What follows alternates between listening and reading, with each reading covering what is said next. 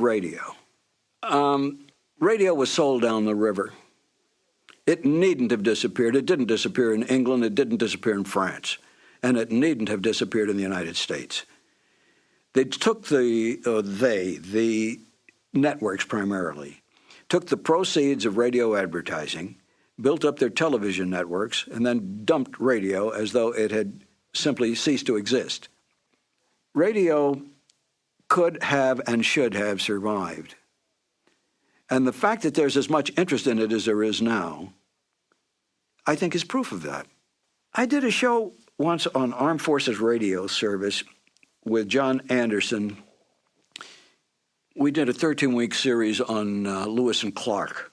It was an excellently produced and directed show, very well written, historically accurate. And I've played those records for my children and other children at times, and they're fascinated. The idea that they create the scenery, they create the action. They think this is great, and we don't even have to sit down and watch television. Petri Wine brings you Basil Rathbone and Nigel Bruce in the new adventures of Sherlock Holmes.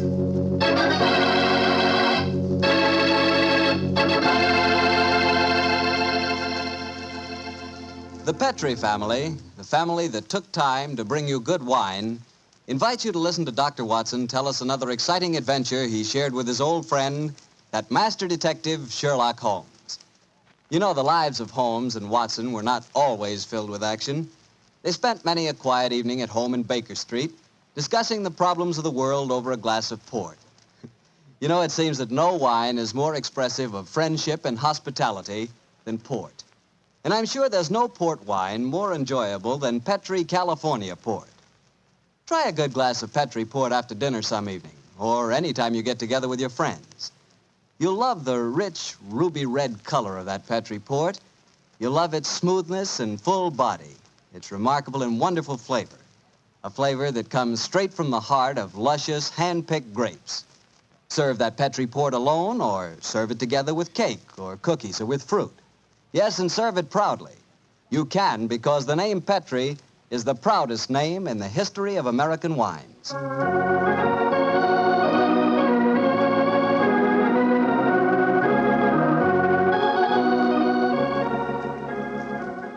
And now I'm sure our old friend Dr. Watson's expecting us. Let's tap on his study door. Come in. Good evening, Doctor. Good evening, Mr. Bartell. Come over here by the fire. I was just having a cup of coffee. Would you care to join me? Thanks, that'd be nice. It'll prevent you falling asleep during my story tonight. There's no chance of that, Doctor. From the hints you gave us last week, it sounded like quite a story. It began in a circus in Paris, you told us? Yes, my boy, the circus. A colorful world of sawdust and spangles. A world, Mr. Bartell, that I may tell you confidentially, always held an irresistible fascination for me when I was a youngster. Me too, Doctor. In fact, when I was 8 years old, I fell desperately in love with a lady bareback rider, a stunning creature who wore pink silk tights with gold sequins on them. Unfortunately, my mother caught me writing her proposal of marriage, and I'm afraid that, that's another story, and one that you probably wouldn't find very interesting. I'm sure I would, Doctor, but I think it would be safer to stick to your Sherlock Holmes story. Yes, you're probably right, my boy. Well, it was a winter in the 1890s, and Holmes and I were in Paris. On our second day there, Holmes suggested we attend that night's performance of the Cirque Royale. Needless to remark, I was delighted, Mr. Bartell. And shortly after 9 o'clock that night, I found myself seated beside Holmes in a box near the ringside. It was an incredibly vivid scene, even for that city of color and light. The gay costumes of the women and the gaudy trappings of the ringmasters and clowns looked like a giant kaleidoscope under the blazing glare of the arc lamps. As we sat there, a brass band nearby blared forth some popular music of the day, and yet he didn't appear to be enjoying himself. And so I leaned across and touched his arm.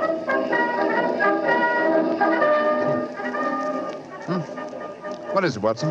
Well, you're very quiet, Holmes. Aren't you having a good time? A good time, I suppose, old chap. I was just wondering where Mr. Edwards is. Mr. Edwards? Who's he? An extremely distinguished client who was to meet us in this box at 9 o'clock. Client. So this little excursion was on business after all. Yes, I might have known it. No worry, old fellow. In your case, I think you'll be able to combine quite a little pleasure with the business. Well, can't you be a little more explicit, Holmes? Shh. Here comes the ringmaster. Mesdames et messieurs, j'ai l'honneur de vous présenter ce soir la grande vedette du cirque, Mademoiselle Gisèle Girondet, équestrienne incomparable.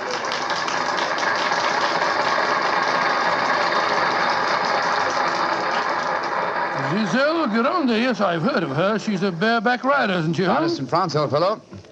She also has quite a reputation as a femme fatale. 3 duels have been fought over her.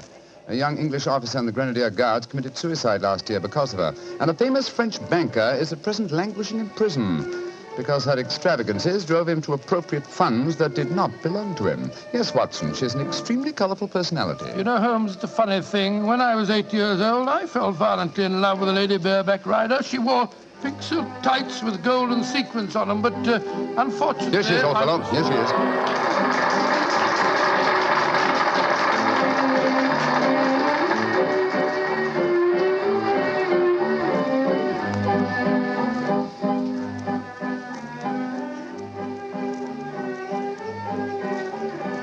Holmes, she's exquisite. Look at the way she's jumping from the back of one horse to the other.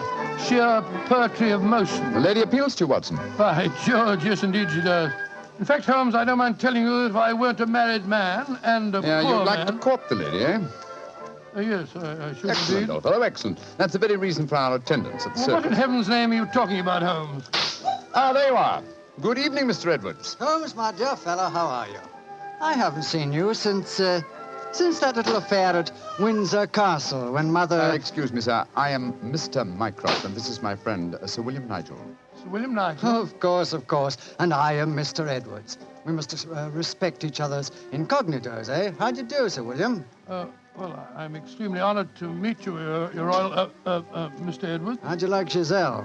Isn't she a stunning creature? Yes, indeed she is, sir. The four of us to have supper together after the performance tonight, I understand, Mr. Edwards. Well, unfortunately, I can't be there, Mycroft.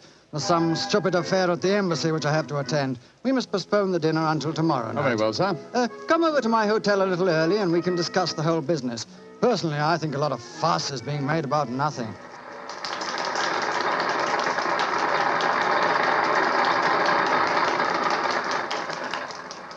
Now, if you'll excuse me, gentlemen, I must go back and see Giselle for a moment and tell her that I can't keep our appointment for tonight.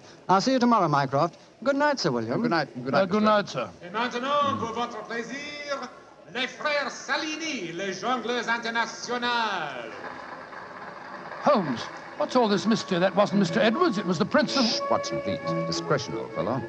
Mr. Edwards, as you know, is extremely democratic. Too much so, possibly, when one considers his position and responsibilities. He's become quite seriously involved with Mademoiselle Giselle, the lady bareback rider who has just left the ring. Oh, so that's it. The Foreign Office, quite naturally, I suppose, is deeply concerned over the matter, and I've been entrusted with the delicate mission of protecting Mr. Edwards. Oh, does Giselle Gironde know that his true identity, do you suppose? That's the first thing that we have to find out. It's possible that she is simply captivated by having a rich Englishman at her feet. If, on the other hand, she knows who Mr. Edwards is, then we may be in for a great deal of trouble. Yes, but how are you going to find that out? By tempting her with a richer Englishman. And one with a title. That, my dear fellow, is why you are Sir William Nigel. You mean that... Your job, old What? fellow, is to do your utmost to steal Giselle Girondet from Mr. Edwards. But, well, I don't even know the girl. We shall remedy that defect in a few minutes.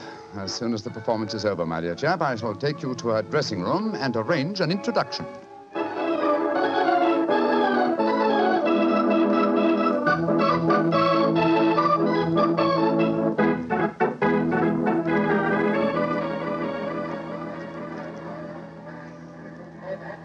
I must say, Holmes, the backstage life at a circus is even more colorful than in the ring. What makes you say that, old fellow? Well, I just saw a pinhead having tea with a bearded lady while a sword swallower was standing behind him practicing his act. Oh, hello.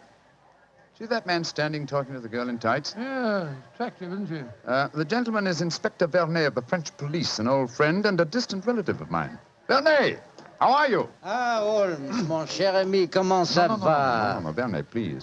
On this occasion, my name is Mycroft, if you don't mind, and this is my friend, Sir William Nigel. How do you do, Inspector? Enchanté, Sir William.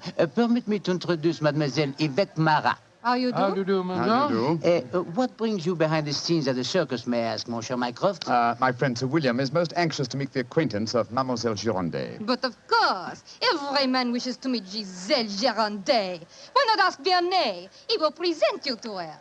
Ha! He knows her well. Oh, now, Yvette, chérie, do not begin that all over again. You're in love with her. You've always been in love with her. I wish you were dead. Sometimes I think I could kill her myself. Upon my soul, Inspector, she's a fiery little thing, isn't she? Ah, ça c'est vrai, ça, Sir William. Many times I've told her that Giselle Girondet would never waste her time with a simple police inspector. She prefers a wealthy foreigner. But Yvette, elle ne comprend pas. She does not understand and she does not believe. Mademoiselle Marat was dressed in tights, Vernet. And what does she do in the circus? She walks the tightrope. Oh, She's yes, a queen of the high wire. Mm-hmm. A charming and a talented girl, but a most jealous one. Vernet, my distinguished friend Sir William Nigel is most anxious to meet Giselle Girondet. Will you introduce him? I should prefer not to appear on the matter at this stage. Oh, mais certainement. I will take you to her dressing room. Please come with me, Sir William. Yeah, right. I'll see you later, Holmes. I'll be waiting for you, old chap. Good luck. You're a lucky man, Sir William. Giselle has quite a penchant for the Englishmen. And when they are rich and have a title, I am sure she finds them irresistible. You really think so? Oh, but of course.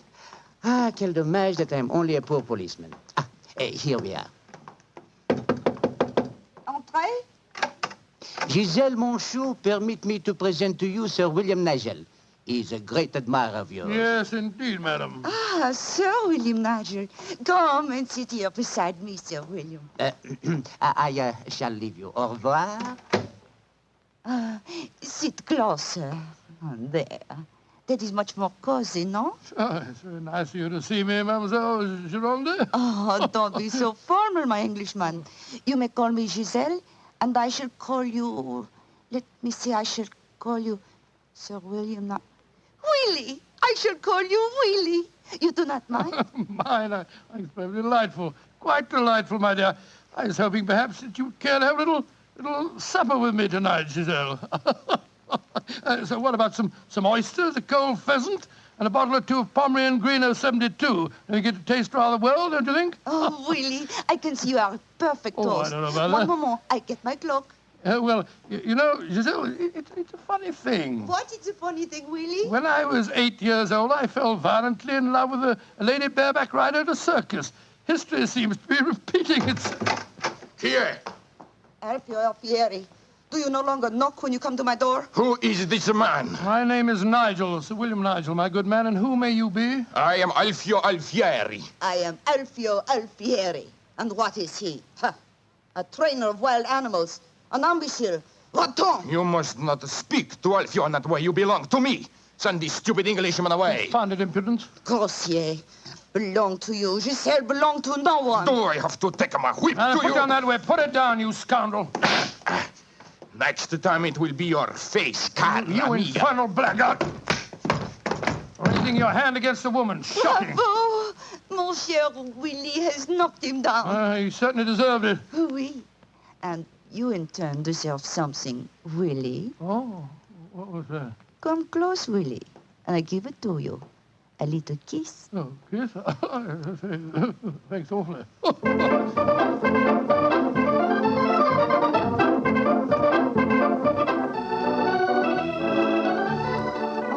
Willie, you are so strong, so resolute, so brave. Oh, it was nothing, my dear Giselle. Nothing at all. Here, more champagne, gosh. More champagne. Oh, Willie!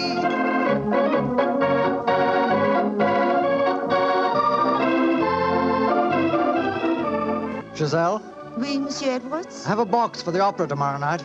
I was hoping that Oh, I'm perhaps... sorry, Monsieur, but my time is occupied. I am showing the delights of moment to mon cher Willie.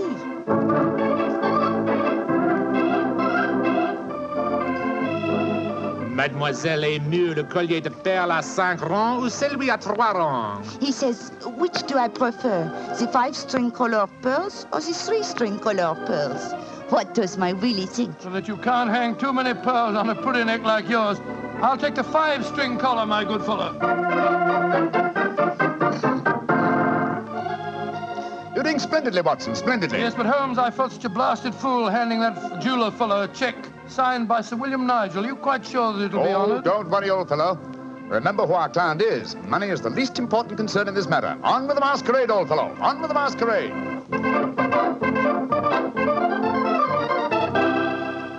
More champagne, garçon.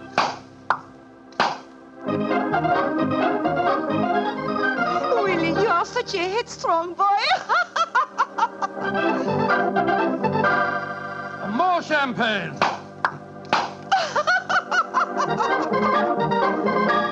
Citadel, you dear little thing. Oh, Willie!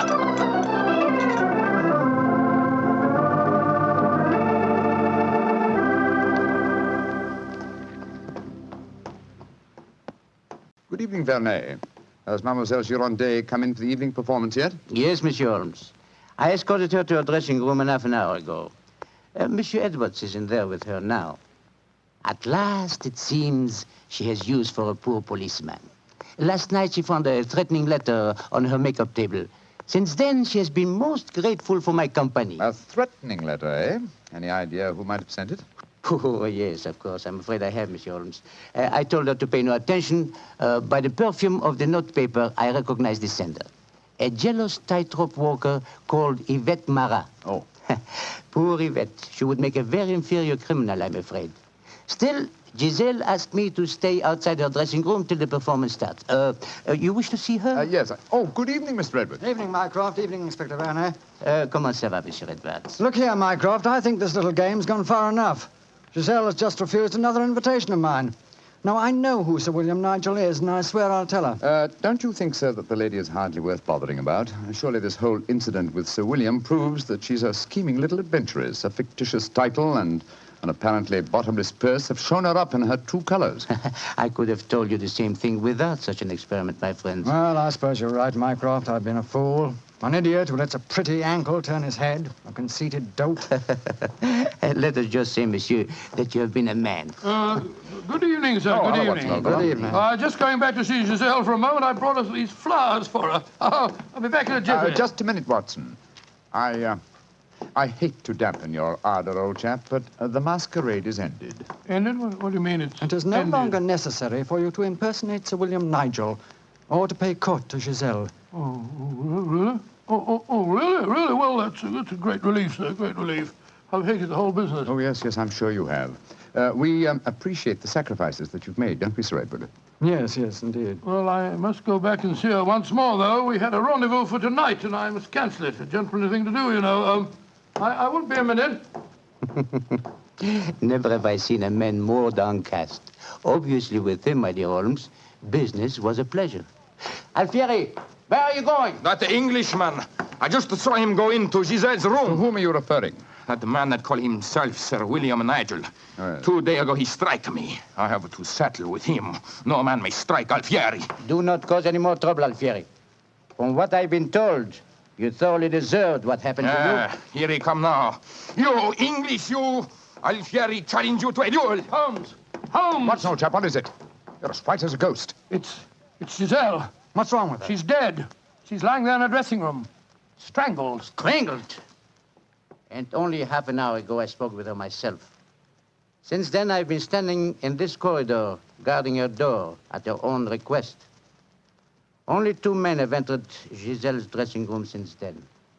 You, Monsieur Edwards, and you, Sir William Nigel. What are you suggesting, Vernet? I am suggesting nothing. I am stating that these 2 gentlemen are under arrest for suspicion of murder.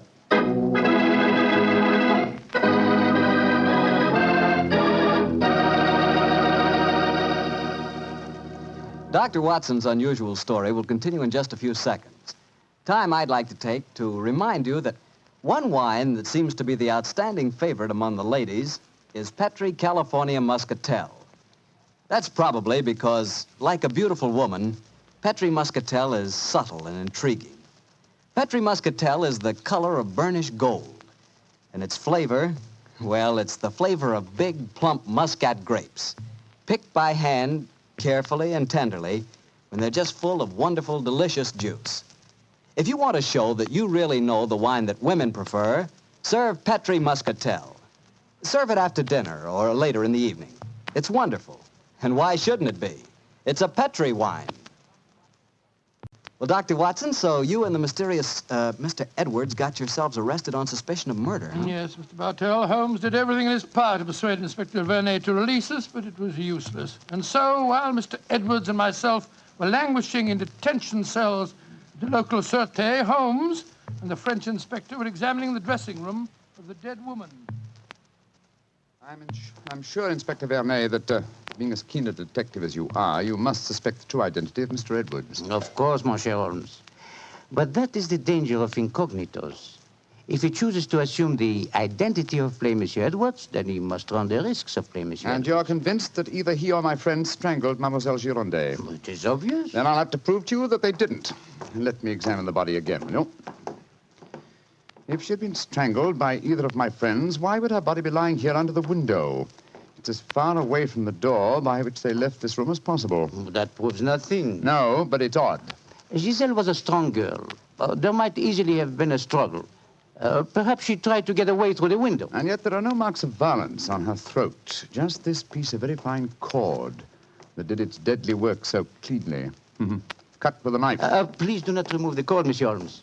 The body has not yet been photographed. Dear me, Vernet, you're making it very hard for me, aren't you? You notice, of course, that the window is open. Yes, but we have examined the snow outside. There were no footprints within 3 yards of the window. The murderer must have entered by the door that I was watching. Yes, it would be hard, even for a professional acrobat to jump in. An acrobat? Vernet, your young friend, Mademoiselle Yvette Marat, is a tightrope walker. Yvette, but... Yes, she certainly had a motive. She'd even sent a threatening letter. I heard her express hatred and jealousy for this dead woman. It's conceivable that she could enter a room by a window without leaving footprints in the snow. Where was she at the time of the murder? I do not know. I was waiting for her in the corridor. Then I suggest that we investigate her alibi at once. And after that, Inspector, I must pay a visit to the Sûreté. I don't want my friends to think that I've deserted them.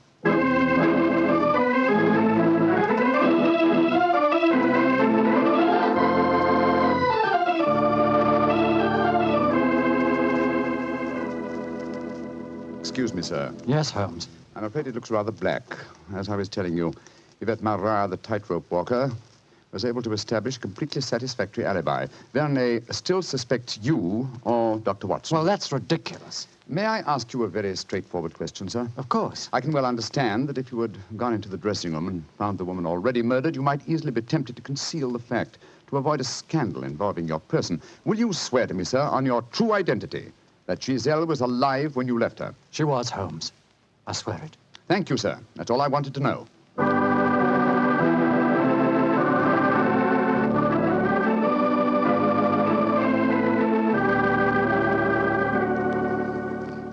Holmes, I'm glad to see you. You know, I've been thinking. All this depends on Vernet's evidence.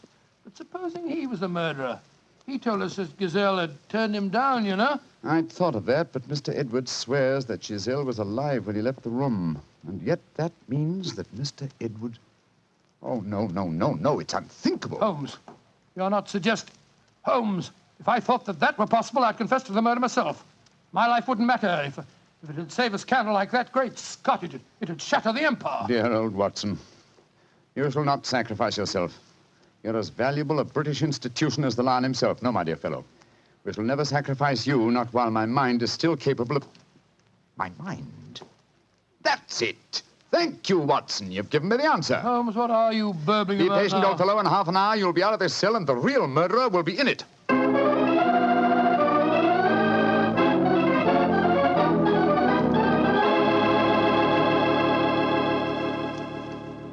Questions.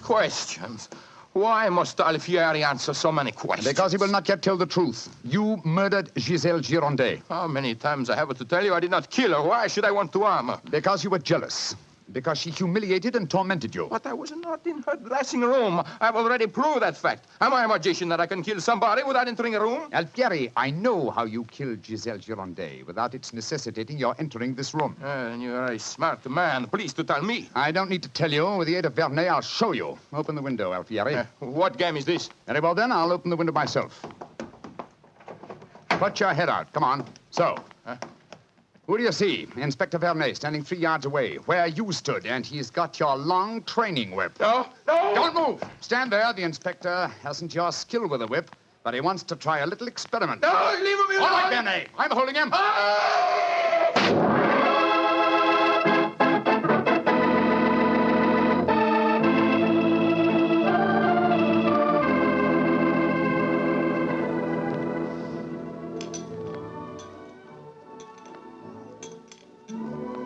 Well, Mr. Edwards, I mean, well, sir, this is a pleasant change from a prison cell, isn't it? It certainly is. Holmes, I can't tell you how grateful I am.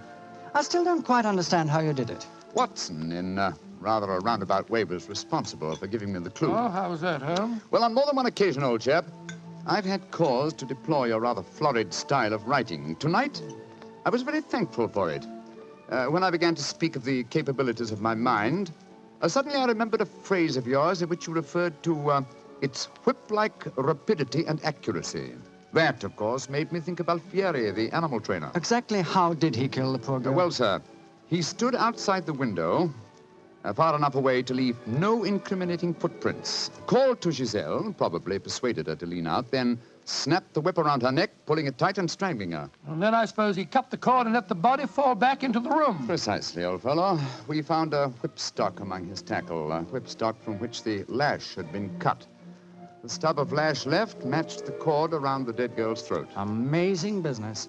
And I don't mind telling you, fellas, I'm very thankful to be through with it. Yes, so am I, sir. In fact, I wouldn't be at all surprised if this whole incident cures me of my love of circuses. Oh, I didn't know you had a predilection in that direction, Watson. Oh, yes, sir. Yes, if you don't mind my saying so. When he was 8 years old, he fell in love with a lady bareback rider. Didn't you, Watson? Indeed. What happened? Well, sir, I don't remember her name, but she wore pink silk tights with golden sequins on them.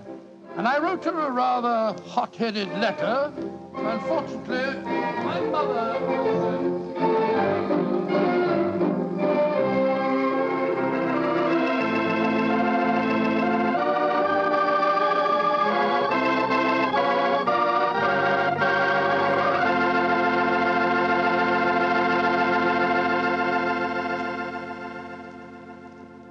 Well, Doctor, that was one of the most unusual stories you've ever told.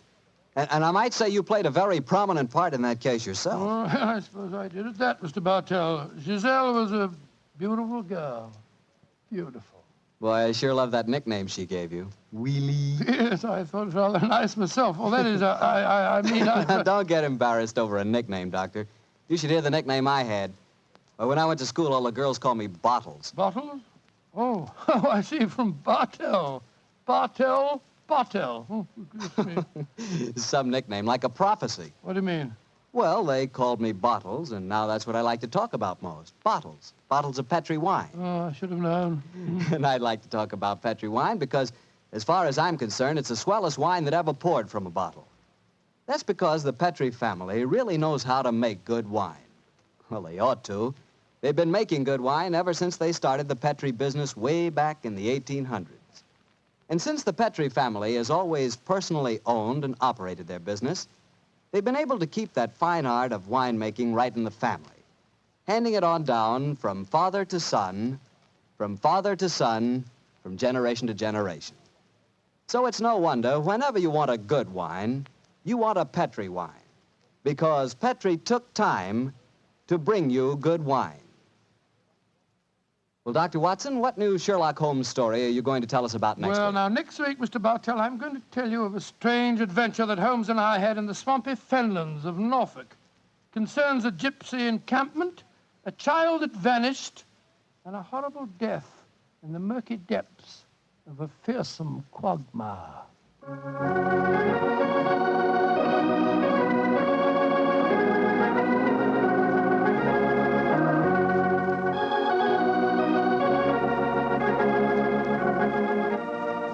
Tonight's Sherlock Holmes adventure was written by Dennis Green and Anthony Boucher and was suggested by an incident in the Sir Arthur Conan Doyle story, The Adventure of the Three Students.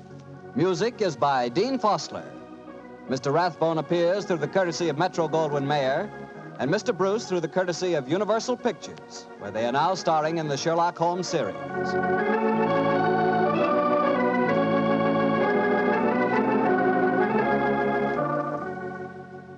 The Petri Wine Company of San Francisco, California, invites you to tune in again next week, same time, same station. Sherlock Holmes comes to you from our Hollywood studios.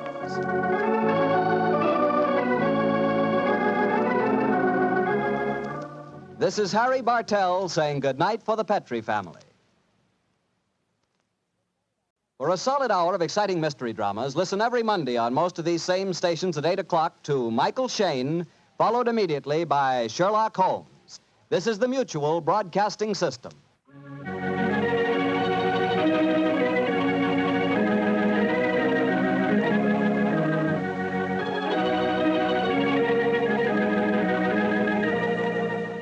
The two episodes you've just heard, The Telltale Pigeon Feathers and The Indiscretion of Mr. Edwards, are part of the new adventures of Sherlock Holmes starring Basil Rathbone and Nigel Bruce, and are a 1989 copyrighted production of 221A Baker Street Associates.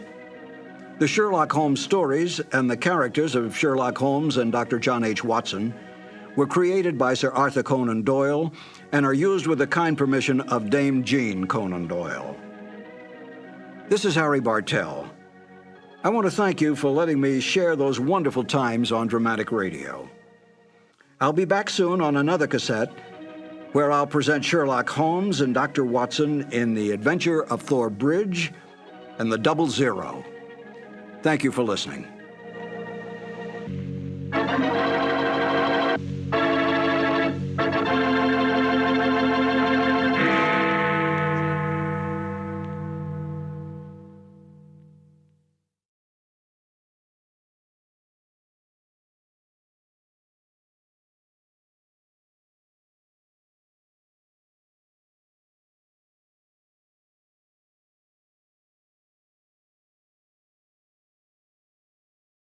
Sir Arthur Conan Doyle claimed he based the character of Sherlock Holmes on a teacher of his, Dr. Joseph Bell, whose real powers of deductive logic awed all who knew him.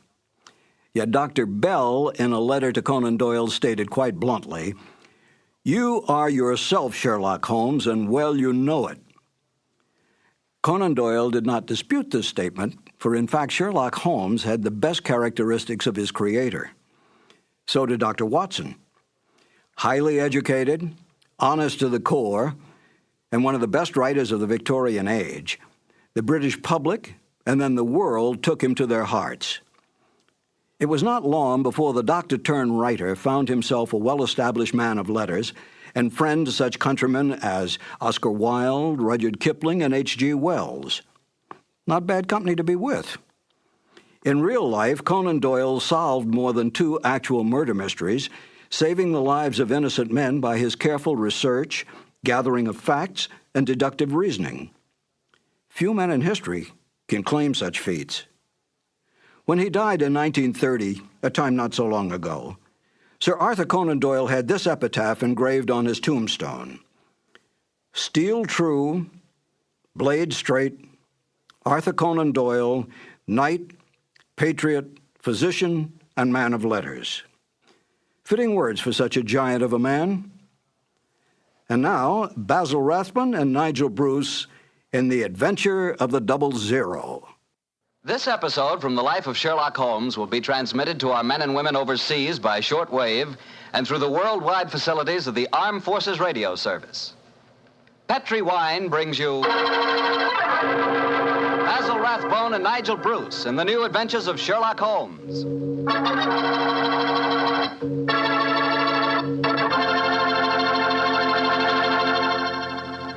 The Petri family, the family that took time to bring you good wine, invites you to spend the next half hour listening to Dr. Watson tell us another exciting adventure he shared with his old friend, that master detective, Sherlock Holmes.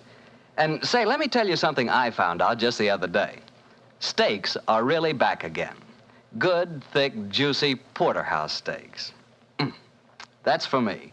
A thick, tender steak on the rare side, together with a glass of Petri California Burgundy. You know, Petri Burgundy is a perfect mealtime wine. And with meat or any meat dish, it's the very last word in good eating. Honestly, when you taste the wonderful flavor of that rich red Petri Burgundy, you're tasting one swell example of the art of winemaking.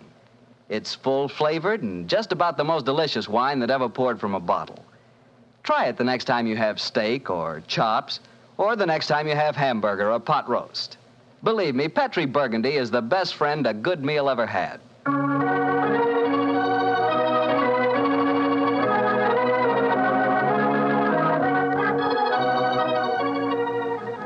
And now let's look in on our good friend and host, Dr. Watson. Come in. Ah, there you are, Mr. Bartell. Evening, Doctor. Just in time to join me in a cup of coffee. Draw up your chair, young fellow, my lad. Thank you. Ah, that's it. Well, Doctor, you told us last week that tonight's new Sherlock Holmes adventure takes us to the south of France. That's right, Mr. Bartell. The south of France in the year 1900. A beautiful playground bordered by the bluest of blue seas and populated with an extraordinary cross-section of cosmopolitan Europe. Rich man, poor man, beggar man, thief. All of them attracted by that Riviera paradise. All of them drawn by the magical spell of a small white ball spinning round the rim of a roulette wheel. Now, don't tell me that you and the great Sherlock Holmes were there on a gambling spree. We were not, Mr. Bartell. At the time my story begins, we just concluded an extremely delicate mission. A mission, I may say, that concerned the safety and good name of a very prominent member of the royal family. Say, Doctor, you don't mean... One story at a time, Mr. Bartell. In any event, my boy, I'm afraid that's a case about which my lips are sealed for all time. But to return to tonight's adventure, one June evening, I persuaded Holmes to accompany me to the gambling casino at Fréjus, not far from Cannes, where we were staying. It wasn't quite as fashionable as the casino at Monte Carlo, but as I intended to do a little modest gambling myself, it seemed an establishment more suited to my means. As we stood there at the green baize-covered tables, the chatter of voices and the melodic chanting of the croupiers as they called the results of each spin of the wheel formed a background to a quiet conversation that Holmes and I were having.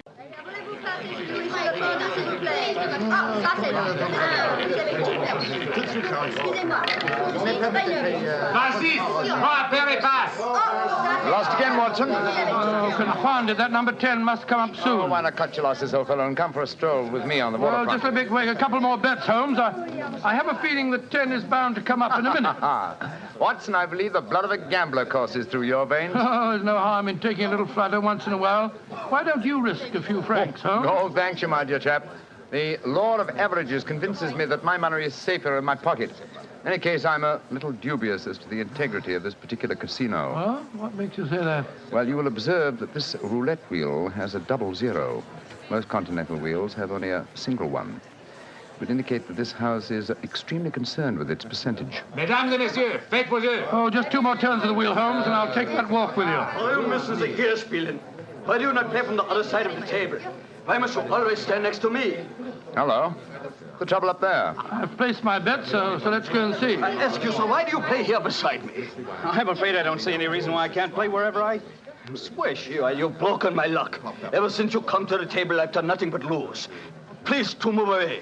Well, move away yourself if you don't like my company. Heinrich, why do you not stop now? You've already lost more than we can afford. One more throw, Elsa. I can win it all back if only this young man will move away. Why should my husband move? He's had a bad run of luck, too. Rien ne va plus. Neuf. Rouge, impérimment. Ah, you've lost again, Watson. Heinrich, you must stop now. I must stop, Elsa, because I've lost everything.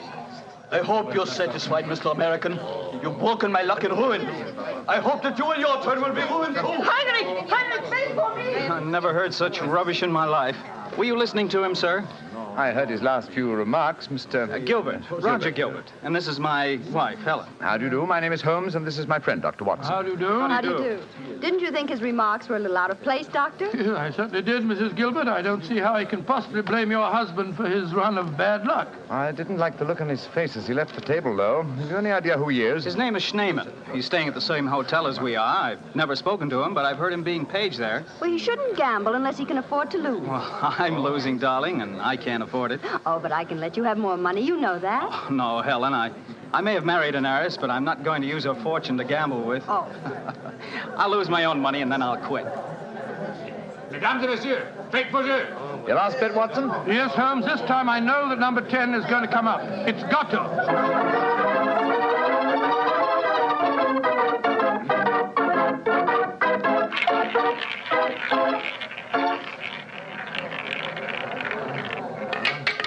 Numéro 10. 10 at last. I've lost again, darn it. Helen, this is my bad night. Well, why don't you stop now, dear? Holmes, I've made 350 francs. On this throw of the wheel, old fellow, but as you've lost some 500 francs doing it, I can't say that your profits stagger me. Oh, Mr. Holmes, I can see that you're no gambler. I'm afraid not, Mrs. I Gilbert. wouldn't say that, Holmes. You may not like roulette. You've taken a good many chances in your life with long odds against you, too. Well, nevertheless, old chap, in the sense that Mrs. Gilbert means it, I'm not a gambler. Say, what's the commotion over there? That German woman with a crowd forming around her. Yes, the wife of that man that said I ruined him. Attention! Attention! Est-ce qu'il y a un docteur dans la salle? There must be trouble. He's asking for a doctor. Doctor, come along, then. Will you excuse me, please? Thank you. Excuse me, madame. Mon ami est docteur. Monsieur, cette dame a besoin d'un docteur. What happened, madame? It is my husband. Is he ill? I just found him lying out in the garden. Please come with me at once, gentlemen. Of course we will, madam. What seems to be the matter with him? Herr Doctor, I think he is dead.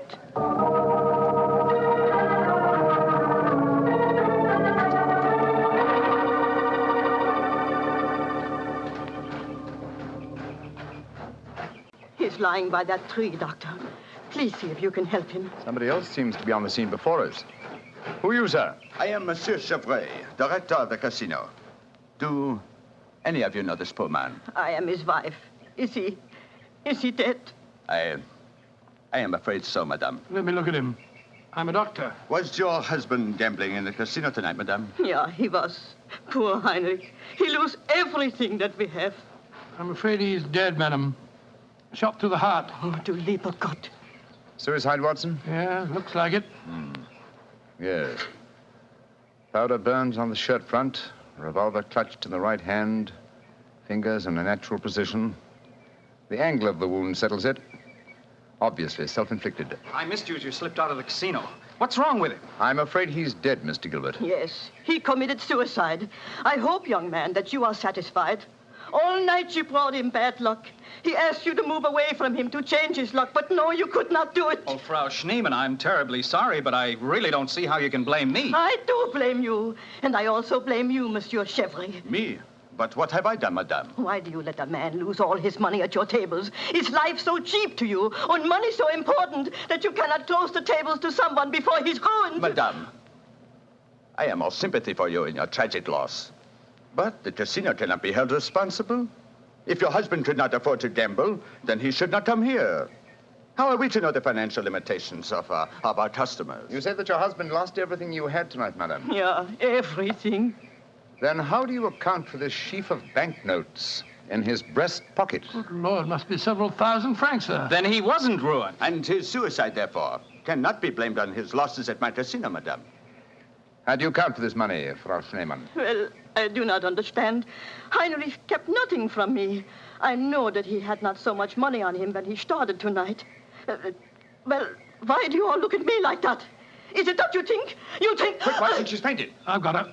Let's get her to her room. You can take her to my suite in the casino. No, let's take her to the hotel. My wife will look after her.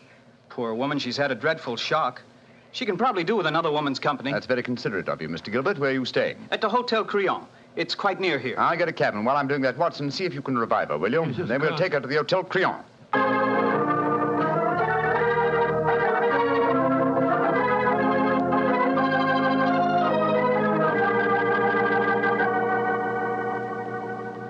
very kind of you, Mrs. Gilbert, to let us bring the poor lady into your suite. Well, it's the least I can do, in spite of what she said about Roger bringing her husband bad luck. I'm sure she'll need your help when she wakes up, Helen. Yes, I think you'll find that she'll sleep for some hours. I gave her a strong sedative. Well, we were just about to have a drink, gentlemen. Do you care to join us? Oh, thank you, sir. Well, that'll be very nice, Mr. Gilbert. Roger was just telling me that quite a large sum of money was found on Herr Shademan's body, Mr. Holmes. Yes, Mrs. Gilbert. Several thousand francs. It's very puzzling, Holmes. Why should a man commit suicide with so much money on him? I think the answer is obvious. He didn't. What on earth do you mean? Well, the money was placed there after he had shot himself. The banknotes were in his breast pocket, if you remember. Hardly the usual place to carry money. Though it is the easiest pocket for someone to insert it without disturbing the body. But why on earth should someone place money on him after his suicide? To prevent the casino from getting a bad name. I've heard of it being done on several similar occasions. Gives the impression that the unfortunate victim had other motives than gambling losses to account for his suicide. Great Scott, you mean that one of the casino employees found the body lying there and slipped the money in his breast pocket before we arrived on the scene? As you know, my dear Watson, I'm not a gambling man, but I'll lay you 100 to 1. That is what happened. Well, that's a new one. Well, here are your drinks, gentlemen. Thank you. Thank you, sir. Thank you. Say, Helen, Mr. Holmes has given me a brainwave. Another one? What is it this time, Roger? Now, I've been losing very heavily tonight. Roger, I've told you, if you need money, I'll be only... But I don't. I've got a scheme for making some. Oh. I'm going to gamble again tonight after dinner. If I lose, here's what I'll do. I'll stain my shirt front with red ink, walk out in the grounds, fire a shot, and lie down as though I'm dead. I'll wait for someone to come along and stuff my pockets full of banknotes. Not a bad idea, Mr. Gilbert. I think it's a darn good one. What do you say, Mr. Holmes? It's a whimsical one at any rate. Who knows? You might even be successful. Roger, you're not really going to do it, are you? Sure. Perhaps I'll get some of my losses back that way. Well, let's drink to it, gentlemen. At least I may have hit upon an idea of making money.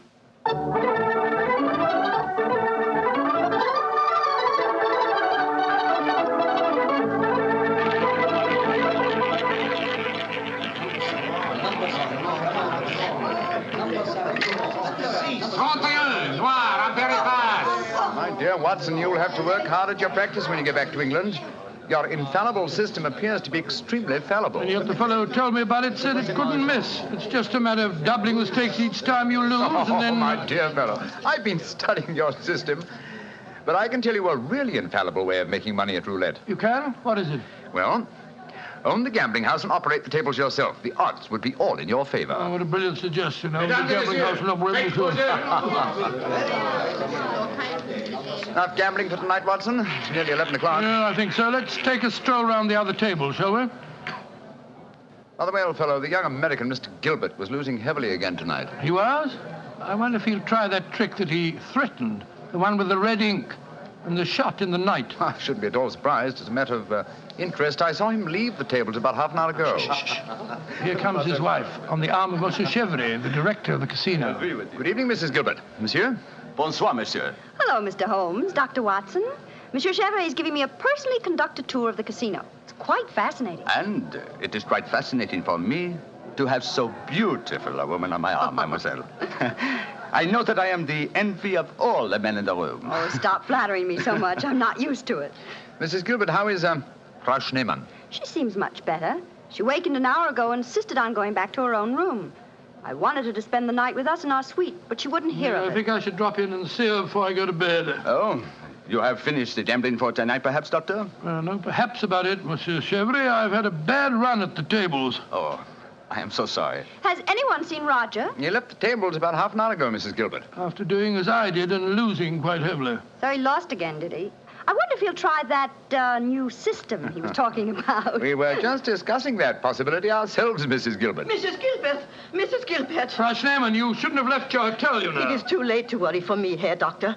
It is for Mrs. Gilbert now that you should worry. What do you mean, madame? Well, I went back just now to where poor Heinrich died.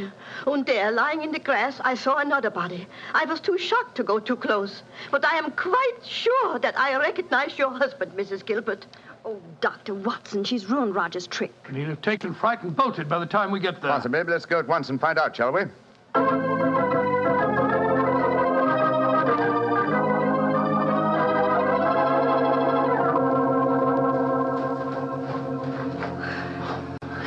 He hasn't gone. He's still lying there. It's a most convincing spectacle. That red ink really does look like blood. Yes. And blood sometimes looks like red ink. Mr. Gilbert. Roger, get up. The joke's spoiled. Roger, get up! I'm afraid that's impossible, Mrs. Gilbert. He's dead.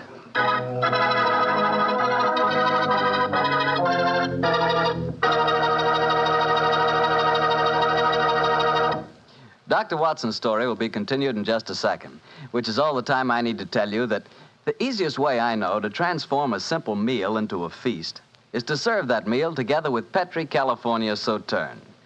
Petri Sauterne is a delicate white wine that's the perfect companion for chicken or turkey. Turkey, ah yes, turkey and Petri Sauterne. That's the heart of any Thanksgiving dinner.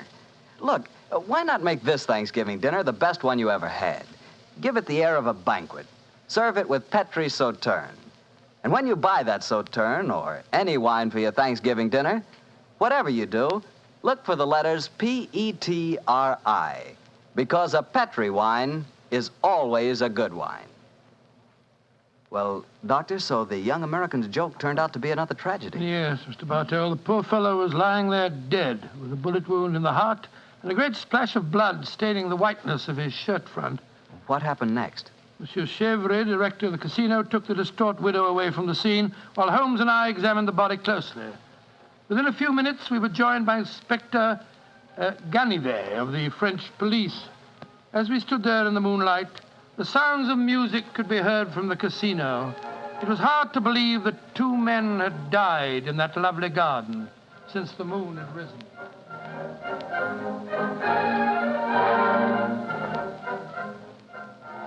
Monsieur Holmes, you and Dr. Watson have concluded your examination? Yes, Inspector Ganivet. Will you favor me with your observations?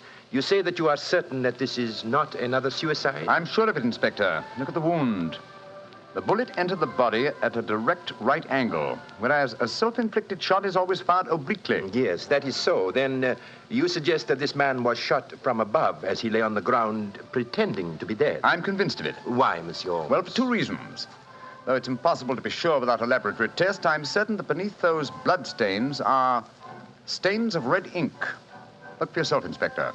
Yes, indeed, it does look like it. What is your other reason for being certain that this man was shot as he lay here pretending death? Show him the banknotes, Watson. Here you are, Inspector. We found them stuffed in his breast pocket. So, banknotes with a bullet hole through the middle of them. Very illuminating.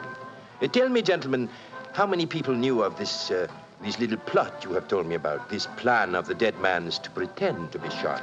Just 3 people, Inspector. Dr. Watson, myself, and Mrs. Gilbert. Alors, then the answer is obvious. You and your friend are innocent. It must be the wife who killed him. No one else knew of the plot. I'm not so sure of that. Frau Schneemann, the dead German's widow, was in the next room when Gilbert told us about his plan. She might have heard, though I could swear that she was asleep. I gave her a very strong sleeping draught. From what you have told me of her husband's suicide, she might easily have had a motive for murdering this man. Come, gentlemen. Surely it's obvious who murdered Mr. Gilbert? Who, Monsieur Holmes? Well, it's certainly one of the 2 widows. Since there seems to be some doubt in your minds, I suggest we return to the casino. I can promise you the answer to your question within a very few minutes.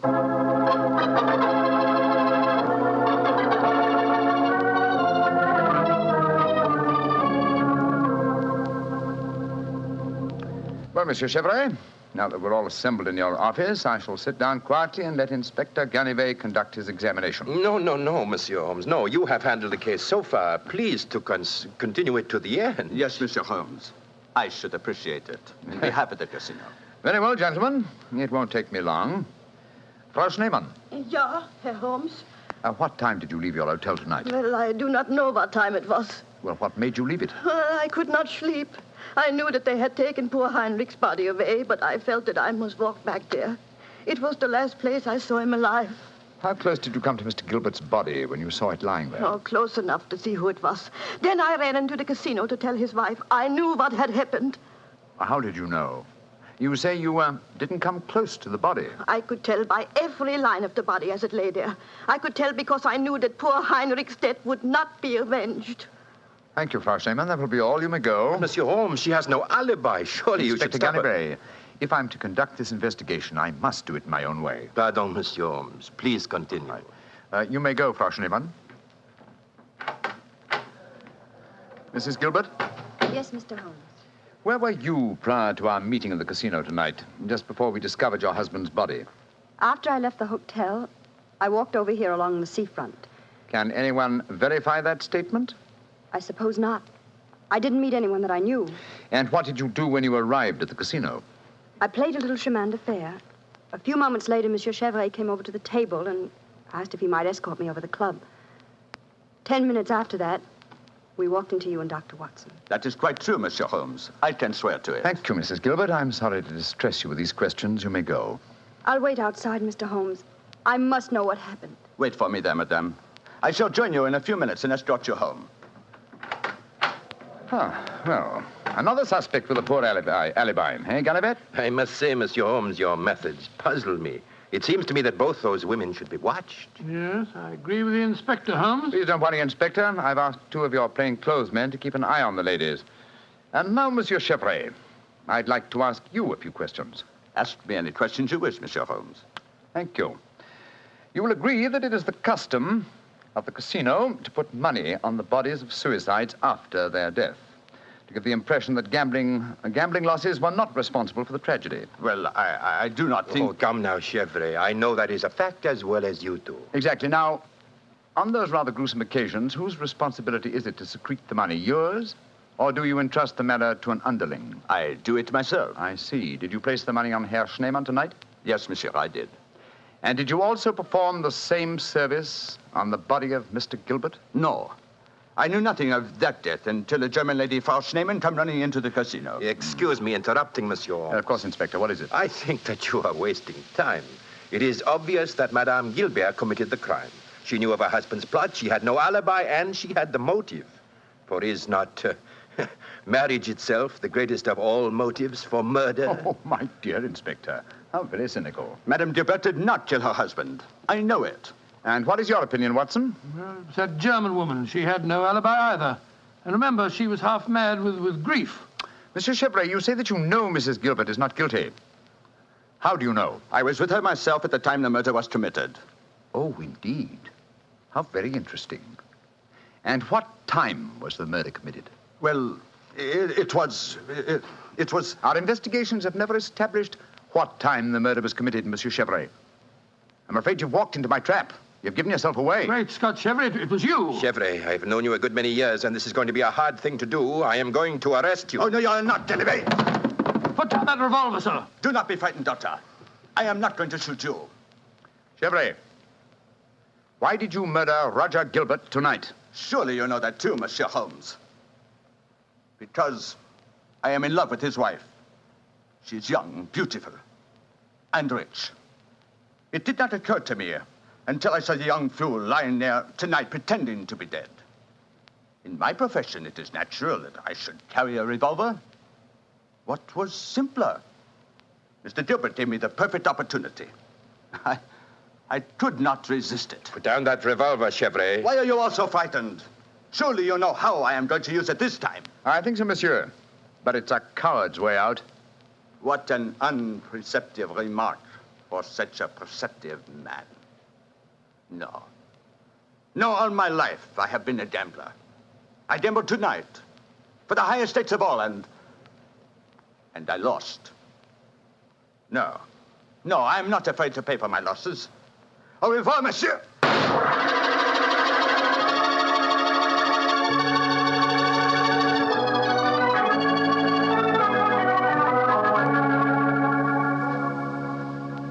Extraordinary case, Holmes. I never suspected Chevrolet. And I, old chap, suspected him from the beginning. Well, I wasn't the only one who was stupid anyway. Inspector Ganivet thought it was the wife. True.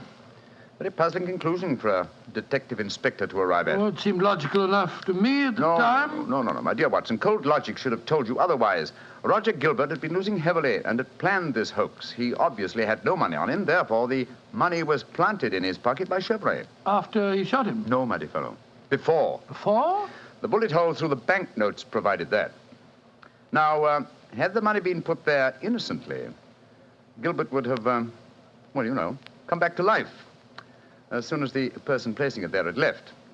He would not have remained lying on the ground for a murderer to find him. Then Chevrolet must have bent over him as he lay there, placed the money in his breast pocket, and then fired. Precisely, Watson. Well, Holmes, I must say you solved it very neatly. You've told Inspector Ganivet that you wanted no credit in the case. Naturally, publicity would be unfavorable. If you remember, no one is supposed to know that we're in the south of France. I'm certain that the inspector learned a few tips about detection tonight. Possibly, old fellow, and I hope that you have learned a few things about gambling. How do you mean, Holmes? Well, you're backing the wrong color. A gambler is usually superstitious, and superstition... Well, I should have told you what color to follow tonight. I still don't understand you, Holmes. I was playing number 10. Exactly. Number 10 is black. You should have followed a red color tonight, old fellow. The color of red ink. Red ink. And blood.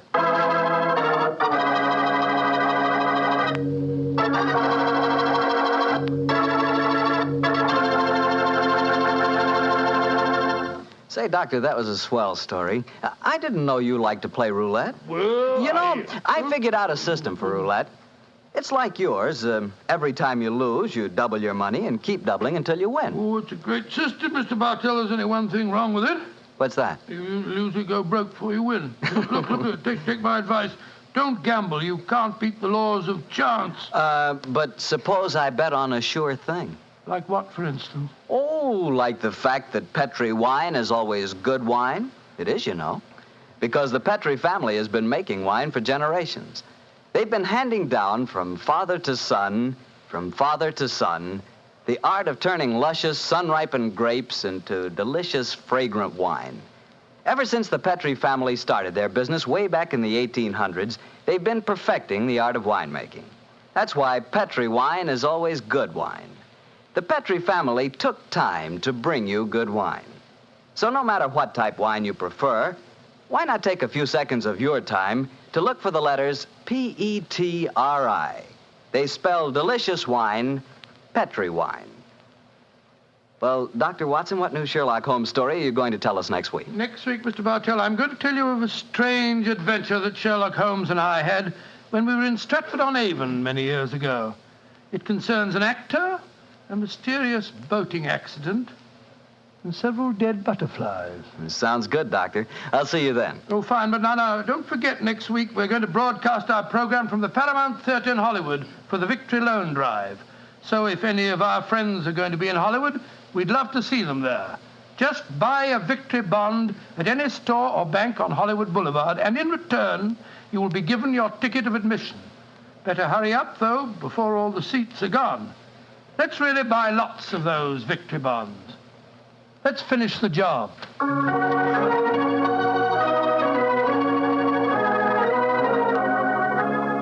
Tonight's Sherlock Holmes adventure is written by Dennis Green and Anthony Boucher and was suggested by an incident in the Sir Arthur Conan Doyle story, A Study in Scarlet. Music is by Dean Fossler. Mr. Rathbone appears through the courtesy of Metro-Goldwyn-Mayer, and Mr. Bruce through the courtesy of Universal Pictures, where they are now starring in the Sherlock Holmes series. The Petri Wine Company of San Francisco, California, invites you to tune in again next week, same time, same station. This is Harry Bartell saying goodnight for the Petri family. Sherlock Holmes comes to you from our Hollywood studio. This is the Mutual Broadcasting System.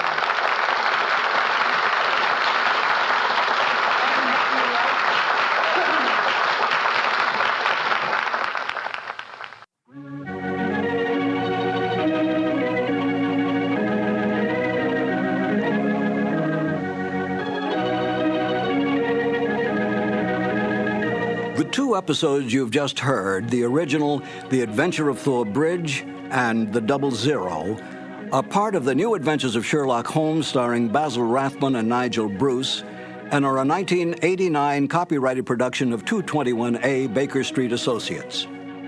The Sherlock Holmes stories and the characters of Sherlock Holmes and Dr. John H. Watson were created by Sir Arthur Conan Doyle and are used with the kind permission of Dame Jean Conan Doyle. This is Harry Bartell. Won't you join me again on another cassette when I present Murder in Wax and The Man with the Twisted Lip? Thank you for listening.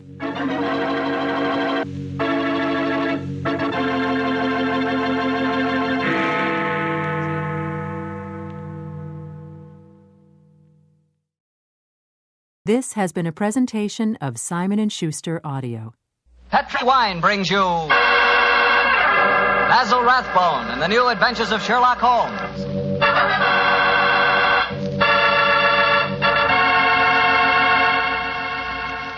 The Petri family, the family that took time to bring you good wine, invites you to listen to Dr. Watson tell us another exciting adventure he shared with his good friend, that master detective, Sherlock Holmes. And as for me, well, I'd like to ask you if you know that one of the favorite wines of American women is Petri California Muscatel. In fact, the whole family likes Petri Muscatel. And you'll certainly know why if you'll just pour yourself a glass. Why, that Petri Muscatel is wonderful just to look at. It's the color of sheer gold. And raise that glass of Petri Muscatel to your lips. Oh, boy, what a wine. Look, did you ever walk through a vineyard early in the morning? You know, when the dew is still clinging to the grapes? And did you taste one of those luscious, plump Muscat grapes? Then you'll know what to expect the first time you taste Petri Muscatel. Petri Muscatel brings you that same wonderful Muscat flavor, right from the heart of the grape. Try serving Petri Muscatel after dinner by itself or with fruit or nuts. It's the perfect after-dinner wine. And serve it proudly because 5 letters, P-E-T-R-I, spell the proudest name in the history of American wine.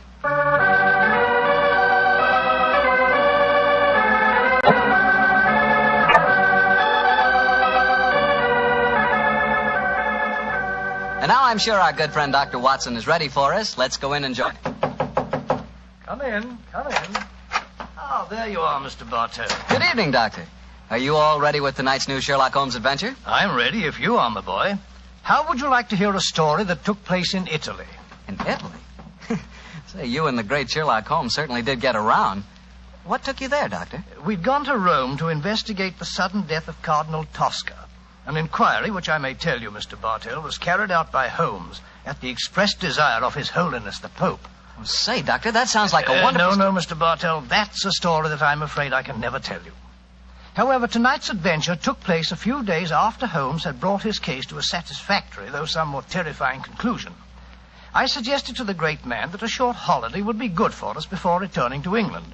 And so we spent some happy days browsing among the architectural treasures of old Rome. The Colosseum, the Baths of Caracalla, the Forum, the wonderful ruins on the Palatine Hill. I couldn't drag Holmes away from them, Mr. Bartell. And at night time he was able to indulge to his heart's content his great love of music. Finally, it was 2 nights before we were to sail for England, I remember. We went to the opera house to hear the famous Italian soprano Gina Valchesi singing Verdi's immortal La Traviata. I can hear that exquisite voice now, Mr. Bartell, as Holmes and I, seated in a box, listened spellbound to the great Valchesi singing her last act aria.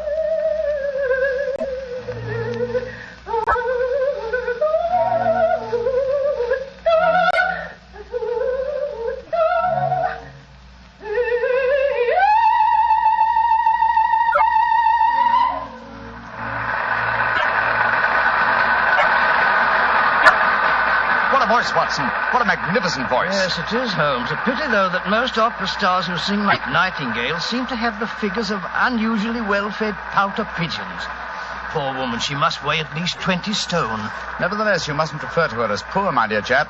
Despite her somewhat unfortunate proportions, Signora Gilda Valchesi remains one of the greatest and wealthiest of contemporary sopranos.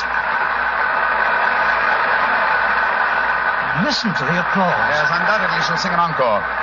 We might as well go back to her dressing room now. The opera's almost over. Why are we going back to her dressing room? Because during the last intermission I received a note from her requesting my attendance. Oh, what did the note say? Well, it seems that the lady is not too popular with certain members of the opera company. Well, I've no wish to become entangled in any opera clash of temperaments. I confess I find myself not a little interested in meeting the lady. Shh. She's going to sing an encore.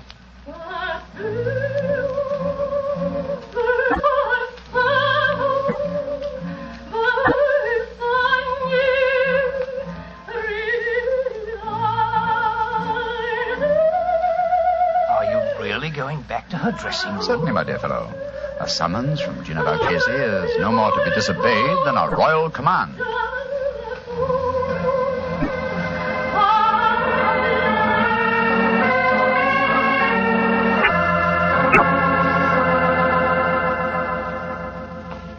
must ask you, gentlemen, not to stand outside La Valchese's dressing room. We permit no strangers, particularly foreigners. But the Signora has requested our presence. May I ask who you are? Permit me to introduce myself, gentlemen. I am Armando Bellini, Inspector of Police. My name is Holmes, Sherlock Holmes, and this is my friend, Dr. Watson. Sherlock Holmes? But this is a great honor. Allow me to apologize. Here in the Opera House, we have to be so careful, you understand, of intrigues. There are so many. But Senor Holmes and his friend, I am so happy to meet you both. At headquarters, I hear wonderful reports of your work in the Cardinal Tosca affair. I should prefer not to mention that unfortunate matter, Inspector, except under conditions of extreme privacy. Oh, quite so. And behind the scenes at the opera is not the most secluded place. Please to forgive me. You are waiting to see La Valchese? Yes. Well, she is still on the stage. She has requested your presence, you say, Senor Holmes? Yes, I trust the meeting is to be a social and not a professional one. We're sailing for England in a couple of days. And you came to hear the great Valchese sing before you left. Most understandable. A magnificent voice, Inspector. Yes, Doctor. And still, well, I am a devout opera lover myself. Yet I cannot help but feel its future lies with those who can add youth and beauty to a great voice. That's true. True, Signor. But where can you find such a combination? I have found it. Here in the opera, there is a girl. She is my protege. Someday, I hope she will be my wife. At the moment, she is only understudying La Valchese. If she should ever get the opportunity of singing in her place, then a new star will be born. Oh, really? What's her name? Lisa Bordoni. She has but recently come to Rome from Milano, where she was studied with the great Alfieri. Confidentially, I think that La Valchese is so jealous of her that... Oh, here is Lisa now. And that is her brother with her. Lisa, cara mia, please to join us. By George, what a beautiful girl. What is it, Armando? Permit me to present the famous English detective, Senor Sherlock Holmes, and his friend, Dr. Watson. How do you do? How do you do, young lady? Glad to meet you both. This is my brother, Wally. How do you do, sir? I certainly feel that I know a lot about you two gentlemen. No, I can't tell you how many times I've read your stories, Dr. Watson. Indeed, sir. I'm very flattered. Lisa, cara mia, we were just saying that in youth and beauty, combined with the voice, lies our future hope in the opera. Your day will come, Lisa mia. Your day will come soon. I hope you're right, Armando. But as long as I understudy Gina Valchese, I don't see when I'll get my chance. She's disgustingly healthy. If you'll pardon my saying so, young lady, though your name is Bordoni, you and your brother don't sound in the least Italian. Well, we're not, Mr. Holmes. We're American. But to succeed in Italian opera, my sister has found that an Italian name is essential. So the Borden family became the Bordonis. In any case, my real name is Lizzie Borden. Oh, really? I'm sure you, Mr. Holmes, as a famous detective, will see that I had to change my name. Yes, I can well understand. Who was Lizzie Borden? Well, my dear fellow, one of the greatest and most successful of murderesses, who wielded an axe with incredible dexterity. I've often regretted that I was in Tibet instead of America at the time of that particular case. Senor Holmes, I do not understand you Anglo-Saxons. To me, a murderess is a murderess. Now, when you speak of a greatness in women, I feel... Oh, but here comes Gina Valchese now. I will introduce you. How many times must I tell you allow no one to stand outside my dressing room? Send them away. La Valchese is tired. But you wish to see Senor Sherlock Holmes, the famous detective. He has come here in answer to your request. Please, permit me to present him, and also his friend, Dr. Watson. How do you do, Senor? I'm greatly honored to meet you, Senora Valchese. And now, perhaps, if we may come into your dressing room and confer privately. Ertio. What would La Valchese have to say to a detective? I mean, you're not the police, as Biro. Go away, all of you. Well, what do you think of that? She slammed the door in my face.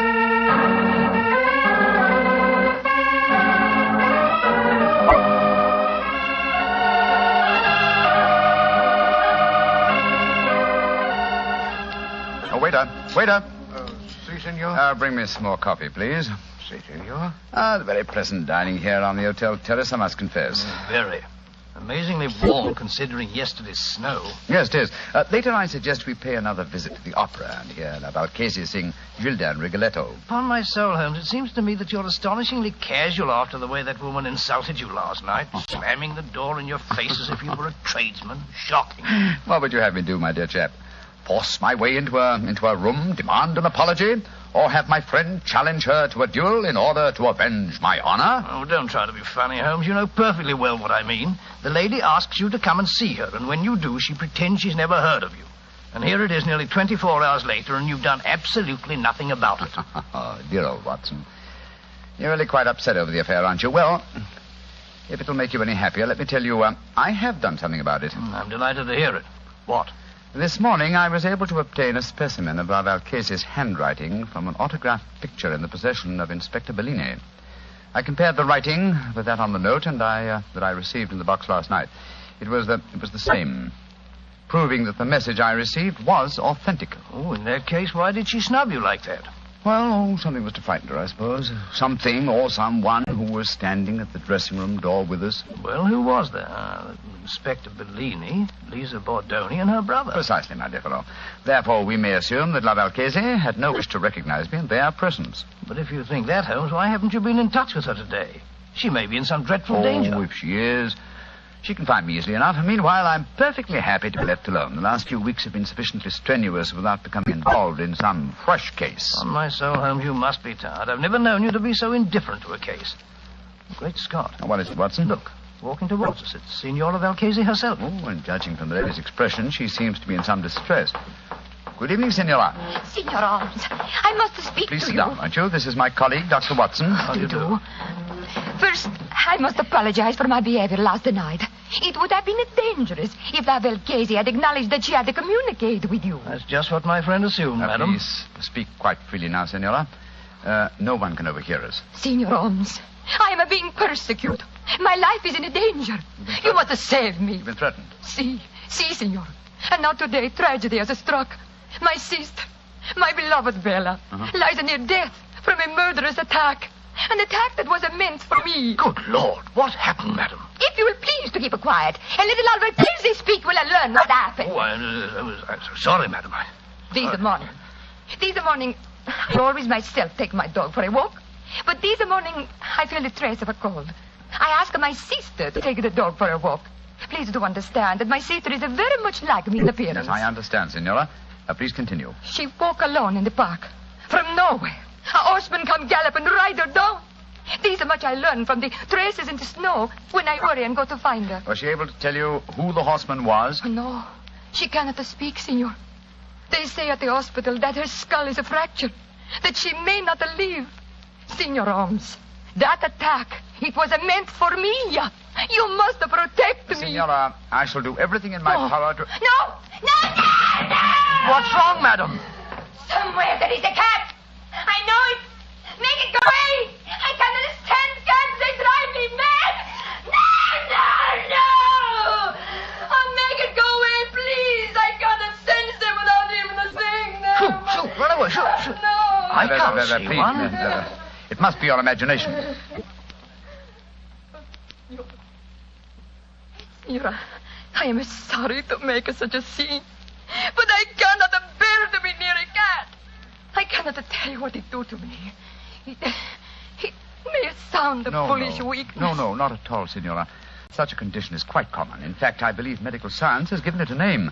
It's known as ailurophobia. Oh, whatever it is called. It make me ill. I must go to my room.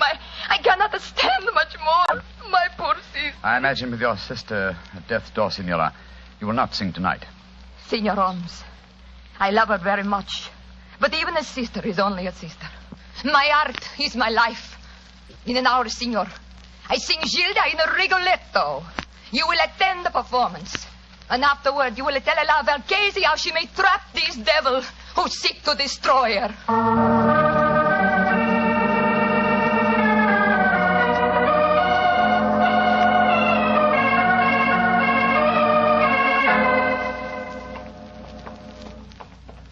Holmes, it's after 9:30. We've missed quite a lot of the opera. It's hardly worth going to our box now. We've just been time to hear La Valchese sing the incomparable Caro Nome. Come on, old fella. Let's slip in as quietly as we can. Seems to me we should have been in our box from the beginning of the performance. She asked you to keep an eye on her. That's true, old chap. But it occurred to me that an attack on her during the performance was unlikely, and that our time might be more profitably spent making inquiries at the riding academies. But you drew a blank. We found no trace of that mysterious rider. No, but at least we tried. Here we are. Let's stand at the back of the theater for a few minutes.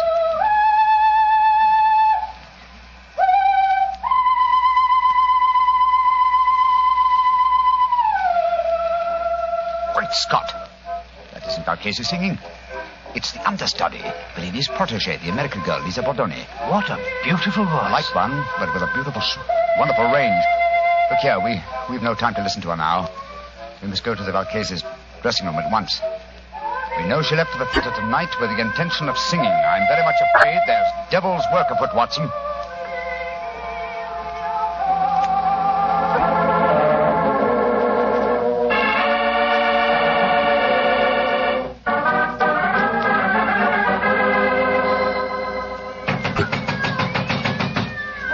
Doesn't she answer? Shh. Listen. There are cats inside our dressing room. Come on, Watson. Locked. Put your shoulder to it. Come on, help me. Watson, come on. Once more. Come on, again. Now, Watson, here. Great Scott, she's unconscious, Watson. See what you can do for her. She must have fainted with fright. Yes, some fiend, knowing her deadly fear of cats, has locked her in here with half a dozen of them. Shoot, off with you. Shoot. Her eyes are opening, Holmes. She's coming to. Signora Valchese. Her lips are moving. She's trying to speak. Signora Valchese, tell me, who did this to you? Great heavens! Her voice is gone. I've known many vicious crimes in my lifetime, Watson. But to murder a voice that was one of the treasures of the world, is as vile a killing as I've ever encountered.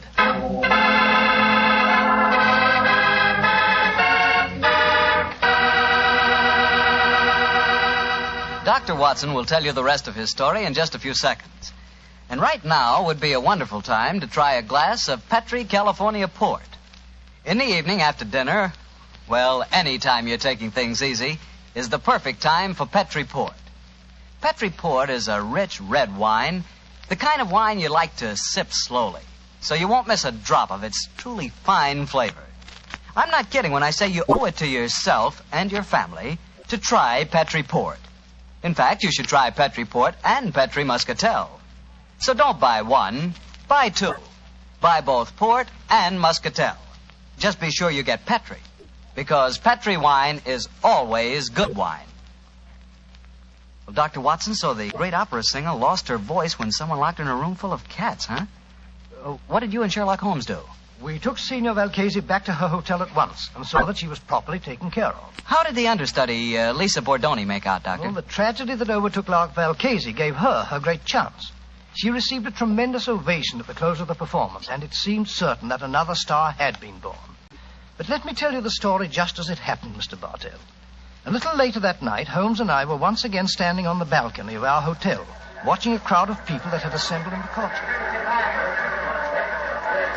You see that crowd, Watson? Yes, I suppose they've come here to acclaim the new star. No, my dear fellow. That crowd isn't planning a celebration. Look at them and listen to their angry murmuring. I'm afraid there's going to be trouble. I don't like the look of it. Hello. Here comes Lisa Bordoni's brother, Wally. What's wrong, sir?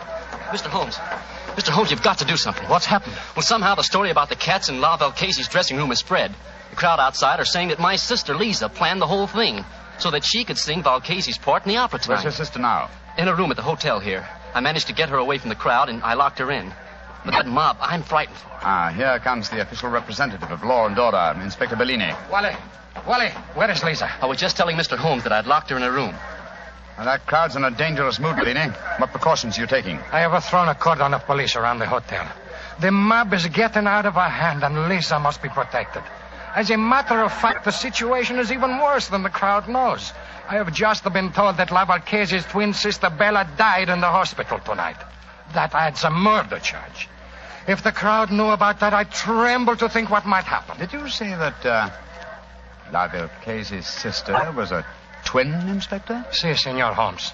She was her exact double in everything but voice. Indeed, how very illuminating. If you don't mind, I should like to have a few words in private with my friend, Dr. Watson. Excuse us for a moment, please. What do you make of it, Holmes? What do you, old chap? Well, the American girl seemed very charming and all that, but she might have done it.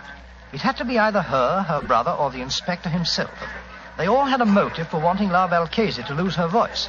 but I must say I can't understand the motive behind the murder of her twin sister. I think I can give you the answer to that question in a very few minutes. But meanwhile, the mob gets uglier and uglier. The only way to avert violence, Watson, is to give them quick proof and a certainty of conviction. I must go back to Bellini and the young American. I want to keep an eye on them. Meanwhile, I want you to slip out and get me a cat. Cat? What on earth for? You'll find out soon enough. But Holmes, what kind of a cat? Oh, any kind, but hurry.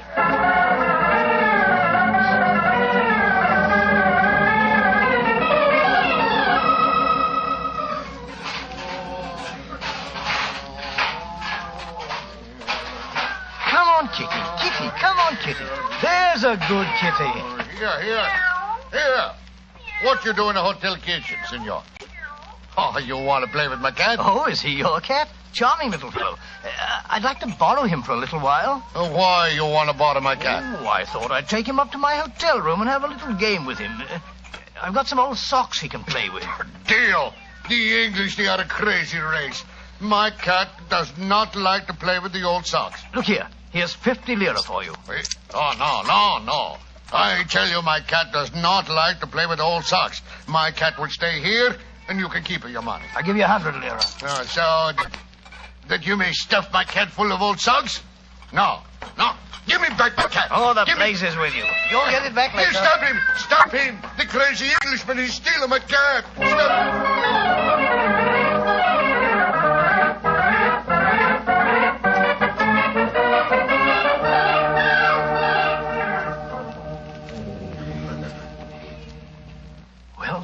I've got the cat for you, Holmes, but I wish you'd tell me what we're doing outside Valcase's door with it.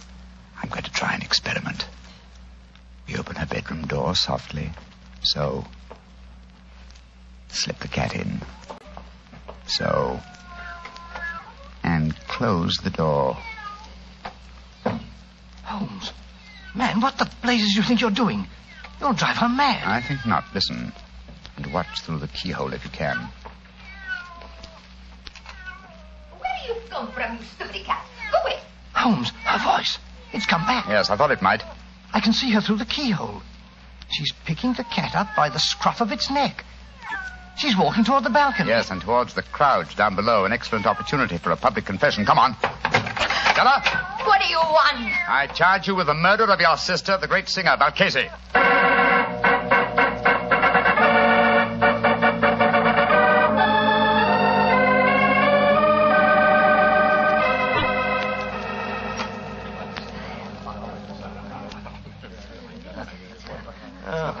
It was magnificent, Senor Holmes. Magnificent. The way you forced her to confess on the balcony in a full sight of the mob. And so you saved Lisa. I can't thank you enough, Mr. Holmes. Nor can I. Though I still don't see how you guessed.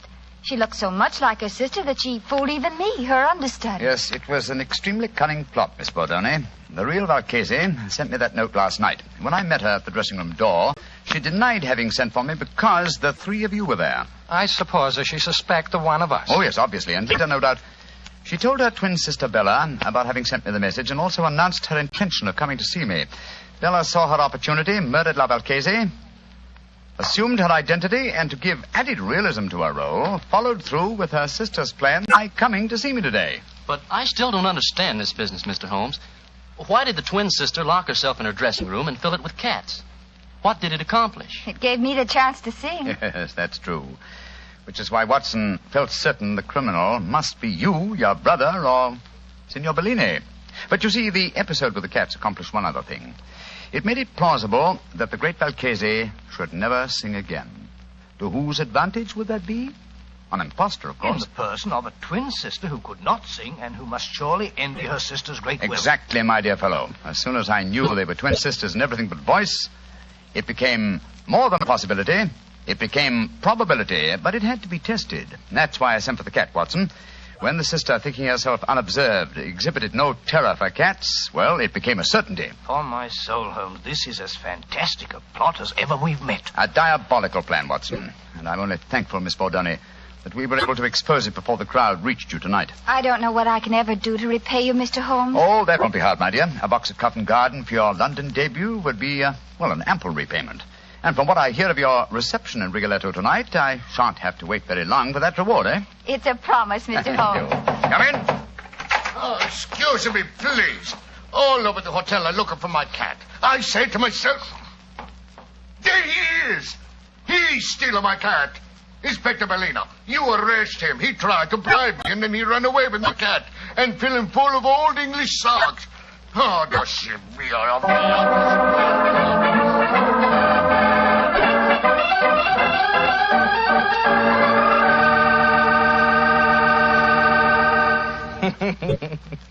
Doctor, I'd sure like to have a picture of you running away with that fellow's cat under your arm. You, a cat stealer. It's not a bit funny, Mr. Bartell. Believe me, it was most embarrassing. I know. But it was all for a good cause, and I think you were splendid about the whole thing. Incidentally, how'd you happen to look for a cat in the hotel kitchen? Oh, there's usually one round the back door of the kitchen. Haven't you ever wandered, backstage in a hotel? Fascinating. Oh, of course I have, but I've never been in a hotel kitchen. Then where were you? In the wine cellar. I should have known. Yes, Doctor, I like to look at bottles of Petri wine because when I see a Petri wine, I know I'm looking at a good wine. And Petri wine is good because of the Petri family. The Petri family first started making fine wine before the beginning of this century, generations ago. Since then, winemaking has been their heritage, handed on down from father to son. So you can take it for granted that the Petri family really knows how to turn luscious, sun-ripened grapes into clear, fragrant, delicious wine. And you can take it for granted, too, that the name Petri on a bottle of wine is more than a trademark. It's a personal assurance of the Petri family that every drop of wine in that bottle is good wine. You just can't go wrong with Petri wine because Petri took time to bring you good wine.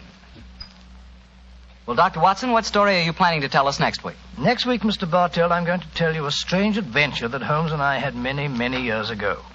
It concerns a young girl, the mutilation of her doll, and the tragedy that overtook a certain wise woman from the mountains.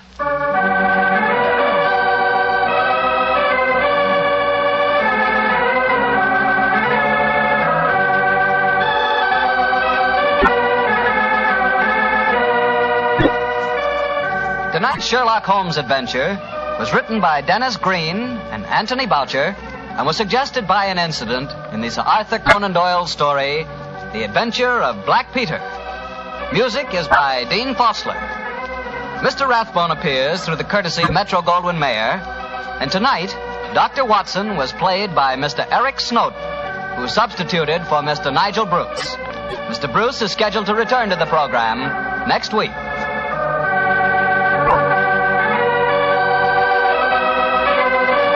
Petri Wine Company of San Francisco, California, invites you to tune in again next week, same time, same station. Sherlock Holmes comes to you from our Hollywood studios.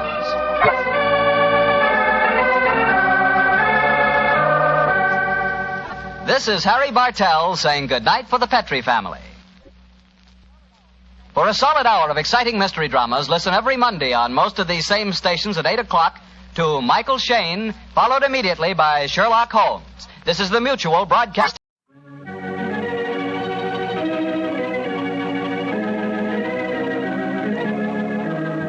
In 1945, I considered myself a very lucky man because I was the announcer on the New Adventures of Sherlock Holmes.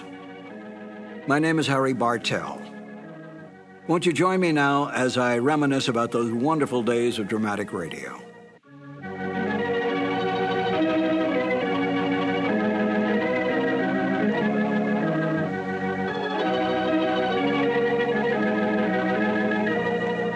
Glenn Hall Taylor was the producer of the show. He was the Young and Rubicam representative, Young and Rubicam being the advertising agency for Petri Wines.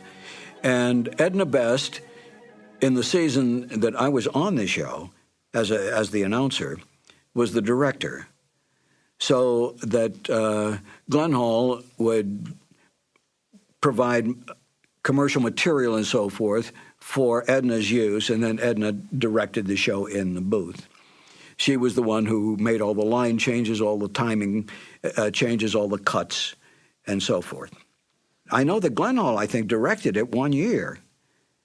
I got the Sherlock Holmes show by accident. I came over to CBS studios on Sunset Boulevard one day to rehearse for another show. And the lobby was loaded with announcers. Practically every announcer in Hollywood was there. I couldn't figure out what was going on, and as the secretary came out with her list and said, George or Sam or whoever, I said, what's going on here? And she said, they're auditioning for a new show. And I said, who's holding the audition? They said, Edna Best. Edna Best was a lovely, lovely lady. I had worked with her on other shows. And I said, if she has a moment, let me sneak into the studio, if you don't mind, just to say hello, and I'll come right back out. She said, I'll ask. So she came out a little later and said, you can go in for just a second. I went in, stepped in front of the microphone, which was set up in the studio, and said, Edna, I came in to say hello. Hello, bye-bye. And I started to leave. And she said, aren't you going to read? And I said, well, no, I hadn't planned to read. She said, well, as long as you're here, read anyway. So she gave me the copy that they were auditioning. And I said, thank you very much. It's been a pleasure to see you again. And I left, never dreaming that I would ever get it. Because there were big name announcers, the Ken Carpenters, the Ken Niles, the Wendell Niles, a whole bunch of them. And sure enough, I got a call, and that's how I wound up on the show, because I happened to be in CBS at that time. Petri Wine brings you Basil Rathbone and Nigel Bruce in the new adventures of Sherlock Holmes.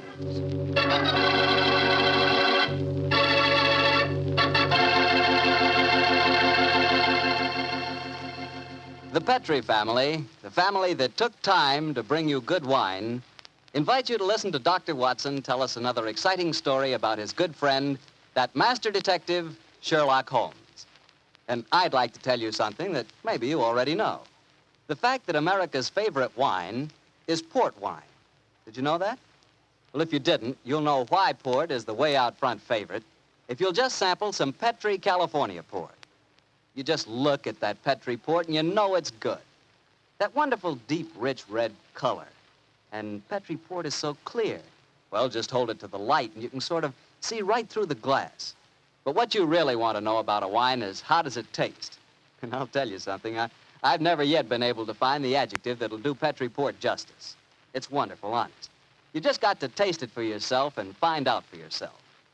You love that Petri port in the evening after dinner when you're sitting around listening to the radio. And it's perfect to serve your friends when they come over. Oh, and you can show that Petri label, too. In fact, you can show it proudly, because the name Petri is the proudest name in the history of American wines.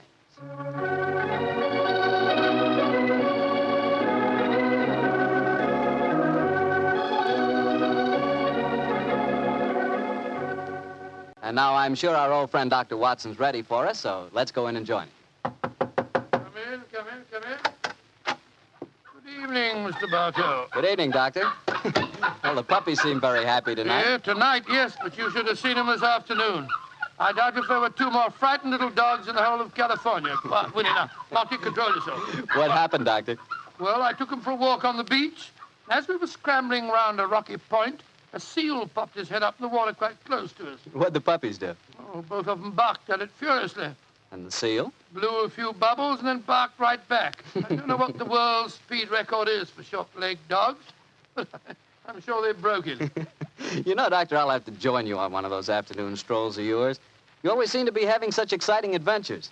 Oh, and talking of that, how's about tonight's new Sherlock Holmes adventure? Well, I'm all ready for you, my boy. In fact, I was looking over my notes on the case just before you arrived. This is another story in which Sherlock Holmes' elder brother, Mycroft, played an important part. Mycroft Holmes was 7 years older than Sherlock, and some said it is superior in powers of observation and deduction. That sounds like heresy, Doctor. No, young fellow, my lad.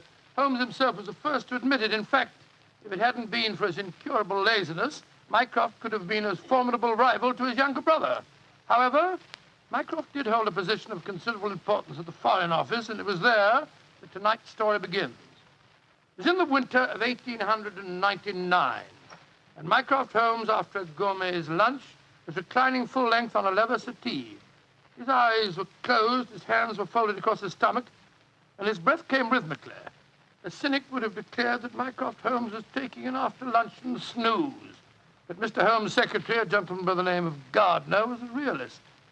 He tapped on the door discreetly. Then he rapped on it. And still there was no response, so he opened the door and entered. After a moment, he gave what he thought was a discreet cough. Mycroft Holmes opened his eyes and folded his hands and said, "Found it, Gardner. Must you come in here and bark at me so soon after lunch?" I'm sorry, Mr. Holmes, but I thought that... You thought that as I was lying down with my eyes closed that I must be bored, and so you came galloping in. Oh. Well, what do you want? There's an old lady outside, sir. She insists on seeing you personally. I've tried to get rid of her, but... What's her name? Mrs. Hudson, sir. Mrs. Hudson? Huh. Show her in, Gardner. Show her in. Very good, sir. Undoubtedly a message from young Sherlock. How are you, Mrs. Hudson? Oh, good day, Mr. Holmes. I'm sorry to interrupt you, but I won't take up much of your time. Sit down, won't you? Don't leave us, Gardner. I may need you in a few minutes. Very good, sir. Now, Mrs. Hudson, what's the message? Message, sir? Didn't my brother send you with some message that he was afraid to entrust to the ordinary channels? He's always so confounded dramatic. Oh, bless your heart. No, sir. I've come to you with a little problem of my own. I didn't like to bother Mr. Sherlock Holmes with it. He's been so busy lately, and he's looking very tired. And so you came to me. Delightful. I thought you wouldn't mind, sir. You've always been so nice and friendly to me. Pure laziness. It is less effort to keep an old friend than to make a new enemy. But tell me your problem. Well, it's really my sister's problem, sir. She keeps a boarding house at 14 Kensington Gardens Square in Bayswater. And she's convinced that one of her boarders, a man who has a room on the first floor back, she's convinced that he's a birdman. And what in heaven's name is a birdman? Do you know, Gardner? No, sir. I can't imagine. Oh, it's like a werewolf, gentlemen, except that the man turns into a bird. Oh, come now, Mrs. Hudson. Oh, I know it sounds daft, but my sister's in a dreadful state.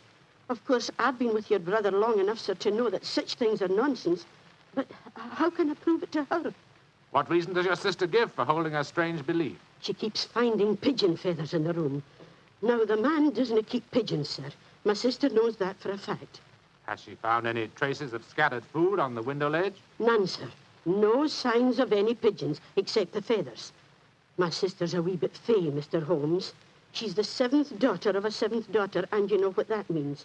Just the same, she's not imagining things, sir. She's shown me the feathers herself. Where were they, Mrs. Hudson? Somewhere on the floor by the end of the bedstead, sir. I brought some along with me. Here, sir. And we found some more in the gentleman's cupboard where he keeps his clothes. By George, I wonder What is it, sir? I'll tell you in a moment, Gardner. Mrs. Hudson, this matter will require a little private investigation. You may return to your sister and tell her not to worry. I shall get in touch with you as soon as my inquiries are completed. Good day to you. Good day, sir, and I'm very much obliged to you. Well, Gardner, what do you make of it? An old wives' tale, sir. You're not treating it seriously, are you? Yes, I am. One of these feathers shows evidence of having had string tightened round it. That suggests a captive bird. Now, a captive bird smuggled into an obscure boarding house would point to something of the greatest importance to us, Gardner. By George, sir. You mean carrier pigeons? Exactly. And remember that we're at war and that the Boers have obtained several important and highly confidential secrets of ours lately. We know there's a leak somewhere. This requires an active investigator who can work with discretion. Now, I could work with discretion, but I don't feel too active at the moment. Ah, I have it.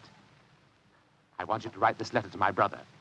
Disguise your hand, use plain, cheap notepaper, and don't sign the letter. He won't be able to resist that combination. Are you ready, Gardner? Yes, sir. Very well, then. My dear Mr. Sherlock Holmes, we know of your proposed investigation of the tenant in the first floor back at 14 Kensington Gardens Square. We warn you, as you value your life, keep away from the tenant.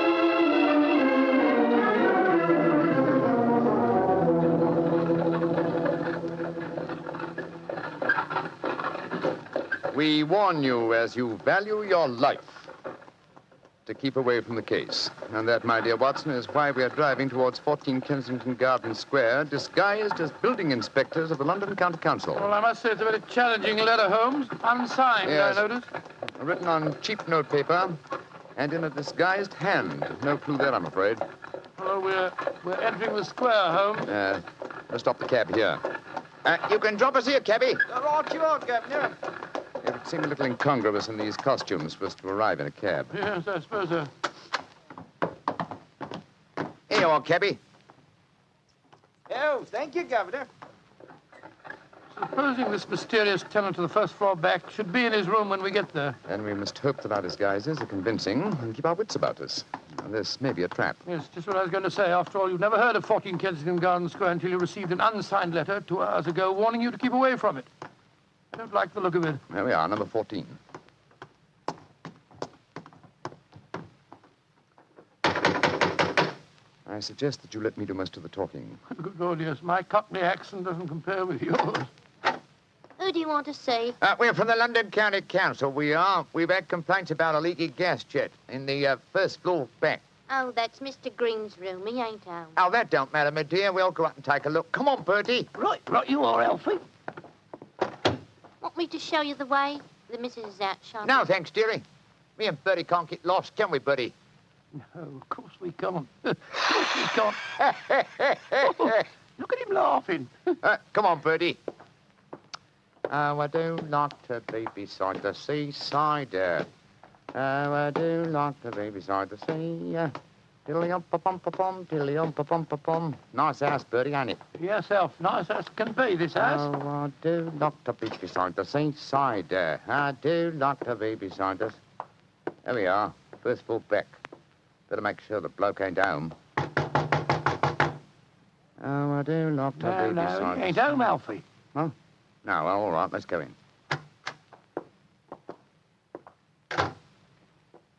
Oh. So this is the mysterious room, eh? Well, it looks perfectly ordinary, doesn't it? Yes, a depressing example of the squalor of boarding house life. Hello. What's this on the bedspread? Feathers. Must have come out of the pillow. No. These are pigeon's feathers, old chap. And look here, Watson. Attached to the bed rail. No, it's only a piece of string. String, yes, but with a small metal ring on the end. A ring such as is used to place around a homing pigeon's leg. But why should someone keep carrier pigeons in an obscure boarding house like this? Yes, why indeed, why indeed? The answer could be that the tenant of this room is engaged in some sinister activity that requires the use of carrier pigeons in sending messages. Yes, there's no evidence of the birds being kept here. That's true, old fellow, that's true. Possibly the owner of this room is given a pigeon by one of his superiors, brings it here, affixes his message, and releases the bird. But why couldn't he just take the message to where they keep the birds?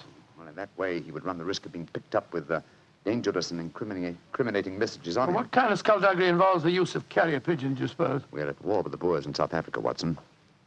What could be more logical than that a spy in their pay should be using this method to smuggle important information out of the country? By Jove, yes, Holmes. I wouldn't mind betting that... Shh! Somebody coming. Look out. Who are you? What the devil do you think you're doing in my room? Well, my name's Bertram, and I come here to look at your gas pipes. No, don't lie to me.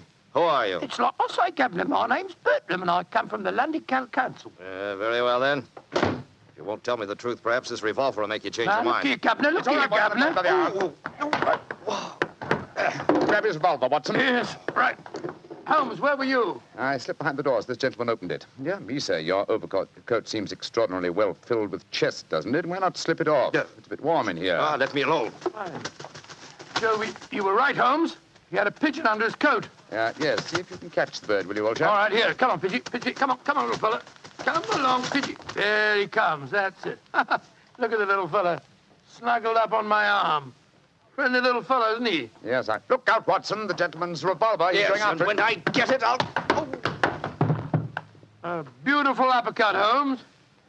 I'm afraid he'll be unable to talk to us for some time. How fortunate he told us where the message was hidden before we indulged in this little set, What do you mean? He didn't say anything about a message? No, not verbally, but I was watching his reflection in the mirror as he entered the room. His eyes first glanced at this top drawer on the dresser here to see if we touched it. It was obviously the most important spot in the room. Let's see. Aha!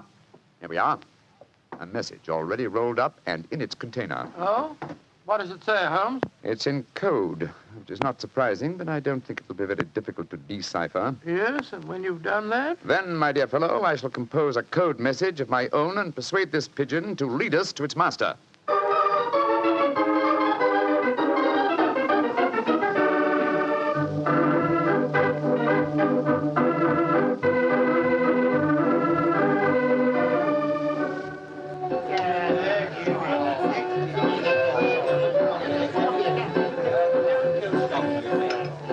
I can see from your puzzled expression, Watson, that you're wondering why I brought you to Dexter's Music Hall in the Edgware Road. Well, I must confess I'm a little confused, Holmes. First of all, we go to Baker Street and you spend hours poring over some obscure book. Then you write out a message, attach it to a pigeon and let it loose. Now you bring me here. I hate to question you when you're working, but I should be glad if you'd give me some idea of what's going on. Of course, old chap. At times I must seem confoundedly mysterious, I'm sure. Here's the situation. The obscure book I was studying was a table of ciphers. I was trying to decode the message we found in the room on the first floor Well, back. obviously you succeeded or we wouldn't be here. Yes, the key word was Louis Botha, the name of the Boer leader. The message was a report on the number of troops now in training at Aldershot. Then you were right. We're mixed up with a ring of enemy agents. Obviously, old chap. So I kept the original message and composed another using the same code and dispatched it by carrier pigeon. Well, what did you say in your message? Meet me tonight, 8 o'clock, table number 3 at Dexter's Music Hall. What made you choose this place as a rendezvous? Well, I happen to know that it's a common meeting place for underworld characters.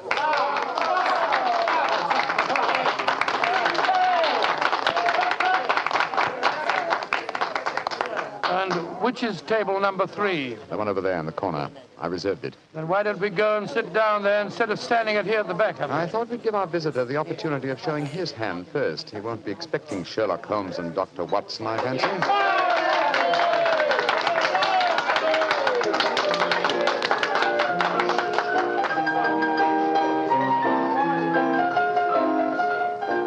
Good Lord, look at this woman coming on to sing. Do you ever see so many fellas? I'm not allowed to have a beau except upon the sly. So yesterday he came and took me walking through the Holmes, Holmes, look. A man just sitting down at table number 3. What's with it? Look. It's Sid Trimble. Sid Trimble, who's he? A dangerous criminal who once worked for the Moriarty gang. We've caught a prize pigeon, Watson. Better have your revolver handy, old chap. Undoubtedly, he'll recognize us. Right you are, Holmes. Come on, then. Are in the clover, they've trampled it since morn. Go and you drive them, Maggie, to the old. I'm so glad you're able to keep your appointment, sir. Sherlock Holmes. This is a trap. Now, don't try any tricks. I've got a revolver here, Sid. How'd you like this table in your face? Watson, you didn't shoot him, did you? No, he knocked my hand. The revolver went off. The shot went well. I swear it did. Yes, of course. Look at the wound. There are no powder burns. The shot was fired from some distance. Holmes, he's dead. Out of the way! Out of the way, please. Now then, what's going on here? Constable, this man has been killed. Yes, and it's easy to see who did it. Well, I didn't do it, Constable, if that's what you're thinking. No? Then why are you standing here with a smoking revolver in your hand? Come on, you're under arrest. But you can't arrest me. I'm Dr. Watson, and this is Mr. Sherlock Holmes. I don't care if you're the King of Siam and the Bishop of London himself. You're under arrest, and I'm taking you both to Scotland Yard.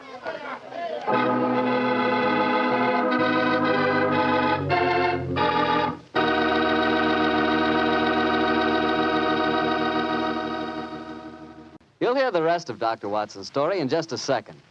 And if you don't mind, I'll take that second to say just one word to the ladies. And that word is muscatel. Petri California Muscatel. I want you women to know about it because Petri Muscatel is one wine that practically every woman likes. Maybe because it's such a beautiful color, like pale gold. But I guess really because Petri Muscatel brings you the wonderful flavor of luscious, sun-ripened Muscat grapes. And that's a flavor. Try Petri Muscatel after dinner or any time as a change from Petri Port. Have a bottle of each on hand. When you buy Petri wine, don't buy one, buy two. Remember, if it's a Petri wine, you know it's a good wine. Dr. Watson, that was really one for the books. So you got yourself arrested on a murder charge. Yes, Mr. Bartell. It's a very humiliating experience. I was taken off to Scotland Yard in the Black Marat. Just like any common criminal. The wretched constable wouldn't listen to a word that I'd got to say. Well, Sherlock Holmes went with you, of course. Naturally, but as we arrived at Scotland Yard, my mortification was complete, and I found that I was led into the presence of our old friend, Inspector Lestrade.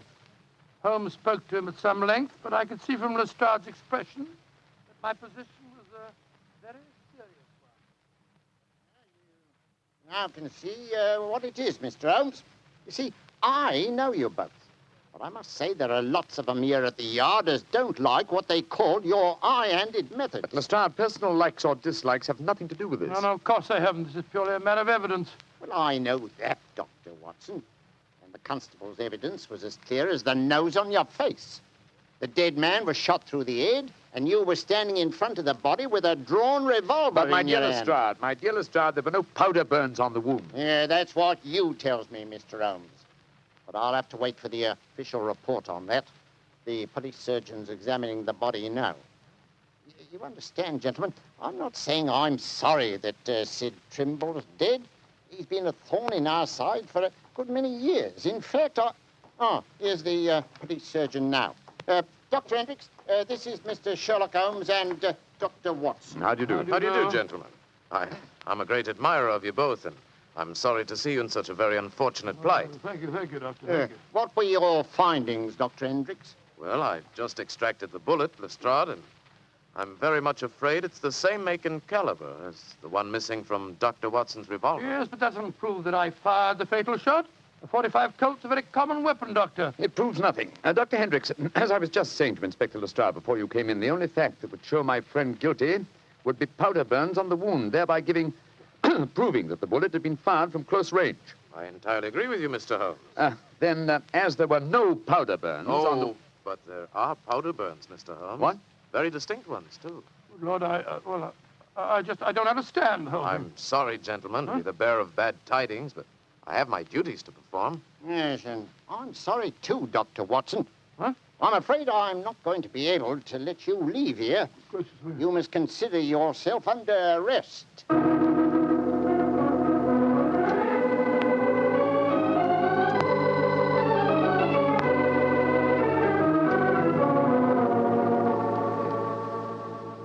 Holmes, I never felt more despondent in my life. Oh, cheer up, old chap. Well, how can I?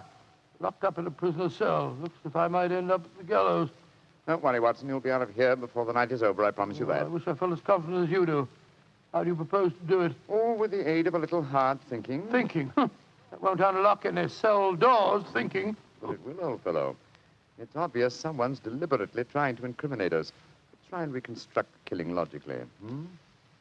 Sid Trimble was a member of an espionage ring. I sent him a false message. After he'd left to keep the appointment, one of his colleagues trailed him to the music hall and killed him before he could betray anything to us. Yes, that's undoubtedly the way it happened. The powder burns, Holmes. How do you account for them? There were none just after the shot was fired. We know that. And yet Dr. Hendricks assures us that there are very distinct powder burns now. May we come in, gentlemen? Yes, of course you can, Dr. Hendricks. Oh, hello, Lestrade. Yes, I thought we'd come and chat with you, Doctor. Well, that's very nice of you, gentlemen. Yeah, not a bit of it, Doctor.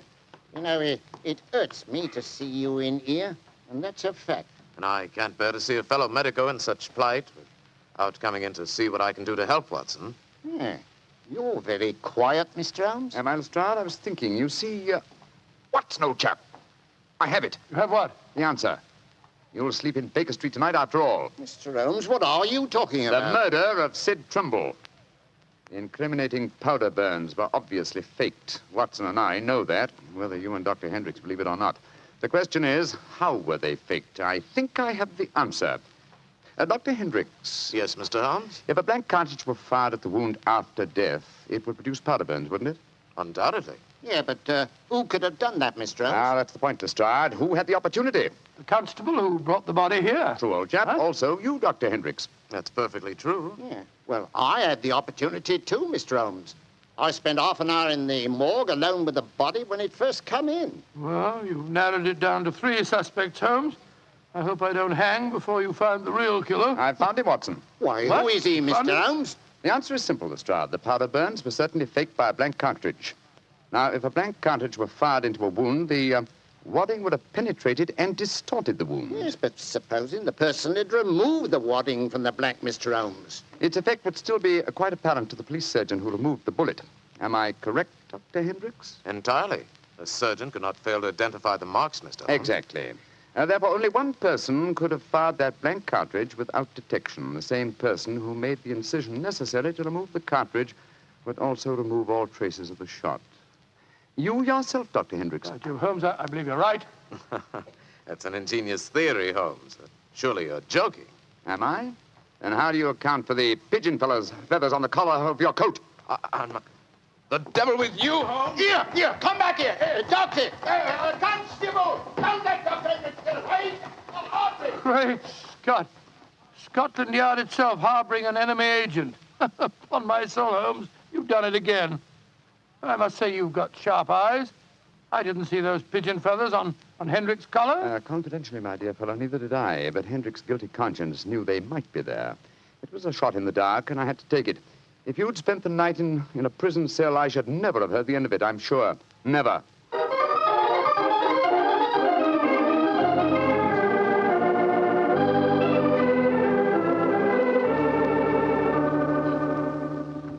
I want to see Mr. Mycroft Holmes, please. Follow me, Mrs. Hudson. He's expecting you. Aye, sir. Ah, there you are, Mrs. Hudson. Come and sit down. Oh, thank you, sir. I got your message and came over right away. In the first place, Mrs. Hudson, you may tell your sister that she needn't worry any more. I'm sure she'll find no more pigeon feathers in her room on the first floor bed. No, sir, thank you. But she knows the fact, because the birdman left her yesterday for good. Some strange men came and took him away, and today she's let the room to a nice young commercial traveller. I'm really sorry to have bothered you with her trouble, sir.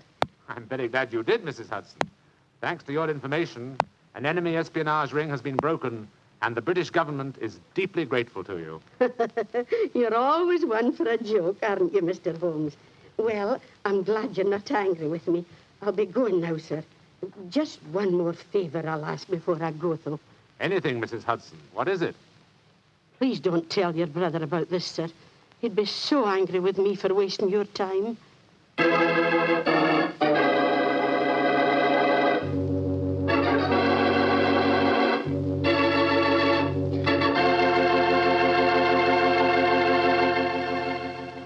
Well, Doctor, that was really a swell story tonight. Although it was a bit unexpected for you to have been arrested. Yes, indeed. Mr. Bartell, when you're a detective like Holmes or a doctor like myself, well, you've got to be prepared to meet the unexpected every once in a while. I suppose so. Of course, you wouldn't know about things like that, being a wine expert yourself. Oh, now, wait a minute, Doctor. From the way you talk, you'd think I spent every waking moment in a nice, cool wine cellar, tasting wine from morning till night. Well, don't you? Oh, now, Doctor, I'm no more a wine expert than you are. All I know about wine is that it either tastes good or it doesn't. And I know that Petri wine does taste good. And that's because the Petri family took time to make good wine. Generations of time. Why, the Petri family's been making wine ever since they started the Petri business way back in the 1800s. And since the business has always been family-owned and operated, they've been able to hand on down from father to son, all they've ever learned about the fine art of turning luscious, sun-ripened grapes into fragrant, delicious wine. And they've learned plenty. So no matter what type wine you want, for any occasion, you can't go wrong with a Petri wine because Petri took time to bring you good wine. Well, Dr. Watson, what story do you have lined up for us next week? Well, now, next week, Mr. Bartell, I'm going to tell you a weird adventure that Sherlock Holmes and I had in the East End of London. It concerns a most unusual stage play, a badly frightened actor, and a blood-stained razor. I call it The Strange Case of the Demon Barber.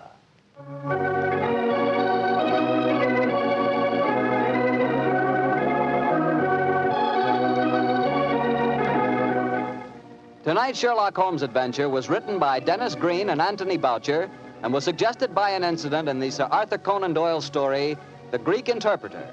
Music is by Dean Fossler.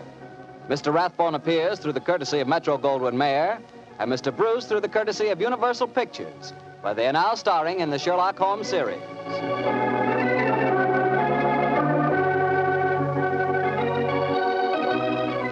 The Petri Wine Company of San Francisco, California, invites you to tune in again next week, same time, same station.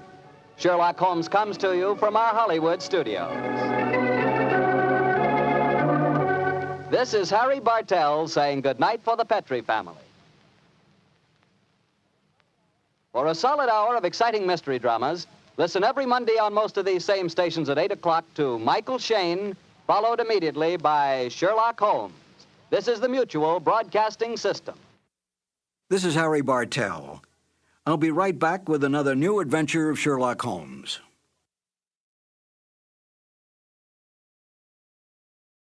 In The Eyes of Mr. Layton, the story fairly drips with atmosphere, especially with Dr. Watson's vivid descriptions of the foul alleyways and dark and dangerous smoke-filled opium dens of Limehouse. It is some of the best of dramatic radio's way with the listener's imagination. Basil Rathbone has always been underestimated as a fine character actor. Although he was more than happy to be a leading man in films and on the stage, it is such disguised characters as those he portrays in The Eyes of Mr. Layton that gave people a chance to see his true range as an actor. It was Rathbone's intense desire to stretch his acting ability in other areas that made him decide to leave the series, much to the dismay of Nigel Bruce. Nigel Bruce was extremely easygoing and a great fun-loving prankster, quite beloved by all who knew him. He adapted easily to any role he played, and especially loved the part of Dr. Watson, even though he himself knew that the good doctor was not at all like the person he portrayed in the Sherlock Holmes films or the radio series. It doesn't seem to matter, for Bruce's interpretation of Dr. Watson has been accepted and embraced by the public. It's interesting to note that Rathbone, by his very nature, was not unlike Sherlock Holmes. Rathbone's clipped tones and natural logic added to the picture of Holmes, and Bruce's casualness and his loyalty to Rathbone was much like Dr. Watson's attitude to Holmes.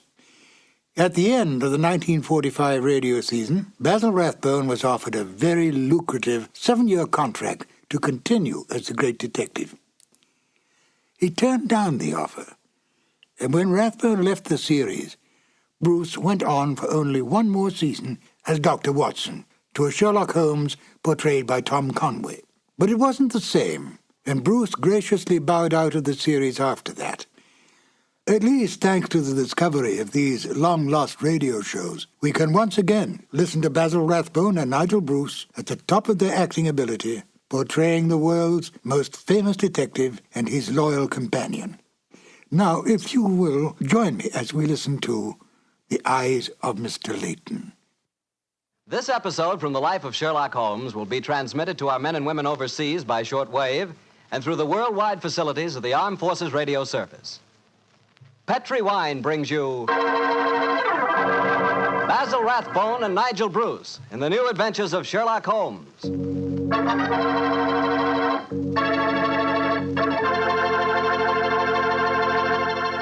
The Petrie family, the family that took time to bring you good wine, invites you to listen to Dr. Watson tell us another exciting story about his good friend, that master detective, Sherlock Holmes.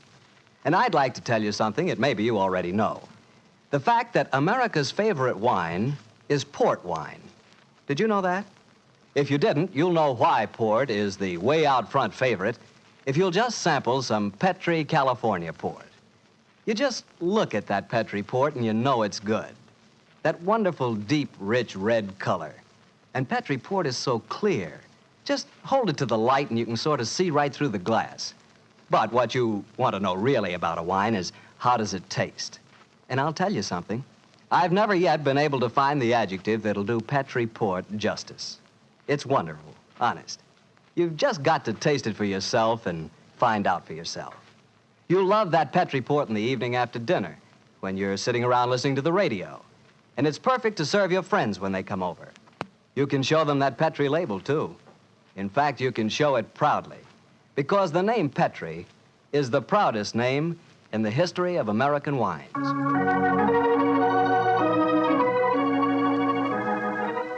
And now for our weekly doctor's visit.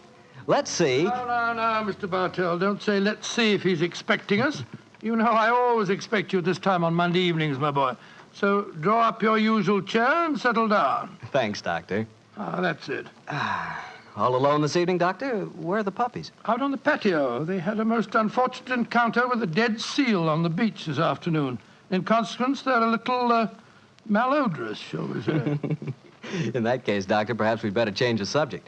So, suppose I ask you about tonight's new Sherlock Holmes adventure. Well, my boy, as I told you last week, the story took place in the foul alleyways of Limehouse. It was there on a foggy December evening in 1890 that my story began. An old friend and patient of mine, Isa Whitney, had disappeared, and his distraught wife had come to me for help. Knowing the man to be the victim of the shocking habit of taking opium, I suspected that I might find him in one of the vile dens inhabited by the dregs of the waterfront. And so, Mr. Bartell, about 5 o'clock on that December evening, I began my search. After an hour of fruitless wanderings, I found myself in a vile alley called Upper Swandam Lane. I could hear the distant moans of the riverboats as I walked, eyes alert, and hand on the revolver in my coat pocket.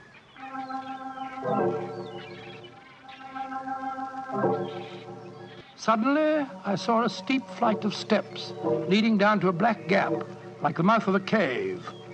I walked down them.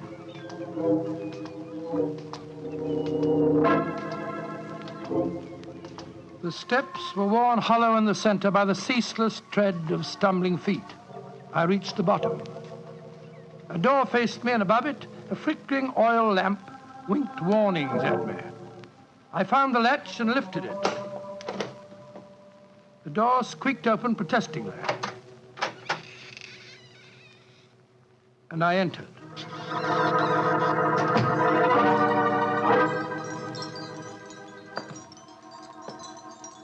There was a tinkle of Chinese wind bells as I walked towards a long, low room. A strange sight met my eyes. Through the gloom, thick and heavy with the brown opium smoke, I saw that the room was terraced with wooden berths, like the forecastle of an emigrant ship. Out of the shadows, there glimmered little red circles of light, now bright, now faint, as a burning poison waxed or waned in the metal pipes. Bodies lay in strange, fantastic poses. Bowed shoulders, bent knees, heads thrown back. The attendant came up to me with a pipe and beckoned me to an empty berth. I haven't come here to smoke your filthy drug. I'm looking for a friend, Mr. Isa Whitney. No, Mr. Whitney here. Oh, I'm going to search the place. You must not disturb the priest. I'm carrying a revolver, so you'd better not argue with me, my good man. Out of the way. I searched that filthy den, but found no trace of my missing friend. As I was leaving in despair, a long shaking hand reached out and plucked at my sleeve. I turned, and there, sprawled in a berth, was the wreckage of a man, his gaunt face yellow and twitching, his clothes filthy and ragged, and the pupil of his eyes like pinpoints. He spoke to me in a thin, quavering voice. Reverend Saint, get me out of here. Now, look here, my man. Don't say you won't help me, Governor. Ain't you got an heart? Please help me, Governor. Take me out of here. Strike me pink, I'm going to bomb me, I tell you. Oh, what must you expect if you indulge in this filthy habit? Take me out of here, Governor. I'll go straight this time. Cross me out, I will. Oh, very well. Come along with me. I suppose it's my duty to help you. Ah, bless you, Governor. Here you are. Here, now, give me your arm. You cannot take him away. He owe me money. That's a bleeding lie. I paid him when I come in, I did. He cannot go with you, mister. You remember what I said about my revolver, you blackguard? If I have any more trouble with you, I'll fetch the police. Come along. He owe me money. He owe me money. Infernal scoundrel, owe me money. Tell him all proper, Governor. I'd hope you didn't.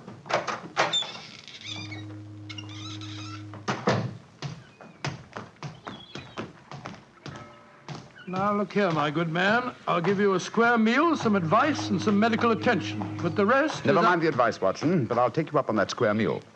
Holmes. Yes, I'm very glad to see you, old fellow. What brought you to that filthy den of iniquity? Oh, gracious me, I went to find a friend. And I, an enemy. Your disguise is wonderful. It completely fooled me. But I'm afraid the proprietor was beginning to penetrate it.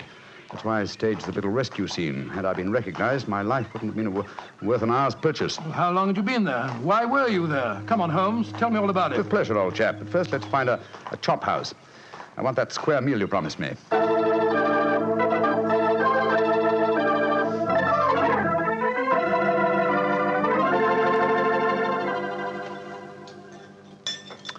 excellent meal, Watson. Yes, they're surprisingly good for such a shoddy-looking place. Well, Holmes, now perhaps you'll tell me what you were doing in that opium den.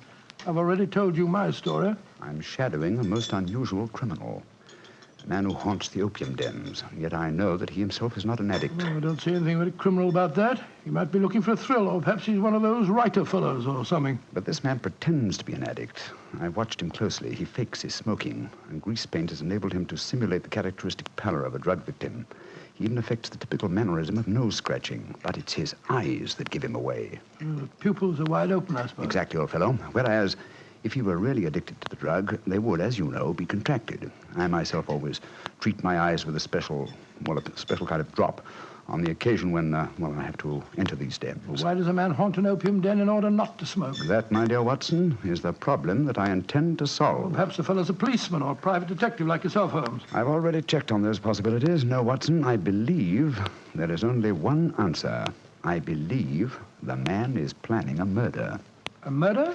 It's a tempting setting for a murder. Your victim is an addict, drugged and helpless. Your witnesses are in an equal state of befuddlement. The proprietor is anxious to cover up the crime because of the police. Bet you. Yes, Holmes. Now, the question is, who is the intended victim? That, my dear Watson, is why I've been shadowing this man. Unfortunately, he was not present in the den we just left, but I intend to continue my search. Holmes, can I help you? My wife's away, you know. You know, it's a long time since we were on a case together. I should be delighted, my dear chap. I've missed you sadly during the past few months. And are you, Holmes? What's the next move? Back to Baker Street, old fellow. My disguise is wearing thin, and I must contrive a new one.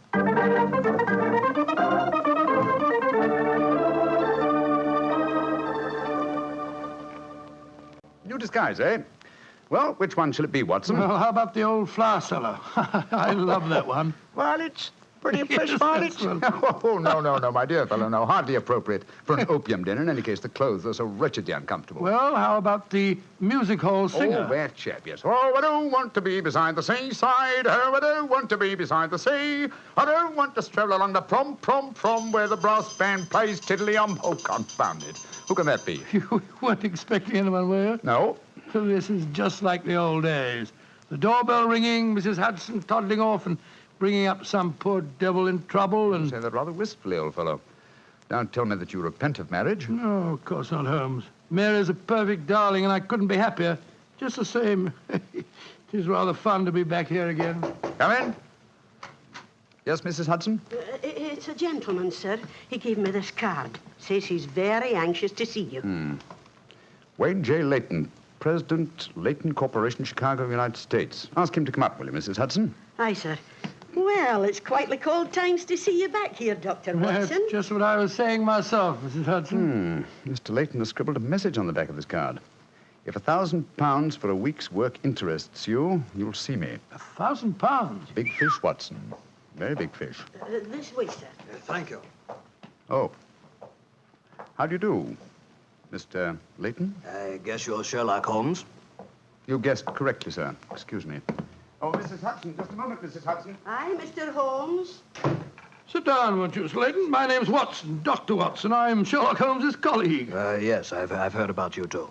Like a cigar, Doctor? It's a good one. Set me back 3 shillings. Oh, 3 shillings? Oh, thank you. That's very nice. Just a good one. Oh, no, I see you introduced yourself. Splendid. And now, Mr. Layton, may I ask what brings you here? I'll talk fast and to the point. I'm a businessman. I like to do things in a business way. I have a chance to control the guano deposits of the Republic of San Pedro. Their minister will be in London tomorrow, and if it weren't for one thing, I know that I could swing the deal and get the concession. And what is that one thing, Mr. Layton? The deal is secrecy. I thought no one knew about it, but when I got here, I found out that my biggest business rival has gotten wind of what's going on. He's an Englishman. I've never met him, but he's right here in London. Now, I'm not going to tell you his name, not until you give me your word that you'll work for me. Just what you wish me to do, Mr. Layton. Get this rival of mine and keep him out of circulation for a week. I don't care how you do it, and I won't ask. In a week's time, I'll give you the other half of this £500 I brought with me. Oh, good Scott. What kind of Watson, detective give do you... Mr. Layton his hat and gloves. That's it. Thanks, old fellow. Goodbye, sir.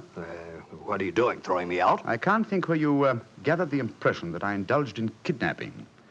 Once again, goodbye, sir. And here, sir, you can take back your cigar. Well, if you don't want some easy money, I'll soon find someone else that does. This is the last you'll see of me, Mr. Holmes. Life is full of little consolations. Some people seem to think that money can buy... Watson, the game's afoot. Mr. Leighton is the man I've been seeking. The man who pretends to be an opium smoker. Why in Basil did you let him get away? Here, I'll go after him. No. Don't worry.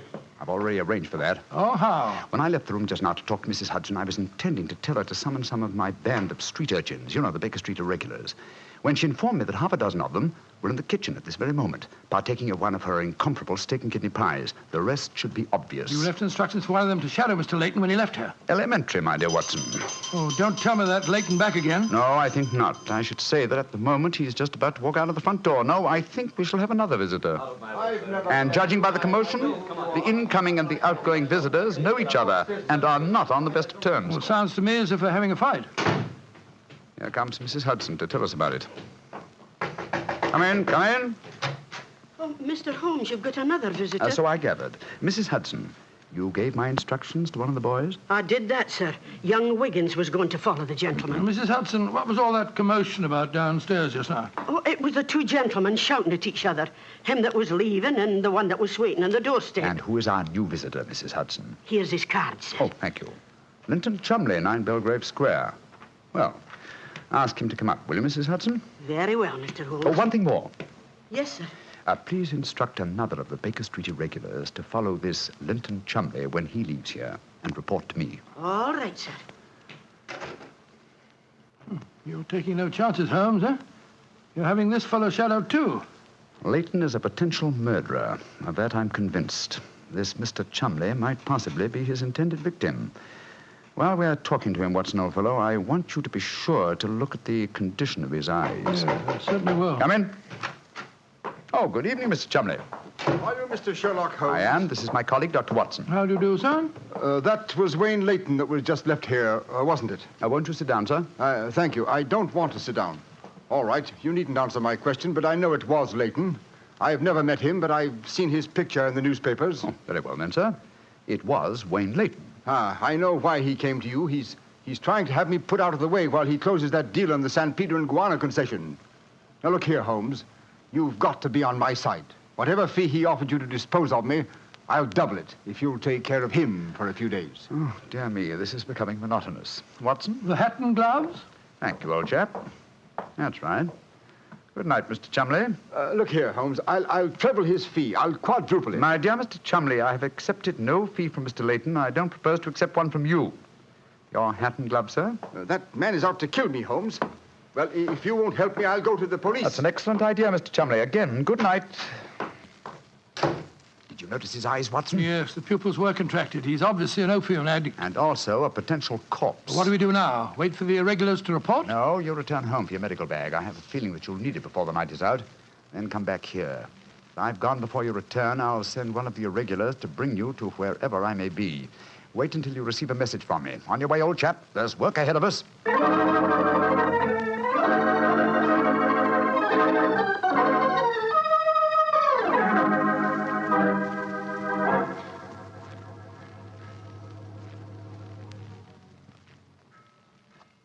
Wiggins, you're certain that this is the place that Mr. Holmes told you to bring me to? Oh, yes, Dr. Watson. The corner of Swanham Line and Brixell Street, Mr. Holmes said. Yeah, well, this is the spot, all right.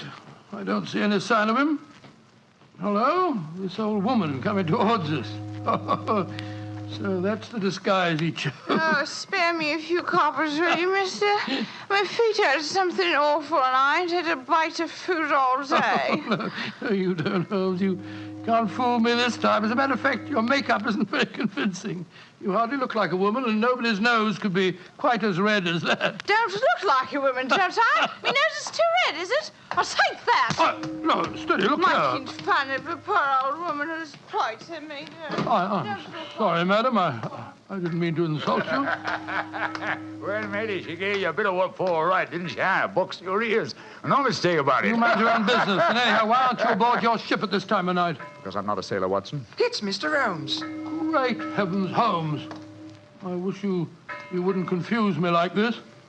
I'd never recognized you. My dear Watson, when you're able to recognize me, it will indeed be the beginning of the end. When your eagle eye penetrates my disguise, I shall realize that my retirement is imminent. But enough of this. See that house opposite? You mean the ramshackle place with the broken tiled roof? Yes, I gave the irregulars instructions to let me know at once If our two quarries ever enter the same house at the one time, they're inside there now. And I'm going in after them. Be careful, Holmes. I better come along with you. Can't I come too, Mr. No, Holmes? no, certainly not. Both keep watch outside. If I need any help, I'll smash one of the windows, and then you can come in after me. Wait here for me. I don't expect I'll be very long. I'll be here, Holmes. Don't worry about me. Just take good care of yourself.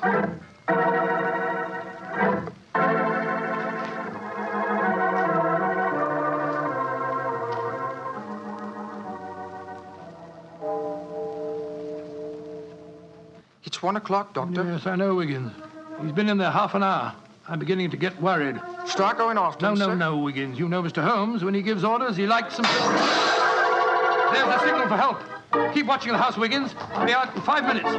Go for the police. Right you are, sir. All right, Holmes, all right. I'm coming.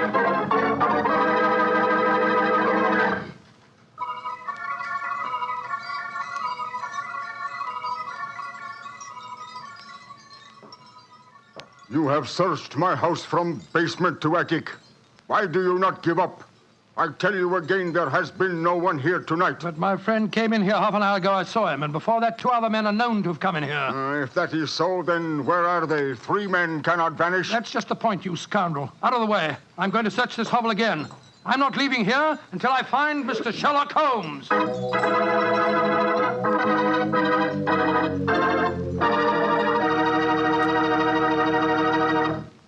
You'll hear the rest of Dr. Watson's story in just a second.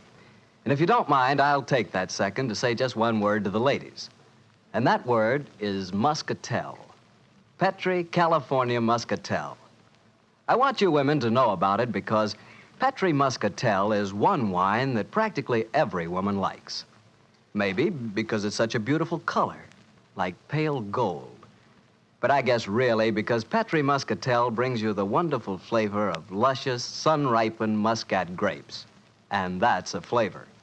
Try Petri muscatel after dinner, or any time as a change from Petri port. Remember, if it's a Petri wine, you know it's a good wine.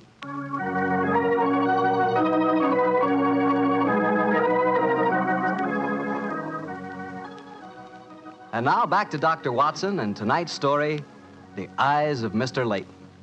Well, what happened next, Doctor? When you searched the house for the second time, did you find any trace of Sherlock Holmes or the two rival businessmen? No, Mr. Bartell, I'm afraid I didn't. What did you do? I told Wiggins to report the matter to the nearest police station and then rattle back to Baker Street in a hansom cab as fast as I could. When I arrived at the old familiar doorstep, I wrenched at the bell in a frenzy of anxiety. Finally, the door opened, and there stood Mrs. Hudson. Dr. Watson, what is it, sir? Why, you're as white as a ghost. Mr. Holmes, is he here? Aye, sir, came in half an hour ago. He was dressed as a sailor and was half carrying some drunken friend of his. Oh, thank heavens he's safe. I'll go up. All right, sir.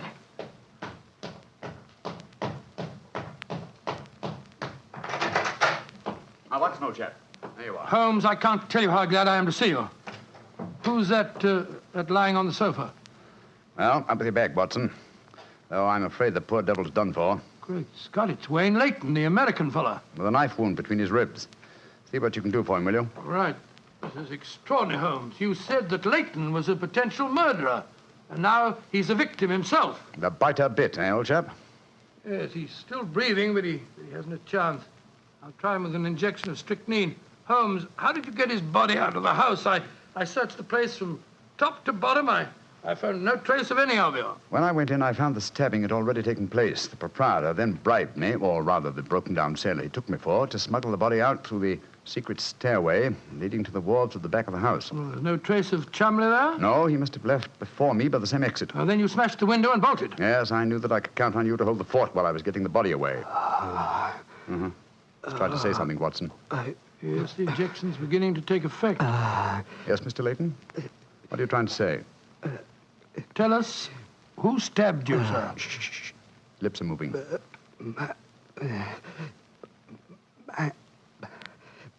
Mandalay.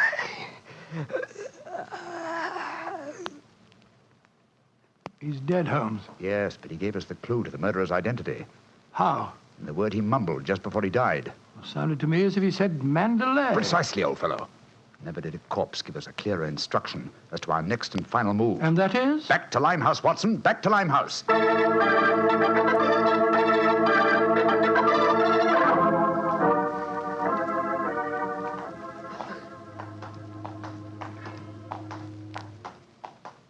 Here we are. This must be the place. What's this?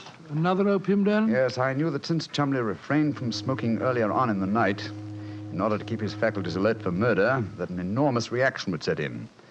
He'd have to find a den at once, and beyond question a different one from that in which the murder was committed.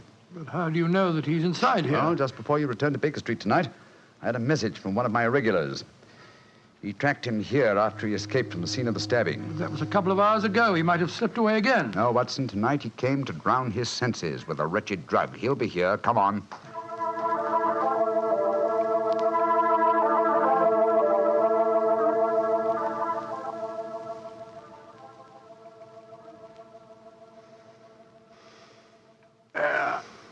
That second injection of caffeine should bring him round. He's heavily drugged, but I think it'll work. Surprising what a £5 note will do, isn't it? Yes, the proprietor let us bring Chumley into this private room and he's coming to. Who are you? What do you want? You remember me, sir? I'm Sherlock Holmes.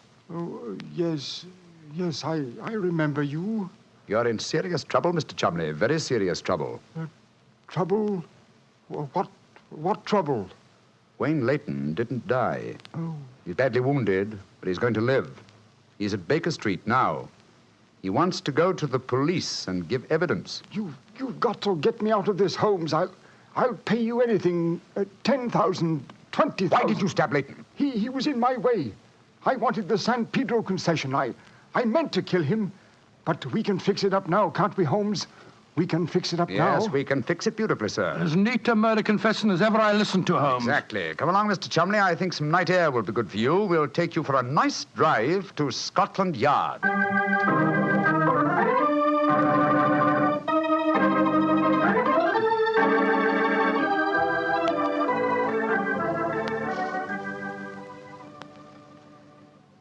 I brought you some kippers, gentlemen. You've both been up all night, and I'm sure you can do it. It's very thoughtful of you, Mrs. Hudson. Yes, indeed it is. What is Mrs. Watson going to say when she finds you've been out all night? Oh, don't you worry about that, Mrs. Hudson. She's very understanding. It's lucky for you that she is. Well, I'll go and leave you to your breakfast. Holmes. Yes, dear fellow? There's only one thing that puzzles me about this case. Oh, what's that? When Layton was dying, he muttered the word Mandalay. How did that give you the key to the murderer's identity? Oh, the dead American had never met Mr. Chumley, you remember, except when they bumped into each other in our hallway. Yes, he told us that he recognized him from the newspaper photograph. Being an American, he had no reason to know that the name Chumley is in no way pronounced the way it is spelt. Oh, Joe, I never thought of that. Chumley. That name's spelt C-H-O-L, Chol, M-O-N, Mon, D-E-D, L-E-Y. Chol Mondale. Mondale. Precisely, old fellow. What you thought to be Mandalay was really Chol Mondale, the name of the murderer. Amazing case. You did a remarkable job, Holmes.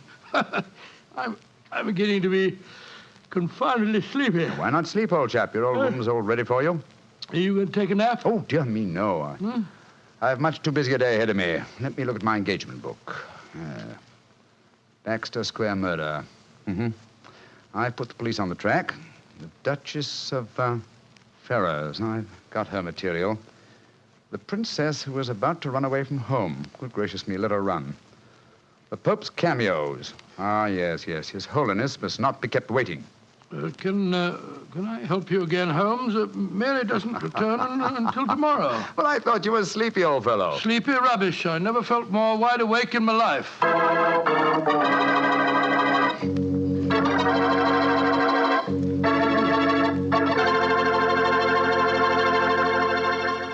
That was a swell story, Doctor. I'm glad you enjoyed it. And it was really funny when you mistook that old lady for Holmes and she slapped your face. It wasn't very funny at all. Sure it was. Come on, admit it, Doctor. Well, she did look like Holmes in disguise, you know, and you would have made the same mistake that I did. Okay. Her nose was ridiculously red, and she did look like a man. Look, Doctor, forget I ever said anything. I won't say another word. I'll keep my mouth closed forever. Oh, come on, I wouldn't do that. Mr. Bartell? Mr. Bartell? Won't you even open your mouth to finish your wine? Your Petri wine? Okay, you win. You know I'll open my mouth for Petri wine anytime. That Petri wine is always good wine. And for good reason, too. The Petri family has always owned and operated the Petri business. They've been making fine wines for 3 generations, since way back in the 1800s. That adds up to a lot of experience. Experience handed on down from father to son, from father to son. The Petri family really knows how to turn luscious California grapes into fragrant, delicious wine. And that's why, no matter what kind of wine you want, I'm sure you'll like it better if it's a Petri wine. Because Petri took time to bring you good wine. And now, Dr. Watson, what story are you going to tell us next week? Well, now, next week, Mr. Bartell, I'm going to tell you a most unusual adventure that Holmes and I had in the heart of the English countryside. It concerns a corpse, a missing revolver, and a beautiful girl who was frightened of her own shadow.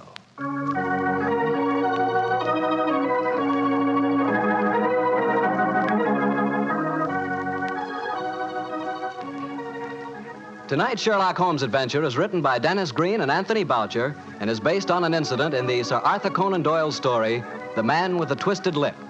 Mr. Rathbone appears through the courtesy of Metro-Goldwyn-Mayer, and Mr. Bruce through the courtesy of Universal Pictures, where they are now starring in the Sherlock Holmes series. The Petri Wine Company of San Francisco, California, invites you to tune in again next week, same time, same station. The Petri family took the time to bring you such good wine. So when you eat and when you cook, remember Petri wine. To make good food taste better, remember... Petri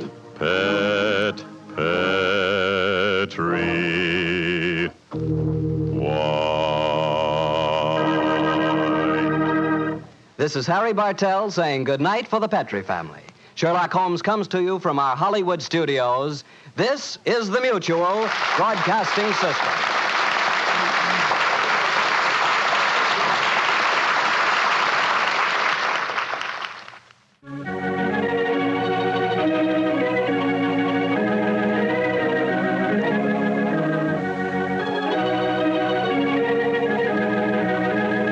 The 2 episodes you have just heard, In Flanders Fields and The Eyes of Mr. Layton, are part of the new adventures of Sherlock Holmes, starring Basil Rathbone and Nigel Bruce, and are a 1988 copyrighted production of 221A Baker Street Associates.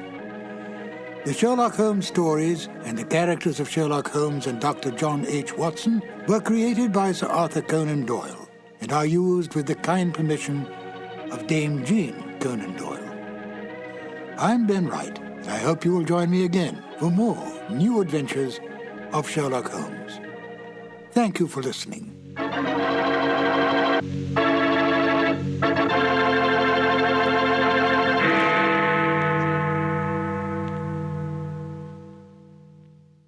Petri Wine brings you Basil Rathbone and Nigel Bruce in the new adventures of Sherlock Holmes.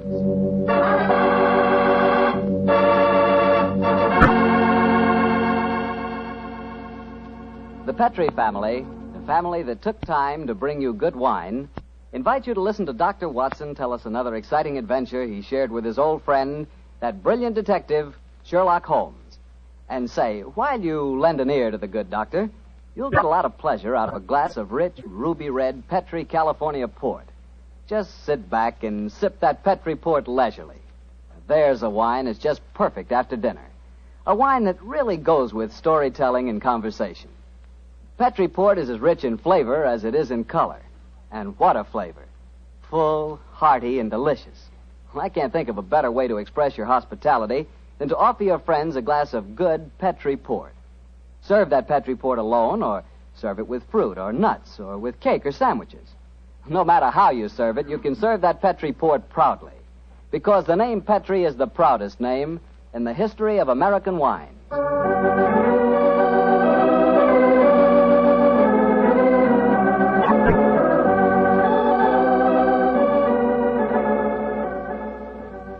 Well, here we are once again keeping our weekly date with Dr. Watson.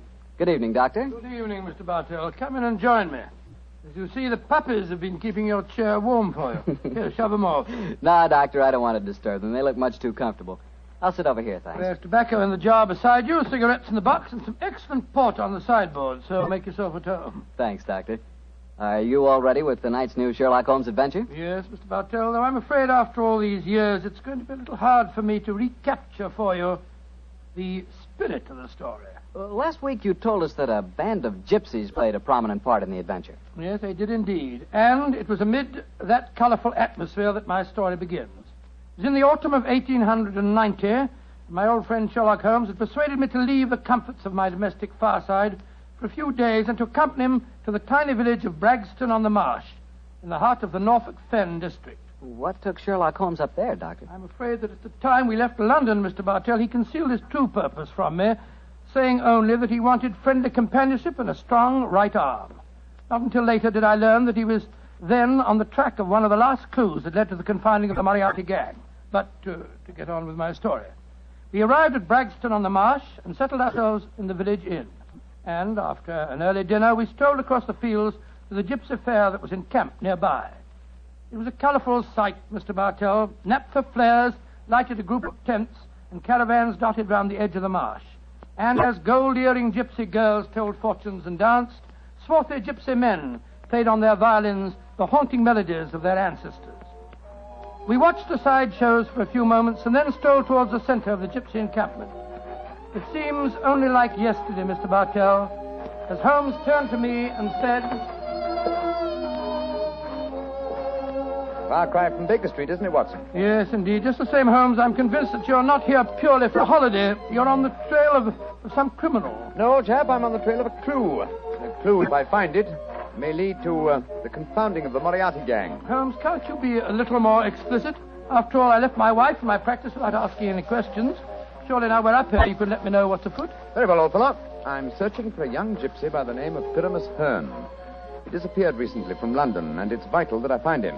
I know that he can give me some essential information on our old enemy, Professor Moriarty. And you're expecting to find the gypsy here? I hope to get news of him, at least. His father, Jasper Hearn, is head of this particular encampment. Well, why don't you ask if you can see him? Just what I'm about to do, my dear fellow. Well, here comes it just now. I'll ask him. All right. Oh, excuse me.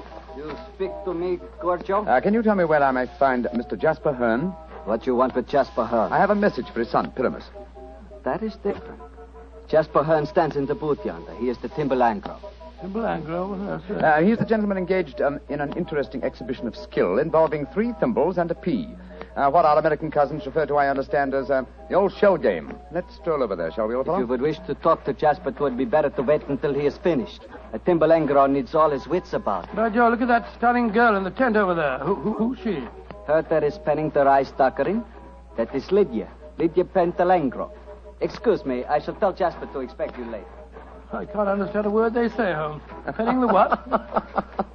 At last, my dear fellow, you can appreciate how I have felt at times. But at least their words are clear, even if the sense is not, to someone who is unfamiliar with the Romany language. I don't know why you keep hinting that I'm hard to understand. No one else ever complains of it. In any case, what does penning the thingamabob mean? Well, if I remember rightly, penning duckerin is telling fortunes. And from the sound of things, Lydia Pentalangro is not greatly pleased with the duckerin she pens. No more. Lydia can tell no more fortune. Come on, Watson. Let's see what the trouble is. What do you mean? You must finish it. But Olive, my dear, if the young lady doesn't want to tell my fortune... Rubbish. You crossed her palm with silver. She's taking money under false pretenses. Here, I give you your silver back. Lydia has never taken money under false pretenses, nor has she told the future when she does not wish to. Goodbye to you. The insolence of these gypsies is intolerable. If I had my way, they'd be run out of the county. Now, my dear, don't get so excited. The poor girl's probably... Good evening. Major Treadgold, isn't it? Huh? I don't think I have the pleasure of your... Oh, dear me. It's Mr. Sherlock Holmes. Yes, sir. Well, bless my soul. Haven't seen you since that last meeting of the Geographical Society. Oh, I'd like you to meet my wife. How do you do, Mrs. Treadgold? How do you do? This is my friend, Dr. Watson. How do you do? And what brings you up to this part of England, Holmes? Are you hot on the trail of some desperate criminal? Dear me, no. Dr. Watson and I are taking a little holiday, and you and your wife? We live here in the manor house. Well, you're very lucky. It's a beautiful part of the country, Mrs. Treadgold. I hate it. I was born and brought up in London. I'm never really happy outside the city. Yes, Olive is not one for the peace of the countryside, I'm afraid. Well, perhaps we'll get back there. It's a little difficult these days, you know. We've got the boy to consider. Boy? Your son, sir? My dead brother's son, Doctor. We have no children. My little nephew's only 4 years old, you see, and I'm his guardian as well as being executor of his estates up here. So you can understand it would be difficult for us to get back to London. It's only difficult because you put the child's happiness before mine, Arthur. Oh, now, Olive, you know I have to watch his interests up here. After all, when he comes of age, he'll be one of the richest young men in Norfolk. Yes, and with money that should have come to us. In any case, Arthur, if we do have to live up here, I'd find it more tolerable if you'd keep this gypsy scum off the estate. You seem to have taken a violent dislike to the gypsies, Mrs. Treadgold. May I ask why? Oh, they persecute us. They steal our sheep, they break our windows, and just the other day they wantonly led our prize pig into the Bragstone quagmire and let the beast perish. Why should they single you out for persecution like this, do you suppose? Oh, I can't imagine. I've always tried to be nice to them. Too nice, Arthur. That's your trouble. Well, I have a very good reason for humoring them, my dear. You see, Holmes, I've always been afraid they may carry this feud so far that they'll even hurt the baby.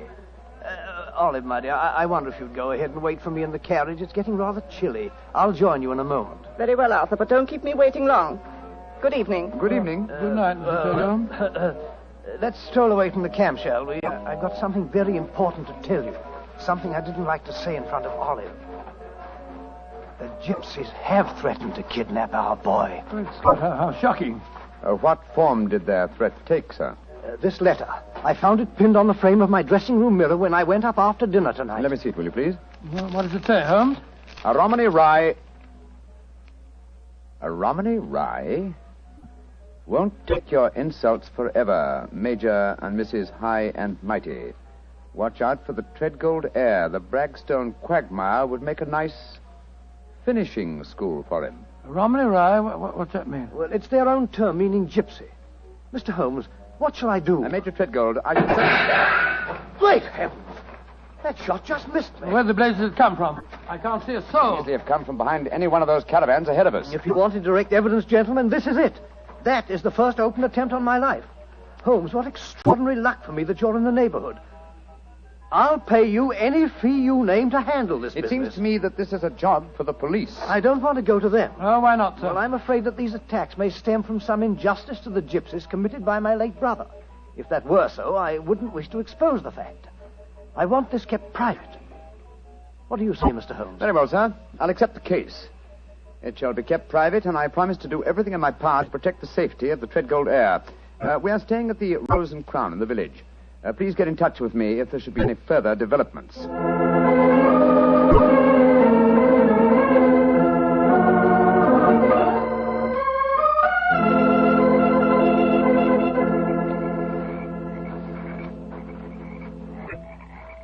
affair seems to be closed down for the night now, Holmes.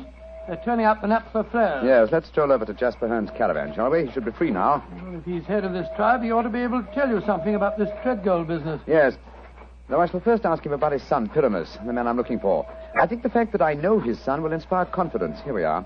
This is the caravan. That girl, Lydia Petrolengo, sitting outside, the one that was telling fortune. Yes. Good evening. Who are you? And what do you want? I wish to speak to Jasper Hearn. He is not here. He's gone to the marshes. When will he be back? I do not know. You bring trouble to Jasper? No, my dear. This is a personal visit. We're not after him for being a thimble engro, or for penning duckerin. Oh, for a Gorgio, you speak a Romany well, brother. Oh, you are a true Lavengro, master of words. Where did you learn it? From Jasper's son, Pyramus. Ah, you know Pyramus then. A fine boy. Oh, sit down on the grass, my friend. You may wait here for Jasper. He will be back soon. Thank you. Is that your violin lying on the steps, young lady? No, that is Jasper's bosham. Oh, Jasper's bosham? What on earth's that? That is the Romany word for violin. You play, sir? No, but my friend does. So? Oh, then take it, brother. The stars are bright. The night is warm. Music will be sweet. To a Romany chai, I'm afraid my violin playing will sound rather poor stuff.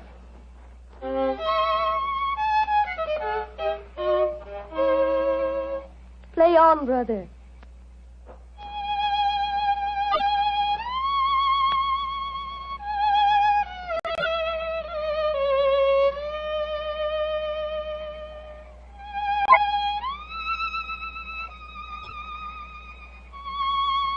Stop, brother.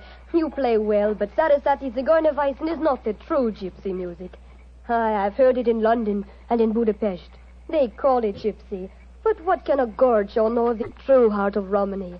Wait here. I will get my own violin. Charming girl, charming, but why do you keep on talking about gorgios?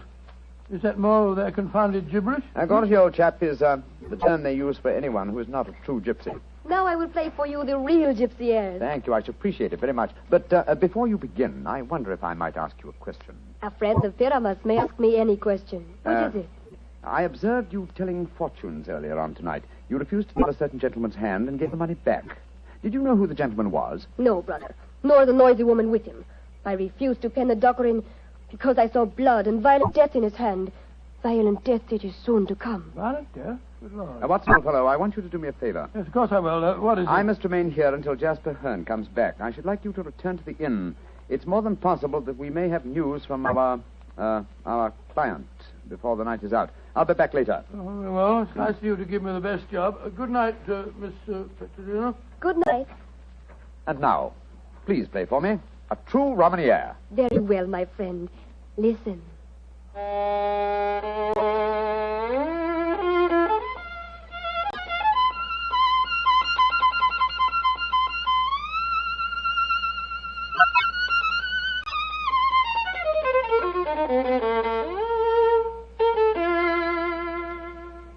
Now you must play, brother. I shall make a true bushmanger of you. Come, see if you can follow me.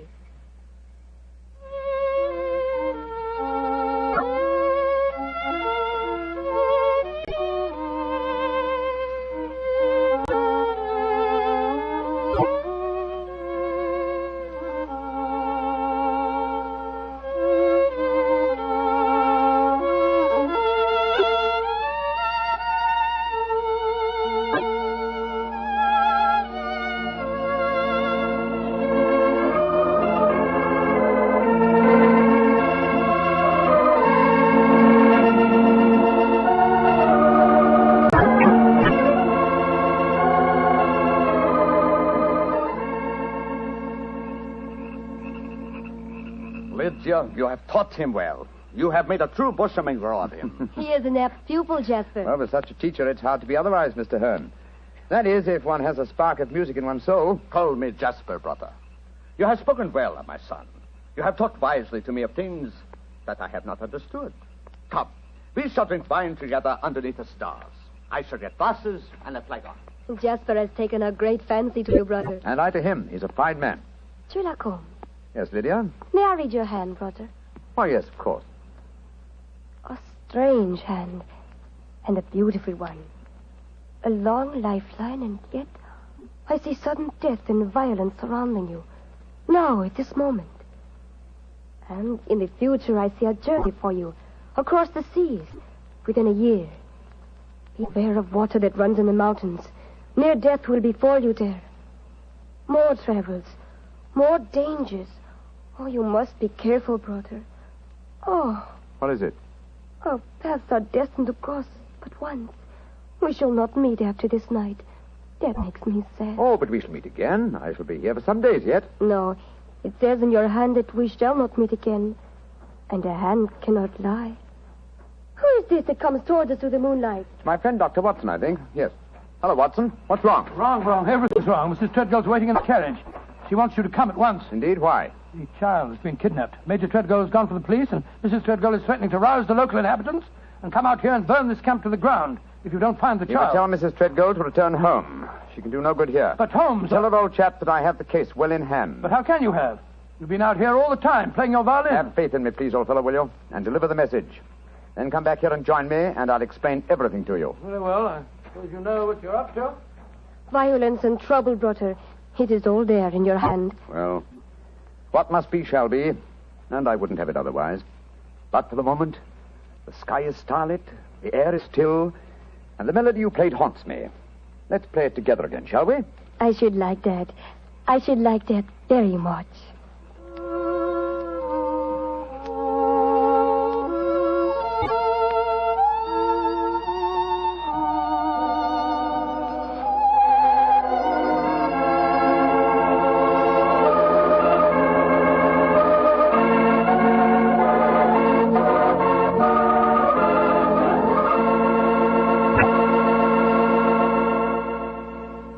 Dr. Watson will continue his story in just a few seconds. During which time, I'd like to talk specifically to the ladies, if I may, and tell you about Petri California Muscatel. Just as Petri California Port has long been known as the wine of gentlemen, Petri Muscatel has been known as the favorite of the ladies. That's because Petri Muscatel is a golden-colored wine that looks like captured sunshine and tastes as... Well, did you ever taste big, plump muscat grapes picked when they're still misty and dew-covered? If you have, you know what to expect when you taste Petri Muscatel. The flavor of Petri Muscatel comes right from the very heart of luscious, hand-picked muscat grapes. You couldn't ask for a more delicious wine than Muscatel. Petri Muscatel. Well, Dr. Watson, I must say this is a strange story you're telling us. You mean to say that the heir to the Treadgold estates had been kidnapped, and yet Sherlock Holmes paid no attention? Yes, that's what it seemed like, Mr. Bartell. I couldn't understand him. I've never known him to be so indifferent to a case. There he sat until the early hours of the morning as he and that girl scraped away at their violins and never said a word about the kidnapped baby. Finally, as we walked home across the fields a few hours before dawn, his mind seemed to return to the matter at hand. He spoke quietly, and yet there was a note of suppressed excitement in his voice. What's the matter, fellow? You're angry with me, aren't you? No, Holmes, I must say, but I'm a little confused. That girl seems to have bewitched you. Have you forgotten that you accepted the job of guarding the Treadgold heir, and that the child was kidnapped tonight? No, I'm fully aware of the fact. Holmes, for heaven's sake, stop being so infernally matter-of-fact. What's come over with you? Oh, possibly it's the mood of this mild autumn night. It is indeed a St. Martin's summer. So much so that I've left my coat and deerstalker cap behind me at the encampment. Let's go back, shall we? And incidentally, when we get there, I can set your mind at rest by showing you the kidnapped child. You mean you know where it is? Certainly. It's, in the camp. Then the gypsies did steal it. No, my dear fellow. I did. What? This is one of those occasions when you absolutely infuriate me, Holmes. If you must keep me up half the night while you have a fitting conflict with a gypsy girl, least of all you can do is tell me what's going on. You say you stole the child yourself. In heaven's name, why? Because the threatening note to Major Treadgold was so obviously a fraud. Oh, why do you say that? You will remember that the letter began, "A Romany Rye will not take your insults forever." Now, a Romany Rye, despite what Major Treadgold said, does not mean a gypsy, but a man who knows about gypsy law. It is a term no true gypsy would apply to himself. He would use the expression Romany child. So it was obvious from the beginning that no gypsy threatened the child. Now, who else had a motive for harming it? Well, Major Treadgold, because he stood to inherit the estate. Yes, or his wife. It's quite obvious. She has no liking for our present life, and the child is an obstacle to a new one. With the child kidnapped and later made away with, obviously they both stood to gain a great many of the things they wanted. Yes, by Joe, you're right. And whoever the culprit is took the precaution of pinning the blame in advance on the unfortunate gypsies by writing the false kidnapping note. Wait a minute, but how about the shot that was fired at us tonight as we walked with Major Treadgold? Probably fired by an accomplice to the plot, in order to give authenticity to the supposed danger. And the child is now in the gypsy encampment. Yes, I promised that I would protect the Treadgold heir, and so I arranged with Jasper Hearn to have the boy kidnapped for his own safety. But if anyone should find the child, they'll say the gypsies deliberately stole him. Oh, I'm quite certain that before that occasion arises, old chap, the criminal will have shown his or her hand. Come on, old fellow. Put your best foot forward. It's a long way back to the camp yet, and it's nearly dawn.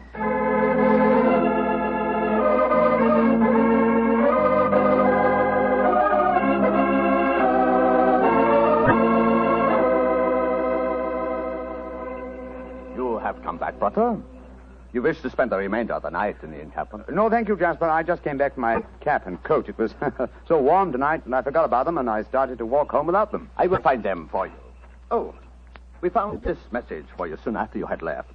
It was pinned to the door of the caravan. I do not know how it got there. I will search for your coat and cap. Another message? What does it say, Holmes? Never trust a Romany Rye. Uh-huh. The same mistake again, Watson. Your plans have been betrayed. For proof, meet me at the Bragstone quagmire at dawn. It's a trap, Holmes. Obviously. We must spring it with caution. I cannot find your coat or your cap, Rutter. It has vanished. Vanished? May I speak to Lydia? That is a strange thing, too. Lydia has gone also. She's gone. Tell me, Jasper, did she read this note? Yes, she did. She could not help reading it. Then she, too, realized it was a trap. She went out in my coat and deerstalking hat to keep the appointment for me. Holmes, we must go after her. Jasper! Call out the Romany Childs. There's a devil waiting to be caught in the Bragstone quagmire.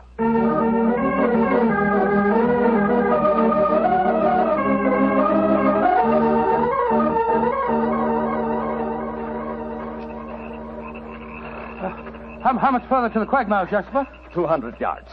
No more. There's Lydia. There she is. And she's dressed in my deerstalking hat and coat, walking into the trap that was set for me. Lydia! Lydia! They got her. Look. She stumbled. She's fallen. I'll go to her, Watson. Jasper, get that devil who staged this fiendish plot. I've a score to settle with him. Do not worry, brother. The score will be settled. Follow me, Doctor. Right you are. I'm right behind you.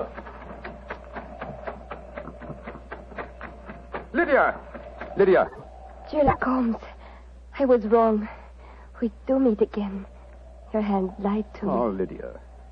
You're wounded. What can I do for you? There is nothing you can do, brother. No one can help me now. There is little pain. There is little time. Please, hold my hand. There. Tell me, Lydia, did you see who fired the shot? Yes. It was the man whose fortune I told today. The man with the noisy wife. Major Treadgold. Jasper and the men will take care of him. There is one thing I wish to tell you, brother. Yes? Our short meeting has brought me happiness. I should like to think I can leave you something so that you will not forget me. I shall always remember you, Lydia. Always. You gave your life for mine. There is one thing of mine that I wish you to have. It will remind you of me. What is it? My violin. It brought us together. I should like you to have it, brother. Lydia. Do not be sad. It is good. My life for yours. You will give help to many people. It is in your hand. Goodbye. Oshimengro.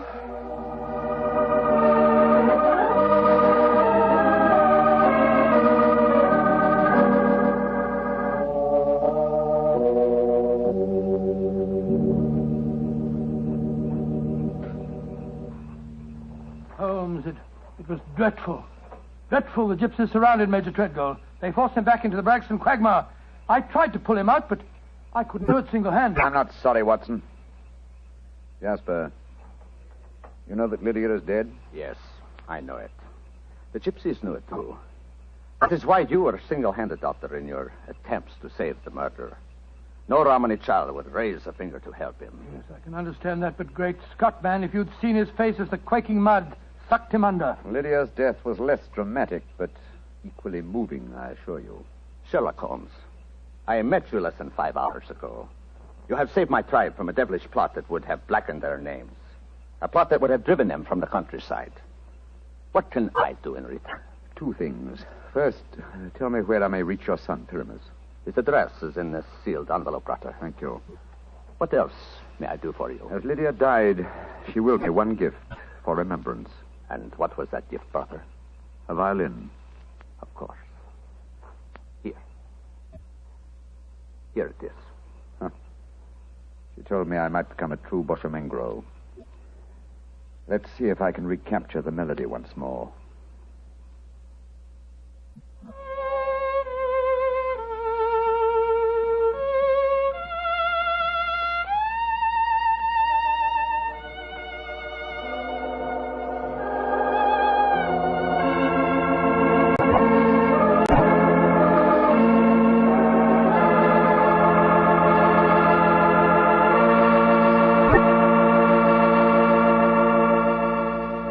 That was a very strange story. A very fascinating one.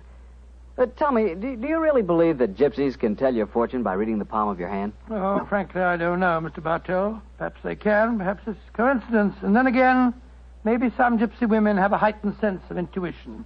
You know, a woman's intuition can be an extraordinary thing. Yeah, so my wife keeps telling me. Of course, I have a kind of intuition myself. Oh, really? Mm-hmm. Every time I see a bottle of wine with the name Petri on the label, my intuition tells me I'm going to like it. And I always do, too. Mr. Bartell, if ever I saw a man with a one-track mind, you're that man. Thank you, Doctor. As long as my one track is Petri, I can't miss. Because nobody can miss with Petri wine.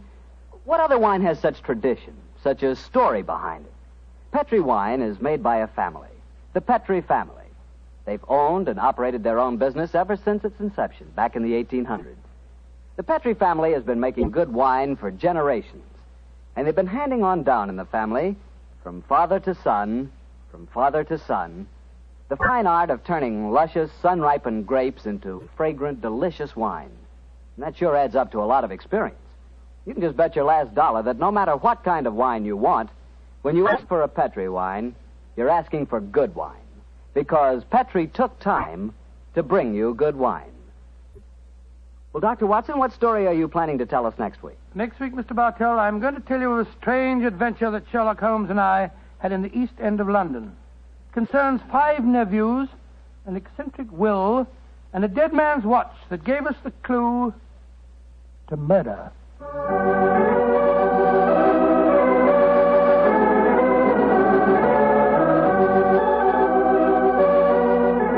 Tonight's Sherlock Holmes adventure was written by Dennis Green and Anthony Boucher and was suggested by an incident in the Sir Arthur Conan Doyle story, The Adventure of the Red Circle. Music is by Dean Fostler. Mr. Rathbone appears through the courtesy of Metro-Goldwyn-Mayer, and Mr. Bruce through the courtesy of Universal Pictures. They are now starring in the Sherlock Holmes series.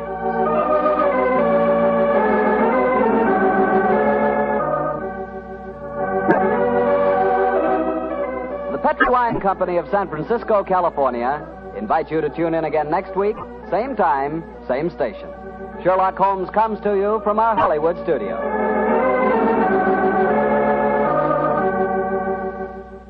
This is Harry Bartell saying good night for the Petri family.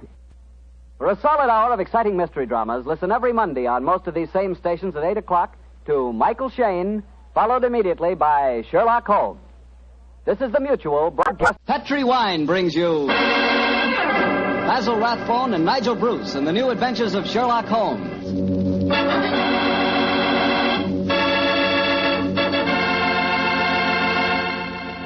The Petri family, the family that took time to bring you good wine, invite you to listen to Dr. Watson tell us another exciting adventure he shared with his old friend, that master detective, Sherlock Holmes. And I know that Dr. Watson will agree with me when I tell you that the best way to begin a good meal is with a glass of Petri California sherry. Before you sit down at the table, pour yourself and your family a glass of Petri sherry. Try it. There are many ways to tell a good wine, by its color, its aroma, and its flavor. On every count, Petri sherry is outstanding. The color of Petri sherry is a clear, deep amber. Perfect. The aroma? Well, Petri sherry is as fragrant as a bunch of dew-covered grapes picked in the early morning. But most important to you, and to me, is the flavor of Petri sherry. We want a wine that tastes good. And believe me, you couldn't ask for a more delicious wine than Petri sherry.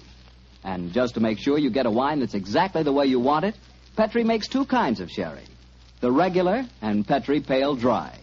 If you're not sure which you like better, why not try them both? Don't buy one, buy 2. Just be sure you always buy Petri Sherry.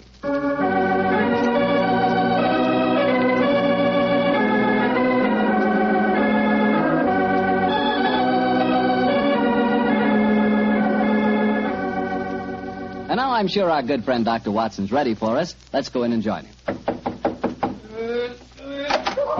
Good evening, Dr. Watson. Good evening, Mr. Bartell. Quiet with it. I don't want it. The dogs seem very chipper tonight, Doctor. Have they been getting into any more trouble lately? Oh, no, my boy. It's been a relatively quiet week for them.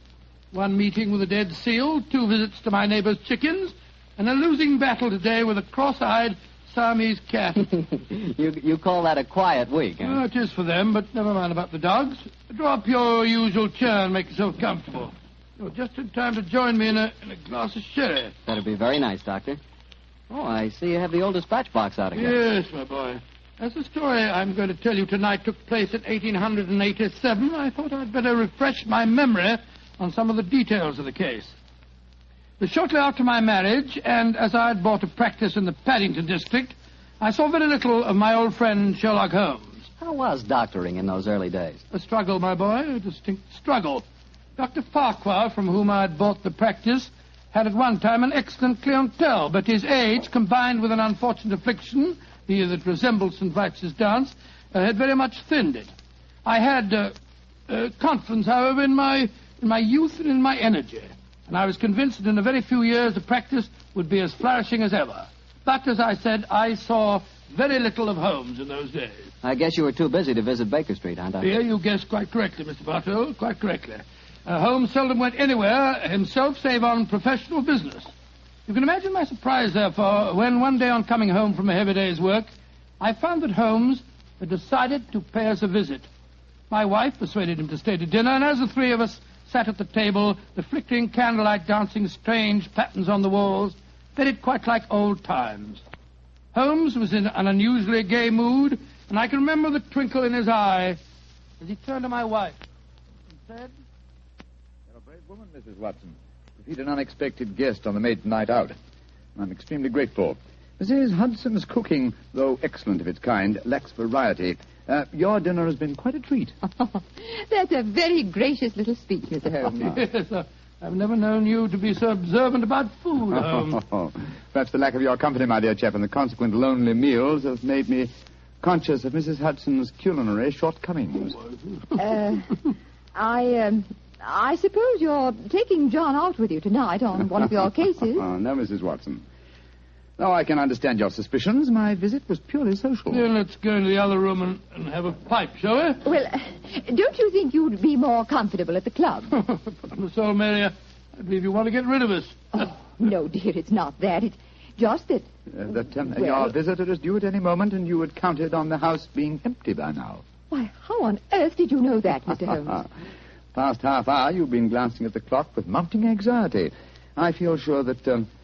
If it had not been for my unexpected visit, your good husband would already have been walking towards his club. Yeah, it is my custom to go to the club on Thursdays, but how'd you know? I know your habits, my dear chap, as well, if not better than you do. It's a good thing I'm a bachelor, isn't it, Mrs. Watson? Yes, indeed. A wife will keep no secrets from you, Mr. Holmes, I'm sure. Well, Mary dear, who is your visitor, and what is the secret that you've been hiding? It's innocent enough, John. As Thursdays is the maid's night out, and you've been going to the club, I've been letting Alicia Wentworth meet her young man here, with me as chaperone, of course. Oh, so that's the mystery. Well, Watson, your club is on the wing, and I'm sure we're dreadfully in the way. Let's stroll to Baker Street, shall we? Well, of course, I'll get my coat. Why didn't you tell me, Mary? Well, I was afraid you might be angry, John. Angry, of course, ma'am. Alicia's such a sweet girl. And Harry Prendergast is a very charming young man. He comes from an excellent family, has a commission in the infantry, and the children are tremendously in love. But her beastly guardian forbids them to meet. So Oh, there she is now. Well, we can pretend that we were just leaving anyway. Yes, I'll get my coat. Hello, Alicia, dear. Oh, Mrs. Watson, I'm so glad to see you. Come, dear. Alicia, this is my husband and Mr. Sherlock Holmes. How do you do, my dear? It's a shame that we have to go now, but my friend and I have some very important business to attend to. You're Mr. Sherlock Holmes, the detective, aren't you? Yes, Miss Whitworth. Please don't go, Mr. Holmes. Please don't. I need help so badly. Why, Alicia, what's wrong? You're as white as a ghost. Let's go into the drawing room, shall we? What's troubling you, Miss Wentworth? It's Harry, Captain Prendergast. I don't know exactly what's the matter, but something dreadful has happened to him. Oh, now sit down here beside me, dear. That's it. Miss Wentworth, what reason do you have to suppose that Captain Prendergast is in trouble? I've seen friends of his today. They spoke of him almost as if he were dead, and yet they wouldn't tell me why. And just now I went to his club, and they told me that Captain Prendergast was not a member. But he is a member. He's been a member for years.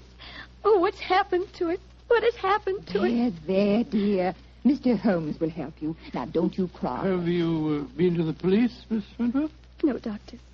You see, I went to my guardian, but he wouldn't let me go to the police. He said there'd be a scandal. But then he hates her. The Prendergasts are a fine family. Why does your guardian object to him so strongly? I don't think he would approve of anyone I choose. He doesn't want me to get married. Oh, sounds like a positive ogre to me. Who is your guardian, my dear? Colonel Moran. Colonel Sebastian Moran. Indeed. He's a man who has many entries against him in my ledgers, but a man that I've never met. I have long hoped to cross swords with him directly. But how could Uncle Sebastian have anything to do with the criminal profession, Mr. Holmes? He's the son of Sir August Moran, and he was once British minister to Persia. Oh, you must be confusing him with someone else. No, my dear, it's the same man, and furthermore, I'm almost certain that your guardian is the right-hand man of a certain friend of mine whose name also begins with the three letters M-O-R. Good Lord, Moriarty. I have no proof. And yet I suspect that Colonel Moran is the second most dangerous man in London. That's Harry. It's my Oh, poor girl. I do hope you can help her, Mr. Holmes. I shall do my best, Mrs. Well, Watson. if that is her young man at the door, it's more than likely her problem doesn't exist any longer. I hope you're right, Watson. With Colonel Moran as a guardian, I'm afraid the young lady is destined to have trouble. Come on, Harry. Good evening, Mrs. Watson. I'm so glad to see you, Harry. This is my husband. How do you do, Doctor? How do you do, my boy? And Mr. Sherlock Holmes. How do you do, Captain Prendergast? How do you do, sir? Harry, what's wrong? I can tell by your face that something dreadful has happened. It has, darling. Tell Mr. Holmes about it. He's promised to help us. Well, sir, I'm afraid this is a little outside of your province. You will find that my friend's province is quite extensive, Captain Prendergast. I shall be more than happy to do anything I can to help, sir. That's very nice of you, Mr. Holmes. Well, it's pretty bad. Last night I was accused of cheating at cards at the Tankerville Club. Oh, dreadful. Of course, I don't have to tell you that I didn't cheat, but the evidence was dead against me. I'd been winning heavily, and the cards were proved to be marked. Marked? How? There were pinpricks on the edges. Pinpricks which indicated the card's value. How did the pack of cards come into play? That's the devil of it. I myself broke open a sealed pack given to me by the club porter. And I swear that was the pack that was later found to be marked. Was everyone searched? Yes. But they found a new, unopened pack in my pocket. The obvious implication being that you had substituted the marked cards, of course. I can see what happened. Somebody deliberately tried to incriminate you by dropping the new pack in your pocket. Of course, darling. But what I can't understand is how the marked pack was introduced into the game. Were there any other cards found in the room? None, Doctor. The Tankerville, eh? Colonel Moran is a member of the club, isn't he? Yes, he is. Uncle Sebastian uses it all the time. He was present at the game last night, Alicia. Oh, Harry, now we're worse off than ever. If he thinks you cheated at cards, he'll never let us get married. Now, don't worry, Alicia. I'm sure that Mr. Holmes can find a way out of this. I'm afraid it'll be too late. I couldn't marry you now, Alicia. What do you mean, Harry? But they forced me to resign from the club. That's a bad enough disgrace. But I know there's worse to come. You see, I was expecting my promotion to major any day. Now it'll be a miracle if I'm not cashiered from the regiment. What kind of a life can I offer you? Harry, you're talking absolute nonsense. I think, Captain Prendergast, the next step is obvious. We must remove this apparent stain on your character. But how? Miss Wentworth can stay here with Mrs. Watson. The doctor and I will drive over in a cab with you to the club and see what can be done.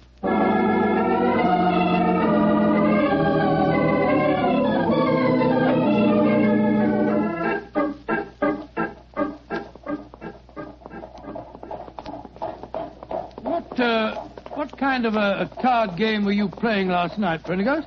Stud poker. Ever since the American ambassador introduced it at the club, it's been quite a favorite. The perfect game for marked cards. It requires no elaborate dexterity in the dealing, simply the knowledge of your opponent's whole card. How many of you were playing? Half a dozen of us.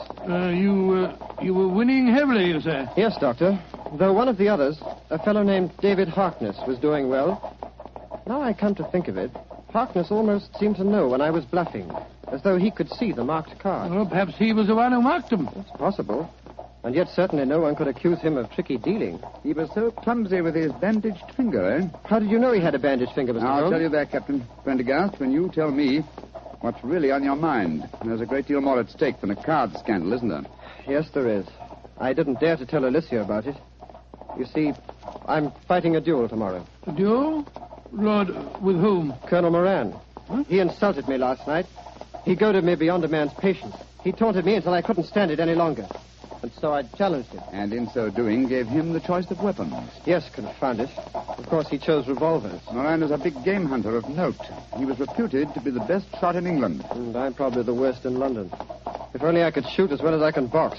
I'm regimental champion, you know. Revolvers? Good heavens, man, revolvers. A duel with Moran is suicide for you. No, it's not suicide. The Tankerville Club. Here, cabby. Keep the change, will you? Oh, blimey. Thank you, Governor. Suicide. No, it's not suicide. This is a carefully laid plan for murder. Pray heaven that we are not too late to avert it.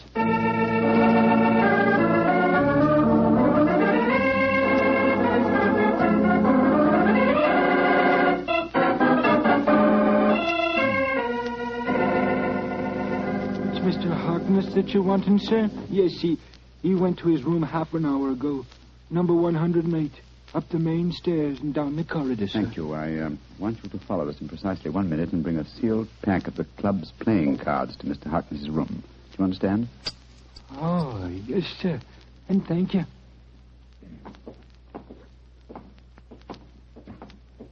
Did you make the arrangement? Yes, come on. Dr. Harkness's room. The 3 members have cut me dead since I came in here. It's the most humiliating experience. A little patience, Captain Prendergast, and I'm sure your honor will be entirely vindicated. I wish I knew what you were up to, Holmes. I'm going to try and restage the drama that was presented in this club last night. The only difference being that my production will have a cast that's a little different. Now, here we are. Now, let me do the talking. Yes? Did you want something? Prendergast, I don't want you in my rooms. I don't know why they allowed you inside the club. Let us in, Mr. Harkness, please. No, I won't. Take your foot out of the door, confound it. Mr. Harkness, there are 3 of us. I think you'd better let us in. You're going to let us in, Harkness. Oh, all right. Come in. Ah, thank you for your hospitality, sir. Now perhaps you fellows will tell me what the devil you think you're up to. With pleasure. As you very well know, Mr. Harkness, this is probably Captain Prendergast's last day on Earth. He has one request to make of you, that you join him in a farewell game of poker with us, to show you bear no grudges. Oh, it's fantastic. You're all insane. Oh, by the way, Mr. Harkness, I'm delighted to notice that your sore finger seems to have healed with great rapidity. By an odd coincidence, you'll observe that I seem to have injured mine. Mr. Holmes, when did you do that? Oh, in the carriage just now, a mere scratch. Fortunately, I had some first aid materials in my greatcoat. Come in. Yes, Taylor, what is it? Begging your pardon, Mr. Harkness, but the gentleman asked me to bring this sealed pack of cards here. Put them on the table, Taylor. Very good, sir. Well, what's the game? Stud poker, Mr. Harkness. A game with which you're quite familiar, I understand. And the stakes? A man's honor. Possibly another man's freedom. Open the pack, Mr. Harkness, and deal us all a hand. I should think this might be a very unusual game.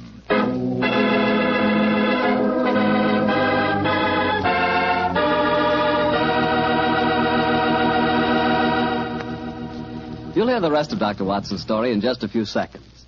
Time for me to explain that Petri California Sherry is not only an ideal wine to serve before dinner, but it's also the perfect wine for almost any occasion. Petri Sherry is fine after dinner, when you're listening to the radio or just sitting around talking. And, of course, you couldn't ask for a finer party wine than Petri Sherry, especially if your party is at cocktail time. If you don't know what wine to buy, you can't go wrong with Petri Sherry. But be sure it's Petri. Look for the letters P-E-T-R-I. They spell the proudest name in the history of American wine. Well, Dr. Watson, that was quite a game of poker you were settling down to. I have a feeling that Sherlock Holmes had an ace or two up his sleeve, didn't he? Well, figuratively, he did, Mr. Bartell, though at the time I must confess that, as usual, I was pretty much in the dark. David Harkness opened the new sealed pack of cards, and the 4 of us played a hand of poker. It was easy to see that our unwilling host was far from happy. His ferrety eyes darted from one to the other of us as he played our cards. He knew that he was the victim of a conspiracy, and so he was watching every move we made. Finally, as that strange game progressed, Captain Prendergast leaned across the table and said, I think you're bluffing, Harkness. Do you? Well, it'll cost you exactly the limit to find out. How curious are you? By Joe, I think you are bluffing, Harkness. I'll see you. You'd be a fool to, Watson, when he has a straight flush. What do you mean, Holmes? My dear Harkness, the markings are quite apparent, I assure you, to someone who knows what he's looking for. Scott, you mean that these cards are marked too? Examine them for yourself, old chap. They are marked. They're pinpricked just like they were last night. Well, that's impossible. Harkness broke the seals on your pack just now. We all saw him do it. He couldn't have switched the pack. And why would I do that, even if I could? I wouldn't try and cheat Mr. Sherlock Holmes, would I? No, Mr. Harkness. I just wanted you to know that I understood the trick. What trick, Mr. Holmes? The same one that was played on you last night, Captain Prendergast. This was a demonstration of how easily a sealed pack of cards may be turned into a marked one by a man with a sore finger. What on earth's the sore finger got to do with it, Holmes? Oh, it's very simple, Watson. A pinhead or a thumbtack hidden under the bandage, a tiny pressure against a card one wishes to mark as it comes into one's hand, and after several deals, hey, presto, a marked pack. Oh, so that's how it was done. You can't prove it, Holmes. You can't prove a thing. You weren't here last night. No, unfortunately, I wasn't, Mr. Harkness. Otherwise, I should have had the great pleasure of exposing your trick at the time. As it is, I shall have to rely on a public confession. You'll never get a confession from me. Possibly not, but I'm sure that you'll be interested to know that I've made quite an extensive study of card sharping. In fact, I've considered giving a little lecture or demonstration here at the club. What are you talking about? This game that we've just played was in the nature of a rehearsal. I should, of course, stress this particular method as being of great local interest. I'm sure most of the gambling members will recall one man who has had unusually bad luck with his fingers. Holmes, you're trying to ruin me. Well, you were willing to see Prendergast ruined. And killed. But a pistol duel with Colonel Moran is almost equivalent to murder. What do you want me to do? From the direction of your glance, Mr. Harkness, I'm certain that you keep a loaded revolver in your desk drawer. That's a very poor solution, I assure you. Why not be a man, write a confession, and sign it? It'll free Captain Prendergast from any stigma, and it'll help to trap the real culprit, Colonel Sebastian Moran. Moran? Where does he come into the picture, Holmes? Mr. Harkness knows, don't you? And I think I know now. Why don't you tell us, Harkness? One thing at a time, Prendergast. I owe it to you to write a confession. I'll do that, rather than face a public exposure in the club, but that's as far as I'll go. If you have any ideas about Moran, go and talk to him yourselves. There's a certain honor, you know. Even among thieves? Thank you for the implication, Mr. Harkness. You have writing materials here? Yes, I have writing materials, Holmes. Splendid. Then while you're telling the truth about last night's episode, we'll call on Colonel Sebastian Moran. Have you any idea where we might find him at this time of night? Yes, I have every idea. You'll find him in the gun room. Thinks he has a duel on his hands tomorrow. In the gun room, eh? Thank you, Mr. Harkness. We'll go and talk to him. You may expect us back within half an hour.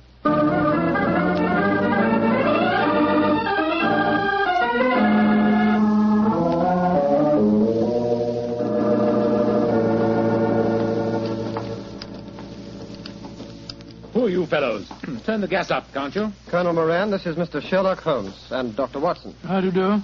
Colonel Moran, I've been wanting to meet you for a very long time. Sherlock Holmes. I've heard a lot about you. And I of you, Colonel. Harry, what are you doing inside the club? Mr. Holmes brought me back. We've just left David Harkness's room. He's writing a confession that he engineered the swindle last night, that he deliberately tried to involve me. So, in that case, I suppose I need oil this revolver no longer. Harkness is a cheat. Dear me, how shocking. Aren't you glad that my name will be cleared in this business? Of course I am. I'm delighted. And you'll apologize for the things that you said last night? Yes, Harry, I'll apologize. But you must realize that this revelation makes no difference to my feelings about your marriage to Alicia. On my soul, Colonel Moran, it seems to me that one Dr. Watson, I think the name is. Watson, yes, my name's Watson. Dr. Watson, I would suggest that the happiness of my ward is a matter that cannot possibly concern you. Now, look here, sir, I don't want to go... Will you, old chap? Oh, sorry, Holmes. Colonel Moran, I think I may be able to change your mind on the question of your ward's marriage. How very interesting. And what makes you labor under that delusion? Would you care to have it known at the club that you had deliberately planned Captain Prendergast's murder? What in thunder are you talking about? You know, sir, that a revolver duel with you is no duel. It's a cold-blooded killing. Rubbish. I was challenged. Therefore, I had the choice of weapons. Naturally, I chose the weapon with which I was most familiar. And you had the choice for a very good reason, Colonel Moran. You forced Prendergast into a duel because it was the only way you could be certain that he'd never marry your ward. Alicia? What do you know about her? More than you think, sir. She's at my wife's house this very minute. She suspects you of jealousy. I think it's far more likely that the financial aspect of guardianship is involved here. A financial accounting is due upon her marriage, isn't it? That's none of your business. An accounting is due, Mr. Holmes. Alicia told me that herself. Exactly, and the accounts were in no state to undergo scrutiny. The answer is obvious. David Harkness, a card sharp, was in need of money. You induced him to practice his cheating last night in order that you could trap Captain Prendergast into a duel. Harkness, what the devil do you want? Put that revolver down, you fool. I don't care about my own disgrace, but you're going to pay for your share in it, Moran. Drop that revolver, Harkness. Don't you see that you're... Moran, you shot him. You saw that it was in self-defense, gentlemen. He was waving a loaded revolver at me. It's most unfortunate, but it was in self-defense. Yes, self-defense that removed the one dangerous witness who could have testified against you. He's dead, Watson, isn't he? Yeah. Shot right through the heart. Moran, you're a cold-blooded, murdering devil. I demand satisfaction for that insult. These gentlemen are my witnesses. I apologize for the misunderstanding last night, but this is a different matter. You've insulted me, Harry. The duel will take place, Colonel Moran, and Dr. Watson and myself will act as seconds for Captain Prendergast. Let's make the necessary arrangements, shall we?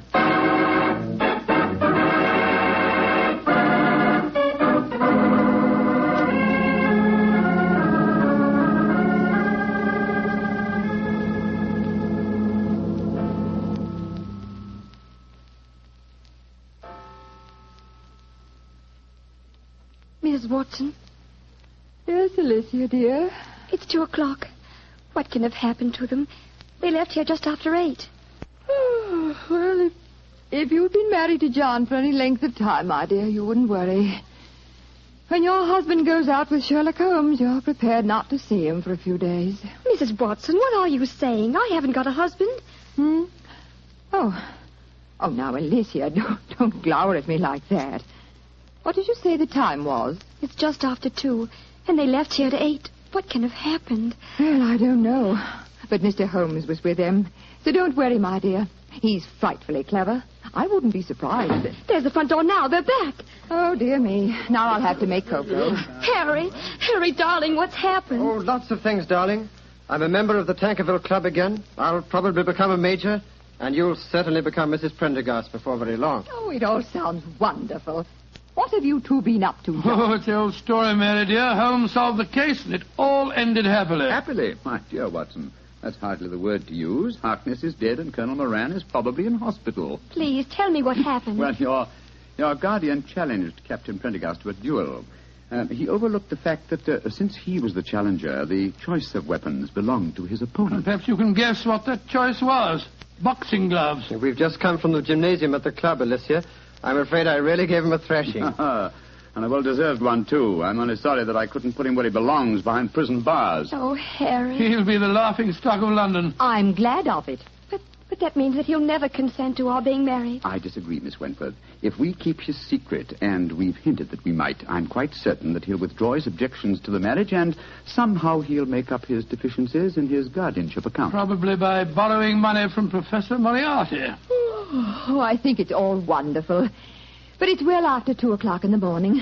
Let's go into the kitchen, shall we? I'll make some cocoa. Cocoa? Spot of whiskey. Harry, you and Alicia stay here. You probably have some plans to make. Oh, cocoa's not a very exciting drink. Oh, shush, John. Oh, sorry. As soon as the cocoa's ready, we'll call you.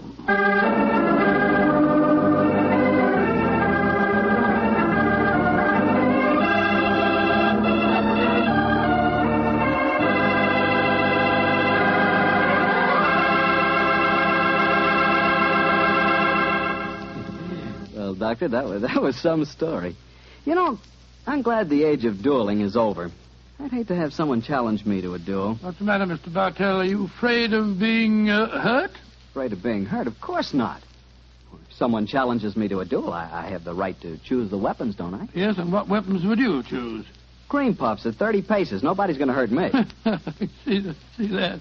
Although, come to think of it, instead of cream puffs, I'd rather have a piece of cake. Oh, why a piece of cake? Because it tastes so good with a glass of Petri sherry. Any questions? No questions. For a while there, I'll bet you thought I'd forgotten all about Petri wine. Forgotten about it. Not you, Mr. Bartell. No, not anybody who's ever tasted it. Petri wine is the kind of wine you'll always remember. That's because the Petri family really knows how to make good wine. They've been making wine for generations. Winemaking is their heritage. It's an art that's been handed on down in the Petri family from father to son, from father to son. Every drop of Petri wine is clear, fragrant, and delicious. As delicious as the luscious, sun-ripened California grapes from which it's made. Remember, the name Petri on a bottle of wine is more than a trademark. It's the personal assurance of the Petri family that their wine is the kind of wine you like, for any occasion. You can't miss with Petri wine because Petri took time to bring you good wine. Well, Dr. Watson, what new Sherlock Holmes story are you planning to tell us next week? Well, now, let me see. Next week, Mr. Bartell, I'm going to tell you an adventure that took place in the gay Vienna of the 90s. Concerns a strange tragedy that occurred on a ballroom floor and a weird series of murders that were punctuated by the sound of music. I call the story The Waltz of Death.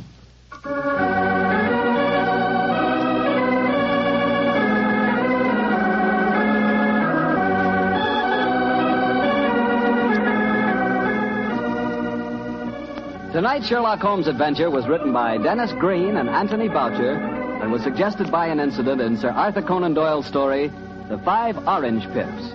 Music is by Dean Fossler. Mr. Rathbone appears through the courtesy of Metro-Goldwyn-Mayer, and Mr. Bruce through the courtesy of Universal Pictures, where they are now starring in the Sherlock Holmes series.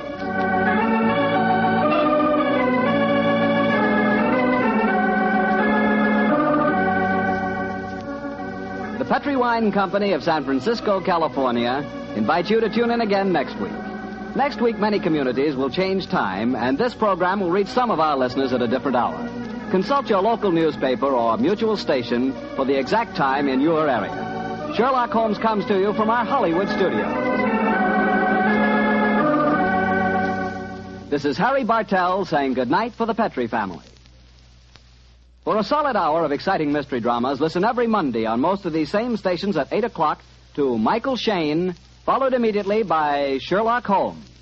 This is the Mutual Broadcast. Sherlock Holmes considered himself as the only unofficial consulting detective, and rightly so. In point of fact, Holmes worked outside the law. If he'd been a policeman working for Scotland Yard, he would certainly not have had the freedom that allowed him to use his unorthodox methods. This both pleased the police and frustrated them. Pleased them because he almost invariably let such men as Inspector Lestrade and Inspector Gregson take the public recognition for a case that he had solved. Frustrated them because he could literally work on a case using his own specialized abilities while they had to stay within prescribed limits. Yet Holmes did respect the law, for he was in fact an amateur and felt it best to have a healthy relationship with the professional police. This encouraged such men as Lestrade and Gregson to bring various unsolved crimes to him for his solution. His freedom outside the restraints of the law allowed him to assume many roles in disguise and to work with Watson as his accomplice. Excellent examples of this kind of work can be found in such original stories as A Scandal in Bohemia, The Man with the Twisted Lip, and The Illustrious Client, to name but a few. He often broke open safes to get information, set fires to force some action out of an individual, such as Irene Adler, or broke into homes in order to gain access to information that would lead to the solving of the crime. Any admonitions by the police were soon dropped when Holmes produced the criminal or solved the crime. Most of this work was done by Holmes and Watson in London or various other parts of England. In The Waltz of Death, Holmes and Watson find themselves in Vienna on a case. Now here, on foreign territory, and completely outside the orthodox methods of the English police, Holmes had even more free rein. He still used his brilliant sense of deductive logic, but now he did not have to worry about reprimands from Scotland Yard. And besides, there was new excitement for Holmes when he could deal with murder from other than the English criminal. Join me now as we present Sherlock Holmes and Dr. Watson in The Waltz of Death. Petri Wine brings you Basil Rathbone and Nigel Bruce in the new adventures of Sherlock Holmes.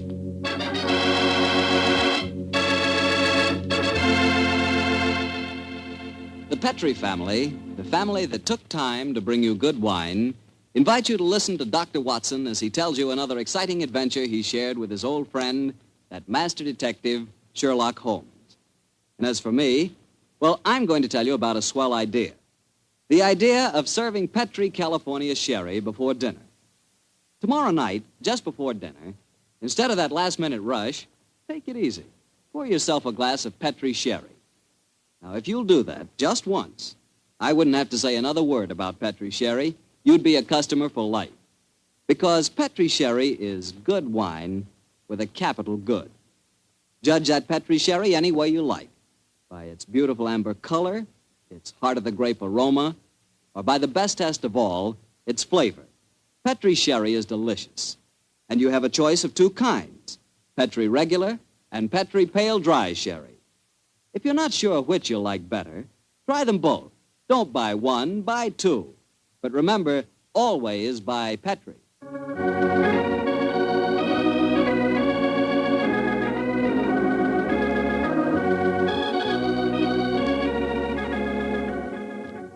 And now I'm sure our good friend Dr. Watson's expecting us. Let's go in and join. Good evening, Dr. Watson. Good evening, Mr. Bartell. All set for tonight's story? Yes, my boy, I'm all set, Mr. Foote. It began in Vienna in 1889. The old Vienna of bright lights, lovely ladies, and lilting music. What were you and the great Sherlock Holmes doing there, Doctor? Mr. Bartell, what were we doing there? Yes, sir. Were you just taking a trip? Oh, in those early days of our association, we didn't have either the time or the money for trips. No, we were in Vienna at the express command of the Emperor Franz Joseph. It was in October, I remember, that we arrived in the city, and for several days we were forced to cool our heels awaiting the imperial pleasure. On one of those idle evenings, at the good services of our friend, the chief of police, Count Rafrano, secured us an invitation to a resplendent ball that was being held at the palace of Princess Stephanie von Kram. It was an incredibly colorful spectacle, Mr. Bartell.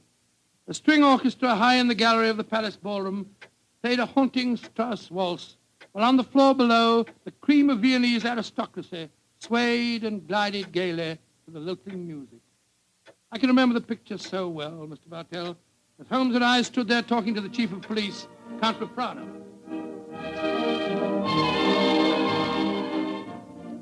A colorful scene, is it not, gentlemen? By George, yes, Count Rafrano. It must be a real holiday for you and Mr. Holmes. What makes you say that, Watson? Well, it's hard to think of the criminal world when one looks at such a gathering. And yet Count Rafrano knows as well as I do that the criminal is not confined to class or environment. Indeed, no, Mr. Holmes.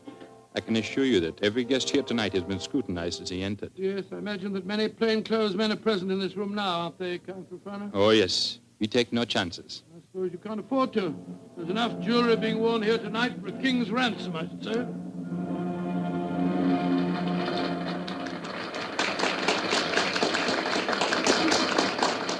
The waltz is finished. Now I can present you to our hostess, Princess von Kram. Stephanie, my pigeon. My pigeon must know the princess pretty well. Yes, I'm glad to see that in Vienna, the profession of criminal detection carries no social stigma. Allow me to present you Mr. Sherlock Holmes, Dr. Watson, the Princess Stephanie von Kram. I'm very honored to meet you, Your Highness. I'm most happy to meet you, gentlemen. Permit me to introduce my protege, Janos Horvat, the Hungarian composer. This ball tonight, Mr. Holmes, will mark a rare occasion. A signal honor is to be conferred on Herr Horvath and myself before tonight is through. The next waltz is a new composition of his. Tonight will be its debut. Indeed, how very interesting. It is a great honor the princess has conferred on me. A new composition could not possibly be presented under more auspicious circumstances. Count Rafrano, you spoke of an honor in connection with yourself. May I tell them our secret, Stephanie? No, I will tell them myself, Anatole. After your waltz has been played, Janusz, and Anatole and I shall be the first to have the privilege of dancing to it, my father is to make a public announcement. He is to announce my engagement to Count Anatole Rafrano. Oh, indeed, my congratulations to you both. Very lucky fellow. Am I not the luckiest of men? Is she not exquisite? I, the gay man of Vienna, the cavalier who swore that no one woman would ever capture him. I confess it, gentlemen, I'm in love. Oh, but I pity you. Even the great waltzes of old Vienna could hardly be worthy of this moment. Oh, Anatole, you are a born flatterer. Oh, come, the waltz is about to begin. I shall see you gentlemen later. Auf Wiedersehen. Auf Wiedersehen. The orchestra is tuning up, Herr Horvath. I imagine this is a great moment for you. A very frightening one, I assure you, my friend. In a few minutes, I shall know whether my new work is to be crowned with success or failure. Count Rafrano is leading the princess to the center of the floor. The conductor is raising his battle. This is your moment, Herr Horvath. Good luck. Pray for me, gentlemen. Pray for me. There they go, the princess and Count Rafrano. They're starting the waltz. Ah, they make a striking pair, don't they? Here come the other couples out on the floor. Charming. Quite charming. It reminds me of... Great Scott, that was a revolver shot. It's the princess. She's been shot. Come on, Watson. Out of the way, please. Out of the way. Count Rafrano, what happens? Stephanie, Dr. Watson, see what you can do for her. Count Rafrano, there's nothing I can do, I'm afraid. She was shot through the brain. She died instantly. Stephanie is dead. Stop that devilish music! Lock all the doors! There's a murderer to be found!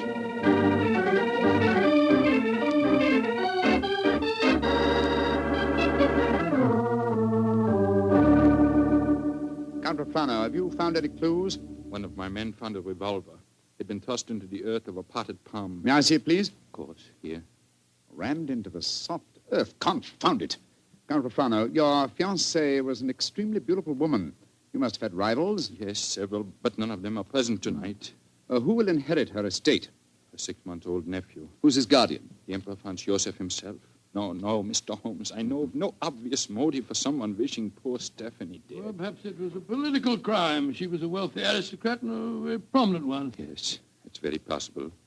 Many nihilist assassins have been active in my country recently. Meanwhile, we have a ballroom full of suspects waiting for us. I was just going to suggest we went back there. We can't find out very much by staying here in the library. It's a delicate matter. Almost everyone present tonight is known to me personally. May I suggest that you go back to the ballroom and have the male guests file past you? Detain for questioning anyone whose evening clothes do not fit perfectly. Clothes don't fit? What's the cut of a man's clothes got to do with this? Anyone invited to such a ball as this would naturally have his own tailor. I think, Count Rafrano, if you found a man who had to hire his costume, he might be an imposter and may well prove to be your assassin. Well,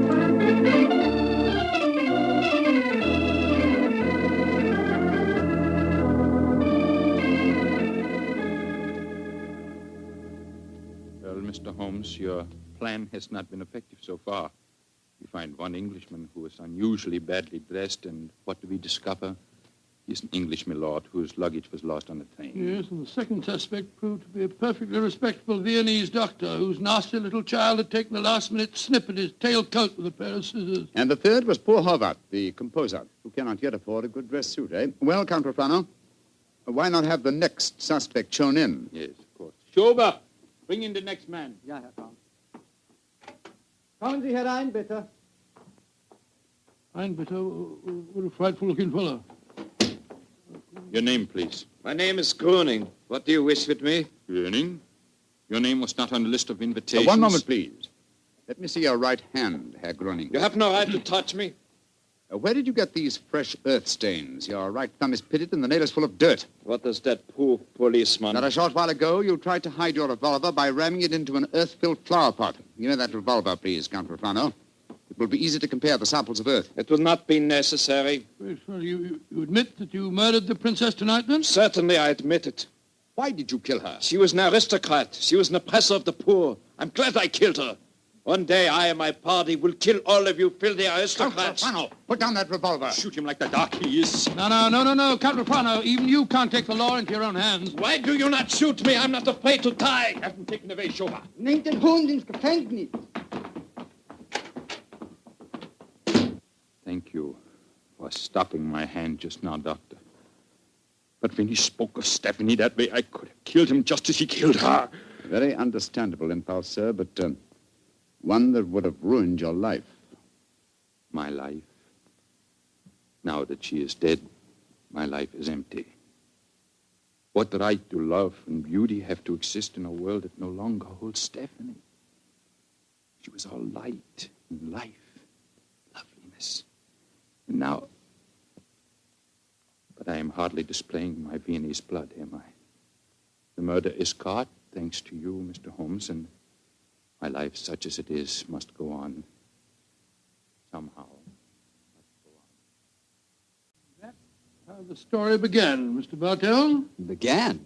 It sounds like the end of a story to me, Doctor. Far from it, my boy. The next day, Holmes and I had our interview with His Imperial Majesty and learned the nature of the services expected of us. Services that required our leaving the city. And that's why, my boy, we were gone from Vienna for some weeks. We didn't know that during our absence, Herr Horvath's waltz, which had had such a tragic debut, was beginning to make a sort of morbid history. Yes, Herr Baron, the Horvath waltz. We have had many requests for it. Gladly, we will play it, Herr Baron.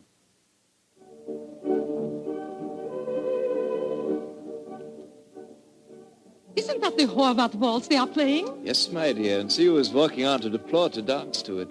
Leah Mollenstein, the actress. A beautiful creature. Are you trying to make me jealous, Hans? Gott in Himmel, it's Leah Mollenstein! She's been shot!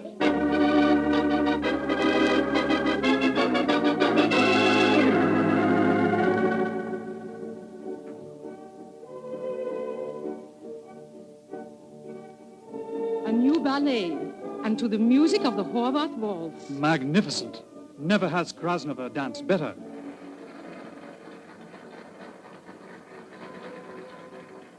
Have you ever seen such exquisite pirouettes?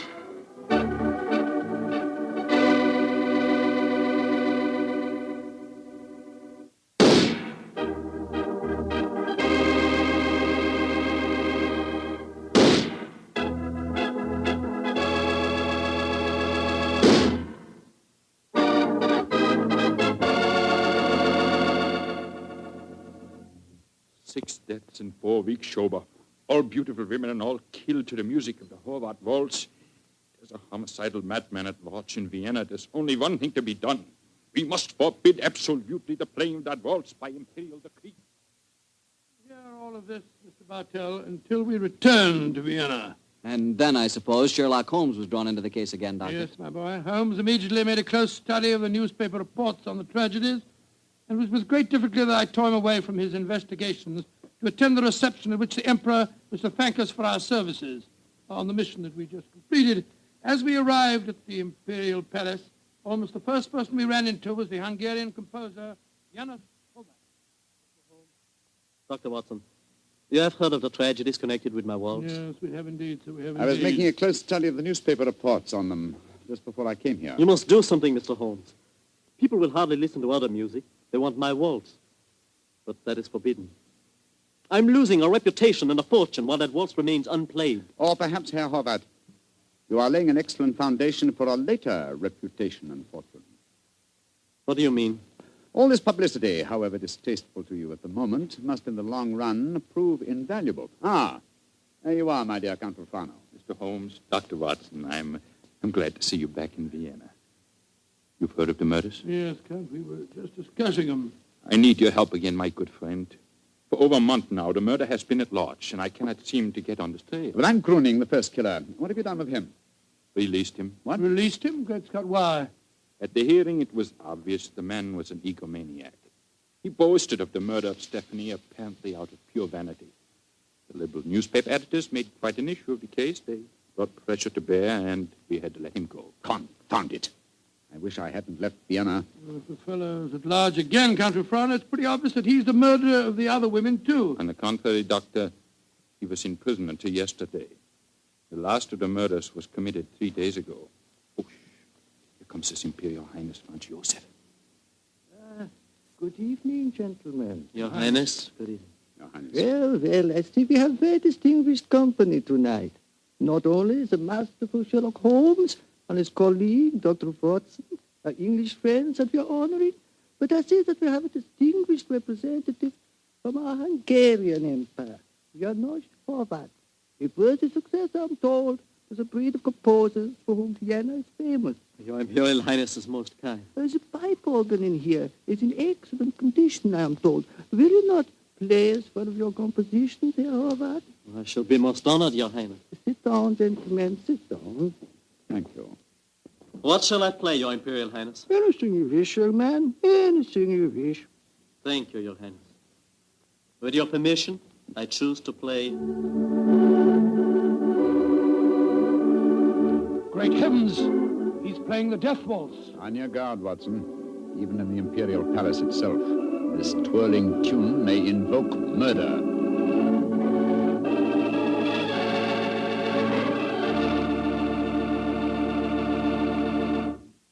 You'll hear the rest of Dr. Watson's story in just a second, which just gives me time to remind you that if any one wine could be called the perfect wine for almost any occasion, that one wine would be Petri California Sherry. Petri Sherry is not only a fine before-dinner wine, but it's wonderful after dinner, too. And, of course, when you're entertaining or when guests drop in, whether in the afternoon or evening, there's nothing better than a glass of Petri Sherry. And it's comforting to know that you can serve Petri Sherry proudly, because the name Petri is the proudest name in the history of American wines. Dr. Watson, you certainly left me hanging on a cliff that time. You broke off your story just as the Hungarian composer started to play his ill-fated waltz to the Emperor Franz Joseph. What happened? At the time, my boy, fortunately, nothing happened. Herr Horvath completed his composition without apparent incident, and shortly afterwards we attended a banquet that was given in our honor, a banquet that concluded with a rather curious ceremony at which the Emperor presented Sherlock Holmes with a medal to commemorate his services. I never got anything worse. Never mind about that. Finally, it was shortly after 10 o'clock, I remember. Holmes and I, together with Count Rathbone, left the royal chambers and started to descend the spiral staircase leading to the main hall. You were greatly honored tonight, Mr. Holmes. I've only known His Imperial Highness to make 3 such presentations before, and they were all to my own countrymen. He might have made another while he was about Please, it. Watson, please. Sir. The Emperor was most kind. I can't help feeling that he over-evaluated my services. You're being unusually modest, Holmes. Perhaps because I feel that my visit here is incomplete until I've solved the death waltz murders. I hope you'll be able to stay in Vienna long enough to do that. I confess I am at my wit's end. I've been giving the matter a great deal of thought, Count Rathbone. I have a plan for trapping the killer. It's in rather an embryonic stage at the moment, but over a few pipes at the hotel tonight, I expect to develop it thoroughly. I shall call at your office in the morning and explain it to you. I shall be awaiting your visit eagerly.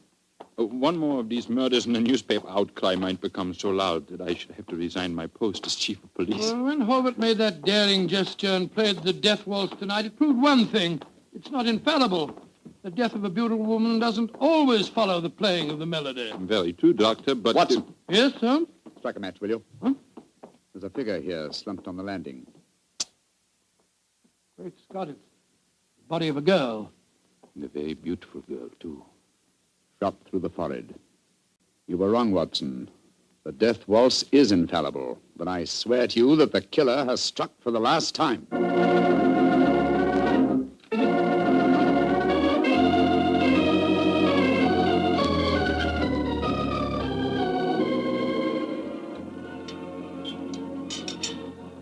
Ah, there you are, my dear Count Rathbone. Yes, I followed the instructions you gave me this morning, Mr. Holmes. Schönbaum's is at the moment the smartest restaurant in Vienna.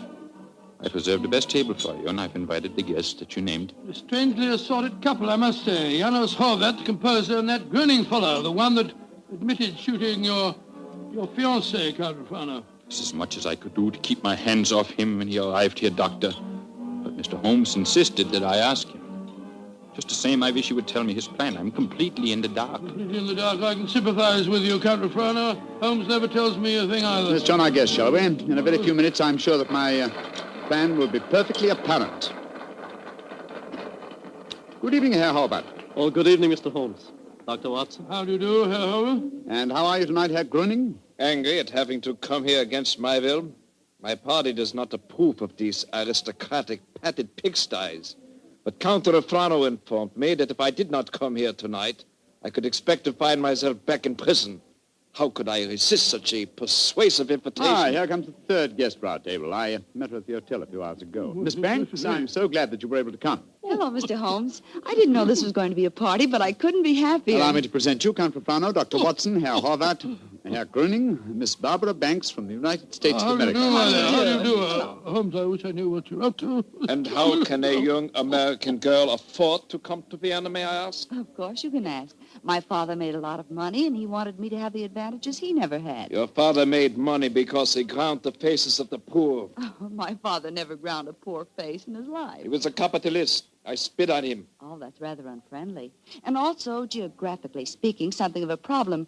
You see, he's living in Wyoming. You make fun of me? Only because you made fun of me. Mr. Holmes, I did as you asked me. I'm very grateful, Miss Banks. The orchestra leader didn't want to play it. He seemed scared. But I waved a lot of money in front of him, and I promised to pay the fine as well. Splendid. Great Scott, I see it all now. So do I. You persuaded Miss Banks to bribe the orchestra leader to play. My waltz. My forbidden waltz? Yes, Herr Horvath. I felt that if the request came from a young American, it might seem quite reasonable. Particularly if the requests were accompanied by American dollars ground out of the faces of the poor. You are being unpleasant to me, aren't you? We're playing it, your waltz, Herr Horvath. The death waltz. Mr. Holmes, this is against the law. The Horvath waltz is forbidden by imperial decree. True, nonetheless, my dear Count, I implore you not to arrest the orchestra leader until after the waltz is completed. In which case, since I requested it and it's still playing, I'd like a partner. Will you dance with me, Count Rathbone? I'm sorry, Miss Banks, but to this melody I shall never dance again. Oh. Well, how about you, Dr. Watson? Oh, I like you very much, my dear, but I'm afraid I'm not as light on my feet as I used to be. In any case, I was never much of a hand at the waltz. The Polka's more in my line. Dear me, I'm getting an inferiority complex. Oh, please do not, Miss Banks. You'll observe that the general public seems singularly unwilling to dance, too. Not one couple has ventured onto the floor. How can you blame them? The waltz with Horvath may mean death. How can you blame them? I'm not afraid. After all, Herr Horvath, it's your own music. I'll dance with you. You're most kind, Miss Banks, and courageous. But to be a partner of the only woman on the floor would mean ruin, an admission of failure. My third refusal, I'm a wallflower. No, my dear Miss Banks, the aristocrats, they're afraid. But I, plain, simple Gröning, I will dance with you, Miss Millions. Oh, bless you, Herr Gröning. And I assure you my father does not grind the faces of the poor. He does grind the faces of the poor, this I know. Stop her, it's suicide. I think not, Herr Horvath. I think so. And I'll not stay here to watch it. Where the devil's he off to? Do not worry, Doctor. I shall keep an eye on him. Yes, and we'll keep an eye on both of them. Come on, Watson. Horvath is leaving the room. Whereas Count Rolfrano has deserted his trail and has slipped behind one of those pillars. Good Lord, he's drawing a revolver. Exactly, Watson. He's our man. Put down that revolver, Count Rolfrano. Put it down, I say! He's turning it on himself. Count Rolfrano!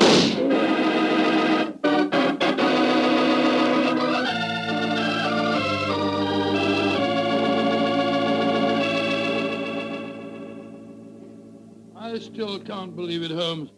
Not the fact that Count Rolfrano blew his brains out, but the fact that he was a murderer. Yes, I was slow to believe it too, old chap, and I blame myself in consequence.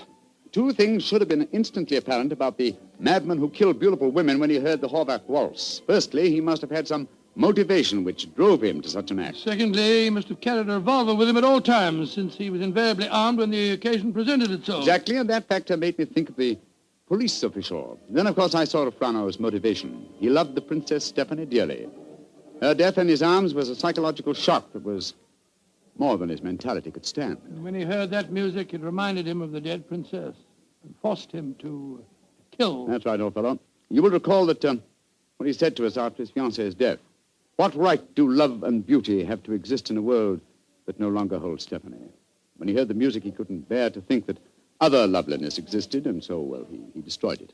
But who killed the Princess Stephanie? The man who was first arrested for it, Herr Gröning. He admitted it. After a little persuasion, when the police arrived, taken back to prison in the carriage that just took Count Rolfrano's body. It's shocking to think that 7 innocent women have been murdered before this case was solved. Yes, a fact that will be a constant reproach to me, I assure you. Oh, I didn't mean that, my dear fellow. We weren't even in Vienna when 5 of the killings took place. Hello. Here comes Miss Banks. Mr. Holmes, what happened to that funny little man who danced with me? Herr Gröning? Mm-hmm. He went to prison, Miss Banks. He was a murderer. Well, I must say this is a strange kind of a party you asked me to, Mr. Holmes. One of the guests blows his brains out, and the other, the only man who danced with me, turns out to be a murderer. Oh, I see now why Father sent me to Europe. An evening like this could never happen in Wyoming. Look. Helvet's walking out in front of the orchestra. Ladies and gentlemen. Shh. Listen. Ladies and gentlemen, I, Amos Horvath, wish to assure you, upon the word of the great English detective Sherlock Holmes, that never again shall my new waltz be an accompaniment for murder. Henceforth, its melody will be for life and love and laughter. I have ordered a bottle of the finest Tokay sent to each of your tables. Raise your glasses and pledge me as I now conduct my waltz. Free at last from the kiss of death.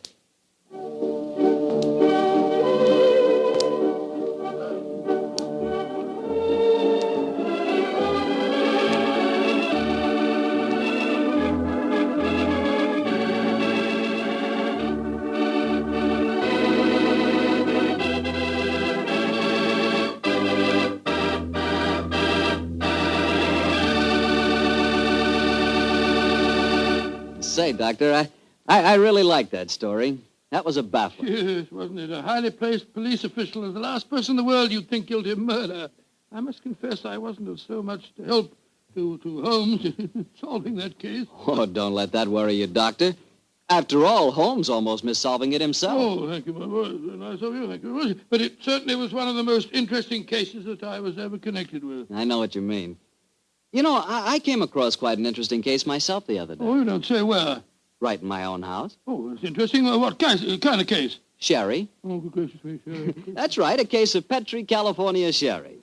You see, I buy it by the case, Doctor, because that Petri wine is really extraordinary. But all Petri wine is unusual wine, unusually good, because the Petri family has been making wine for generations. Because this is so, and because the Petri business has been owned and operated by the Petri family ever since its beginning, and is today the largest independent family-owned wine company in America, naturally the name Petri on a bottle of wine is more than a trademark. It's the personal assurance of the Petri family that every drop of wine in that bottle is good wine. Naturally good wine because Petri took time to bring you good wine.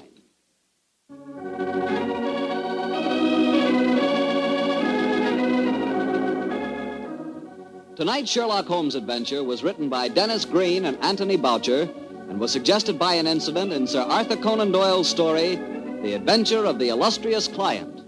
Music is by Dean Fostler. Mr. Rathbone appears through the courtesy of Metro-Goldwyn-Mayer, and Mr. Bruce through the courtesy of Universal Pictures, where they are now starring in the Sherlock Holmes series.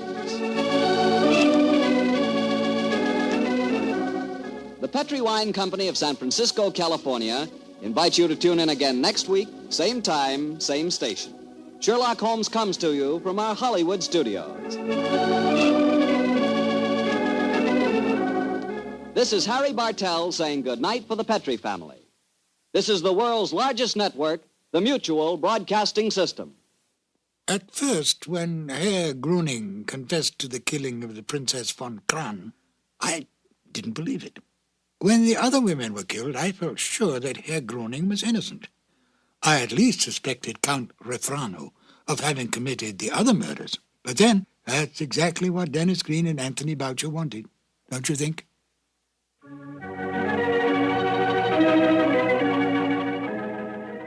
The two episodes you have just heard, The Out-of-Date Murder and The Waltz of Death, are part of the new adventures of Sherlock Holmes, starring Basil Rathbone and Nigel Bruce, and are a 1988 copyrighted production of 221A Baker Street Associates. The Sherlock Holmes stories and the characters of Sherlock Holmes and Dr. John H. Watson were created by Sir Arthur Conan Doyle and are used with the kind permission of Dame Jean Conan Doyle. This is Ben Wright. Won't you join me again soon for more new adventures of Sherlock Holmes? Thank you for listening.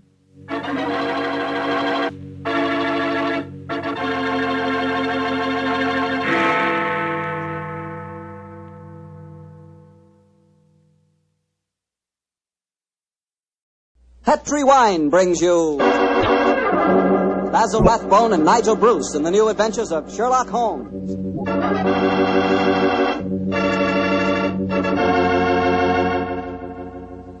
The Petri family, the family that took time to bring you good wine, invite you to listen to Dr. Watson tell us another exciting adventure he shared with his old friend, that master detective, Sherlock Holmes. And as for me, well, I'd like to talk about those few minutes you have while you're waiting for dinner every evening. That's the perfect time for a glass of Petri California Sherry. Petri Sherry is the best beginning a good meal ever had. You really feel like you're enjoying the good things of life when you take time for a glass of Petri Sherry. Hold that glass of sherry to the light. Look at it. It's a beautiful dark amber. Yes, and Petri Sherry is clear and fragrant, the way a good wine should be. Now taste it. You've got something. That Petri Sherry has a real heart-of-the-grape flavor. Oh, and look, if you like your sherry dry, you know, not sweet, Petri makes a fine dry sherry. It's called Petri Pale Dry. And if you don't know yet which you prefer, the regular sherry or the dry, why not try both? Don't buy one, buy two. But just be sure you always buy Petri.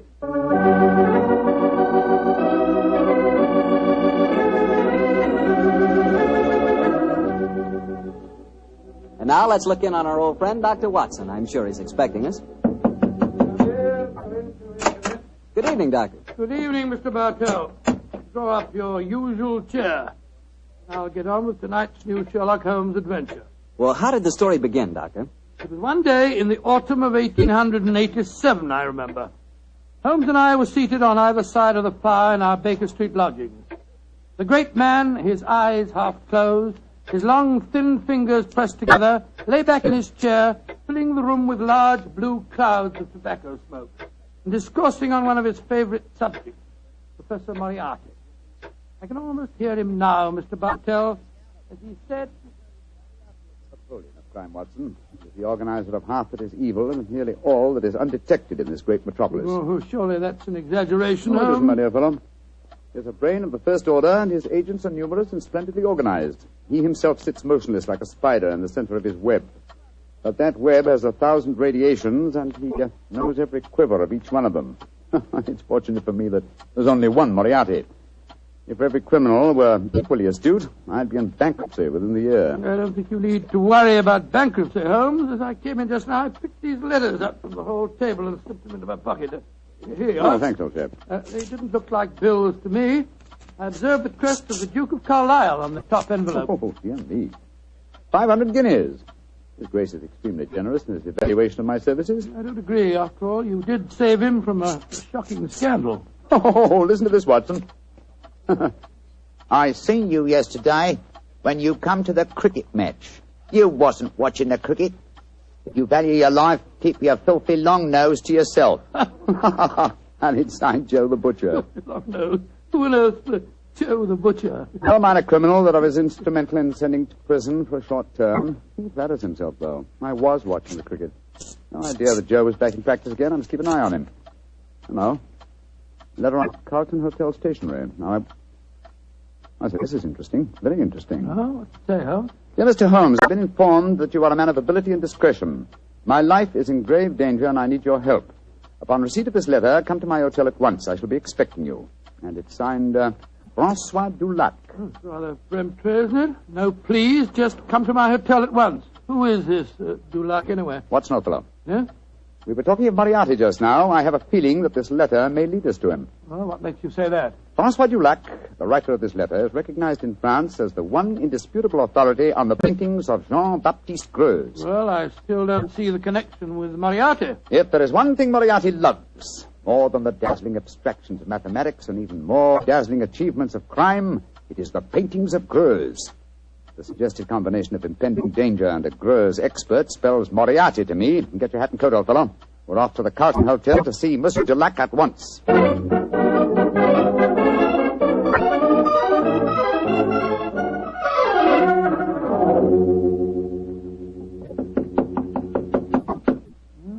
is room 212, all right, but there's no answer. I'll knock again.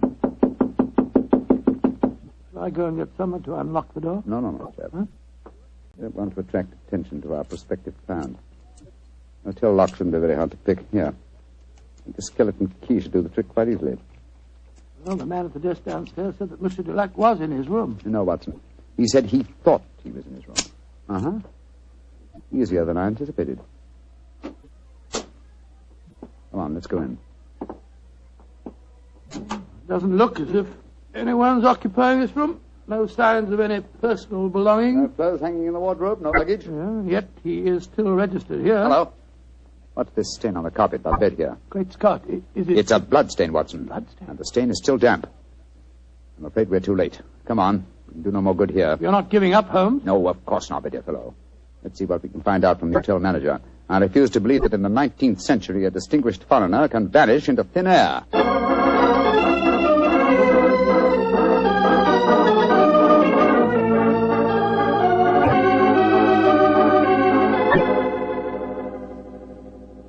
Yes, Monsieur Dulac did have a visitor early on today, Mr. Holmes. You remember his name? I think it was Perkins or Parsons, but I'm not sure. Can you describe his appearance? I think so, Mr. Holmes. He was a very tall gentleman, tall and thin, with deep-sunk eyes. Clean-shaven? Oh, yes, sir. He had a high forehead and a funny way of moving his head from side to side. Oh, yes. Right, Joe Holmes, that's almost an exact description of Moriarty. Exactly, Watson. Have you seen Monsieur Dulac since this Mr. Perkins or Parsons called on him? No, I haven't, sir. But his visitor came back only an hour ago. He had some men with him. They carried some large packages out of the hotel. Packages? But not luggage, eh? No, packages, Mr. Holmes. Has Monsieur Dulac received any other visitors since he arrived here? None that have been here to see him, sir. But I understand that Sir Henry Davenant has been most anxious to get in touch with him. Sir Henry Davenant? Thank you. I'm extremely obliged to you. Come on, Watson. Always proud to be of service to Mr. Sherlock Holmes. The plot begins to clear, Watson. What makes you say that, Holmes? Sir Henry Davenant is a millionaire whose art collection is world famous. A year ago, the papers were full of his latest acquisition, the gem of his collection, Jean-Baptiste Greux's painting, Young Girl with a Gazelle. And now it would appear that for some reason Moriarty wishes to prevent a meeting between Sir Harry Davenant and Monsieur Dulac, a Greux's expert. Now, do you see why the plot begins to clear? Vaguely, but what are you going to do? Davenant said to, there's something of a hermit. He won't have anything to do with officials, interviewers, and people like that. But we know that he wishes to consult an expert on the paintings of Jean-Baptiste Greux. The next move should be obvious, old chap. Gracious me, you mean that you'll impersonate one? Certainly. If a Greux expert is what he wants, then a Greux expert is what he's going to get.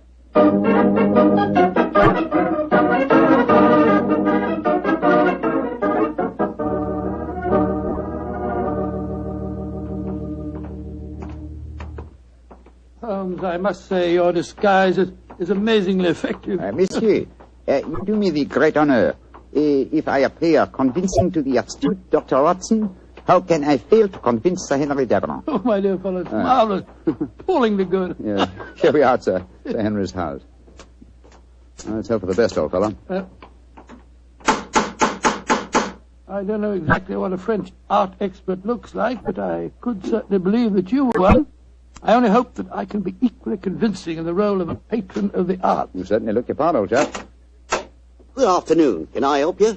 My name is Vernet. André Vernet. I am most anxious to make the acquaintance of Sir Henry Davenant. I'm afraid that Sir Henry is extremely difficult to see, sir. I can tell him you're here, but he very rarely gives interviews. That is a great disappointment to me. Perhaps you would just go and tell him I am a pupil and a disciple of the great Francois Dulac. I will do what I can, sir. Come in, won't you, gentlemen? If you'll wait here for a moment, I'll take your message. What was the name again, Vernet, sir? André Vernet, and this gentleman is Mr. Watson. Very good, sir. Well, we got into the house. Now let's hope that you can impress the master of it. Not as easy a task, I fear, old fellow. I've had to match opinions on the paintings of Greux with an expert. My own knowledge of the subject is somewhat sketchy, I'm afraid. Yes, and mine is absolutely nil. Greux was a naturalistic painter who flourished at the close of the 18th century, and though his paintings command a fabulous fee in this day and age, he himself died in great poverty. Shh. Someone's coming. Monsieur Vernet, will you and Mr. Watson come with me, please? Sir Henry is most anxious to meet you. Merci, mademoiselle.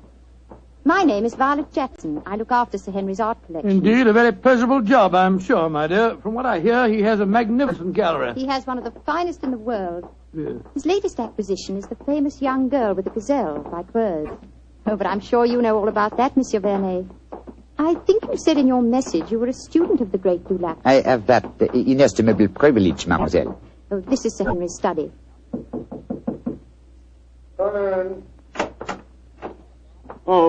Thank you, Violet. You may go. Yes, Sir Henry. You're Vernet, I'm sure, and this is Mr. Watson? That's right, Sir Henry. Mr. Vernet is staying with me. I see. Well, sit down, won't you?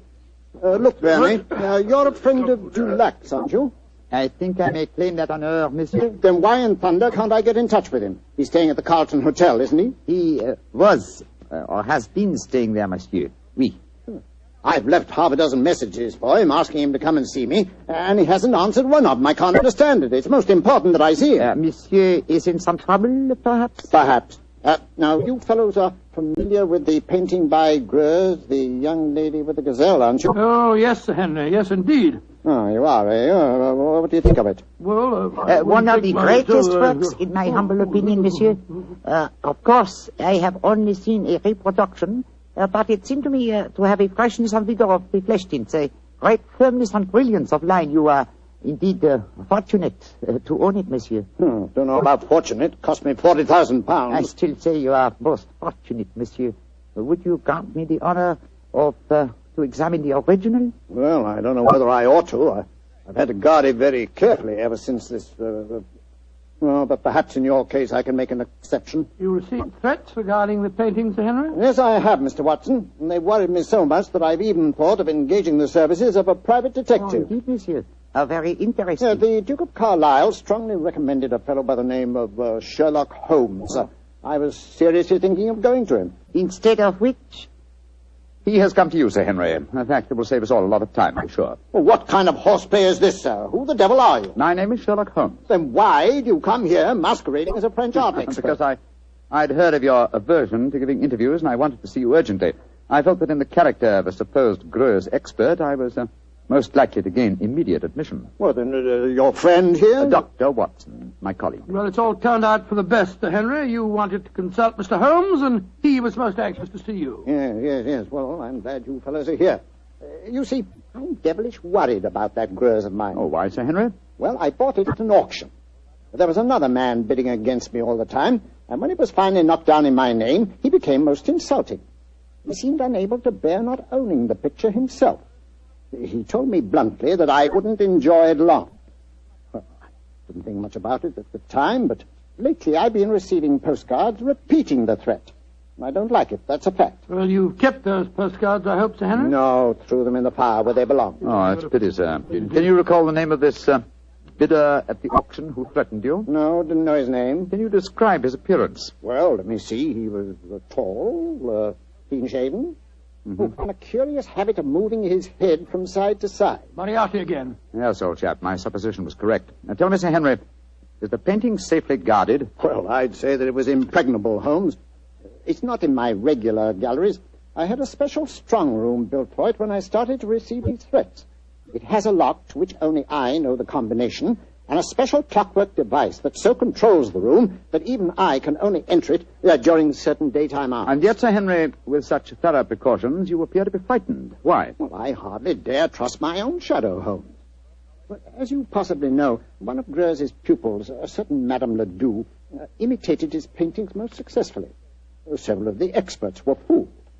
I confess that I've been frightened lately, since I received the threats, that a clever man might try and substitute a fake painting for the original, if indeed he hasn't already done so. That's why I was so anxious to get in touch with Dulac. He'd know a fraud at once. A substitution would be impossible if you're the only one that knows the combination to the lock of the strong room. Well, that's what my logic tells me too, Doctor.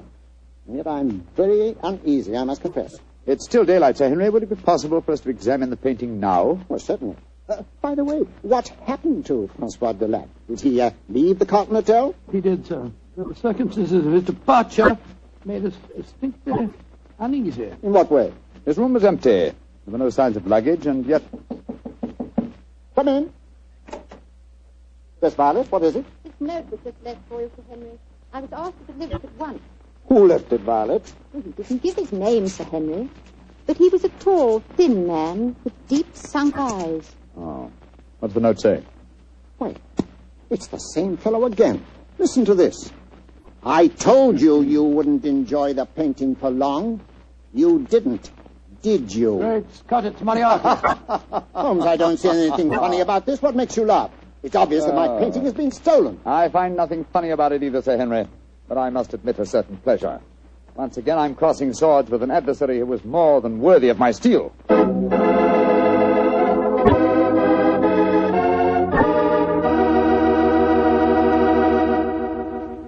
You'll hear the rest of Dr. Watson's story in just a second, so I'm just going to remind you that Petri Sherry could really be called the all-round, all-American wine. That's right, Petri California Sherry. Now, the reason I say that is because Petri Sherry is not only a swell before dinner wine, but it's a perfect wine for almost any occasion. When company drops in, serve Petri Sherry. After dinner, when you're just sitting around chatting, Petri Sherry again is just right. Believe me, you couldn't ask for a better all-round wine than Sherry. You couldn't ask for a better tasting Sherry than Petri. Petri Sherry.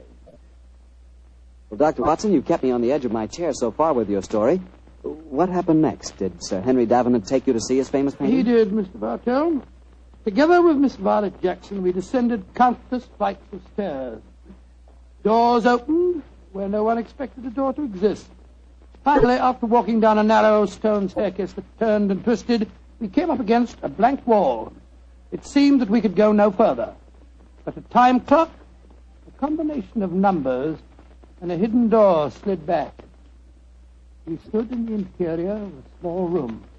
A room with no windows and hardly any light. An oil painting stood on an easel before us. It was the incomparable Greuze painting of a young girl with a gazelle. We stood looking at it for a brief moment, and then Sir Henry Davenant said, Heaven, the painting is still safe. Yes, Sir Henry. If it still is the same painting. It looks the same, Mr. Holmes. Yes, it does to me. The fact remains that only Francois Dulac could tell us if it is the same or a brilliant copy. Yes, and Monsieur Dulac has been silenced. So it would seem. Of course, we could ask the experts at the British Museum to pass judgment. Yeah, but how could it have been stolen? It'd be impossible to smuggle it out of here and replace it with a copy. There's only one way of being absolutely certain. With your permission, Sir Henry, I should like to make a test. You're going to take a sample of the paint, Mr. Holmes? Yes, that should give us certain proof. Well, very well. Yeah, you'd better do it, Violet. But be careful. Remember, the painting cost me £40,000. A minute fragment of paint will be sufficient for the test, won't it, Mr. Holmes? Indeed. With my fingernails, Sir Henry, I'll scratch off a tiny sample. Firstly, I think it could dash fine bit of work, whoever painted it. There you are, Mr. Holmes. Is that enough paint Splendid, for Miss you? Jackson, splendid. Thank you. Please put it on this envelope for me, will you? That's it. And now, Sir Henry, I shall return to Baker Street and analyze this paint. Within an hour, I shall be able to tell you whether the painting is worth £40,000 or a plugged farthing.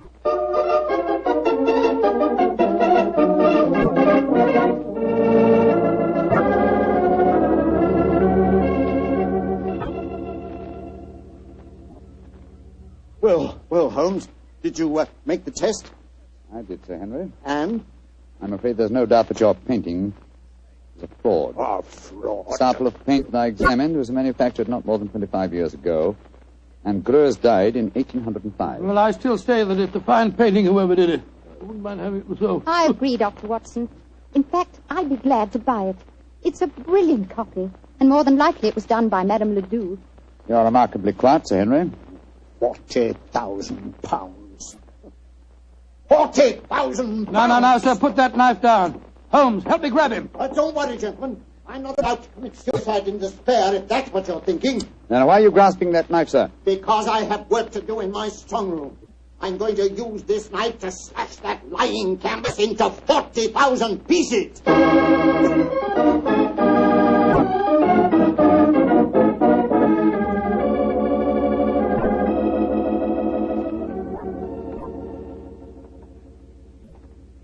Yes, well, I suppose you're right, Violet. It was childish to mutilate this daub. It's a brilliant fraud, Sir Henry.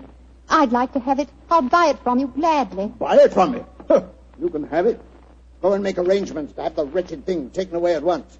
I don't want any frauds in my collection. Yes, Sir Henry, and thank you. Now, Mr. Sherlock Holmes, I'll pay you any fee you name if you can tell me how the original painting was stolen. Well, Sir Henry, the how must here precede the who. And the how, I must confess, seems impossible. Yes, I agree.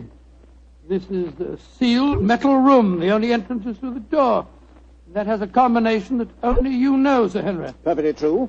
It's impossible for anyone to enter this room without my being present. Or I would have sworn it was. Let's examine these walls, Watson. Might be a secret tunnel. Ventilator. No method of entrance here. Well, you'll find no flaws, I'm sure.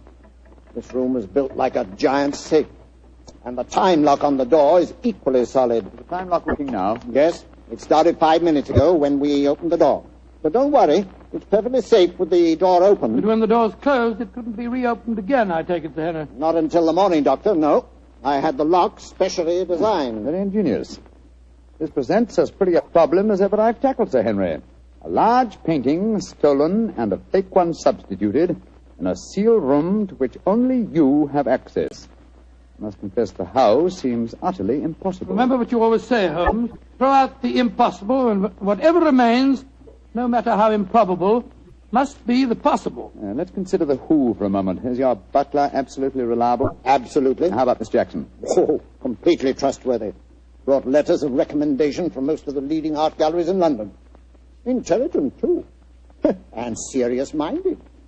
She's made a deep study of mathematics as well as her knowledge of painting. Mathematics? How do you know that, Sir Henry? Well, she had a book with her the other day.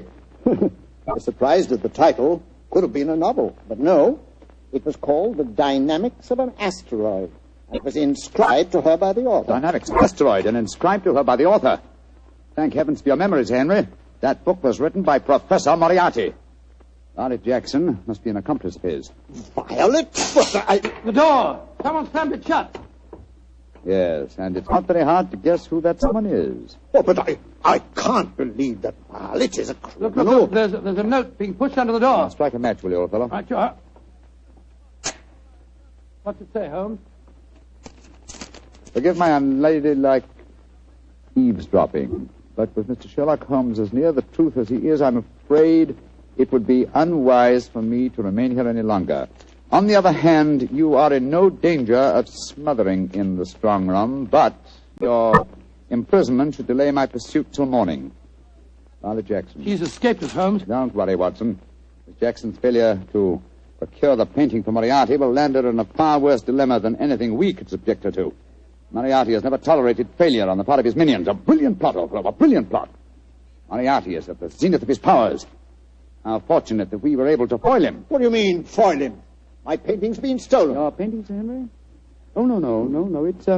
It's here in this room. What on earth are you talking about, Holmes? You reminded me of my own dictum, Watson. I discarded the impossible. It was impossible that the picture had been stolen, therefore it had not been stolen. You mean that this painting is the original, Grose? Yes, of course, sir. Surely the whole plot is crystal clear now. Just about as clear as porridge to me. Well, then let me explain. The whole episode of Francois Dulac, the note to me, the empty hotel room, and the significant bloodstains and the apparent disappearance of Dulac were all part of Moriarty's plot. The real Dulac never left France. Moriarty created him in England to lure me into the case. Why in thunder should he want to do that, Holmes? Yes. I should think you're the last person he'd want on the scene. Oh, on the contrary, sir. He knew that I'd grab at his bait, the apparent murder of a Greuze expert who would make it seem likely that your painting had a substitute, Sir Henry. He wanted me to test the painting, which I did. I fell into his trap very neatly. The paint, Holmes. You said that it was no more than 20 years old. Yes, my dear fellow, the answer should be obvious. I see it. Violet was his accomplice, had prepared the painting beforehand, and carefully scraped off a piece of modern paint. Exactly, Sir Henry. And Moriarty had assumed, quite correctly as it turned out, that as soon as you thought your painting was a fraud, you'd want to get rid of it. And that girl was going to take it out of this house with your full approval. And, of course, turn it over to Moriarty. What a fantastic scheme. A devilishly clever one, old chap. If it hadn't been for your chance remark about the book on mathematics, Sir Henry, I'm very much afraid the young lady with the gazelle might even now be on her way out of your house. Holmes, I can't tell you how grateful I am. And I'm going to express that gratitude in a very material manner, I assure you. Thank you, Sir Henry, but I wouldn't dream of accepting a fee for this case. I've been shockingly obtuse. I might easily have let them walk away with your treasure right under our noses. We locked in here for the night, sir? I'm very much afraid so, Dr. Watson. So I shouldn't be surprised if the butler notices our disappearance and comes looking for us. But he won't be able to open the door. It'll need a professional locksmith to get us out of here. Well, really, it looks as if we'll spend a very cheerful evening. Don't be gloomy, my dear fellow. Oh, gloomy is not a word. You're locked in with one of the loveliest girls in history, and she's genuine at that. Strike another match, old chap, shall we? What? Let's look at her once again.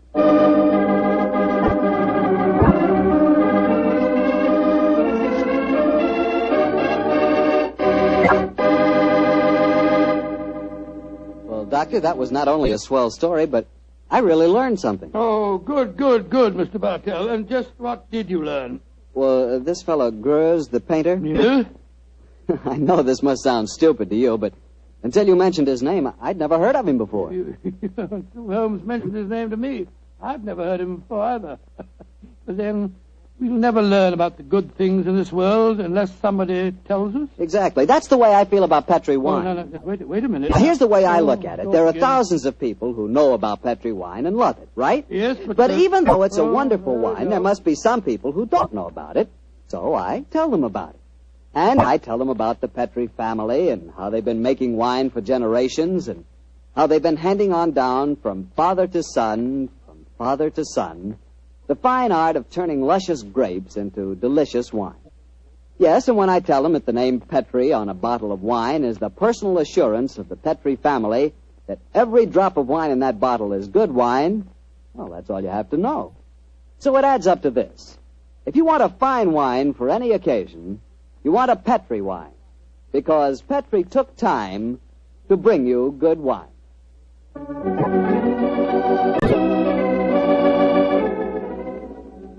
Tonight's Sherlock Holmes adventure was written by Dennis Green and Anthony Boucher and was suggested by an incident in Sir Arthur Conan Doyle's story, The Final Problem. Music is by Dean Fossler. Mr. Rathbone appears through the courtesy of Metro-Goldwyn-Mayer, and Mr. Bruce through the courtesy of Universal Pictures, where they are now starring in the Sherlock Holmes series. The Petri Wine Company of San Francisco, California, invites you to tune in again next week, same time, same station. Sherlock Holmes comes to you from our Hollywood studios.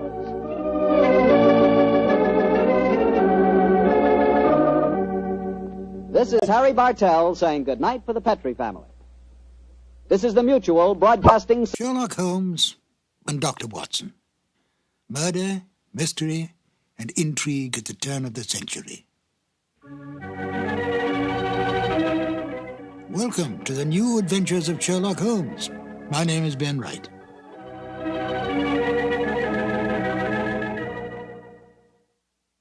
Sherlock Holmes, the most brilliant mind in crime detection, is without peer. He has more than stood the test of time. He has become an institution, a myth, the best of the best. But he was deeply human. He seemed a man possessed, focusing all his energies on crime detection. Yet he could be humbled by his own mistakes and was deeply attached to his friendship with Dr. Watson. He distrusted women, and yet spoke glowingly of Maud Bellamy as a most remarkable woman. And of Irene Adler, she was to him the woman. A man of almost manic depressive nature, he could be brilliant beyond belief, and yet turn quickly to cocaine when his depression reached deeply into his inner being. With an almost photographic memory, he could recall some small detail in a long-forgotten unsolved case, and then use it to solve one on which he was presently working. Although he lived and worked in the bustling city of London, Holmes loved nature. Witness a remark he made in the story The Naval Treaty. Our highest assurance of the goodness of Providence seems to me to rest in the flowers. Could this be the foreshadowing upon retiring of his desire to become a beekeeper on a small farm in the Sussex Downs? Although Holmes did not cultivate friendships, with the major exception of Watson, he did have some friends. At least Dennis Green and Anthony Boucher, the writers of The Out-of-Date Murder, would like us to think so. They enjoyed embellishing the original Holmes stories and adding information to the canon that Sir Arthur Conan Doyle never touched upon. Listen carefully to the end of this exciting adventure, where the story reveals the exact kind of payment Holmes accepts for solving this case. It's a delightful addition to the canon, totally imagined by Dennis Green and Anthony Boucher. And here they are now, Basil Rathbone as Sherlock Holmes and Nigel Bruce as Dr. Watson in The Out-of-Date Murder. This episode from the life of Sherlock Holmes will be transmitted to our men and women overseas by shortwave and through the worldwide facilities of the Armed Forces Radio Service. Petri Wine brings you Basil Rathbone and Nigel Bruce in the new adventures of Sherlock Holmes.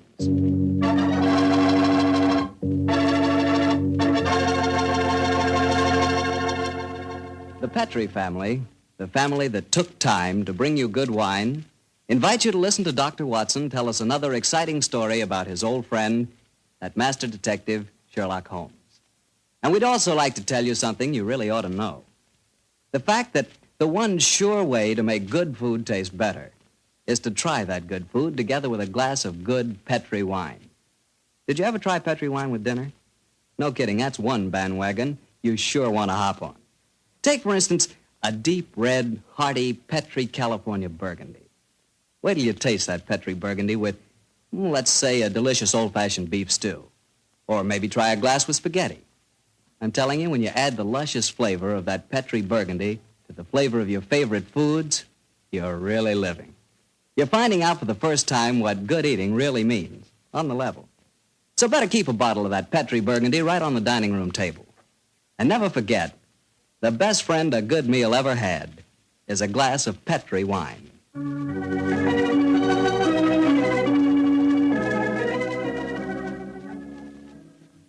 And now for our weekly visit with the good Dr. Watson.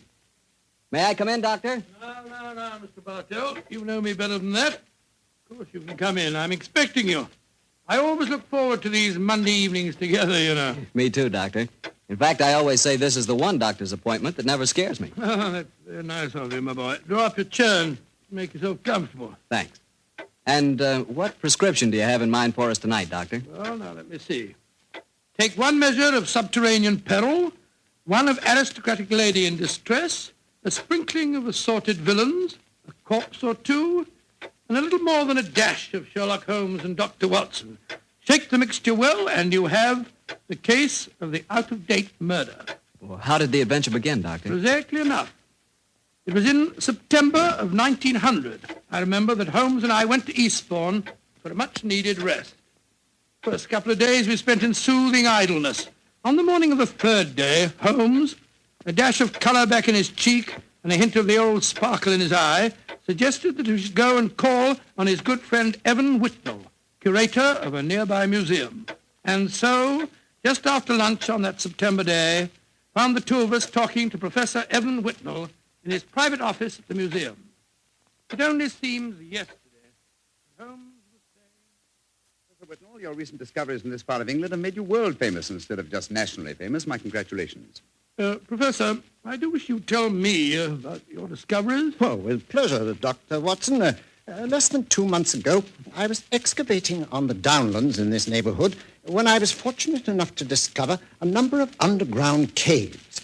Caves saturated with a heavy deposit of lime that gave clear evidence of having the property of rapidly mummifying any flesh, human or animal, deposited in them. Good gracious me, it's interesting. And what treasures have you unearthed, Professor? Well, a number of mummified specimens of animals clearly belonging to bygone eras. My prize specimen is the body of a large wolfhound. The inscription on its collar identified the animal as having belonged to some local squire in the year 1748. Amazing. I didn't know that limestone had such qualities of preservation. Come in. Yes, Alan? What is it? It's Lady Clavering, Professor. She asked me to tell you that she was in the museum. Oh, yes. Show her up here, will you, Alan? Very good, sir. Yes, I'm most anxious for you both to meet her. And she, in turn, is even more anxious to meet you. Now, I dined with her last night, and when I told her that you were coming here today, she insisted on meeting you. Oh, Whitnell, you scoundrel. There's a twinkle in your eye. I suspect that Lady Clavering is here to consult me in my professional capacity, and that you engineered the meeting. Well, perhaps I might have dropped a hint. No, I warn you, Professor, Holmes can't become involved with another case. He's completely run down. Well, don't worry, Doctor. All that Lady Clavering requires is a little advice. Advice? Oh, that's a different matter altogether. Yes, sir. Well, I knew you wouldn't mind, Holmes. Helena, my dear, there you are. Come along in. Thank you, Alan. Allow me to introduce Lady Clavering, Mr. Sherlock Holmes and Dr. Watson. How do you do, Lady How are Clavering? you, gentlemen? Now, here you are, my dear. Sit down here. I may as well tell you, Helena, that our little plot has already been discovered. Oh, dear. And I was just getting ready to exert all my feminine wiles in an attempt to persuade you to help me, Mr. Holmes. Oh, I'm certain that he found you utterly irresistible, my dear Lady Clavering. You flatter me, Doctor. No, I mean it. The professor tells me that you're in need of a little advice, Lady Clavering. Yes, Mr. Holmes. I'll put my question simply. 5 years ago, my husband, Sir George Clavering, left me. Left you? Gracious me, how stupid of him. I haven't seen or heard tell of him since. I now wish to remarry, but of course I couldn't do that without having my husband declared legally dead. My dear Lady Clavering, I can't help feeling that a lawyer is the proper man to consult, not a detective. Perhaps you're suggesting that there was foul play in connection with your husband's disappearance. Oh, no, Dr. Watson. The Claverings are a strange family, self-willed and headstrong. George and I were not happy together. I think he disappeared deliberately. You reported his disappearance to the police, of course. Oh, yes, Mr. Holmes. But they've never been able to trace him. This kind of thing has happened in the family before, Holmes. Tell them about Sir Nigel, Helena. Well, he was one of my husband's ancestors. He walked out one day in 1777 and was never seen again. Extraordinary family, always disappearing. Dodge knew of the legend. He often threatened to do the same thing himself. But your problem, Lady Clavering, is not that of your husband's fate, but rather of your own freedom. Yes, Mr. Holmes. Well, I'm afraid my advice can be of little consolation to you. The law has specified a number of years that must elapse before anyone disappearing can be declared legally dead. I would suggest that you possess your soul in patience until that period has elapsed. Oh, dear. And I was hoping you'd be able to think of some terribly clever way of getting round the law, Mr. Holmes. Lady Clavering, sometimes perhaps my methods may be unorthodox, but I assure you that getting around the law, as you put it, is a procedure I do not indulge in. Oh, dear me, now I've offended you, Mr. Holmes. And it's the last thing on earth I meant to do, I assure you. My friend's a little touchy about matters concerning his professional honor, you know, Lady Clavering. Oh, nonsense, my dear Watson. I'm not touchy and I'm not offended. And now, may I suggest we all examine the professor's latest treasures, and after that, perhaps he'll take us for a stroll on the downs. I'm most anxious to examine those lime pits of his.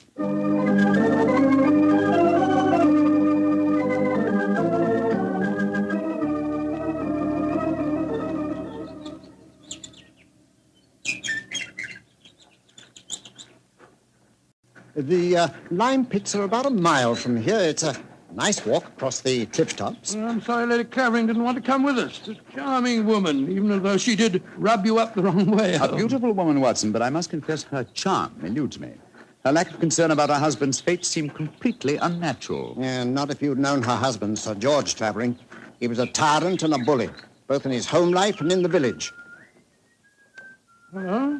Who's this coming towards us? It's Timmy. Daft Timmy, they call him in these parts. He isn't quite right in the head, poor fellow, but he's perfectly harmless. Has two passions in life, birds and bonfires.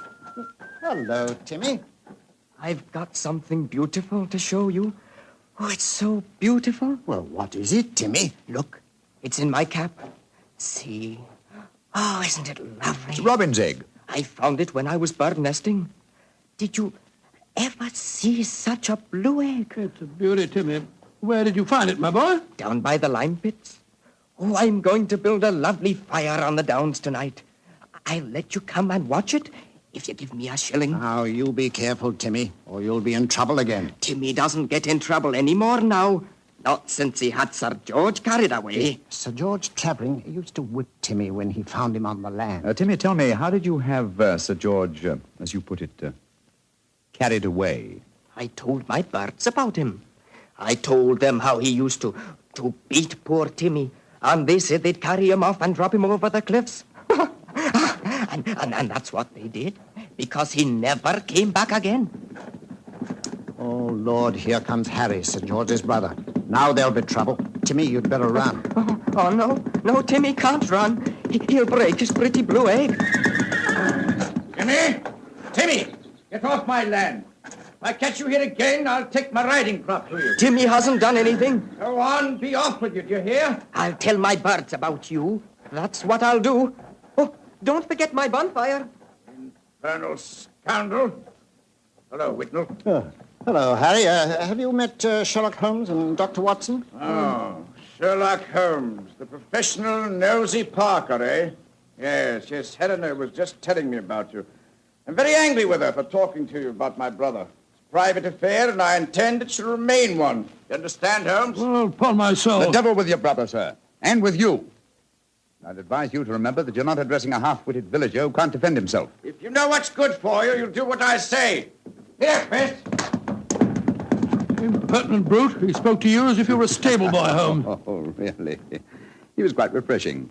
I'm reminded of an apposite quotation of my young friend James Elroy Flecker. Thine impudence hath a monstrous beauty, like unto the hindquarters of an elephant. Yeah, he's almost as much disliked as his brother before him. Tell me, does he succeed to the title when his brother is declared legally dead? Oh, yes, and what's more, he's Helena's unofficial fiancé, worse luck. I see. Personally, I'm beginning to get a trifle bored with the affairs of the Clavering family. Let's go on to the lime cave, shall we?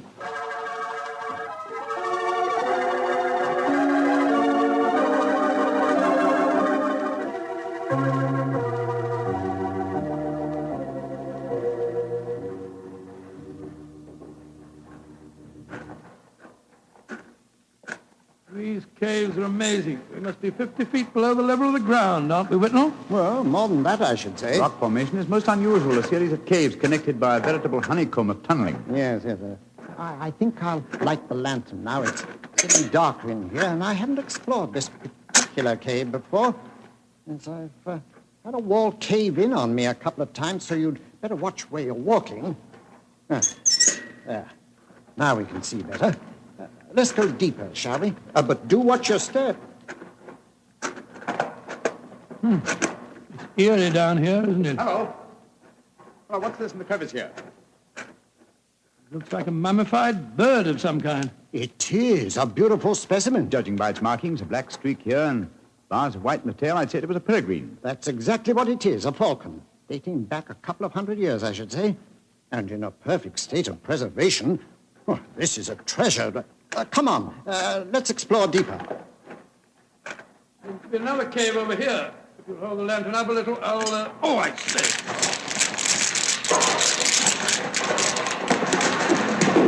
Good Lord, the whole wall's collapsed. Watson, you're not hurt, are you? No, Holmes, I'm all right. Why, you've unearthed another cave, Dr. Watson. Let's go in. I think we can just manage to crawl through. Great Scott, I don't believe my eyes. Magnificent. Whitnell, this is a treasure indeed. A perfectly preserved body dressed in 18th century costume, powdered wig and all. Yes, and there's no mistaking who it is. Look at that typical beak profile. It's a Clavering, and it isn't hard to identify which one. By George, you mean the one that Lady Helena told us about this afternoon? Exactly. Without doubt, this is the body of Sir Nigel Clavering, who disappeared in 1777. Let's search his pockets. We might find some identification. Here's a snuff box of the period, and some coins. Yes, the inscription of George III is still visible on them. Hello, here's his diary. This is unbelievable. What are you up to, Holmes? We're examining the body, Watson. This man was murdered. Murdered? With this wound just above the heart. Obviously inflicted with a sharp instrument, probably a dagger. This is interesting. An entirely new experience for me. The opportunity of solving an unsuspected murder committed well over 100 years ago. Glance through that diary, Watson, will you, old chap? Let's see if the poor devil suspected his fate. Rather hard to read. All the S's look like F's. Peculiarity of the 18th century writing. They are saying, I suppose it means saying, they are saying in the coffee houses that my brother Harry hath been coveting my wife. But this is amazing, Holmes. See how history repeats itself. It's an exact parallel of the situation existing today. Harry is coveting his brother's wife, Helena, and Sir George has not been seen for 5 years. What an extraordinary coincidence. If it were one. As it is, it's one of the most ingenious frauds I've ever seen. The clothing appears authentic, so do the coins and the faded ink, the paper of the diary, and due to the peculiar mummification of the body, it would be almost impossible to say how long it's been here. Nevertheless, I am convinced that this is a recent corpse, and undoubtedly that of Sir George Clavering. Well, what makes you so sure, Holmes? Writing in the diary. 18th century used an S that looked like an F, it is true, but never at the end of a word. You will recall, Watson, that you were reading H-A-F, have, for H-A-S, has. That's perfectly true, I was. Well, that would be incorrect in genuine 18th century writing. No, obviously, this is an extremely clever attempt to disguise the comparatively recent murder of Sir George Clavering. It's incredible, Holmes. And yet I believe you're right. I'm sure of it. Well, what are you going to do about it? You and I, old chap, will mount guard over the body. You, my dear Whitnell, if you don't mind, will be good enough to go and fetch the police.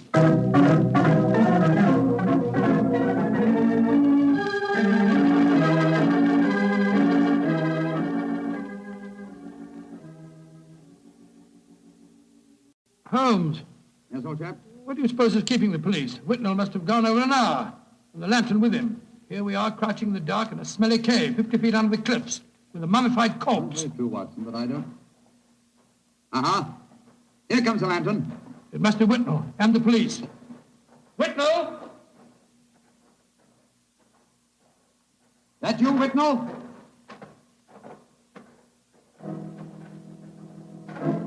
That lantern's blinding me. Is that you, Whitnell? Answer, can't you? Look out,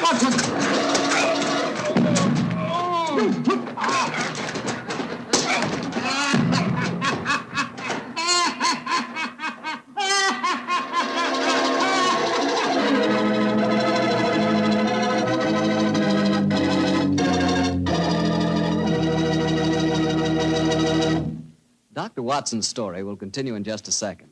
And I'm going to take that second to ask you what you think of when I say good food. When you say good food to me, I can see myself really going down on a piece of fried chicken, but really fried. You know, crisp and sort of a light brown. And when I see that chicken, I sure want to see some Petri California Sauterne. Because, believe me, Petri Sauterne is a white wine that's the wine for chicken. That Petri Sauterne has a delicate kind of flavor.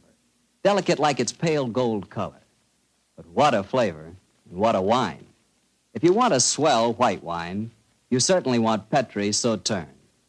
Try it and see.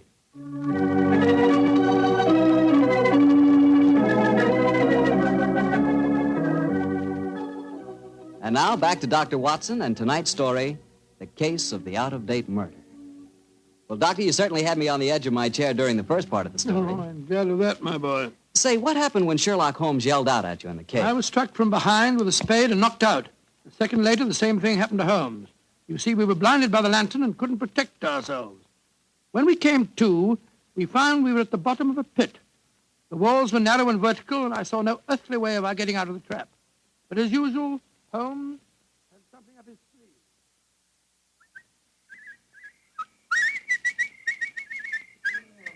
Oh, Lord, my head's throbbing. Never mind that for the moment, old chap. Get the coat off in your shirt. Come on, off with it, old boy. Come on, off with it. I've already removed mine and tied them together. Oh, what for? Oh, dear me, that blow on your head must have been unusually severe. I'm trying to make a kind of rope, Watson, a rope to get us out of here. Oh, what's the good of a rope unless there's someone on the ledge above us to hold us out? If you think you're performing the Indian rope trick. My dear Watson, this is no time for your rather heavy-handed humor. Why do you keep whistling like that? You've been doing it for the past 20 minutes. I'm whistling for help. Well, why not shout? Whistle carries further. Oh, dear. Who's going to hear that? That Timmy, I hope. Remember, he was having a bonfire on the cliff-tops tonight. My whistle is that of a nightingale, a song unheard in Sussex at this time of the year. If he does answer it, I'm sure it'll bring him down here. Oh, dear. Well, I hope you're right. Seems to me that Whitnell and the police will never find us here. We shall mummify, just as the filthy murderer intended us to. Courage, Watson, I'm sure... It's worked! It's Timmy! Cutting a burning log. We're down here, Timmy! Nightingale, pretty birdie, what are you doing down there? Timmy! I've tied these clothes together to make a rope. I'm going to throw them up. You ready? Catch. Good. He's caught it. Now, Timmy, lower it to us. Oh, I shouldn't do this. They'll whip me. No. Nobody will whip you, Timmy. And we both want to give you a shilling to come up and see your bonfire. Oh, that's different. 2 shiny shillings. I'll lower the rope. Here it comes. That's it. All right, now then. You first. All right, Timmy, pull away. Here I go.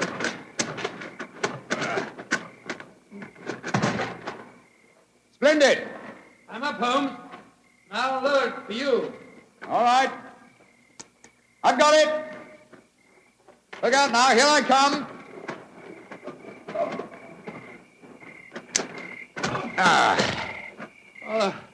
Thank goodness we got out of that place all right. I don't see the nightingale.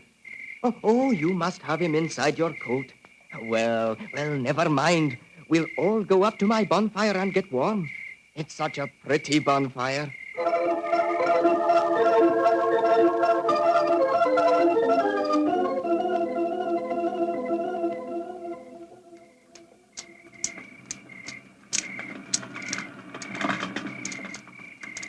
Did you ever see a finer bonfire? Never, Timmy. It's lovely. It's the most comforting sight I've seen for the last couple of hours. Oh, just one thing's bad, though.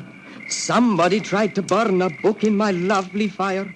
It must have been when I was off getting more wood. I found it when I came back, and I pulled it out of the fire and stamped on it. See, here it is. Let's have a look. Hello, it's the diary that we found on the body in the lime pits. Precisely, Watson. Now I begin to see daylight. People shouldn't burn books. Books are nice.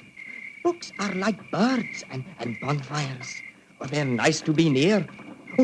Oh, your nightingale must be cold. I'll get some more twigs to burn.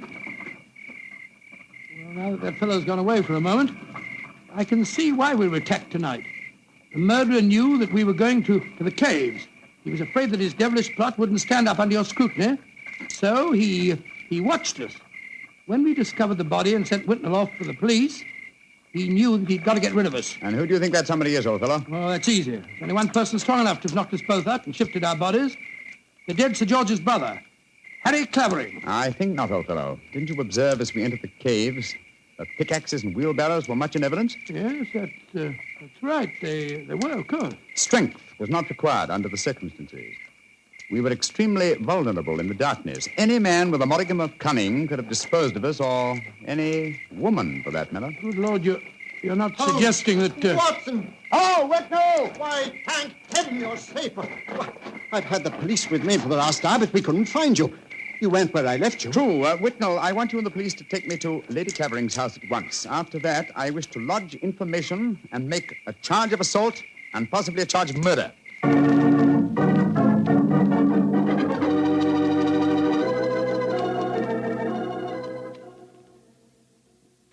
And that, Lady Clavering, is the story of how we found your husband's body.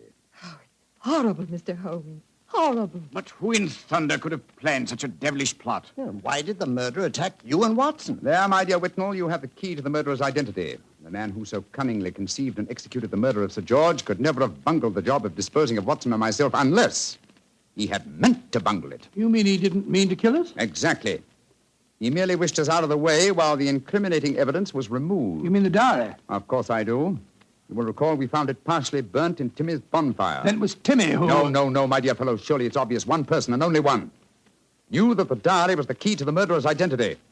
The man who was present when we discovered it and detected the fraud. Great Scott, Professor Whitnell. Whitnell, you murdered my brother. Evan. Evan, you? Oh, no. I did it because I love you, Helena. All these years has been nothing in my life that meant anything but you. How could you? I thought that if George were out of the way, I could make you care for me. And when I realized that you loved Harry, I was mad with jealousy. And so I planned to conceal George's body forever. It was a clever plan. You said so yourself, Holmes. If it hadn't been for you, it would have worked. Yes, it was diabolically clever, Whitnell, but I'm afraid that no amount of cleverness now can prevent you from paying for your crime. Sir George, I suggest that you instruct the police to come in. Our work is done.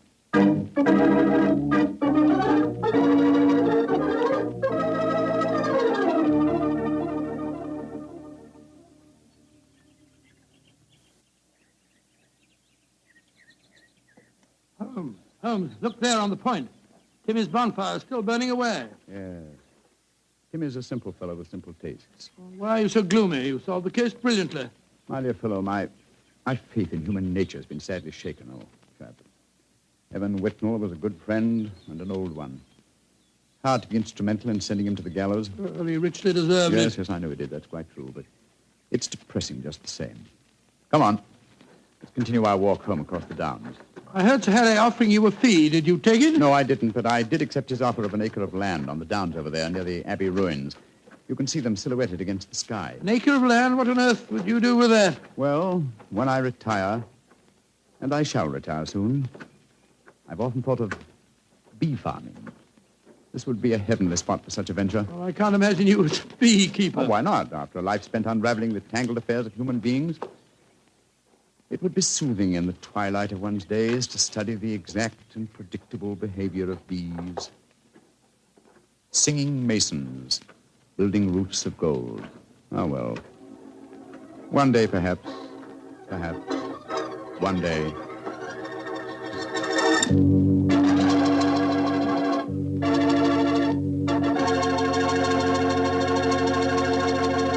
Well, Doctor, that was a swell story.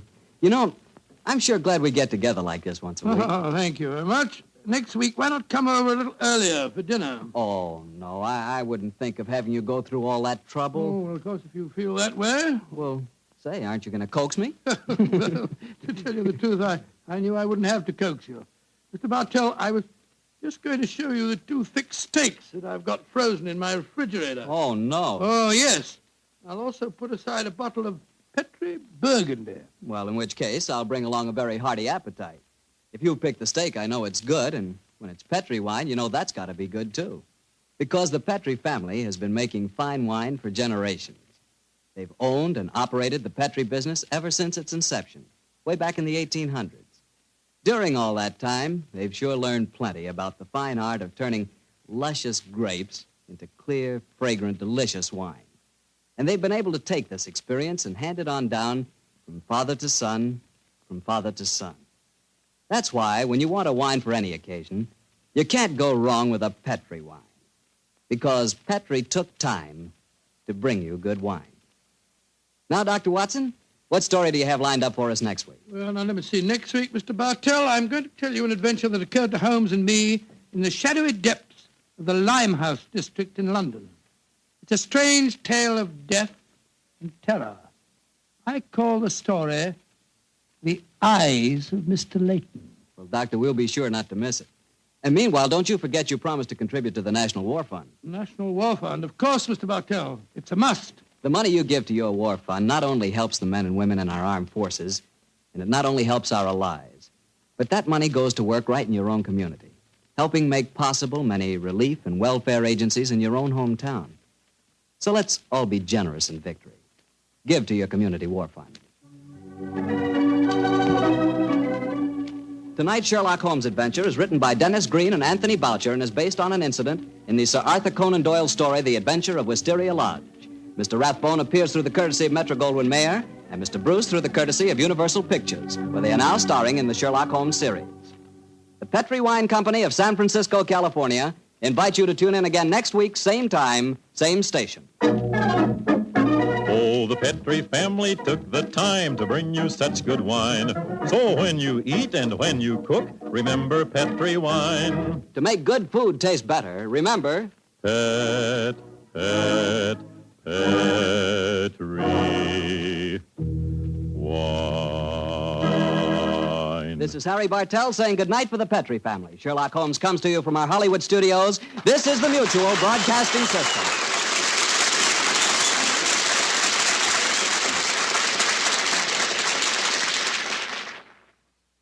Sir Arthur Conan Doyle never revealed how Holmes came to own his bee farm on the Sussex Downs. This wonderful touch at the end of the case adds a little extra to the original stories and seemed to please the Sherlock Holmes aficionados when it was broadcast. Well, I'm Ben Wright.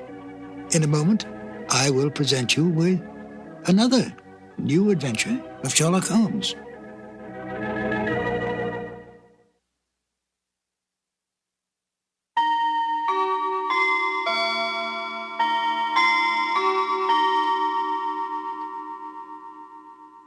I only caught a glimpse of her at the moment, but she was a lovely woman with a face that a man might die for. So says Sherlock Holmes in one of the most popular of the Conan Doyle adventures, A Scandal in Bohemia.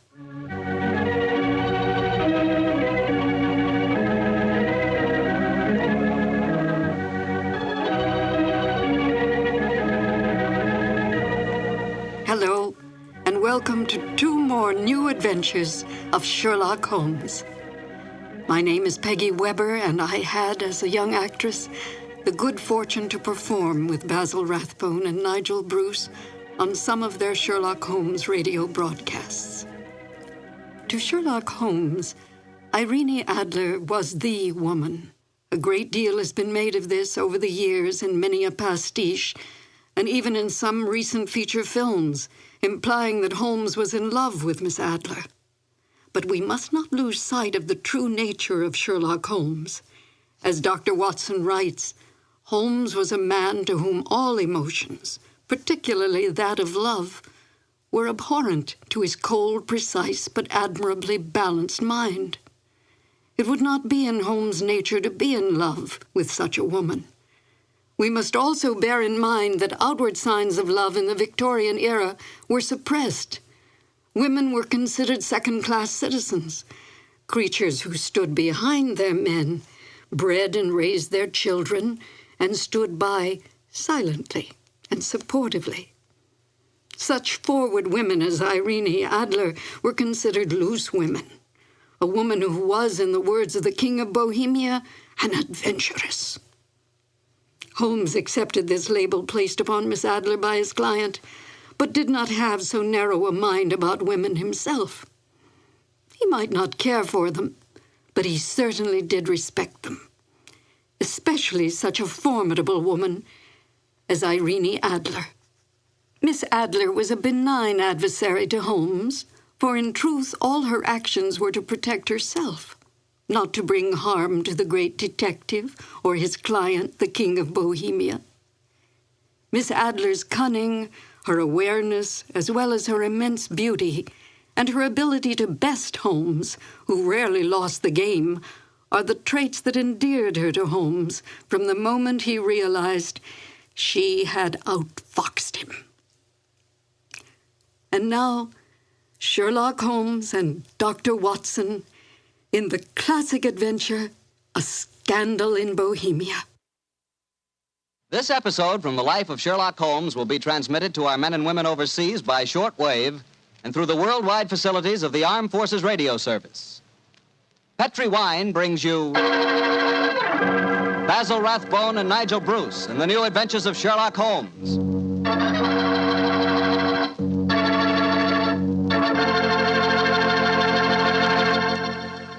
The Petri family, the family that took time to bring you good wine, invites you to listen to Dr. Watson tell us another exciting adventure he shared with his old friend, that master detective, Sherlock Holmes. And you know something? I had an adventure tonight I wish you could have shared with me. I had a steak about, an inch and a half thick, tender, juicy, and with it I had a glass of Petri California Burgundy. Now there's a combination, steak and Petri Burgundy. That Petri Burgundy's a perfect mealtime wine. It's a rich red wine that's hearty and full of flavor. Flavor that comes right from the heart of the grape. And don't think that Petri Burgundy is only good with steak. It'll make a hamburger sandwich taste like a feast, too. Try Petri Burgundy with any meat or meat dish. It's just wonderful. And serve it proudly, too, because after all, the name Petri is the proudest name in the history of American wines.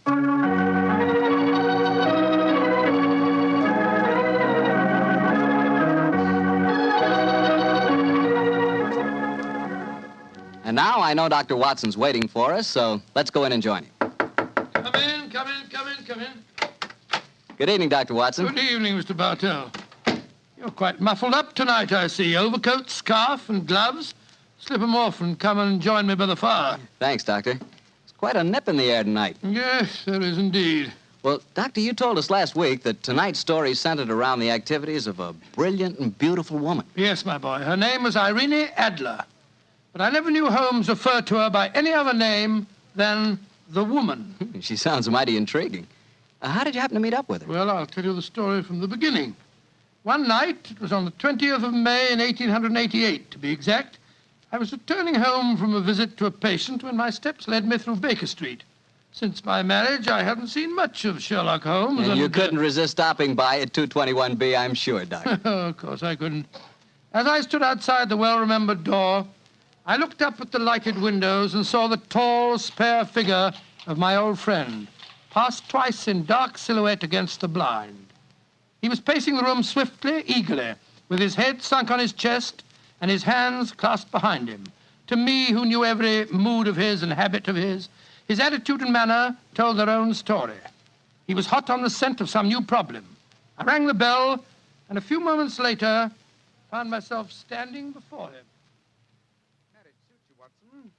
You look in splendid shape. Yes, Holmes, I'm feeling very well, thanks. And in practice again, I see. You didn't tell me that you'd gone back into harness. Oh, and how did you know? Elementary, my dear chap. If a gentleman walks into my rooms smelling of iodoform with a black mark of nitrate of silver on his right forefinger and a bulge on the left side of his hat to show where he's secreted his stethoscope, I should be dull indeed if I didn't pronounce him to be an active member of the medical profession. Just the same as ever, Holmes. By the way, I'm not interrupting you. Well, you are, old fellow, but it's a most welcome interruption. You're working on a new case? It looks like it. This letter arrived by the last post today. It's undated and has neither signature nor address. Read it. Let's have a look. There will call upon you tonight at 7:45 a gentleman who desires to consult you upon a matter of the very deepest moment. Your recent services to one of the royal houses of Europe have shown that you are one who may safely be trusted. This account of you we have from all quarters received.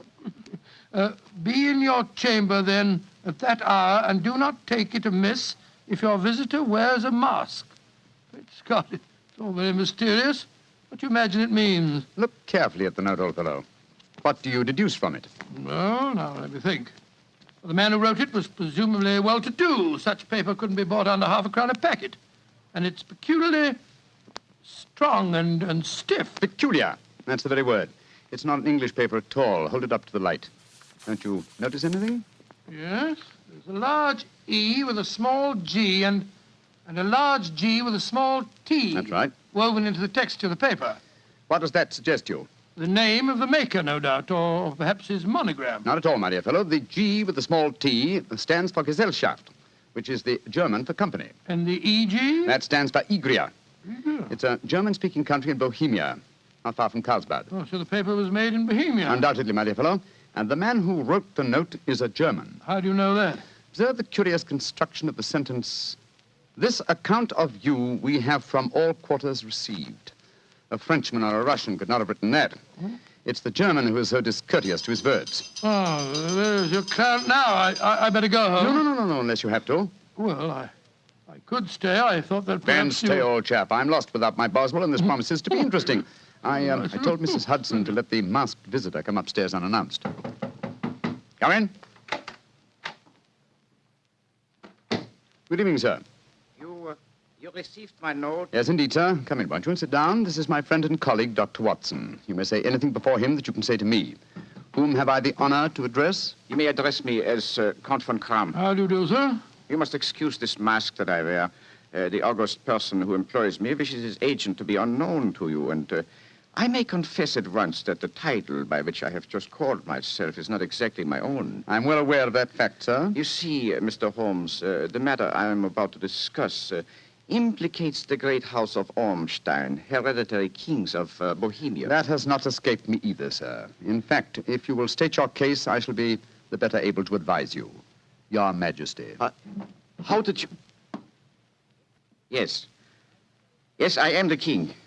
Why should I attempt to conceal it? Why, indeed? I shall remove the mask. There. Mr. Holmes, I have traveled incognito from Prague for the express purpose of consulting you. Then pray consult. Briefly, the facts are these. Some 5 years ago, during a visit to Warsaw, I made the acquaintance of the well-known adventuress Irene Adler. Irene Adler? We know of her, Your Majesty. Look her up in the index for me, will you, Watson? Yes, it's right beside you on the desk there. I imagined that the name would not be unfamiliar to you. Here we are. Abrahams, Acton Green, Hatchet Murders, Adler. Splendid, old fellow. Hand me the file, will you? Yeah. Thank you. Irene Adler, born in New Jersey in the United States in 1858, contralto. Prima donna Imperial Opera of Warsaw.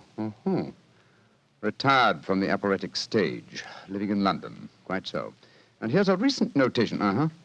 Your Majesty, as I understand, became entangled with this young person, wrote her some compromising letters, and is now desirous of getting those letters back. Precisely so, but how did... Was there a secret marriage? None. No legal papers or certificates? No. Then I fail to follow, Your Majesty.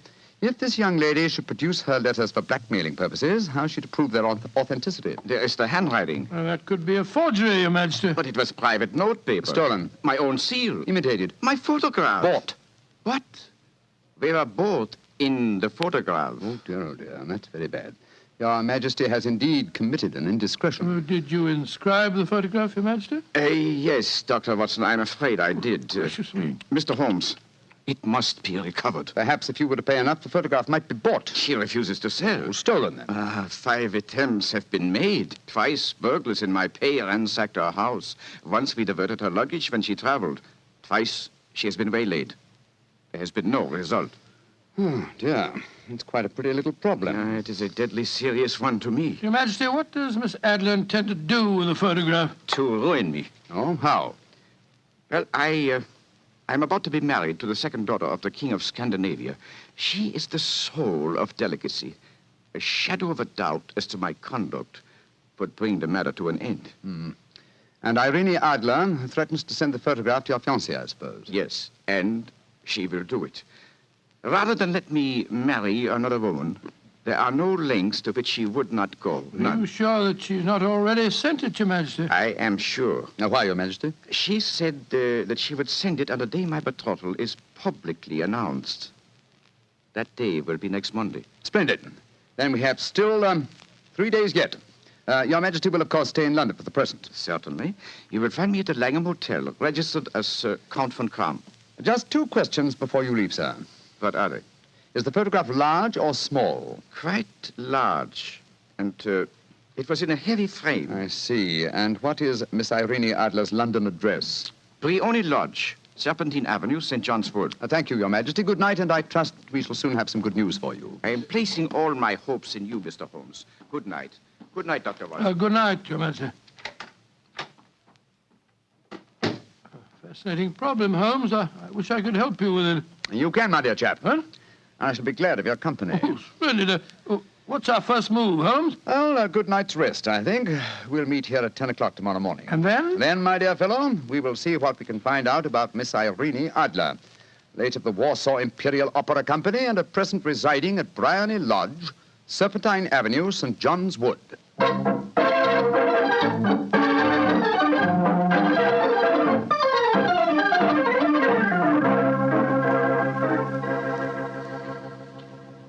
Well, Holmes, a cursory examination of Briony Lodge didn't prove very illuminating. No, a bijou residence that represents the essence of dignified suburbia, but tells us very little about its owner. I think a visit to the local public house might prove more instructive. Come on, old chap. I see the door to the Coach and Horses inviting us from across the road. Well, our disguises shouldn't cause any suspicion, Holmes. That's why I suggested them. In the character of a couple of stable hands, I felt that we might inspire confidence. This is a horsey neighborhood. There's a wonderful sympathy and freemasonry among the fraternity. There we are. Better let me do most of the talking. Yes, I will indeed. I'm sure that your accent will be more convincing than mine. Let's go in, shall we?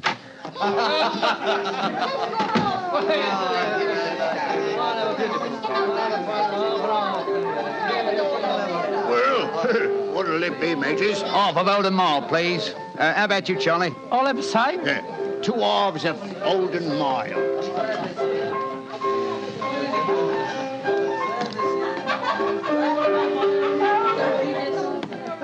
Well, here you are, mateys.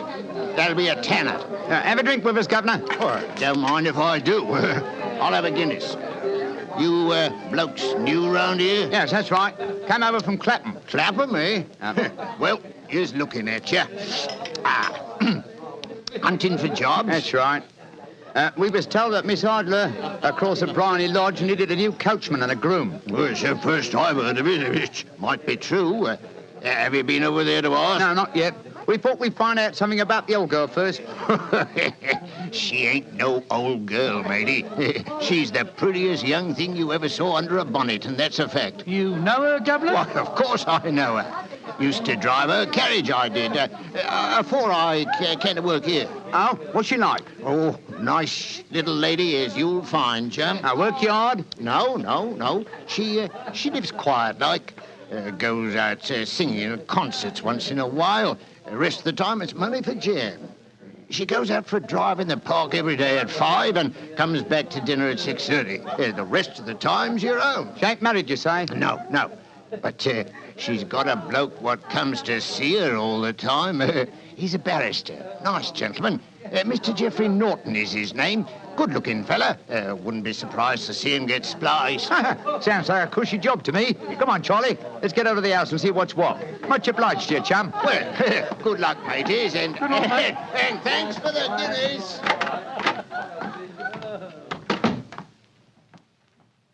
What's our next move, Holmes? Let's stroll back to Briony Lodge.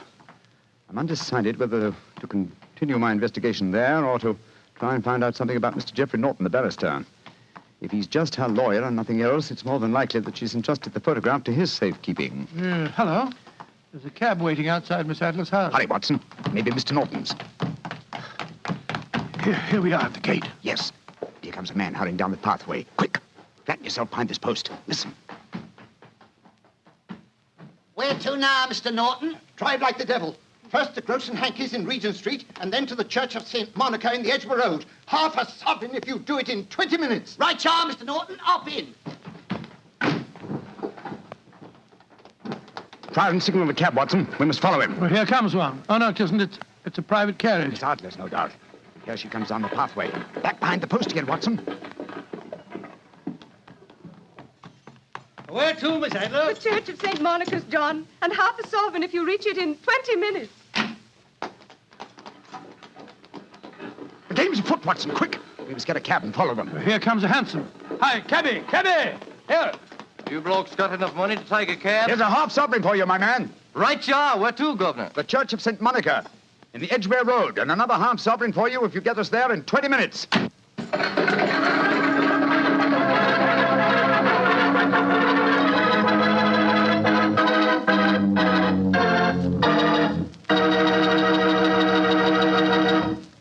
We'll hear the rest of Dr. Watson's story in just a second, but let me tell you something.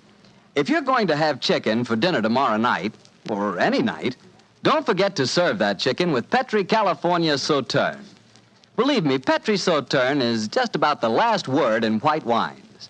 It's beautifully golden in color, it's delicate and intriguing in flavor, and it's just, well, you taste it and see for yourself. If you want a delicious white wine, you certainly want a Petri Sauterne. Well, Doctor, once again, you broke off your story at the most exciting point. Did you and Sherlock Holmes reach that church inside the 20 minutes? Yes, Mr. Bartell, we did, but the other carriages were there before us. Holmes went into the church after telling me to guard the outside. I must have waited for 10 minutes or more before Mr. Geoffrey Norton and Miss Adler came out, spoke a few words to each other, and then left in their separate conveyances. A moment later, Holmes, still dressed as a stable hand, came striding out of the church and down the steps towards me.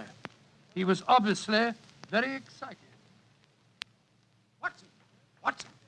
Have they left? Yes, in separate cabs. I overheard him say that he was going back to his office. And she said, I shall drive out in the park at 5 this evening.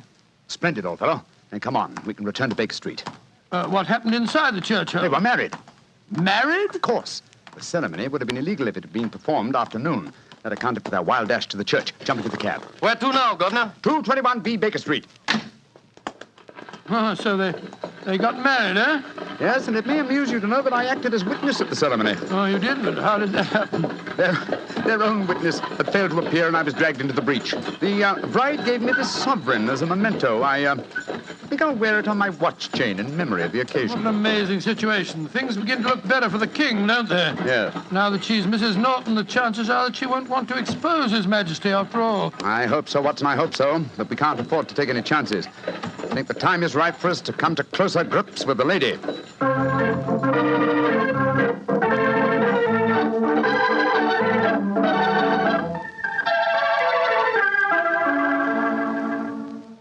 Well, Holmes, now that we've eaten, perhaps you'll tell me your plan. With pleasure, my dear fellow. And while I'm so doing, I'll proceed with applying the makeup for my new disguise. Another disguise? What's it to be this time? I think the character and appearance of an amiable and simple-minded nonconformist clergyman would be most suited to my plan for entering Miss Adler's house. Oh, you're going to try and enter, then? I must, dear fellow. Yes, I'm sure the photograph is there. Miss Adler, or rather Mrs. Norton, will return from her drive in the park at 6:30. We must be at Bryony Lodge to meet her. And what then? You must leave that to me. I've already made my arrangements. There is only one point on which I must insist. You must not interfere, come what may. You understand? I'm to remain neutral. Yes, there will be some small unpleasantness. Don't join in it. It will end in my being conveyed into the house. As soon as I'm able to, I shall open one of the windows. You're to watch from the outside. When I raise my hand, you will throw an object which I shall give you through the window and at the same time cry, fire. Follow me? Entirely, but what am I to throw? Oh, it's nothing very formidable. Here it is. Looks like a great big cigar. What is it? Just an ordinary plumber's smoke rocket, fitted with a cap at each end to make it self-lighting. Your task is confined to throwing it through the window. When you raise the cry, fire, it will be taken up by quite a number of people. You will then walk to the end of the street, and I'll rejoin you in 10 minutes. I hope I've made myself clear. Perfectly. Good. And now, old fellow, as soon as I've donned my clerical attire, let's be on our way. There's no time to be lost.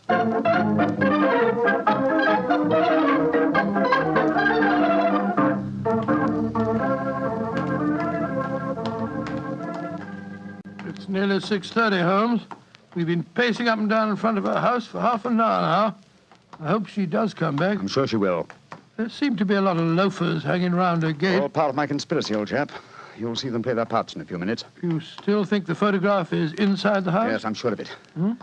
It's most unlikely that she carries it about with her. Remember, the king told us it was a large frame picture. And also remember that she planned to use it within a few days. It must be where she can lay her hands on it. It must be inside her house. But her house has been burgled twice. They don't know how to look. Well, how will you look? I won't. I'll get her to show me. She'll refuse. No, she won't be able to. Shh. Here comes the carriage now. Remember, Watson, carry out my orders to the letter. Yes, you can trust me, Holmes. Good luck. Blimey, here comes the Duchess of Tiddleweeds. Let's put out the carpet. She might get her tootsies wet. Oh, put a sock in it, Alfie. Leave him alone. She's no better than she ought to be. Please let me through. I live here. Well, ain't that nice? We'll all come in and have a cup of cocoa. Move out of the way, please, and let the lady through. Mind your own business. Just because your collar's turned the wrong way, you can't spoil our fun. That's right, Eddie. Keep your nose out of it, parson. Please don't fight about it. I tell you to stop molesting the lady. Do ya? Then how would you like a biff in the nose? Oh, he hit the poor man. Then he ran away, the coward. Is the clergyman badly hurt? He hit his head, Mum, and he fell. If you asks me, he's hurt bad. He's bleeding something terrible. Can we bring him in, Mum? He can't lie here in the street. Why, of course. Bring him in. Right you are, Mum. Here, Bert. Right out. Give us a hand. Coo, poor fella. Do you see what happened to him, mister? Yes, I saw, my good woman. A very convincing demonstration. What you mean? Weren't you paid by a certain gentleman for this performance? Oh, you knows about it, too. Yeah, you must be a friend of Mr. Sherlock Holmes. Yes, I am. Nice gentleman. He give us $5 bob apiece for tonight's work. It ain't through yet, though. We got to start yelling fire when somebody tells us. I'm that somebody, my dear lady. Where's Mr. Holmes now? He's inside the house. Yes, he's opening a window. Now he's raising his hand. That's my signal. Now to throw the rocket. There we are. Fire!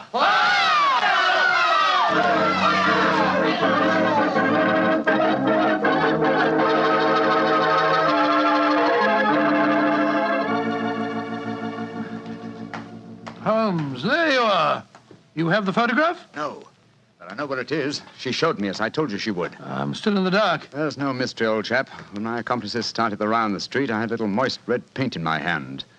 As my good friend Alfie pretended to strike me, I clapped my hand to my head and fell down. It's an old trick. Yes, I understand that, but how did my throwing the rocket help you? It was all important, my dear fellow. When a woman thinks her home is on fire, her instinct is at once to rush to the thing she values most. A married woman grabs her baby. An unmarried reaches for her jewel box. In this case, of course, it was the photograph. Where was it? In a recess in the living room, just above the right-hand bell pull. I caught a glimpse of it as she half drew it out. When I made it known that the fire was a false alarm, she replaced the photograph. As soon as I was able, I assured her that I was feeling well enough to leave. You didn't take the photograph, then? No, I felt that over-precipitance at this stage might ruin everything. And what do we do now? Drive to the Langham Hotel and inform His Majesty of what has happened. Then return with him here. After that, my dear chap, the case will be ended.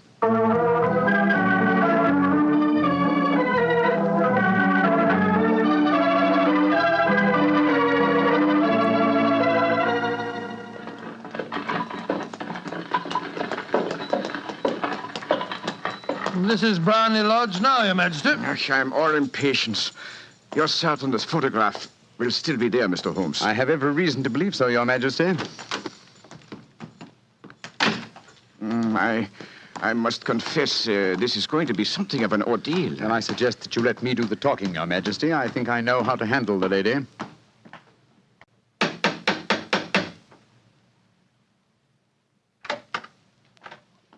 Mr. Sherlock Holmes, I believe. Yes. I am Mr. Holmes. How did you know? My mistress told me that you would be likely to call.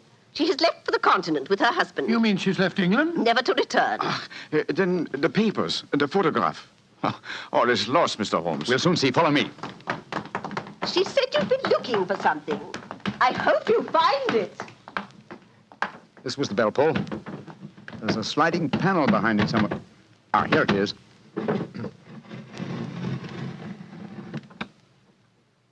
Is the photograph there, Mr. Holmes? There is a photograph, but it's a photograph of the lady alone. Here's a letter, and it's addressed to me. Well, what's it say, Holmes? My dear Mr. Sherlock Holmes, you really did it very well. Until after the fire alarm, I had no suspicion. But then, when I realized how I had betrayed myself, I began to think. I'd been warned that if the king employed an agent, it would certainly be you.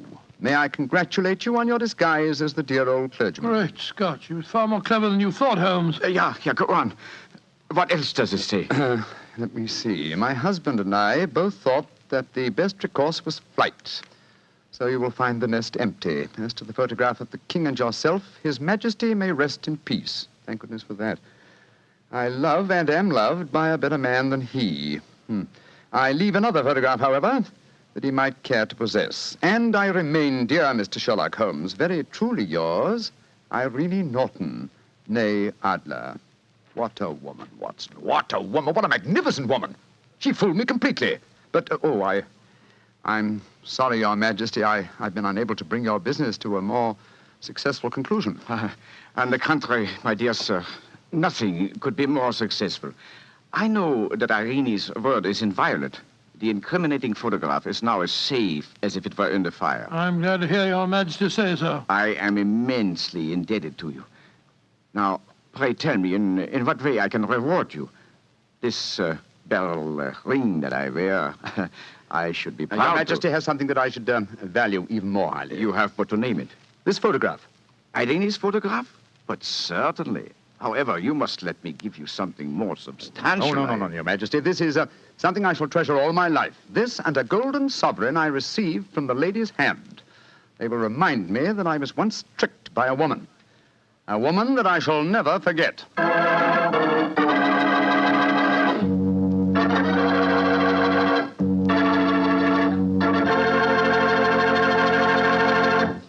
What a woman, that Mrs. Adler. Or should I say, Mrs. Norton.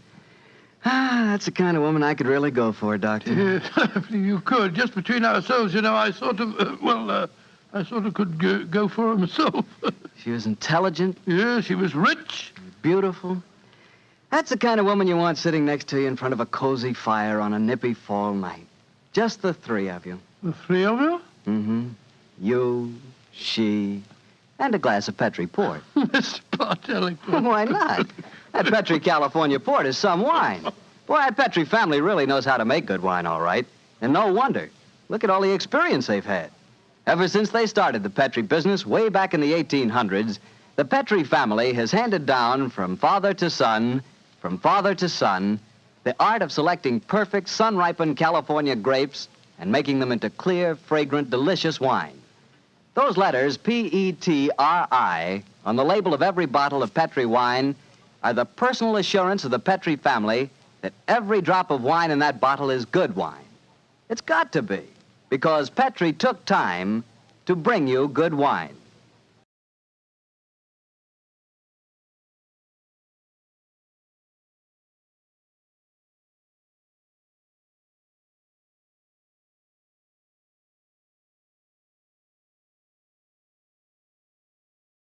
On a cold and foggy day in May of 1886, a young doctor named Arthur Conan Doyle set aside his medical practice for the afternoon, took pen in hand, and began to write a mystery novel. The doctor-turned-writer did not realize then what a lasting effect his works would have on literature. Hello, and welcome to two more new adventures of Sherlock Holmes. My name is Harry Bartell, and I'm proud to say that I was the announcer on the Sherlock Holmes radio series starring Basil Rathbone and Nigel Bruce.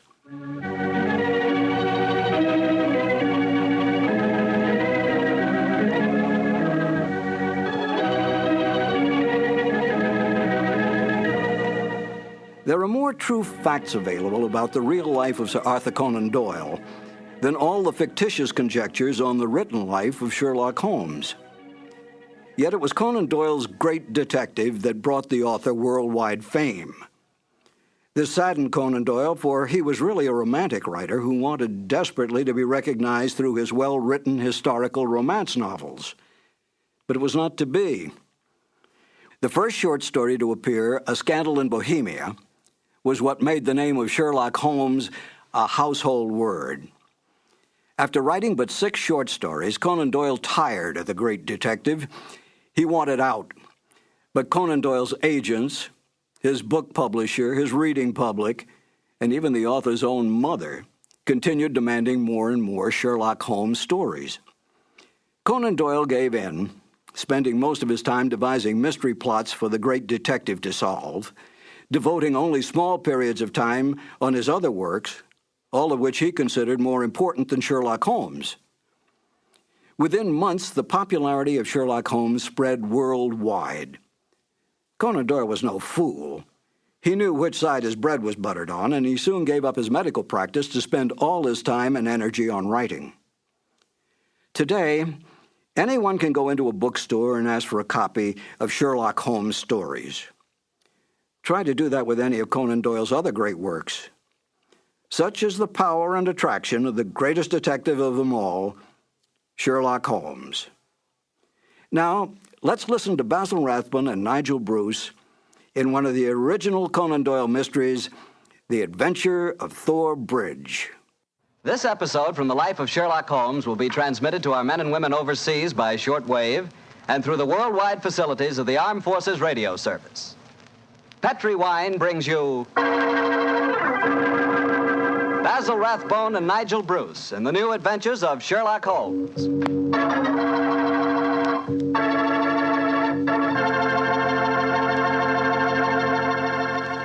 The Petri family, the family that took time to bring you good wine, invites you to listen to Dr. Watson tell us another exciting adventure he shared with his old friend, that master detective, Sherlock Holmes. And while you're settling back comfortably in your chair, mind if I tell you about something I'd like you to share with me? It's a glass of Petri California Sherry. Of course, most people think of Petri California Sherry as the one wine that's really swell any time, but personally, I like a glass of that Petri Sherry just before dinner. You know, that's the time you're a little on edge, you've just finished your day's work, and you're waiting for your dinner, and, well, that's when you want to lean back and take it easy. And boy, that's the time a glass of Petri Sherry tastes like something just too good to be true. Try it. Petri Sherry is the perfect before-dinner wine. And incidentally, if you like your sherry dry, you know, not sweet, then you'll find that Petri Pale Dry Sherry is just made for you. The important thing is the Petri label, because when it says Petri, it always means good wine.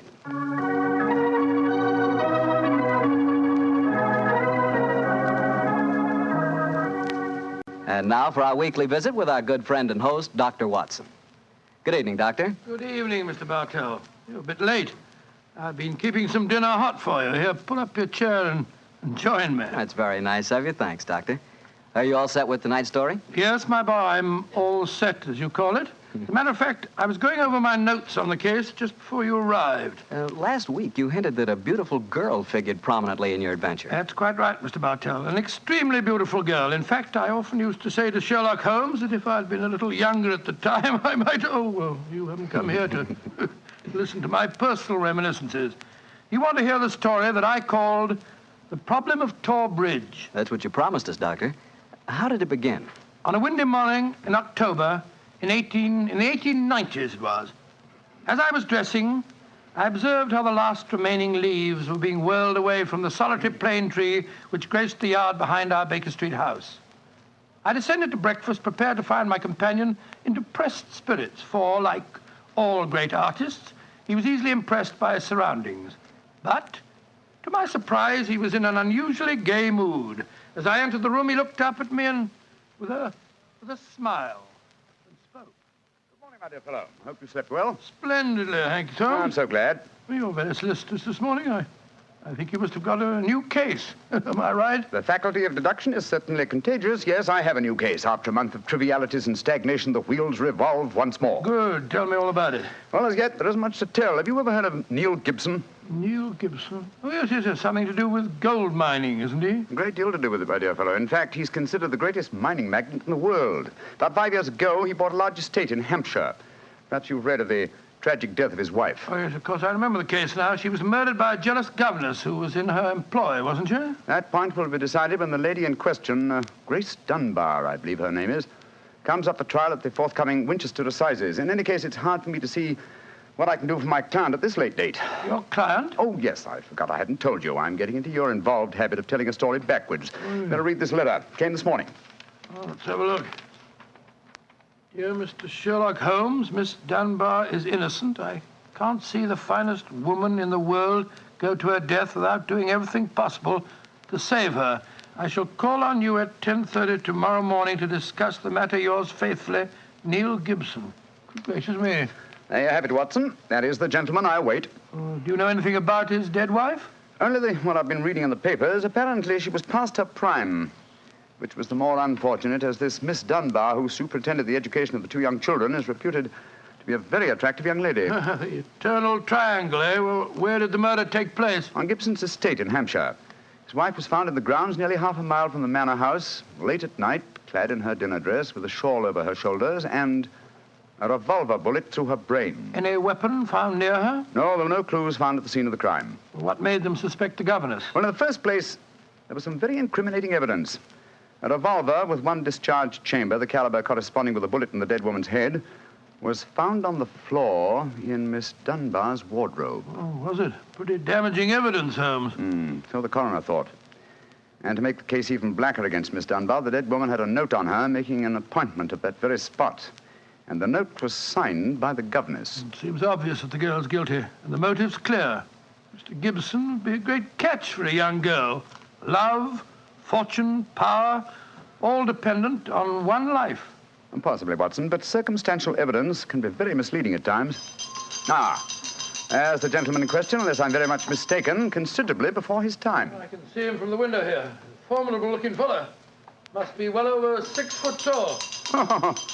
Judging by the way he's wrenching at that doorbell, he's a man with a violent temper. Mrs. Hudson's opening the door to him now. Meet him on the stairs, will you, old chap? It'll save Mrs. Hudson a journey. Sure. Up here, sir. Thank you, Mr. Hudson. All right. Are you Mr. Sherlock Holmes? No, indeed. I'm his colleague, Dr. Watson. Come along in, won't you? Mr. Neil Gibson, I presume? That's right. So you're the great Sherlock Holmes, huh? The adjective is your own, Mr. Gibson. Sit down, won't you? By the way, you may speak quite freely in front of Dr. Watson. Well, I may as well begin by telling you that money means nothing to me in this case. You can burn it if it's any use to you in lighting the truth. Miss Dunbar is innocent, and it's up to you to prove it. Just name your fee. Mr. Gibson, my professional charges are on a fixed scale. I don't vary them except when I omit them altogether. Very well. I imagine that you've read the newspaper reports of the coroner's inquest? Yes, very thoroughly. I don't see that I can add anything that'll help you. But if there are any questions you'd like to ask, I'll answer them. Thank you. First, what were the exact relations between you and Miss Dunbar? I suppose you're within your rights in asking such a question, Mr. Holmes? We will agree to suppose so, shall we? Then I can assure you that my relations with Miss Dunbar were always those of an employer towards a young lady with whom he never conversed or even saw, except in the company of his children. Oh. Rather a busy man, Mr. Gibson, and I've no time or taste for aimless conversation. I wish you good morning. What the devil do you mean by this, Mr. Holmes? My dear sir, the case is difficult enough without your giving me false information. Meaning that I lie, sir? I was trying to express it as delicately as possible, but if you insist on the word, I won't contradict you. Why, you confounded... Don't be noisy, Mr. Gibson. Please don't be noisy. I find that after breakfast, even the smallest argument is unsettling. I suggest that a stroll in the morning air and a little quiet thought will be greatly to your advantage. I suppose I can't make you take the case, but you've done yourself no good this morning, Mr. Holmes. I've broken stronger men than you. No man ever crossed me and was the better for it. Good morning, Mr. Gibson. You've a great deal yet to learn. Well, Marcel Holmes, you were unusually severe with him. I dislike liars, Watson, and I cannot tolerate arrogance, particularly when it's coupled with great wealth. Well, how did you know about his relations with the governor? I didn't. It was pure bluff. Bluff? It certainly worked. Think he'll come back? Oh, of course he will. He needs my help too badly. He'll probably change his mind before he's halfway down the stairs. Come in. Mr. Gibson. Just saying to Dr. Watson that I was certain you'd be back. I've been thinking it over, Mr. Holmes, and I feel that perhaps I was hasty in taking your remarks amiss. Just the same, I can assure you that the relations between Miss Dunbar and me really don't affect this case. Surely that is for me to decide, Mr. Gibson. You see, Mr. Gibson, my friend is like a doctor. He wants every symptom before he can give his diagnosis. Fire away, Mr. Holmes. What is it you want to know? The truth. I can give it to you in very few words. To begin with, I met my wife when I was gold mining in Brazil. Your wife was Brazilian by birth, wasn't she, sir? Yes, Doctor, and very beautiful. Well, to make a long story short, I fell in love and married her and brought her to England. After a few years, I realized that we had nothing, absolutely nothing in common. And then I suppose this young governess, Miss Dunbar, arrived on the scene. That's right, Mr. Holmes. Well, the story should be obvious to you from there. You fell in love with this girl, I suppose, sir? Who could help it? Did you suggest marriage to her? Yes, though I knew that my wife would never divorce me. I see. Then you made an utterly insincere proposition to her. Now, look here, Mr. Holmes. I came to you on a question of evidence, not of morals. I'm not asking for your criticism. It's only the young lady's sake that forces me to touch your case at all. Now, tell me, sir, what is your own opinion as to Miss Dunbar's guilt? It's very black against her, I can't deny that. One explanation of the tragedy did come into my head, Mr. Holmes. I give it to you for what it's worth. Pray continue, Mr. Gibson. My wife was bitterly jealous. She was half crazy with hatred. She might have planned to murder Miss Dunbar, or we'll say to threaten the girl with a revolver and so frighten her into leaving us. There might have been a struggle in which the gun exploded and gone off and shot my wife, who was holding it. Well, that possibility has already occurred to me.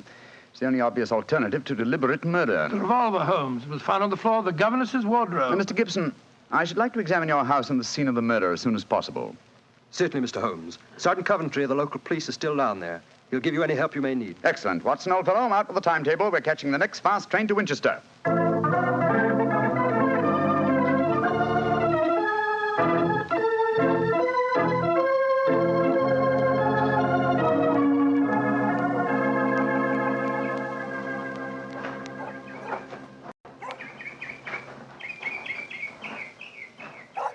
So if I have to have someone else on the case, I'd rather have you, Mr. Holmes. The yard gets called in, then we local police loses all credit for success. Generally gets blamed for the failures. Now I've heard that you play straight. I don't appear in the matter at all, Sergeant Coventry. If I can clear it up, I don't ask to even have my name mentioned. Well, that's handsome of you, I'm sure, and I know your friend Dr. Watson can be trusted, too. Oh, don't worry, my dear fellow. We won't steal any of your thunder. Well, that's nice and friendly of you, Doctor. Well, come on, gentlemen. I'll walk you down to the bridge. That's where we found Mrs. Gibson's body. It's not far from the house here. Well, I must say, Mr. Gibson has a beautiful estate. It must be 60 or 70 acres. Oh, nearly twice that, Doctor. The woods back of the house there belongs to him, too. Mr. Holmes. Yes, Sergeant? There's a question I'd like to ask you. A question I wouldn't ask anyone else. Then please ask it. Don't you think there might be a case against Mr. Gibson himself, sir? I've been considering that possibility. That there Miss Dunbar's a bit of all right. If you ask me, he wanted his wife out of the way, and the pistol she was shot with was his pistol, you know. Oh, was that fact proven? Yes, Doctor. It was one of a pair that he had. One of a pair? Where's the other?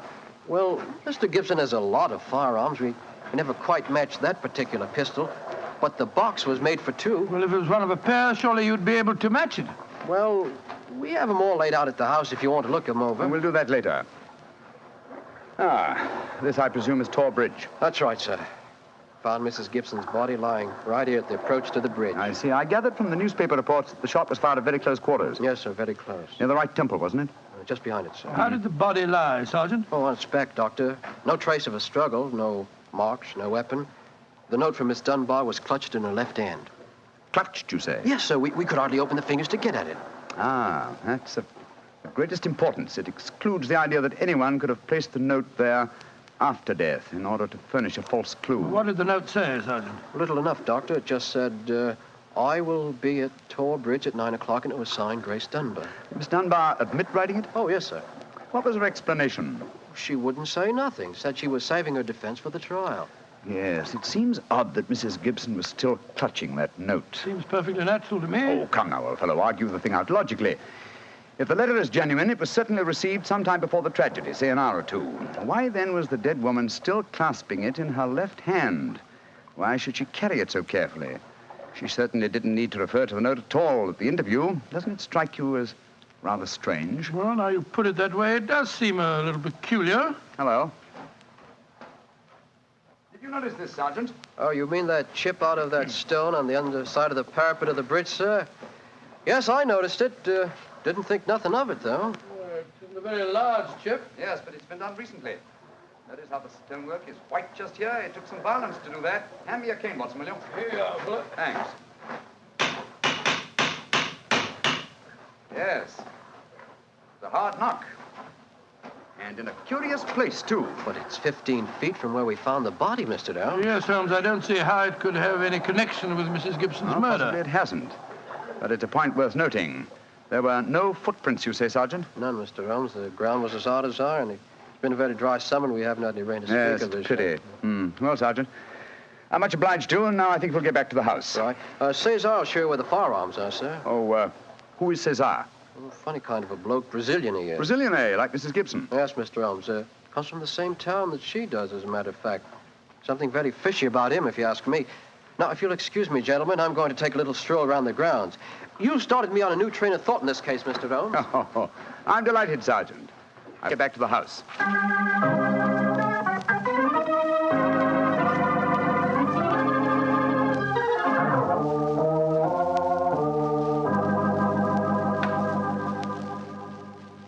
I see. And these are all the firearms in Mr. Gibson's possession, eh, Cesar? Except for the revolver that is missing from the case. Yes, so I say I see him. I've never seen such a collection of guns and revolvers in my life. Mr. Gibson had many enemies, senor. He always sleep with a loaded pistol beside his bed. She's a man of great violence. There have been times when all of us were afraid of him. Did you ever witness physical violence towards Mrs. Gibson? No, senor. I cannot say that I have. But I have heard him say many terrible things to her. She would taunt her in front of we servants. I have heard him do it many times. Thank you, Cesar. That will be all. Muito bem, senor. You know, Holmes, I still think the case against Miss Dunbar looks very black. I should agree with you if it were not for one fact. The finding of the revolver in her wardrobe. On the soul, Holmes, that seems to me the strongest evidence of all. I think not, old chap. Huh? We must look for consistency. Where there is a want of it, we must suspect deception. I don't quite follow you.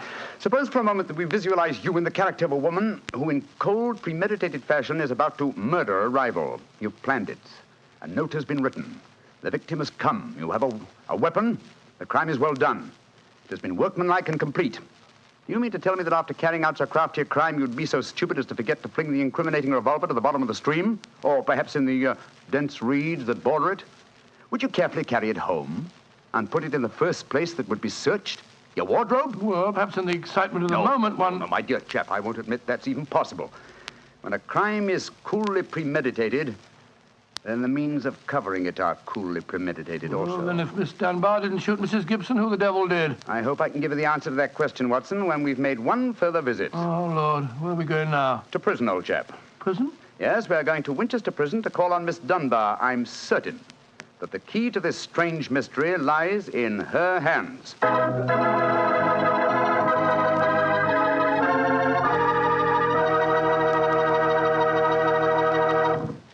You'll hear the rest of Dr. Watson's story in just a few seconds. Just time enough for me to remind you that the easiest way to make good food taste better is to serve that good food with a good Petri wine. If you like a red wine, well, you want a Petri California Burgundy. If you'd rather have a white wine, then you want a Petri California Sauterne. But red or white, Petri Burgundy or Petri Sauterne, you're choosing a dinner wine that's sure to turn a simple meal into a feast. Your whole family and all your friends will love Petri, the wine that makes good food taste better.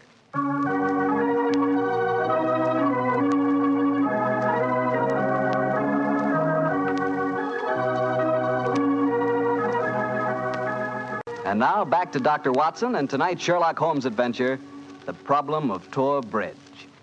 Well, Doctor, did you go to Winchester Prison and see Miss Dunbar? We did, Mr. Bartell. An hour later, found the two of us sitting in a dank and gloomy cell, talking to one of the most beautiful girls that I've ever seen.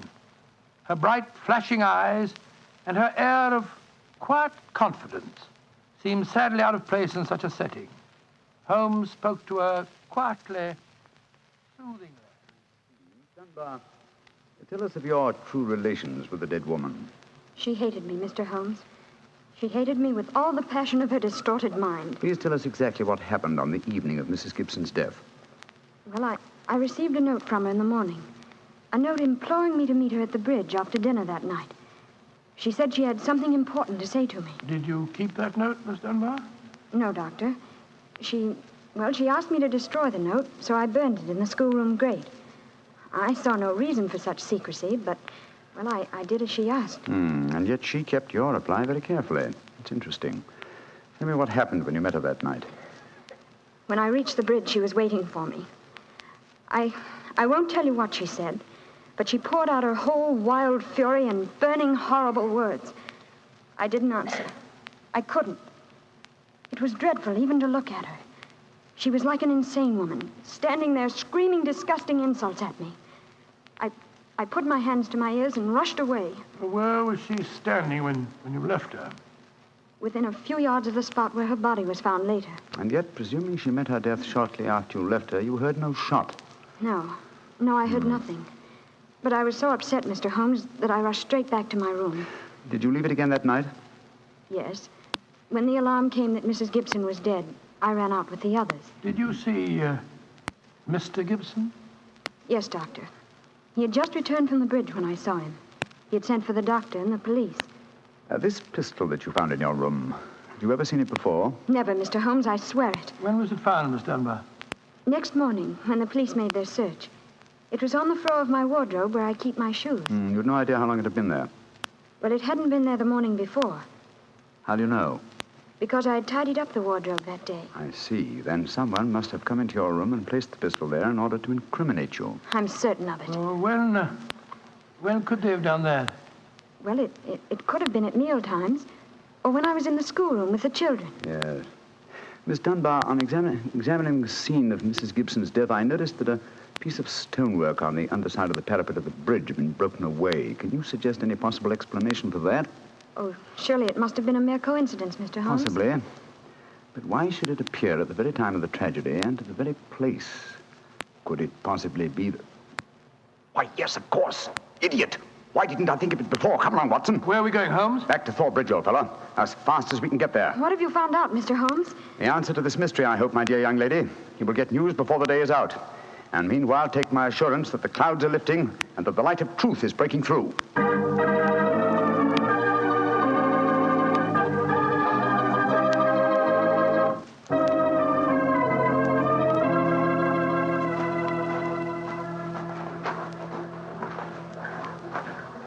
Well, Mr. Holmes, you're soon back here.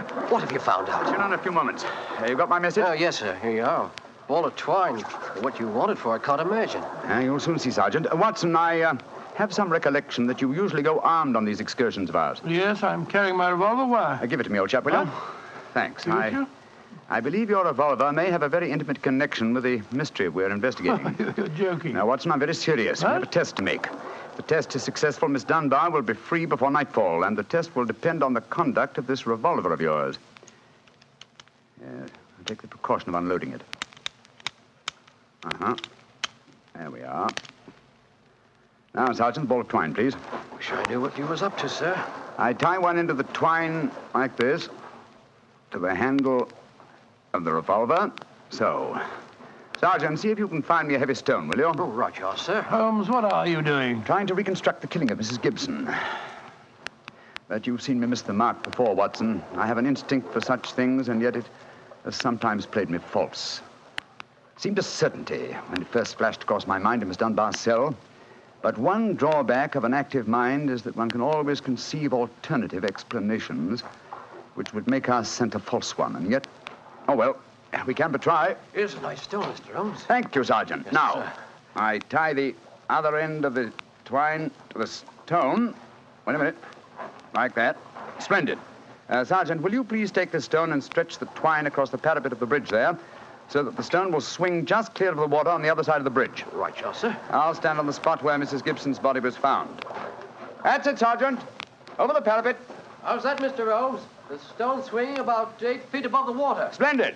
Now, Watson, watch closely.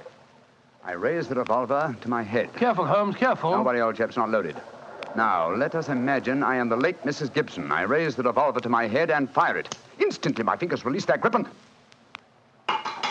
There's your answer, Watson. Great Scott, the revolver flashed back out of your hand, struck the parapet of the bridge, and then the weight of the stone flipped it over into the water. Was there ever a more exact demonstration? Come on, old fellow. You're a blooming magician, Mr. Holmes. That's what you are, a blooming magician. Look at that. Observe the second chip on the stonework of the parapet here. Same size as the first. Then the murder of Mrs. Gibson... Wasn't murder at all. It was suicide. What? We can follow the various steps quite clearly. A note was extracted very cleverly from Miss Dunbar, a note which made it appear that she had chosen the scene of the crime. Mrs. Gibson, in her anxiety that the note should be discovered, somewhat overdid it by holding it in her hand to the last. That alone should have excited my suspicions earlier than it did. So she stole one of her husband's revolvers and planted the other one in Miss Dunbar's wardrobe. Exactly.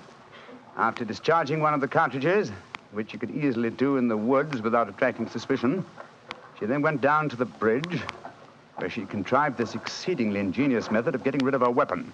When Miss Dunbar appeared, she used her last breath in pouring out her hatred, and then, when the girl had left, carried out her terrible purpose. Then the missing revolver... You'll find it with the aid of a grappling hook at the bottom of the stream, and also the stone and the string, with which this vindictive woman attempted to disguise her own crime and fasten a charge of murder on an innocent victim. Yes, Sergeant, and don't forget while you're at it that my revolver's down there, too. Oh, don't worry, Doctor. I'll get some grappling hooks right away. I must say, Holmes, you've solved this case brilliantly.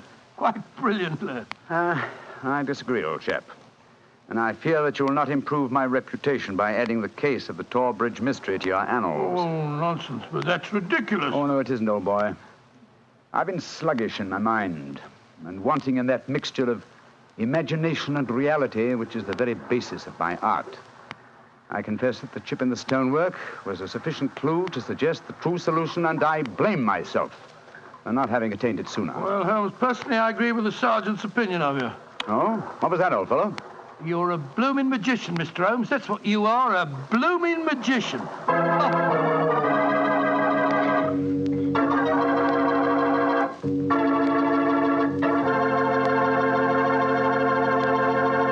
Well, Doctor, Holmes really was a magician. That is, if you did find Mrs. Gibson's revolver and your own in the string. Oh, we found them all right. You don't think I'd tell you the story otherwise, do you? What do you take me for, anyway? Well, now that you ask, I'll tell you. I take you for a very charming gentleman, a wonderful storyteller, and a fine host. Oh, that's very nice. Really, Well, you are a gentleman of the old school. And you do tell a fine story. You flatter me, you... And you are a perfect host. That meal we had tonight was wonderful. Oh, it was, eh? And, that wine, what kind was it? It was Petri wine, and you know it.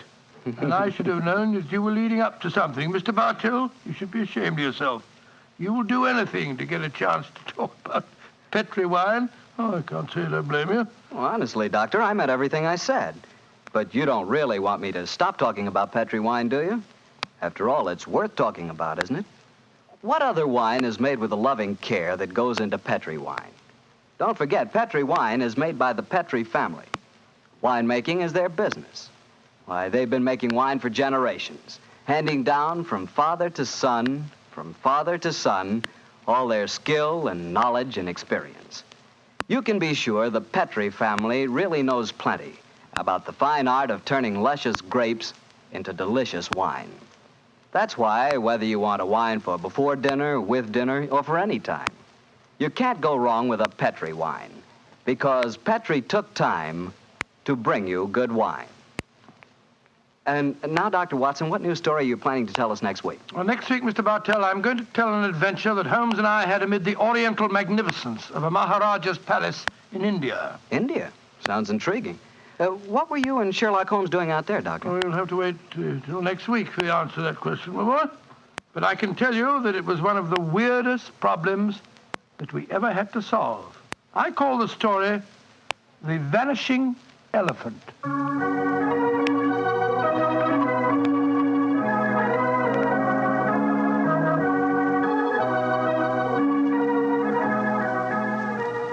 Tonight's Sherlock Holmes adventure is written by Dennis Green and Anthony Boucher and is adapted from the Sir Arthur Conan Doyle story, The Problem of Tor Bridge.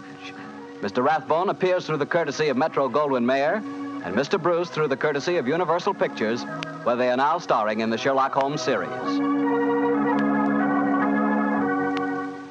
The Petri Wine Company of San Francisco, California, invites you to tune in again next week, same time, same station. Oh, the Petri family took the time to bring you such good wine. So when you eat and when you cook, remember Petri wine. To make good food taste better, remember... Petri. Petri This is Harry Bartell saying goodnight for the Petri family. Sherlock Holmes comes to you from our Hollywood studios. This is the Mutual Broadcasting System.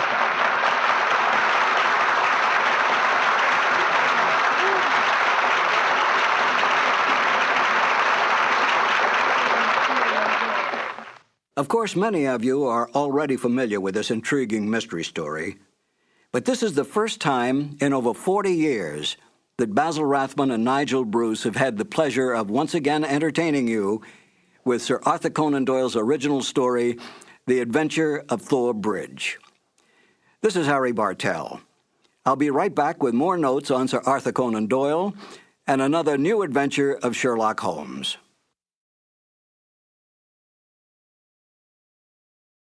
Petri Wine brings you Basil Rathbone and Nigel Bruce in the new adventures of Sherlock Holmes.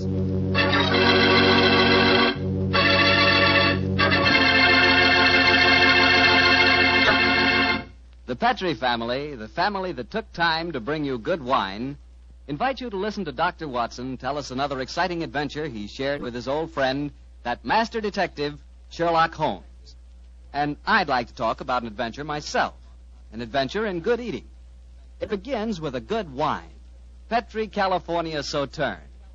You just serve that Petri Sauterne the next time you have fried chicken. You like fried chicken? Cooked so it's crispy and a beautiful reddish gold color on the outside and just as tender as all get out on the inside. Ah, that's chicken. But wait till you try it with Petri Sauterne. That's a wine. That Petri Sauterne is a pale, delicate golden color. You can just look at it and you know it's going to be one of the most delicious wines you've ever tasted, if not the most delicious. Petri Sauterne is not only wonderful with chicken, it's great with fish or any kind of seafood, too. Get a bottle of Petri Sauterne. When it's a Petri wine, it's a good wine.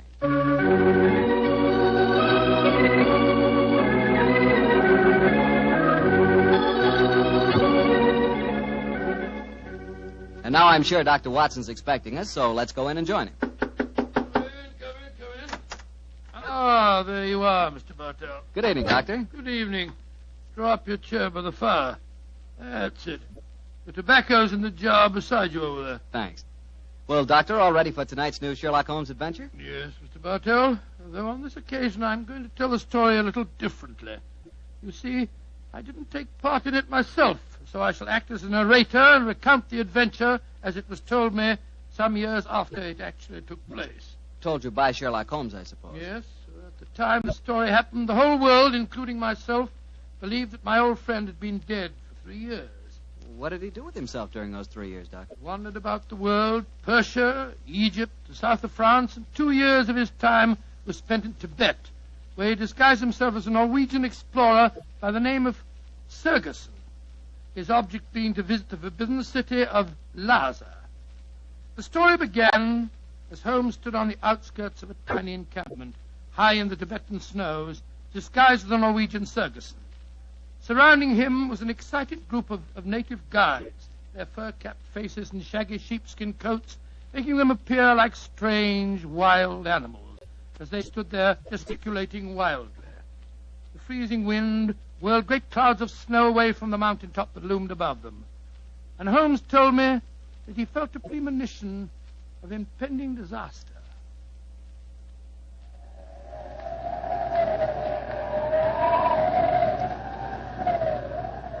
Sir, my men will go no further. They say the goddess of the mountain is angry. If we climb further, she will swallow us up. She will bury us. But we cannot go back now. We have come so far, 1,000 feet, 800 feet higher. We shall reach the pass. We shall be safe. I will not go. We can stay back there in the tents until the goddess of the mountain tells us we may go further. He is right. We can't go. We don't want to go anymore. It's too... Fools! If you stay here in the wilderness, in the village, and the avalanche comes, you will all be buried. You will be swept away. The only road lies upward. We will not go! Back to the tent! The wind is rising! Then I shall go on alone.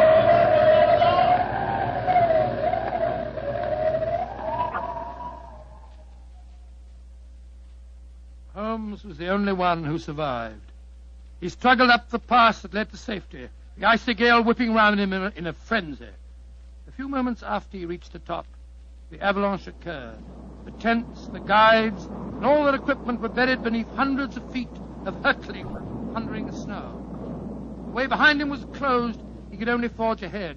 Alone, unaided, he descended the path that led to the plateau beyond. But the goddess of the mountain was still angry.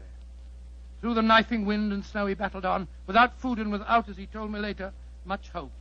Even Holmes was helpless in that battle of man against the elements.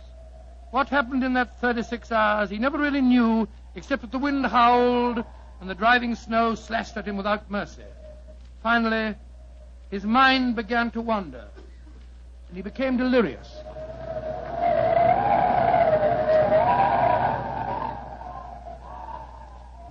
Watson, dear boy, hand me my violin, will you? Moriarty, I want to introduce to you the goddess of the mountain. I think you will have a lot in common. 221B Baker Street, cabby. For heaven's sake, get me as fast as you can. I think I've caught a chill.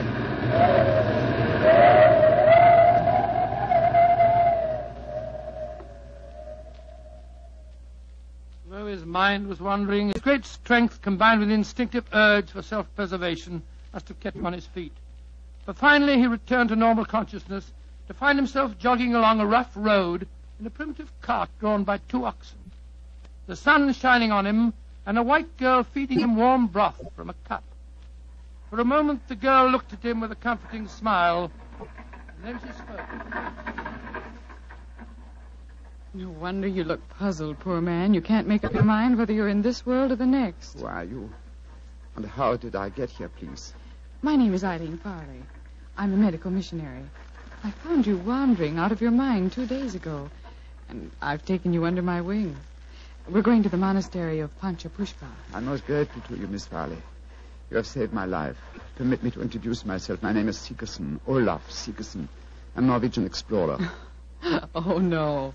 No, your name is Sherlock Holmes, and you're a famous English detective. Please, I don't understand you. Mr. Holmes, you've been delirious for the last 2 days. In your ravings, I was delighted to learn that the great Sherlock Holmes did not die 2 years ago at the Reichenbach Falls. I can see that further simulation is useless, my dear young lady. However, I must implore you to keep my secret. It's essential that for a while longer the world continues to think me dead. You don't need to worry, Mr. Holmes.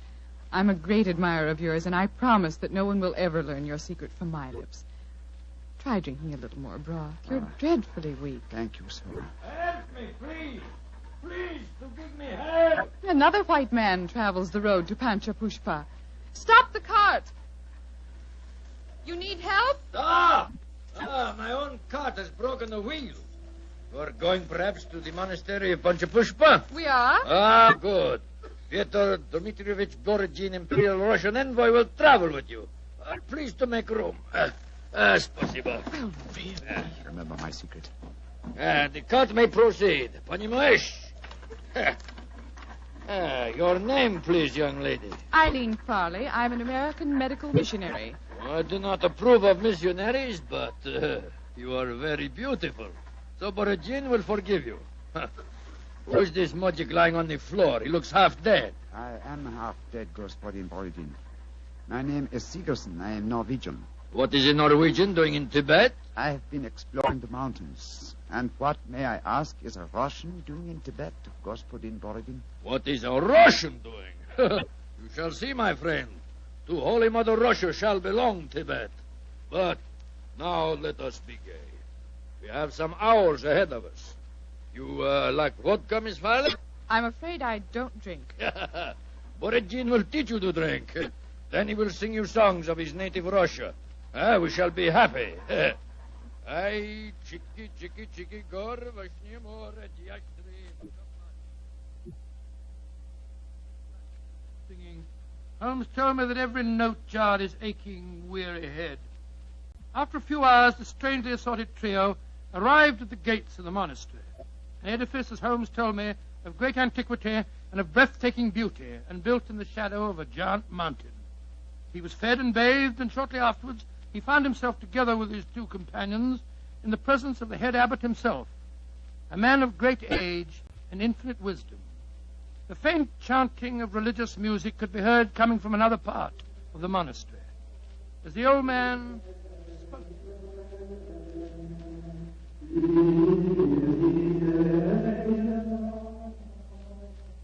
My dear Miss Farley, my dear gentlemen, I have welcomed you to the monastery, and yet each one of you has come to me separately and asked that he be given permission to go to the sacred city of Lhasa. I cannot give that permission, my children. Borodin has traveled a long way.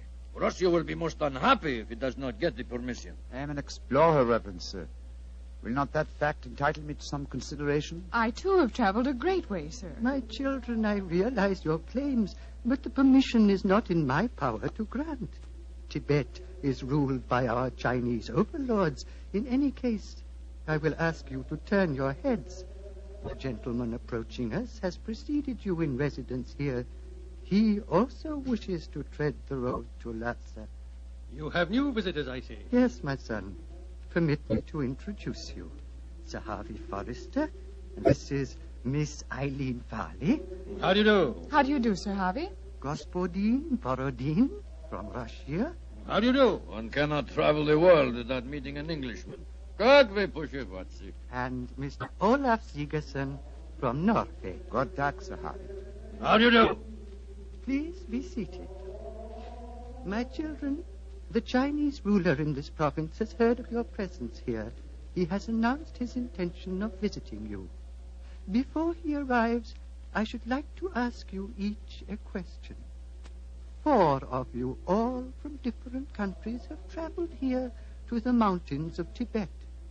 At this monastery, I can offer you refreshment, the opportunity of acquiring wisdom and peace. What more do you seek in Lhasa? I shall ask you each that question in turn. You, Miss Farley, what do you seek? I seek the opportunity to bring both God and health to your Tibetan people. And you, Mr. Sigerson? I seek to chart the true course of your mountains, and so to bring knowledge to the world. And you, Gospodin Borodin? I seek to bring about complete understanding between the great peoples of Tibet and Russia. If I succeed, Tsar and his family may consider turning to Buddhism. Indeed. And you, Sir Harvey, as representative of the British government, what do you seek? I shall not join in this contest of wishful thinking. I merely remind you, sir, that your government has signed a treaty with mine. And was not that treaty forced upon us by our Chinese overlords? No, my children. You have advanced brave reasons, but I cannot help remembering that the streams of Tibet bear gold nuggets the size of hazelnuts. You foreigners, in your pitiful ignorance, esteem gold.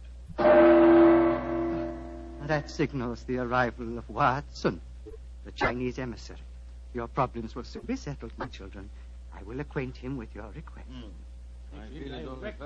Why are you smiling, Mr. Holmes? At the name of the Chinese overlord, Watson. Must avoid falling into old habits and saying, elementary, my dear Watson. Shh. He's going to speak. Silence! Silence! The abbot has told me your wishes. I will hold conference. American lady and Norwegian will not be allowed. Only Great Britain and Russia have treaties with my country. I insist that I have prior right over the Russian representative. Short was me. I represent the Tsar, and Russia is your neighbor. I demand my diplomatic privilege. Follow me. I will decide these things, not you. I shall inform the British consul in Peking if proceedings... This is an insult to the Tsar. Holy Mother Russia will never... Well, Mr. Holmes, it looks as if you and I, at any rate, don't get to Lhasa. No. You look worried. Does the journey to Lhasa mean so much to you? It isn't that. I'm worried about the potential danger that hangs over this monastery. Violent forces are at work. What do you mean, Mr. Holmes? As you know, Miss Farley, I have some specialized acquaintance with these matters, and I tell you that I have rarely seen more clearly exemplified that emotional tension which leads to one thing, murder. That is what I'm afraid of, young lady. Murder. That was what Holmes was afraid of. Later that day, as the sun was setting over the mountaintop, the old abbot walked slowly in the monastery gardens as he talked to the man who he thought to be Sigerson. Segerson, what can I do to help you? Our conversation has pleased me. You are a man of rare perception and knowledge. I grant you one worthy to enter Lhasa, but I can offer no hope. Mr. Wa has already rejected the applications of both the Englishman and the Russian. He did that? He did, my son. He told me they were both very angry and threatened him. If anything were to happen to the Chinese emissary, would you have the right to grant permission for the journey to Lhasa? Yes, until the new envoy arrived from Peking. But what are you suggesting, my son? This monastery is a haven of peace, a backwater far from the troubled stream of life. No violence has ever occurred here. I hope it never will. And yet, the Chinese envoy was threatened, you say, Reverend Sir? Yes, my son. He has left the monastery, of course. No, those who come here, even for a short visit, must break bread with us and sleep at least one night. Mr. Wa is quartered in the cell you see before us. Then do you mind if we call on him, Reverend Sir? Of course not, my son, though you will but waste your breath in talking to him. He will not give you permission to take the road to Lhasa. He sleeps, my son. Let us not disturb him. If you don't mind, Reverend Sir, I must waken him, if he can be wakened. What can be wrong? I think I know. I'm going in.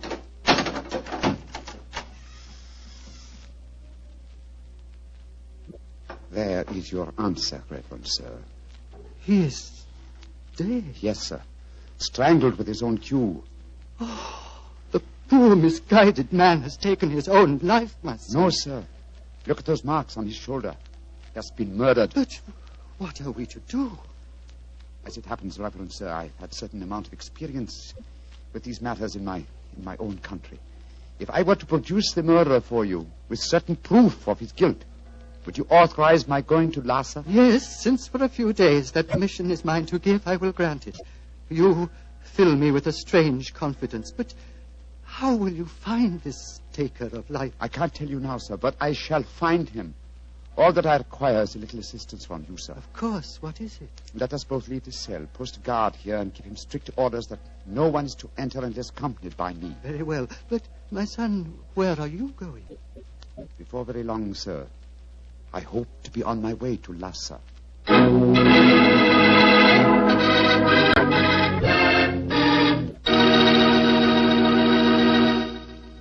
Dr. Watson will tell us the rest of his story immediately, so I'll just take a second to remind you that hamburgers, hamburgers, are practically an all-American food. We all love a good hamburger, but wait till you taste a juicy hamburger together with a glass of Petri California Burgundy. Boy, that Petri Burgundy is a hearty red wine that's just the best friend a hamburger or steak or any kind of meat dish ever had. So remember, if you want a red wine for dinner, you want Petri Burgundy. If you prefer a white wine, you want Petri Sauterne. And if you can't make up your mind which you want, it's simple. Don't buy one, buy two. But always buy Petri. Petri, Petri. Well, Dr. Watson, it seems to me that Sherlock Holmes was in a tough spot. There he was, thousands of miles from England. A murderer was running loose. Holmes was in disguise. And he hadn't got you to help him on the case. Oh, thank you, Mr. Bartell. I must say I think that I always was useful to my old friend. But I wasn't there. So this time he enlisted the services of Eileen Farley, the American girl. Immediately after he'd left the cell of the murdered man, he'd gone to Miss Farley and told her of the tragedy. As they returned to the scene of the crime, he found that his instructions had been carried out and that a guard was barring the entrance to the dead man's cell. There's a guard in front of the cell. My instructions. The abbot gave you your orders. Yes, you may go in. Please close the door behind us. I'm sure your nerves are up to this, Miss Farley. It's not a pretty sight. I've seen sudden death before, Mr. Holmes. In any case, I wouldn't dare appear frightened. I'm so flattered that you asked me to help you. You were the only one who knew my true identity. That's why I suggest you take my old friend's place. I need, what shall I say? I needed a sounding board for my deductions. Wait a minute, here. I'll light a match. There we are. Now, here's a candle. Oh! I warned you it wasn't a pretty sight. Hold the candle, will you please, Miss Farley? Thank you. This isn't hard to reconstruct. The killer stood behind his victim, held him by the left shoulder. So, wound his cue around his neck and pulled back. Yes, yes. The marks are self-evident. Hello. What's this on the floor at his feet? A cigarette. Dropped as it was burning, I should think. And now it's nothing but ash. Exactly, ash. Now, which of the visitors at the monastery smoke cigarettes? Yourself, the Russian, and Sir Harvey, the Englishman. I think we may justifiably omit myself from the list of suspects, so that narrows us down to 2. Look, Miss Farley. What is it?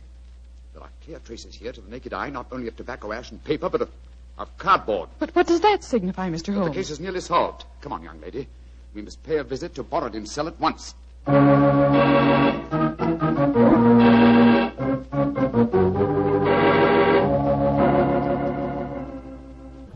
Arguments. Always, Sir Harvey Forrester, you give me the argument. But, my dear Borodin... I am not your dear Borodin. I'm Pyotr Dmitrovich Borodin, ambassador of Holy Mother Russia. I'm no friend of yours. Come in, come in, come in.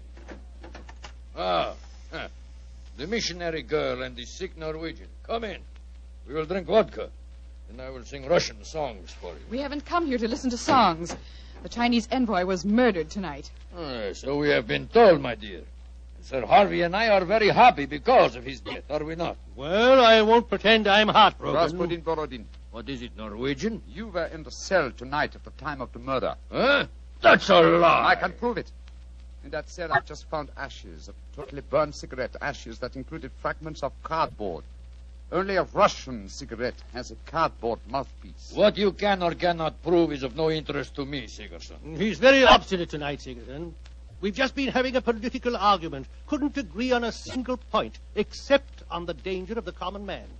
He was telling me of the most extraordinary revolution in his estates. Do you know they chopped off one of his hands? Dreadful. Your hand, Borodin. Which one? As God was merciful, my left hand. The one beneath your glove? Is made of wax, my good Norwegian. Is made of wax. Well, see for yourself. Extraordinary. It's more than that. It is conclusive proof. What do you mean, Mr. Sigerson? I cannot tell you now. I must leave you here.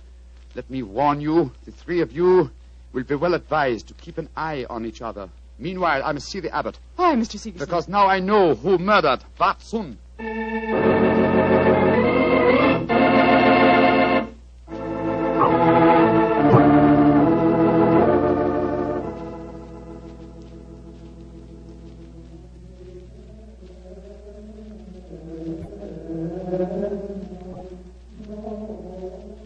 The pink fingers of dawn are stealing across the mountaintop, my son. Soon you will be on your way to Lhasa. Yes, Reverend Sir. You have kept your promise. You kept yours, Mr. Sigerson. The Chinese soldiers have arrived, and the taker of life has been given into their custody. Before you leave, my son, I want you to do something for me. Anything, Reverend Sir. What is it? The hooded figure in the corner is that of the monastery scribe. He keeps our annals. I want you to explain for our records how you knew which one of the 3 was the taker of life. It was not difficult, sir. The killer had gripped Vatsun's shoulder with the left hand, while the right was used to strangle him.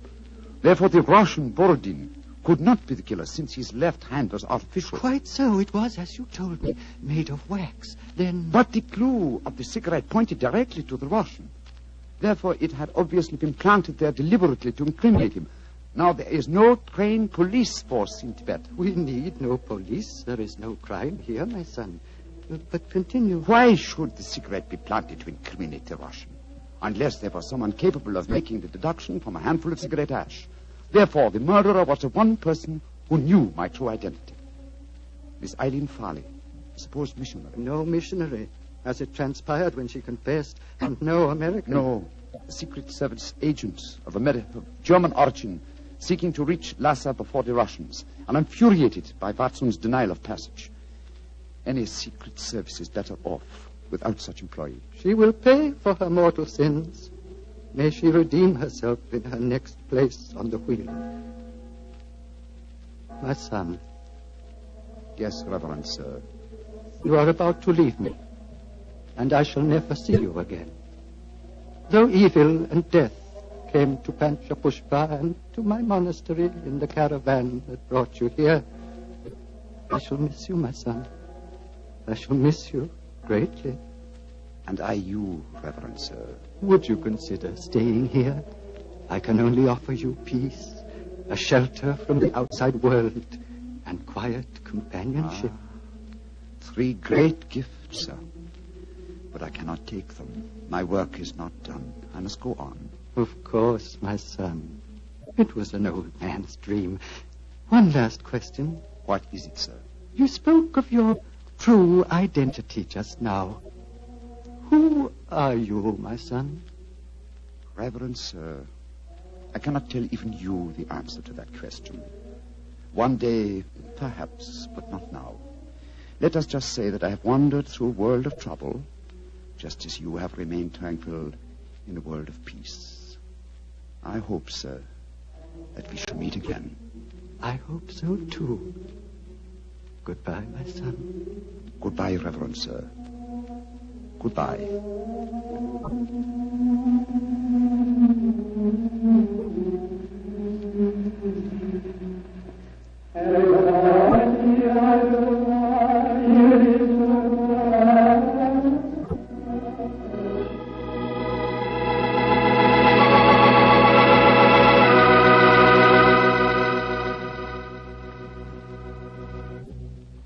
Doctor, that was really an unusual story.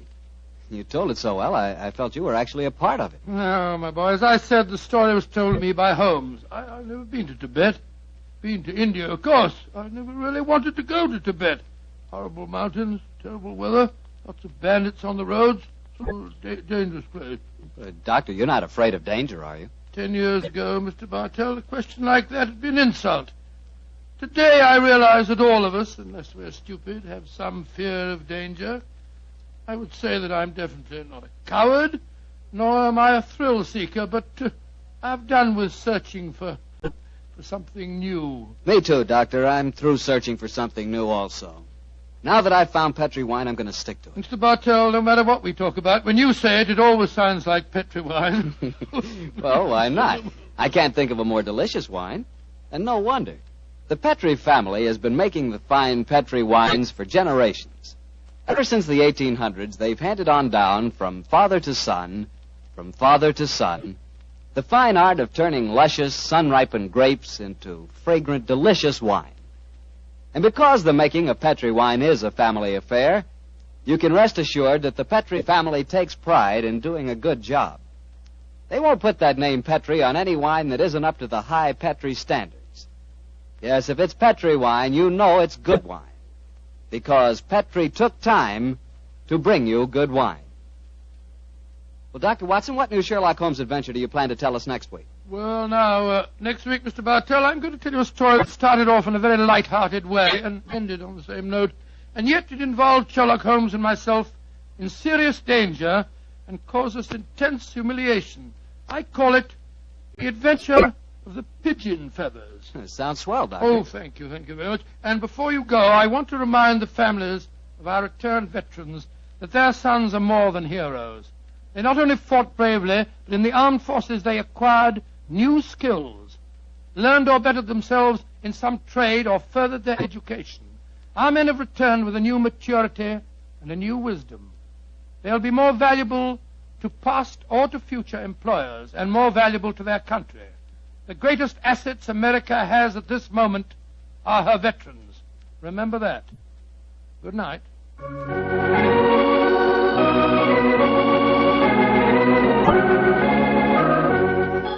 Tonight's Sherlock Holmes adventure was written by Dennis Green and Anthony Boucher and was suggested by an incident in the Sir Arthur Conan Doyle story, The Adventure of the Empty House.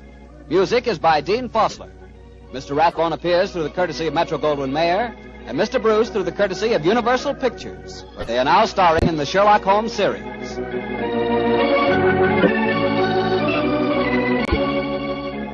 The Petri Wine Company of San Francisco, California, invites you to tune in again next week, same time, same station.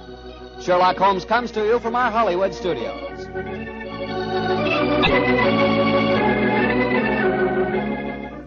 This is Harry Bartell saying goodnight for the Petri family. For a solid hour of exciting mystery dramas, listen every Monday night on most of these same stations at 8 o'clock to Michael Shayne, followed immediately by Sherlock Holmes. This is the Mutual Broadcasting This episode from the life of Sherlock Holmes will be transmitted to our men and women overseas by shortwave and through the worldwide facilities of the Armed Forces Radio Service. Petri Wine brings you Basil Rathbone and Nigel Bruce in the new adventures of Sherlock Holmes.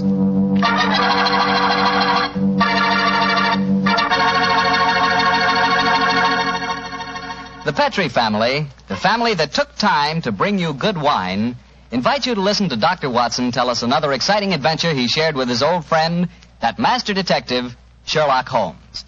Tonight, instead of joining the doctor at his home, we're all meeting here at Camp Roberts in California, where the doctor's going to tell his story before a large audience of GIs, and as usual, I'm going to tell my story right now. It's about Petri, California sherry. And I want you to know that Petri sherry is the best beginning a good meal ever had. Before you sit down to dinner some evening soon, just pour yourself a glass of Petri sherry. Look at that rich, dark amber color. Just smell the fragrance of those wonderful grapes. And then taste that Petri sherry. Is that ever good? And say, if you like your sherry on the dry side, not sweet, then just wait till you taste Petri pale dry sherry. If some of your family like regular sherry and some like pale dry, don't buy one, buy two. You can't go wrong so long as you buy Petri. Petri. Petri sherry.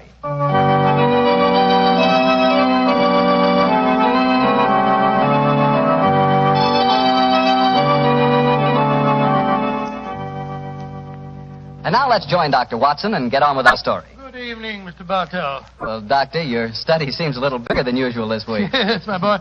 I felt that as tonight's new Sherlock Holmes adventure was rather an exciting one, the men here at Camp Roberts might like me to tell it to them in person. I'm sure they will, Doctor.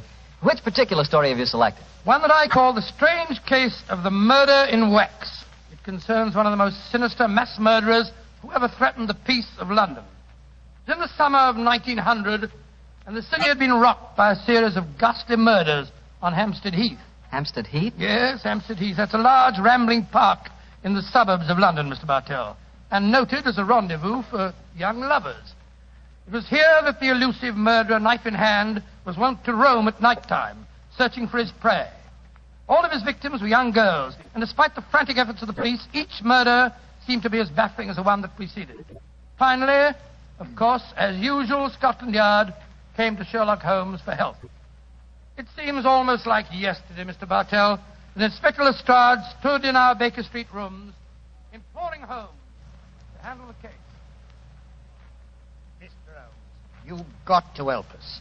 I don't mind telling you the yard's at the end of its rope. I sympathize with you, Lestrade, but I don't see that there's much that I can do. Only the police can handle the widespread, detailed work necessary to this case. The private detective is helpless. Yes, perhaps if you'd come to Mr. Holmes in the first place, Lestrade, he might have helped you. But the murderer hasn't finished yet. There'll be more killings if we don't catch him, you mark my words. Mr. Holmes, please help us, won't you? Before I commit myself, Lestrade, give me the exact chronology of events, will you? All my information on the murders has been derived from the London newspapers, notoriously inaccurate in matters of fact. I can give you all the particulars, sir. I've been on the case right from the beginning. All the murders have taken place on Hampstead Heath at night time, and all the victims have been young women. Who was the first one? A girl by the name of Oakley, Bessie Oakley. She was a shop girl who worked at Derry and Tom's in Kensington High Street. 3 weeks ago, she was out on the heath with a young fella by the name of Alfred Smith. From what he told me, it was a moonlight night that night as they sat there out on the heath. Come on, Bessie, give us a kiss. Oh, go on, Fred. Don't be so soppy. I ain't soppy. Come on, Bess. Hello. Who's this coming towards us? Bloomin' prowler. Here, you, what you want? Can't you say something? Look out, Bessie's got a knife. No, you don't. Devil, you hit my Fred. Keep away from me. Keep away from me, you.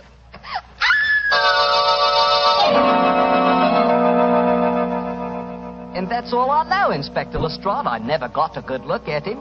He caught me on the head, and when I come to, there was poor Bessie with her throat cut. Yeah, that's your story, young fella, my lad. All right, Sergeant. You can book him on suspicion of murder. Sir George, we shouldn't be walking on the heath. Didn't you read about the murder here 2 days ago? It's a fine thing. I take you out in the moonlight, and you talk of murders. Let's talk about us, Violet, darling. It seems to me we should talk about your wife. My wife doesn't mean anything to me anymore. Violet, if I could get a divorce, I'd... There's someone behind that tree. He's coming towards us. Who are you, son? What do you... No, you don't. Don't come near me. Don't.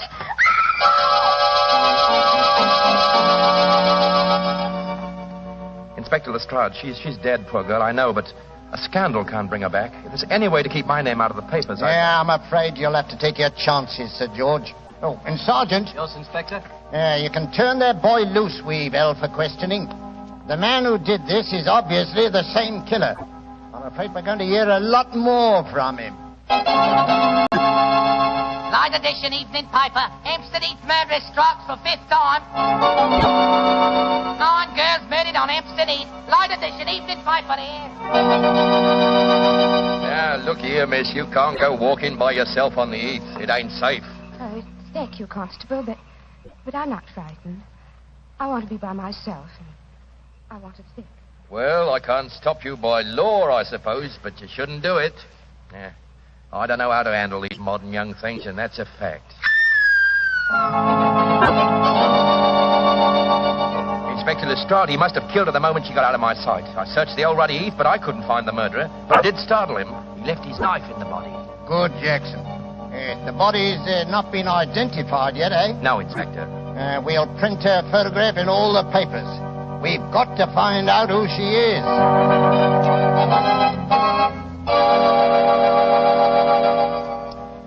Mr. Bishop, is this the body of your missing daughter? Yes, it's Rosie, my Rose. Inspector Lestrade, if I ever lay my hands on that murdering fiend, I'll kill him. I'll kill him with my bare hand. There's the story, Mr. Holmes. Rose Bishop was the 10th and last girl murdered. But she was the first girl murdered when she was alone. Eh, Lestrade? Yes, sir. You found no clues? Well, none that proved anything when we checked on them. Let me ask you a question or two, Lestrade. Well, anything you like, sir. You've taken the obvious precautions, of course. How do you mean, You sir? posted a heavy police guard on the heath? Why, yes, sir. We've had 100 plainclothesmen walking there at night ever since the second murder. But he seems to slip through our fingers. I suppose you've also posted policemen dressed in women's clothes. Yes, Mr. Holmes. And we've hired girls to walk the heath in couples with our plainclothesmen. But the murderer won't seem to rise to our bait. He's a cunning brute. Yes, he is, Watson. Obviously a morbid madman obsessed by a hatred of love. He'll be hard to catch. Lestrade, you mentioned clues that amounted to nothing when you checked them. What were these clues? Well, footprints, a couple of cigarette butts dropped at the scene of the crime. Nothing that helped us. The only important clue was the knife we found in the body of Rose Bishop, the last girl murdered. Of course, the experts at the yard examined it. Yes, sir. Didn't tell us a thing, though. You had the knife with you? Here it is, Mr. Holmes. I knew you wouldn't trust us. You'd want to look at it yourself. Thank you, Lestrade. Yeah. Mm-hmm. Interesting. What is it, Holmes? This knife is a collector's item. It's at least 100 years old, I should say. May I keep this overnight, Lestrade? I should like to conduct a few experiments of my own. Why, of course you can, sir. Then you're going to take on the case, Holmes? Now, let us say that I'll take it under advisement. I'll do my best, Lestrade. I'll do my best. Well, thank you, sir. If any further developments occur, communicate with me at once, will you? Yes, sir. In the meanwhile, I'll smoke a few pipes on the problem. But I promise nothing, my dear fellow. I promise absolutely nothing.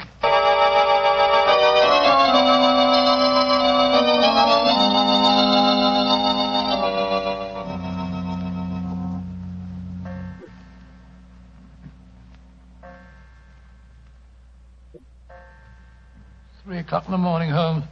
You're still peering through your microscope at that knife Lestrade left for you. That's true, old chap. That's quite true.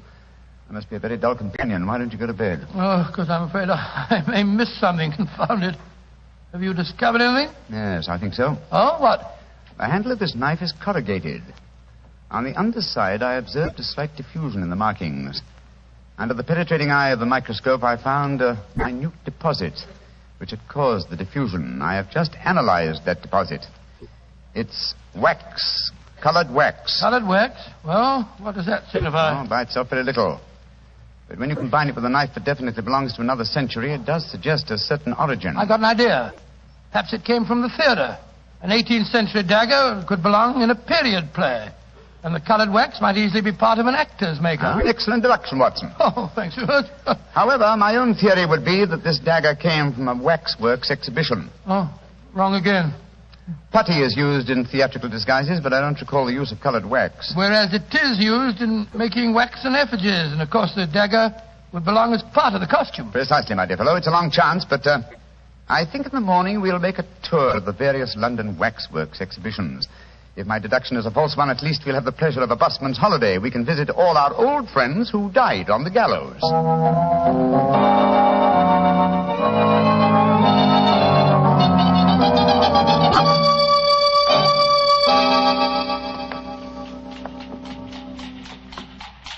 Any tired, old chap? I must say I'm a little weary. This is the fourth waxworks exhibition that we've been to.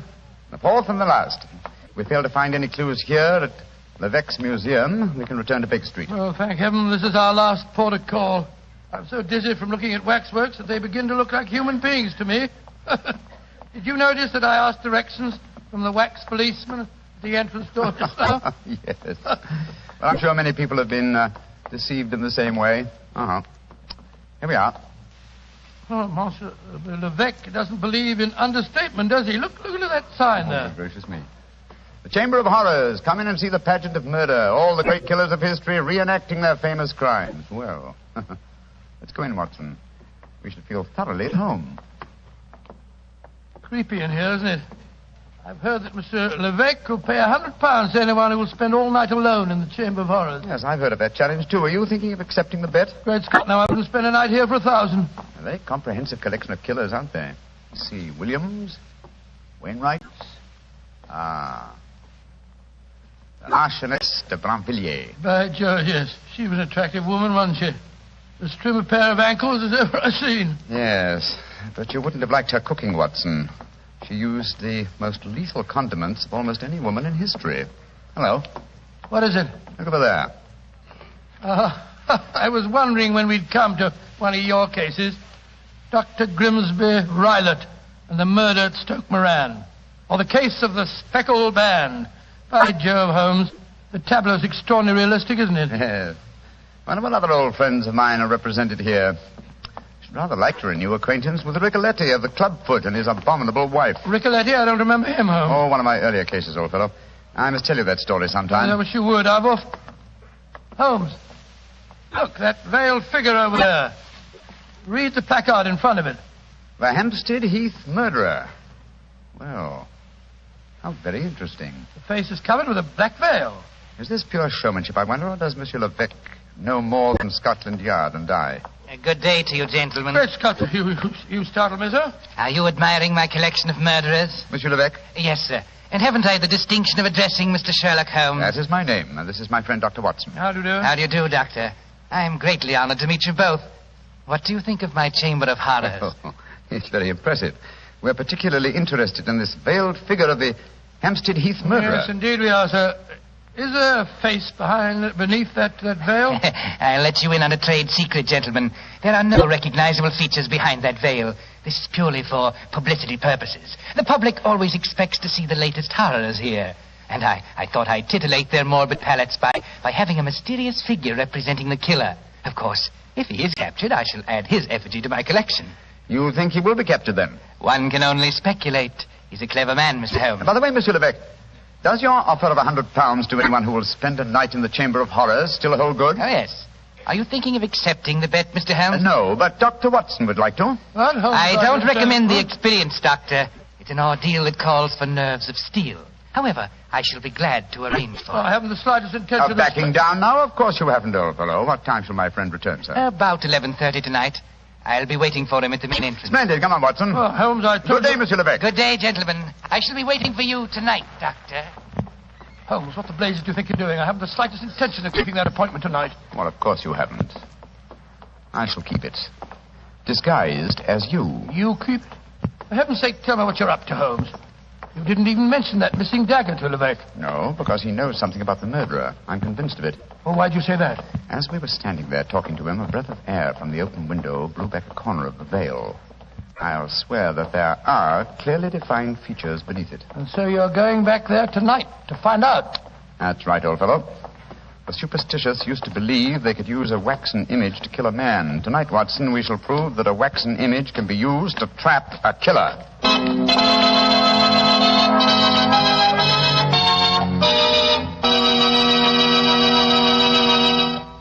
Dr. Watson will continue his story in just a second, so I'm just going to remind you that there are lots of ways to make good food taste better. But the easiest way is to serve that food with a good wine, a Petri wine. If you like a white wine with chicken or with fish, you'll love that wonderful Petri California Sauterne. If you like a red wine, then rich, hearty Petri California Burgundy is your wine. But if you don't know which you prefer, why not try them both? Petri Burgundy and Petri Sauterne, red and white. Don't buy one, buy two. But always buy Petri. Well, Doctor, so Sherlock Holmes decided to disguise himself as you and spend a night in the Chamber of Horrors, Yes, huh? that's right, Mr. Bartell. After dinner that night, he began to apply the makeup. It's uncanny to sit there in Baker Street and watch Holmes slowly turning into a very convincing replica of myself. As he did so, we discussed last-minute arrangements. I'm promptly at 11:30, Watson. If I'm not back here by 2 o'clock, you better come out to Well, me. we should let me come and wait outside, old fellow, just in case there's any trouble. No. You'd attract attention. By the way, do you recall the name of the last girl murdered on the Heath?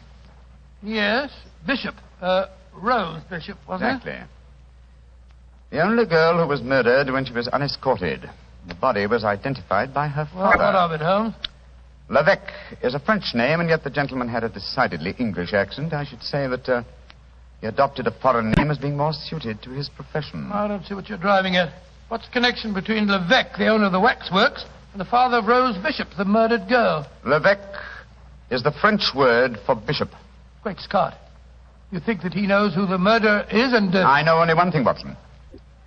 I may see what is beneath that black veil. There. Now, how's my disguise? Wonderful.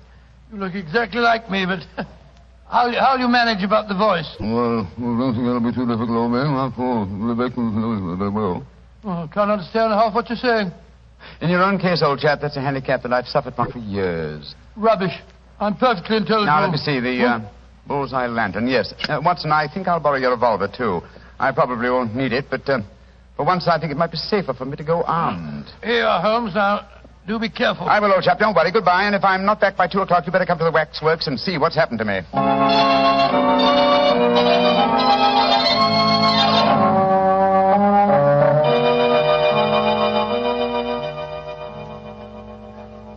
Dr. Watson, you don't mind if I search you? Oh, gracious, no. Rebecca, of course not. No lantern, please. The moonlight will give you all the illumination that you need. Oh, dear me. A revolver in your pocket. I'm afraid I can't allow that. Oh, no. Once before, a young man who unwisely accepted my bet left bullet holes in some of my finest waxworks before he finally went raving mad. Gracious me, raving mad, did he? Wish Holmes were here. Don't be frightened, Dr. Watson. Many of the waxwork murderers here are all friends of yours. They'll be good company. I shall come and release you at 8 in the morning. Yes, but no. How about if I'm Well, Huh? I've sealed all the windows with string and wax. I shall seal the door behind me as I leave. Well, it's very unkind of you. Midnight.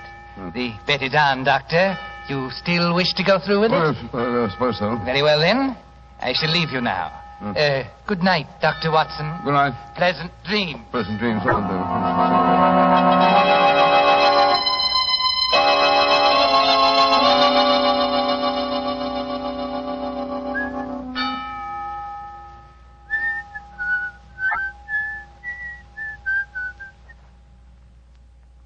What's that? Gracious me, who's there? Oh, I would have sworn I heard something shuffling about in the shadows. Who's Holmes here with me? Listen at the window. Great Scott, it's Watson. Now before his time. Well, here go the seals and the string. Come on, up with it. Holmes.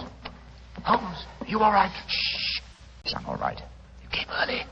But it's just as well. You're carrying a lantern. Levesque took mine with him. Come on in.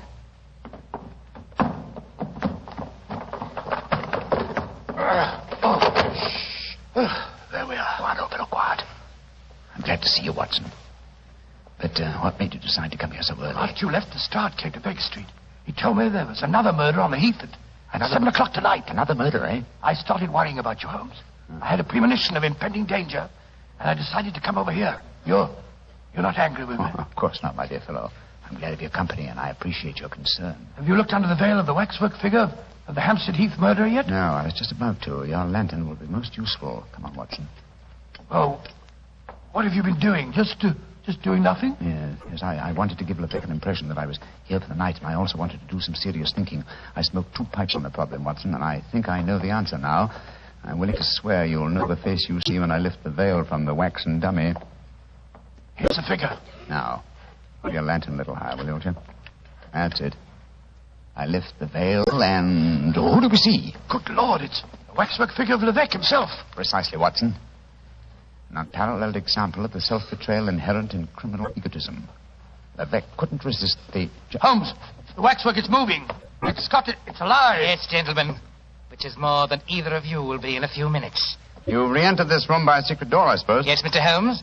And since you've displayed such a flattering interest in the Hampstead Heath murderer, I decided to remove the wax figure and appear in person. Look out, Holmes, you've got a revolver. Oh, no, Doctor. This isn't a revolver in my pocket. What would the Hampstead Heath murderer want with a revolver? This is a knife. I feel so much more at home with a knife. There are 2 of us, Rick. Remember that. And both unarmed. Which one of you meddlers wants to die first? Look out, Holmes! Watson, both together. The lantern smashed. Yes, and the moon's fading. What a pity. Holmes, where are you? Over here by the effigy of Macbeth.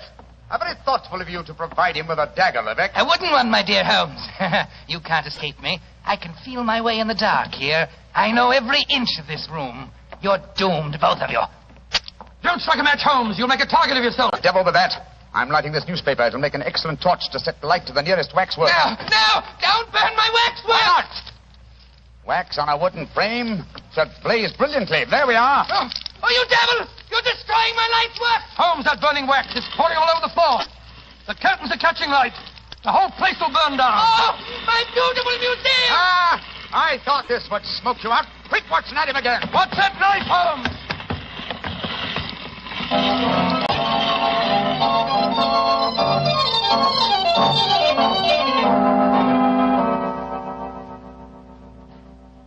Well, Mr. Holmes, you've done it again. You've solved the case in a blaze of glory. Get the point, sir? A blaze of glory. Yes, Lestrade, I get the point. Thank you very much. Pass that marmalade, will you, Watson? Holmes, is that the morning paper you brought with you, Lestrade? Yes, Doctor. Want me to read you the headlines? Yes, please do. Yeah. Hampstead Heath murderer captured in fire that destroys waxwork exhibition. You know, Mr. Holmes, you and the doctor were lucky you weren't burned to death. Never mind the chance you ran of having your throat cut by that maniac. It was fortunate that the police and firemen were on the scene as quickly as they were. Levesque had the strength of 10 men. Yes, the strength of a madman. He'll never stand trial, of course. No, Doctor. He'll end up in an asylum where he belongs. Mr. Holmes, what made you suspect Levesque? You first gave me the clue yourself, Lestrade. You told me that all the murdered girls were accompanied by men when they were attacked. All of them save one, Rose Bishop. Therefore, if the murderer was venting a hatred of love, he had to be someone very close to Rose Bishop to know that she was a suitable victim. That point alone, which I was shockingly slow in observing, should have told us to focus our attention on the father, Mr. Bishop, alias Levesque. Well, your theory was certainly right, Mr. Holmes. You should have heard his ravings after the arrest. He swore his daughter had been ruined, and so he'd killed her, too. Holmes, the waxwork figure of the killer, the one with the veil over its face, the features underneath were those of Levesque himself, weren't they? I'm certain of it, old fellow. You see, he had 2 great prides. The first, his natural pride as a fine craftsman in wax. The second, his perverted pride as a prominent and successful murderer. These 2 prides combined suggested to his crazed mind that he make a waxwork figure of himself and range it with the other great killers of history. Yes, but he was cunning enough to protect himself by placing a veil over the face. Precisely, my dear fellow. And when he saw us yesterday and we accepted the wager, he undoubtedly became suspicious and removed the wax figure last night and made his personal appearance as the murderer with every intention of killing us both. Yes, we were very lucky, old chap. Yeah, if you ask me, Mr. Holmes, you've been very smart. No, I quite agree, Lestrade. I think you solved the case brilliantly, Holmes. No. I've been very sluggish. I Solved by circumstance and melodrama what should have been a purely intellectual problem. I'm not pleased with myself. Lestrade, I hope that my name has not been used in that newspaper report. No, it hasn't, sir. Excellent. I want no credit in this case. Well, do you mean to say that you're going to let Scotland Yard get the praise for catching him, Holmes? Why not? Well, that's very generous of you, Mr. Holmes. It'll make things a lot easier for me. Yes, it certainly will. Holmes, I can't see why you reproach yourself. Because, my dear Watson, like the Hampstead Heath murderer, I, too, have my pride as a craftsman. This case had a clearly defined pattern, and I was unable to recognize it. If you should have occasion to chronicle this story, Watson, and I should prefer that you didn't, I would like you to entitle it The Education of an Idiot. Oh, come now, Holmes. The education of an idiot? That's absurd. I know. But if you do tell this story, it'll probably end up as The Strange Case of the Murderer in Wax.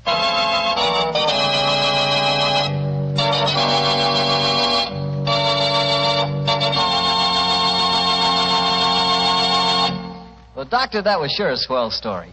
You know, that's the kind of story I like. Lots of action. Well, that's the kind of story I like to tell. You know, Mr. Bartell, although our broadcasts were heard overseas every week through Armed Forces Radio, this is one of the few occasions that I've had the privilege of really telling my story directly to the boys. And it's been a great pleasure for me to be here at Camp Roberts. Well, that not only goes for you, but for me, too, Doctor, and for the Petrie family. There are no words to describe how much our country owes our servicemen. And to all of you, the Petrie family wants to say, just as every American wants to say, thanks for a swell job. Well, Dr. Watson, what story are you planning to tell us next week? Next week, Mr. Bartell, I'm going to tell you one of the strangest adventures that ever happened to Sherlock Holmes. It takes place in a monastery high in the mountains of Tibet and concerns itself with an avalanche, an execution, and a murder.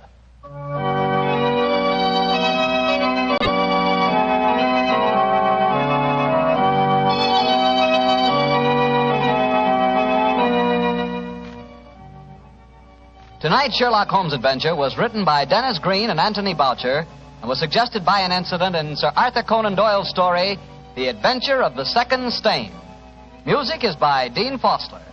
Mr. Rathbone appears through the courtesy of Metro-Goldwyn-Mayer, and Mr. Bruce through the courtesy of Universal Pictures, where they are now starring in the Sherlock Holmes series.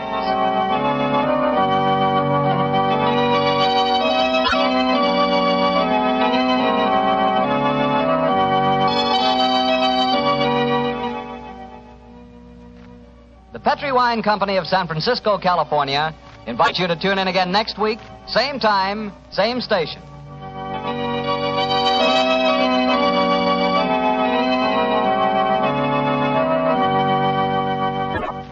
This is Harry Bartell saying goodnight for the Petrie family. For a solid hour of exciting mystery dramas, listen every Monday night on most of these same stations at 8 o'clock to Michael Shayne, followed immediately by Sherlock Holmes. This is the Mutual Broadcasting System.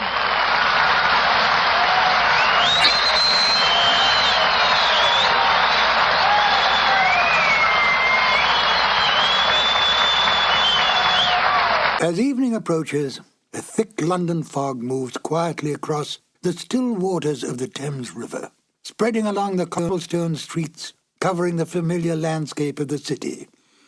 In Baker Street, the lodgings of 221B are empty, for Sherlock Holmes and Dr. Watson have left long ago on another case of murder.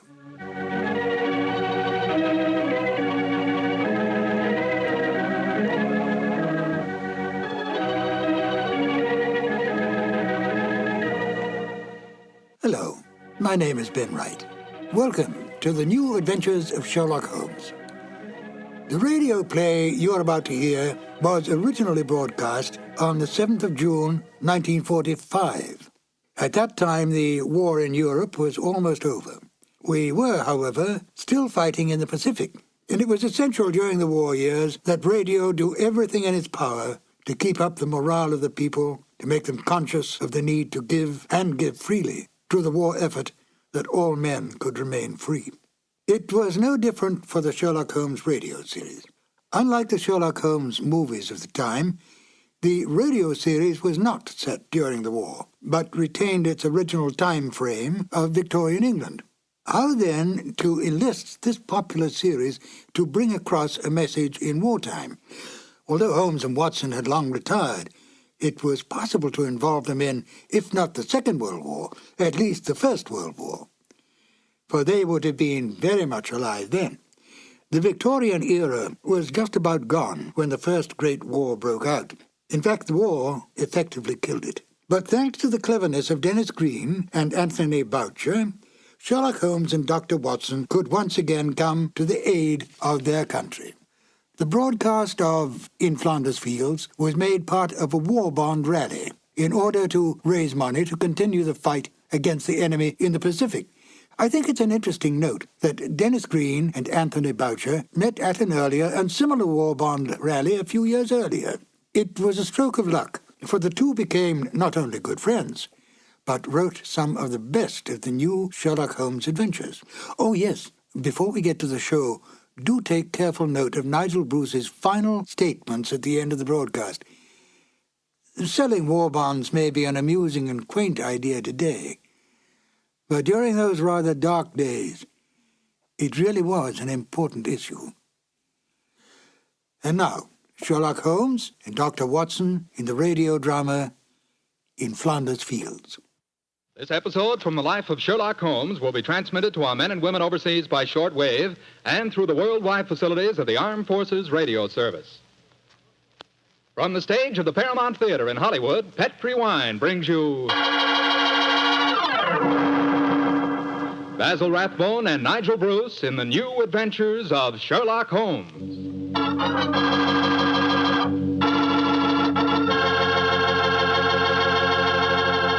The Petri family, the family that took time to bring you good wine, invite you to listen to Dr. Watson tell us about another exciting adventure he shared with his old friend, that master detective, Sherlock Holmes.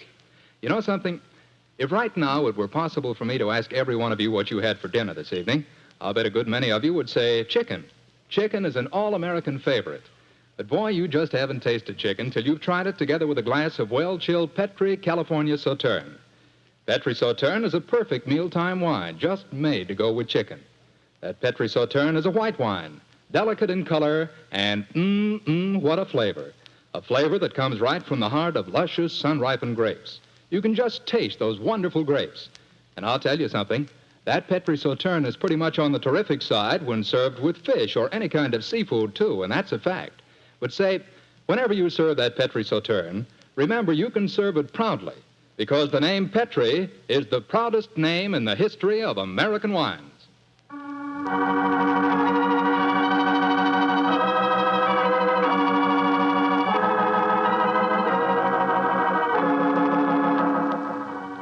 And now for our weekly doctor's appointment.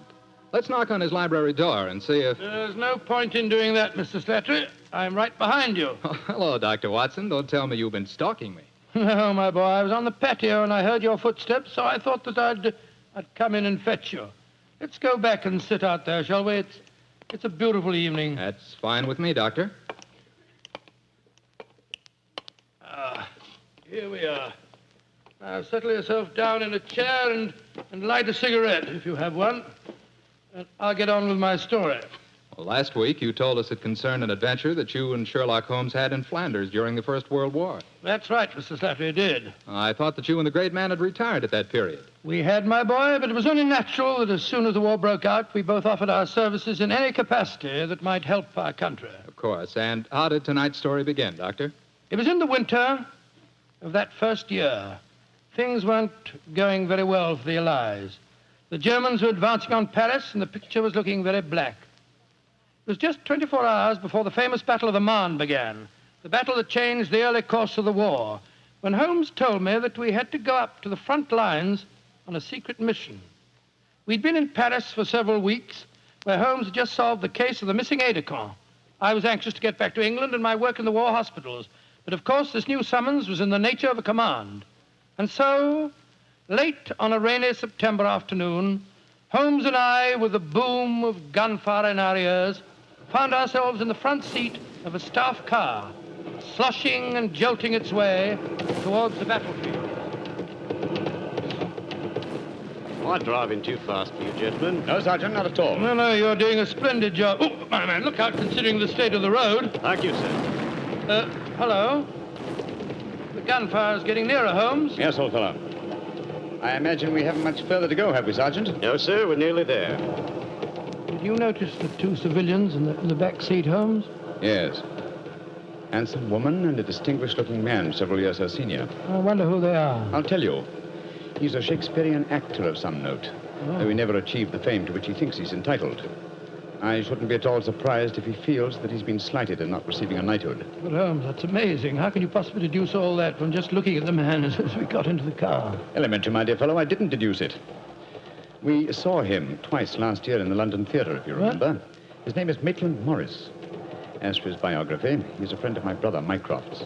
He told me about him. Well, what do you suppose he's doing up here near the front line? His brother is General Sir Stanley Morris, who's in command of this particular front, and it would seem reasonable to presume that his brother has come up here to give a performance for the front-line troops. I suppose this hut is as far as we can drive, Sergeant. I'm afraid so, sir. We're 4 miles from the front line now. You'll have to clear your papers here. See that ruined farmhouse there, sir? Yes, Sergeant. Is that the General's headquarters? Yes, sir. Come on, Watson. Good Lord, it's pelting with rain. Yeah, let's make a dash for it.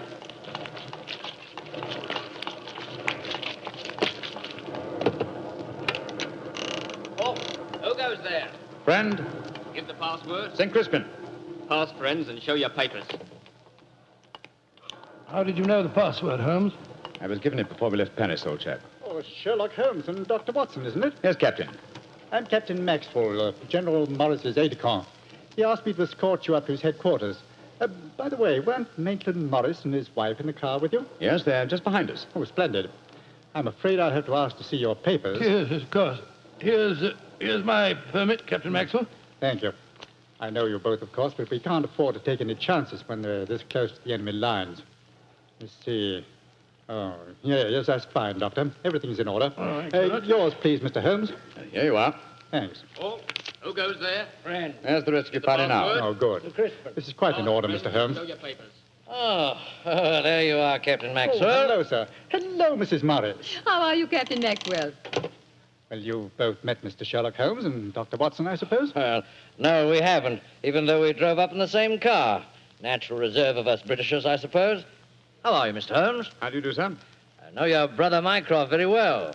How are you, Doctor? I'm glad to meet you, Mr. Morris. I saw you a couple of times in the theatre last year and enjoyed your performances very much. Well, thank you, sir. Well, then you must know my wife, my leading lady. How do you do, gentlemen? How do you do, Mr. Morris? Can I see your papers, Mr. Morris? Just a matter of form. You understand. Yes, of course. Mrs. Morris, I presume you and your husband are going to give a performance tonight for the men going up the front line. Yes, Doctor. We're very flattered. They've asked us to do some Shakespearean scenes. Oh, yes. Although I should have thought something a little lighter would have been more appropriate. The General, he's Maitland's brother, you know, seemed to think differently. Well, my dear, show Captain Maxwell your papers. Then we can all go along and see my brother Stanley. Very well, Maitland. Mr. Morris, I shall look forward to hearing your reading of Shakespeare's St. Crispin speech from Henry V tonight. Well, bless my soul, Holmes. How did you know I was planning to do it? Well, the setting is so perfect and the time so appropriate, I can't conceive an English actor who could resist the temptation. Oh, right. I noticed that your brother appreciated the fact in naming today's password. Yes, it's amazingly appropriate. You know, it's almost 500 years ago to the day that the Battle of Agincourt took place. Well, let's hope that the results of the forthcoming battle will be equally successful for England. Yes, indeed. Oh, by the way, Holmes, this will probably seem rather silly to you, but I'm an inveterate autograph collector, and I have my book here with me. I wonder if you'd mind signing. I should be very glad to, Mr. Morris. Give me a pen, will you, Watson? Here we are, Holmes. You'll find yourself among quite distinguished company in that book, sir. So I see. Adelina Patti, Crown Prince of Norway. Hello. Field Marshal von Tauchnitz. Oh, yes. He was one of my admirers when I played in Munich before the war. I suppose now that our countries are fighting, I should tear that page out. Do you know, I cannot help but feel that art and the appreciation of art are independent of national hatred. Quite so, sir. I myself still have a medal presented to me by the University of Leipzig for some trifling services. There you are, Mr. Morris. Oh, thank you very much, Mr. Holmes. A notable addition to my collection. I shall be very glad to sign your book for you, Mr. Morris, if you'd like me to. That's very kind of you, Doctor. Oh, Captain Maxwell, if our permits are all in order, don't you think we should be moving along? Just what I was going to suggest myself. I'll take you all straight to General Morris's headquarters.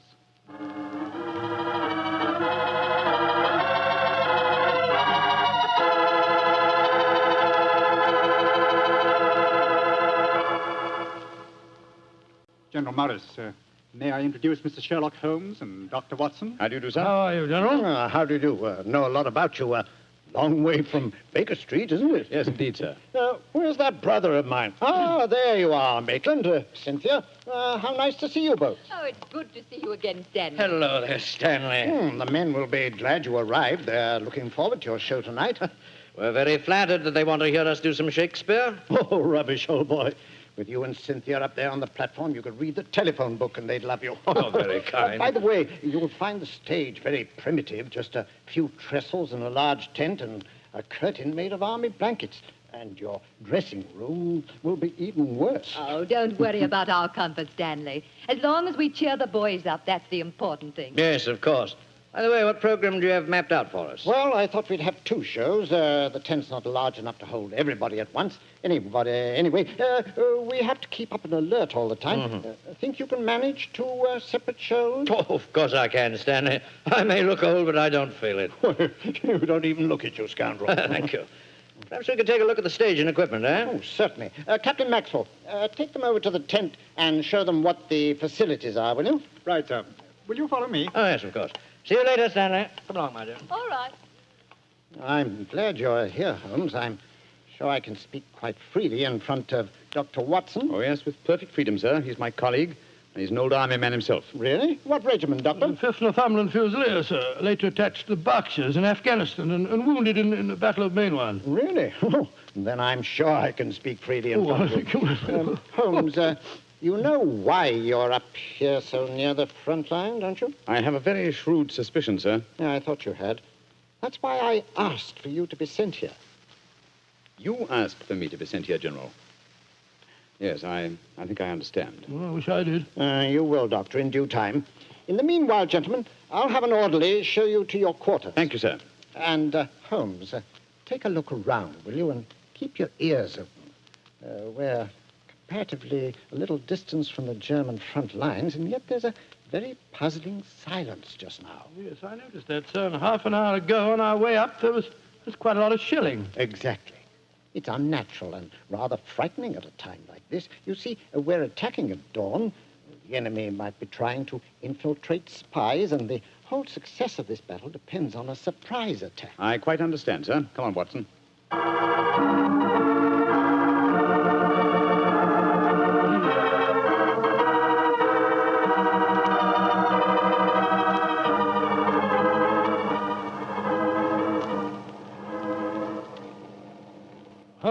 Holmes, the first performance starts in a few minutes, you know. They're all there waiting. Why are we tramping about out here in the mud and the rain? I thought a pipe or two in the open air would clear our brains. Yes, a pipe in the open air is one thing, but a pipe in a downpour of rain's another. Was it raining? Oh, didn't even notice it. I was listening to the silence. What do you mean? Thousands upon thousands of Germans. Armed Germans. Full of a blind fanatical hatred and desire to kill. Are crouched in trenches only a mile or two from here. Surrounding us are an equal number of English boys, also armed. And with a will, if not the desire, to fight. Because they know their cause is the cause of freedom and justice. All these thousands poised, ready to pounce on each other and fight to the death. And yet,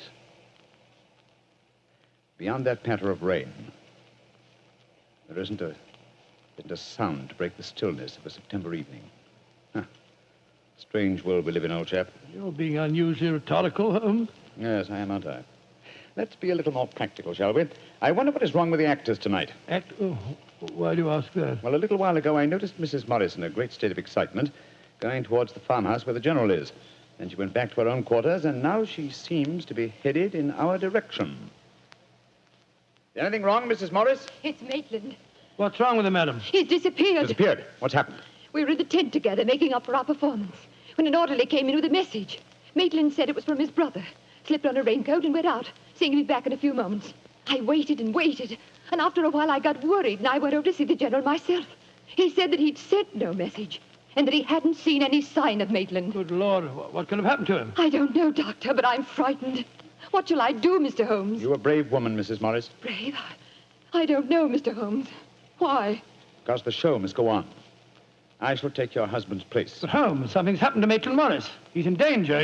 True, Watson, true. But 1,000 men inside that tent are in mortal danger, too. Tomorrow morning, many of them may be corpses on the fields of Flanders. But tonight, they've been promised a show. Do you think that you can do it, Holmes? Oh, I think I can, with the help of Mrs. Morris. I can't do it, Mr. Holmes. You can, Mrs. Morris, and you will. If only to uphold that great tradition of the theater that the show must go on.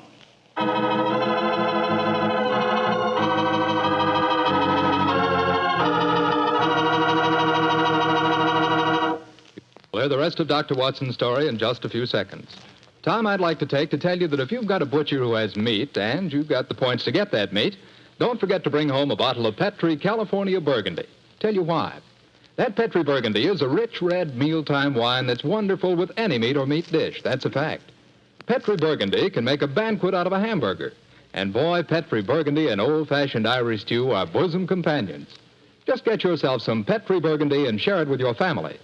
Petri Burgundy is the best friend a good meal ever had.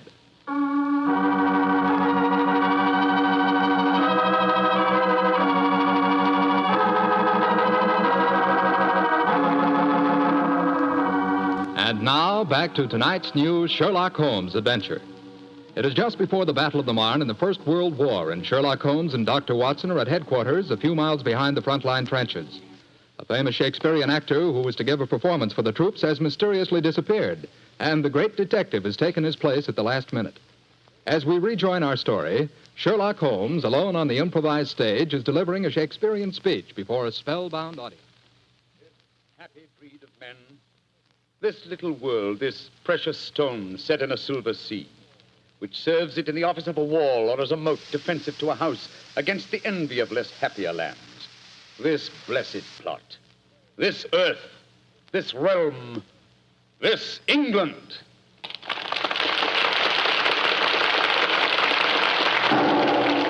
Holmes, that shot, are you all right?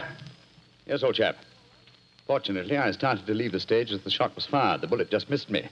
I heard it splinter some wood nearby. But who on earth would want to shoot you? That's what we've got to find out, though I think it more likely that the shot was intended for me. It was not intended for me, but for Maitland Morris, the man for whom I'm substituting. Well, even so, who'd want to shoot him? Oh, don't ask me so many questions, old fellow. Let's see what clues we can find. Now, the shot was fired from outside the tent from behind me. Yes, look there. See the hole in the tent there? By Jove, yes. The footlights would outline your shadow on the back of the tent. Whoever it must have fired at your silhouette. The question is, where did the bullet embed itself? Aha. Look here, Watson. You got a penknife? Yeah, wait a minute. Here, Holmes. This shouldn't be hard to extract. Look at this splintered tent pole. Wait a minute. There we are. Excellent. Huh. Very interesting. Well, what's so interesting about it? Just a revolver bullet, isn't it? No, it isn't, Watson. Huh? It's far from just a revolver bullet. This bullet was fired from a German Luger pistol. A German pistol? There must have been a spy here behind our lines.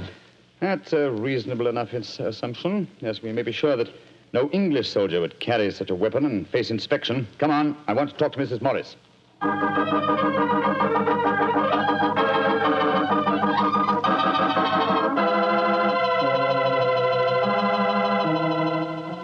Mrs. Morris, I want you to be very frank with me. But of course, Mr. Holmes. You know why your husband's missing, don't you? No, I don't. Have you found out anything? Come, madam. Why keep up this pretense any longer? I know that your husband is a spy, or at least a great sympathizer with the German cause. The general's brother a spy? Good Lord. How dare you say that? Because it's true. Foreign Office have been suspicious of his sympathies for some time. His own brother knew it. That's why he asked to have me sent up here to keep an eye on him during his visit. It is true. Why should I keep up the pretense any longer? You see, Maitland was a disciple of Stuart Houston Chamberlain. Oh, who was this Stuart Houston Chamberlain? An Englishman who married one of Richard Wagner's daughters and became a German citizen, and an arch-enemy of England. I tried to dissuade Maitland. I implored him to consider his British heritage, his brother's name and mine. But Maitland was a strange man. His life was one of frustration and envy. Envy of his brother, I suppose? Yes. When Stanley was knighted, it hurt Maitland terribly. He said it was typical if the English would knight a soldier and yet leave a great artist like himself unrecognized. That in Berlin, they really understood and rewarded the artist. Well, if the authorities knew that, it's amazing they allowed him to come so close to the front lines at a time like this. Oh, it was at the general's request. He wanted to plead with my husband, to warn him that his secret was known. And now Maitland's gone over to the German lines. Oh, it's terrible. It's worse than that. It's disastrous. He can give them information as to the strength of our troops here. He knows the password. He might even know the hour the attack is timed to start. How did your husband expect to enter the German lines in safety, Mrs. Morris? He speaks fluent German, Mr. Holmes. I fancy the autograph book he was carrying, containing the signature of Field Marshal von Tochnitz, was in reality his pass through the German lines. You've told the general that his brother was gone, of course. I haven't been able to. He moved up to the front line position immediately after the first performance, though I had warned him what I thought Maitland was planning to do. I think he intended to give his performance first, then cross the lines immediately afterwards. But something must have made him change his mind. Perhaps he suspected I'd warned the general. Anyhow, as you know, when I got back to our quarters, he'd gone. Did he leave any note, madam? Yes, he did. Here it is. Thank you. I have gone, my dear. Try and understand and forgive if you can. You wouldn't come with me, and so I'm taking what is left of my heart and my hopes where they belong, among the friends that understand and appreciate me. It is something stronger than love and blood and country that makes me do this. It is something dearer to me than life itself. Dearer to me than life itself. Oh, how could he? How could he? The shame of this will kill poor Stanley.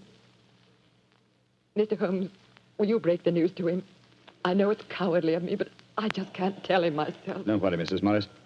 I'll tell him. Dr. Watson and I will ask Captain Maxwell to escort us to the General's frontline headquarters. In the meantime, try and keep calm. We'll tell him.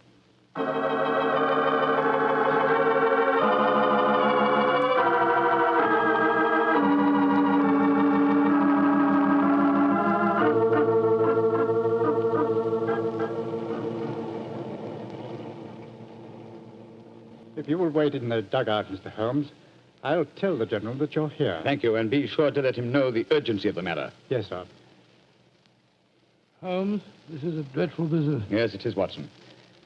Though if my plans work out correctly, I think the success of tomorrow's battle may not be imperiled. What plan?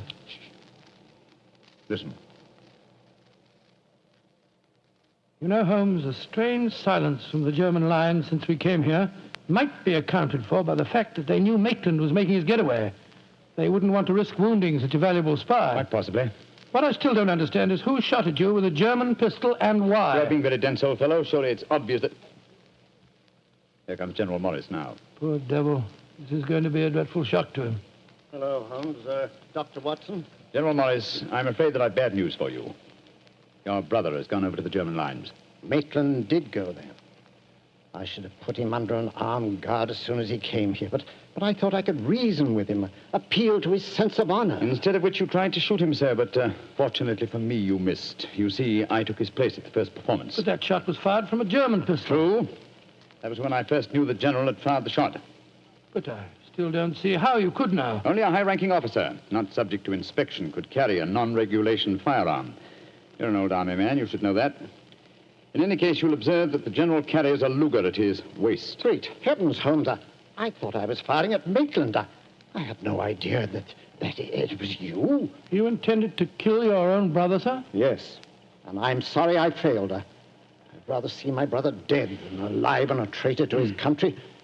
But now he's safely in the German lines. Heaven knows what secrets he may be imparting.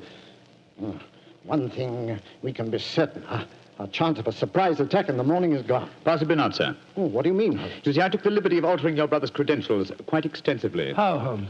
I knew of his German sympathies. Mycroft had given me a great deal of information about him, and so I took it on myself to decide that it was unsafe to allow him so near the enemy lines with his own identification on him. Well, what did you do, Holmes? I took the liberty, sir, of stealing his autograph book, the one containing the magical signature of Field Marshal von Tochnitz. I have it in my pocket now. I think we shall find within its pages a code concealed in the various autographs, giving valuable information to the enemy. Good Lord. I also switched military permits on him. I felt that in the event that he did go over to the German lines, his welcome might be less cordial if they were under the impression that they'd captured Sherlock Holmes. To make that identification doubly sure, I also slipped in his pocket a slight souvenir of my own. By Joe, Holmes, you mean that medal that was presented to you by the University of Leipzig? Exactly, old fellow. I no longer wish to own a decoration given me by a country of barbarians, and it seemed a rather neat and effective way of returning it to them. So the Germans will think they've captured Sherlock Holmes? Yes, sir, and unless I'm much mistaken, he'll receive very short shrift at their hands. Yes, they hate you. There's your answer, sir. I'm sorry. Well, don't be sorry, Holmes. It's better that way. Now his secret can die with him. Excuse me, sir. Yes, Maxwell, what is it? Would it be in order for me to return to headquarters now, sir? It's very nearly time for the second performance, and I've still been unable to trace the whereabouts of your brother. Well, my brother will not be acting tonight, I'm afraid. Holmes, I wonder if I might ask you to take his place once again. If you want me to, General. I do. Maitland had planned to do the St. Crispin speech from Henry V. He knew how much I loved him. I realize that, sir. When I was told the password up here. Well, can you remember the speech, Holmes? Oh, I think so. At any rate, I can try. Then do it for me, my dear fellow, will you? For me. I'll be very proud to do it, General. Goodbye and good luck. Thank you, Holmes.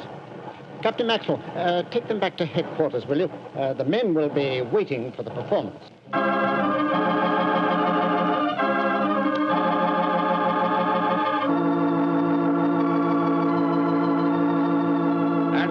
Crispian shall ne'er go by from this day to the ending of the world, but we in it shall be remembered. We few, we happy few, we band of brothers. For he today that sheds his blood with me shall be my brother. Be he ne'er so vile, this day shall gentle his condition. And gentlemen in England now abed shall think themselves accursed they were not here, and hold their manhoods cheap, while any speaks that fought with us upon St. Crispian's Day.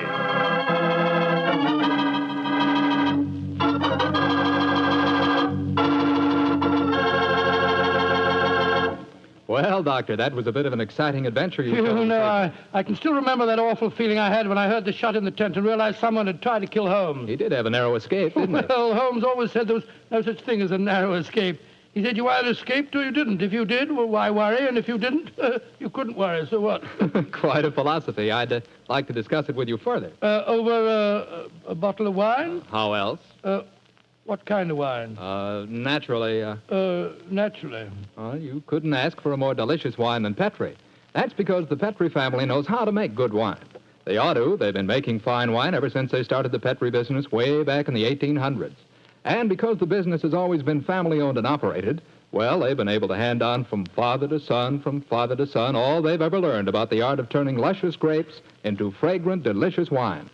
That's why no matter what type Petri wine you buy for any occasion, you can be sure it's good wine because Petri took time to bring you good wine. And now, Dr. Watson, how's about giving us a clue to next week's Sherlock Holmes adventure? Next week, Mr. Clatter, I'm going to tell you a most unusual adventure in which Holmes and I are trapped in an airtight metal chamber, our only companion being a murdered scientist. Well, sounds like a story we don't want to miss, Doctor. See you next week. Yes. Oh, just a second, Mr. Clatter. Before we go, I just want to tell our listeners that tonight we're broadcasting from the stage of the Paramount Theater here in Hollywood on behalf of the 7th War Loan Drive. The ticket of admission to the theater was a war bond. I'm mentioning this to remind you, our friends, that you have an important part to play in making the 7th War Loan a success.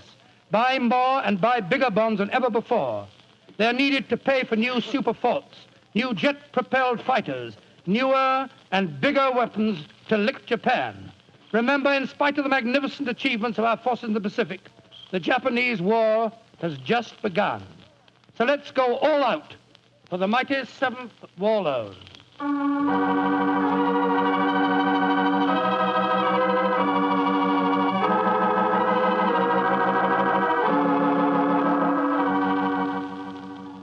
Tonight's Sherlock Holmes adventure is written by Dennis Green and Anthony Boucher and is based on an incident in the Sir Arthur Conan Doyle story, The Adventures of the Blanched Soldier. Mr. Rathbone appears through the courtesy of Metro-Goldwyn-Mayer and Mr. Bruce through the courtesy of Universal Pictures, where they are now starring in the Sherlock Holmes series.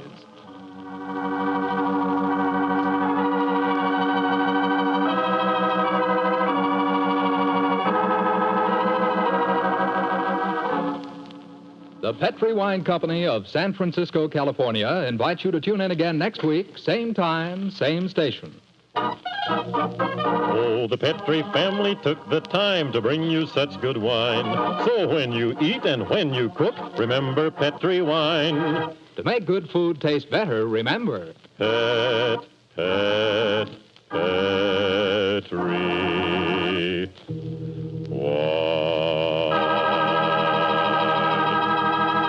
This is Jack Slattery saying good night for the Petri family.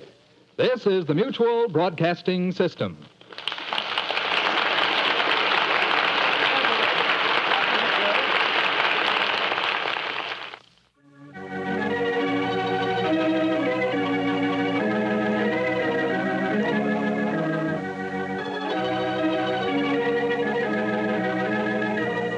It was only a short time later that calls for the sale of war bonds would come to a complete halt. The reason? The dropping of the A-bomb on Japan. Not only did this bring the Second World War to an abrupt end, but it changed the entire life and rhythm of the world. I often feel that life might be richer if we could have grown into this atomic age at a slower pace. Still, we can go back in our imagination to an easier, slower time, a less violent time, a time of Sherlock Holmes and the Good Doctor. This is Ben Wright, and I'll join you again shortly with another new adventure of Sherlock Holmes.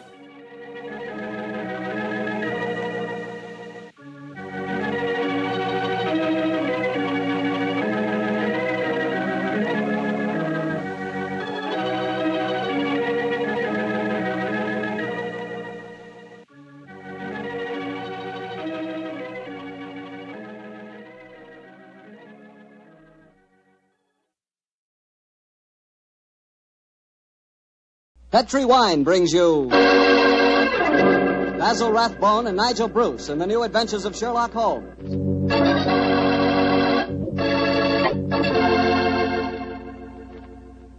The Petri family, the family that took time to bring you good wine, invites you to listen to Dr. Watson tell us another exciting adventure he shared with his old friend, that master detective, Sherlock Holmes.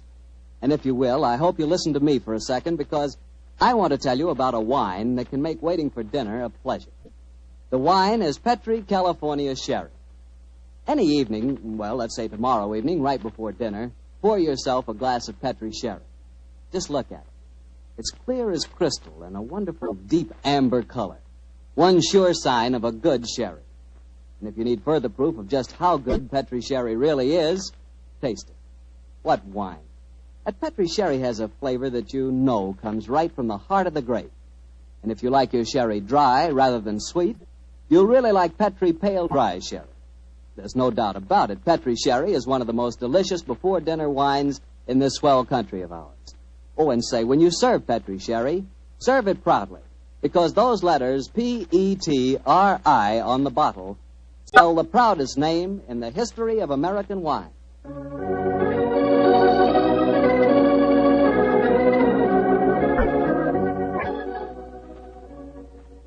And now I'm sure our good friend Dr. Watson's waiting for us. Let's go enjoy. There you are, Mr. Bartell. Good evening, Doctor. All alone tonight, huh? Yes, my boy, if you can call a man alone when he's got his pipe, his books, and a glass of good port at his elbow. Take your coat off. You're full of enjoyment. Thanks, Doctor. Help yourself to the port. There's some rather special tobacco in the jar over there. Fine. And now, Doctor, are you ready to tell us tonight's new Sherlock Holmes adventure? I am, Mr. Bartell, and I think you'll find it a most unusual story. It began on a winter's night in 1896. Holmes and I had gone to a theatre in the East End of London to see a performance of a famous old English melodrama called Sweeney Todd, the Demon Barber of Fleet Street. That's a good bloodthirsty title, Doctor. The Demon Barber. He sounds as though he specialized in close shaves. Oh, gracious me, Mr. Bartell, that's almost unforgivable. He was a murderer of voracious appetite who placed his victims in a specially constructed barber's chair, cut their throats, and then pressed a lever that would swing the chair over and decamp the unfortunate victim into a horrible cellar beneath his shop. This is only a stage play you're talking about, Doctor.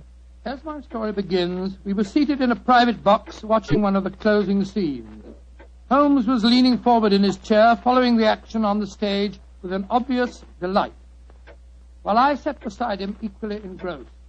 An actor by the name of Mark Humphreys was playing the part of Sweeney Todd, and no one could deny that he was playing it up to Where are you going, Tobias? To the nearest magistrate, Sweeney Todd, to denounce you as a fiendish, cruel, cold-blooded murderer. You have pronounced your doom. Into the chair with you, and over and down into the depths below. Ha! There. Say, whence comes this apparition? 'Tis the ghost of another customer of mine. The yawning grave yields up his ghastly inmates to prove me guilt. Blood! We'll have blood! See, he is there. He comes to accuse me of his murder. Oh, save me! 'Twas not I that slew you.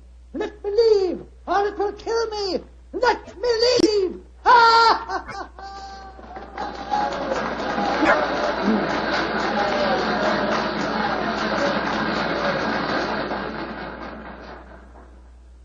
Well, upon my soul, Holmes, that fellow Mark Humphreys is the most florid actor that I've ever seen on a stage. I find him enchanting, Watson. It seems to me he's really caught the flavor of this murderous monster piece. After all, a restrained performance of a Barber Sweeney Todd would be unthinkable. Yes, I suppose it would. But I must say his makeup seems rather overdone. No barber would wear such an enormous beard. It would be most impractical. Probably get in the customers' faces. By the way, I noticed from the program that Mark Humphreys, as well as being the principal actor, is also the owner of the company. Yes, the current trend towards the actor-manager is a pretty healthy sign, I think. Come in. Excuse me, but is one of you gentlemen Mr. Sherlock Holmes? Yes, I am. Oh, I was asked to give you this note. Thank you. Now, who on earth knows that you're at the theatre, Holmes? We'll soon find out. This note is from Mark Humphreys, our actor-manager. What's it say? Dear Mr. Holmes, I recognize you in your box. Please come to my dressing room after the performance. My sanity, and even the safety of London, perhaps, depends on your compliance. Oh, my sanity and the safety of London. I wonder what on earth he means. That, my dear fellow, we can only discover by going backstage to meet him. As it is, the curtain's going up in the last scene I see. For a little longer, we must possess our souls in patience.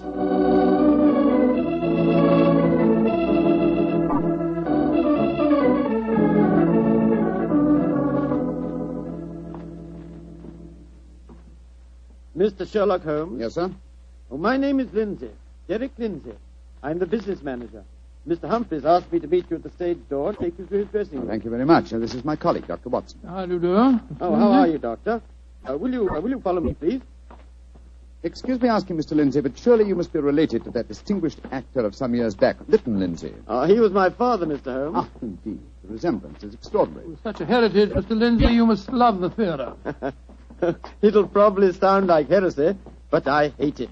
However, it's the only thing I was trained for, and there's good money to be made in it, sometimes. And money's a thing I both like and want. Oh, Mr. Holmes, I do hope you'll be able to help Mark Humphreys. He certainly needs it. Oh, really? What seems to be his trouble? Well, he'll have to tell you that for himself. But his wife and I think... There's Mrs. Humphreys now. Maria! Maria, this is Mr. Sherlock Holmes and Dr. Watson. Mrs. Mark Humphreys. How do you do? Oh, Mr. Holmes, I'm so grateful that you're going to see Mark. He's in such a dreadful state. There have been times lately when Mr. Lindsay and I have been afraid he's going out of his mind, haven't we, dear? Indeed we have. We're both dreadfully worried about In him. that case, I hope I can be of service. Which is his dressing room? Number 1, next door to mine. Derek, I think it'll be better if Mr. Holmes and Dr. Watson go in alone. I'm sure Mark will speak more freely if we're not in the room. I think perhaps that is a good idea, Mrs. Humphreys. We'll see you later on. Come on, fellow. That's all.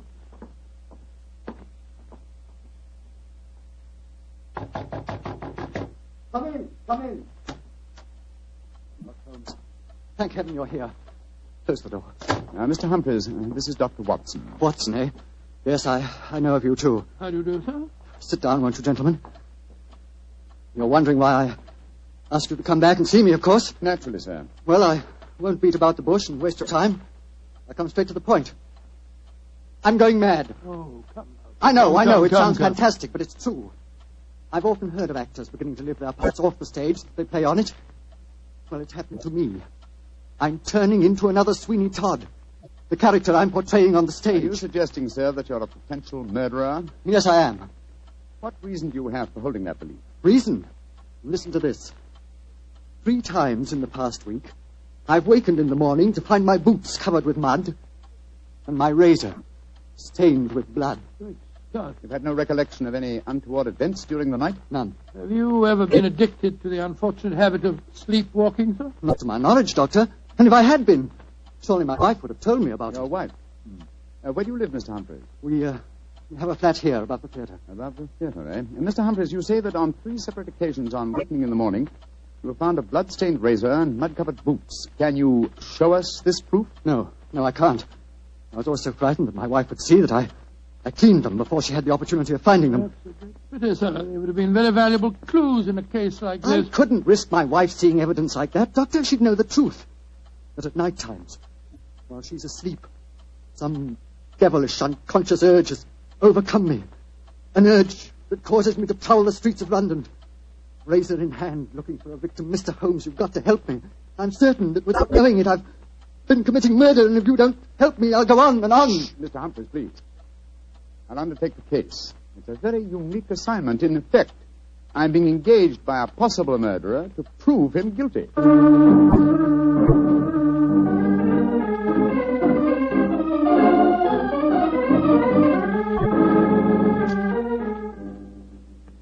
Well, Mr. Holmes, I've been through all the records we have here at Scotland Yard. What have you found, Inspector Gregson? In the last 2 months, we haven't had one case of an unsolved killing with a razor. Any mysterious disappearances, Inspector? Bless your heart, Doctor. There's never a day that passes without one or two of them.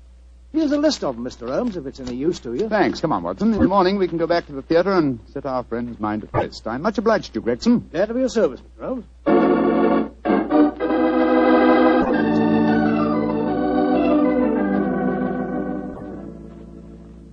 We examined the homicide records at Scotland Yard after leaving you last night, Mr. Humphreys. There have been no unsolved razor murders in London during the past fortnight. And therefore I think you may rest easy on that score, sir. But it proves nothing. Remember that in the play, Sweeney Todd's victims are never found either. Yes, thanks to his singularly horrible ingenuity in disposing of them. But this is real life, Mr. Humphreys. Then how do you account for the bloodied razors and the muddied boots? Well, now, are you sure that they aren't just in your imagination, sir? You admit that your wife's never seen them? The whole thing could be, or shall we say, an overdose of Sweeney Todd? Well, I admit that I'm suffering from a surfeit of that. And why not drop the play from your repertoire? Our manager, Derek Lindsay, won't let me. It's our best money-maker. He's always got a keen eye to business. Mr. Holmes, I can see that you still don't believe my story. So I've saved some evidence for you, evidence that I found this morning. Look at these. Now what do you say? You still think it's my imagination? Got a blood-stained razor and boots covered with mud. Splendid. At last, some real clues to work on. How can you be so calm, Holmes? It happened again last night. Do you realize that I'm a murderer? I'm a menace to society? For heaven's sake, lock me up before I do some more damage. No, sir. Don't get so excited. Mr. Humphreys, I should like to take these objects back to Baker Street where I can perform some chemical tests. You have no objections, I hope? Objections? Good heavens, no. Excellent. You've told no one of this fresh discovery of yours? No one. Not even Derek Lindsay. Derek Lindsay, that's your manager, isn't it? Yes. The best friend I ever had. Except for his father before him. It was Derek who helped me back on my feet 2 years ago, when I put on that disastrous production of Macbeth. Don't know where I'd be today if it weren't for him. You lost a great deal of money on that production, sir. Nearly every penny I had. Indeed. By the way, where is your wife, Mr. Humphreys? She's in her dressing room next door. We have a matinee today, you know. I'd like a word with her. Watson, old chap, wait here for me, will you? I won't be a moment. Right you are, Holmes.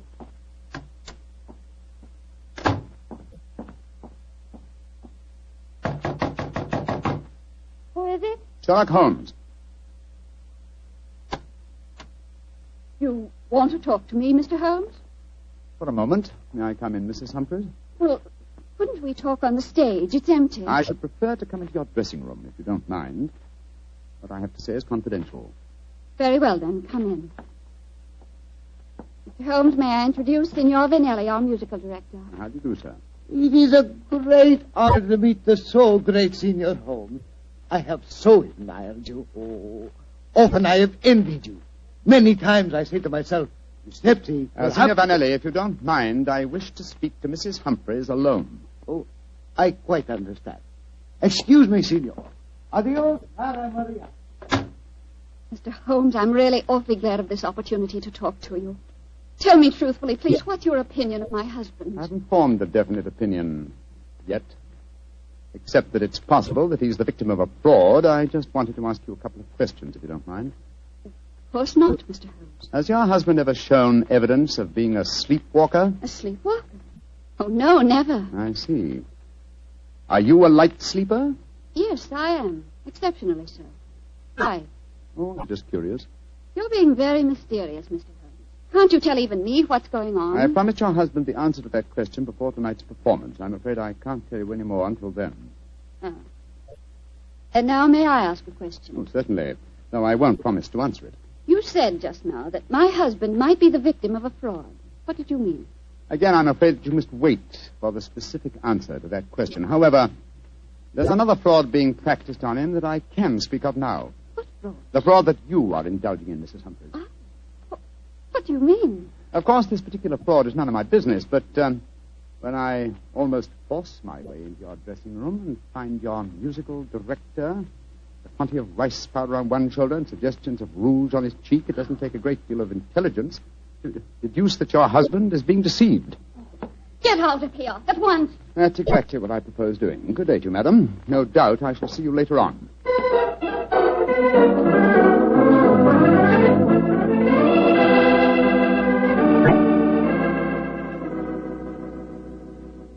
Well, Holmes, what does the microscope tell you about the mud on the boots and the blood stains on the razor? Drawn a blank on the mud, old chap. It's an extremely common type that is found in most parts of London. And the blood? I'm examining that now.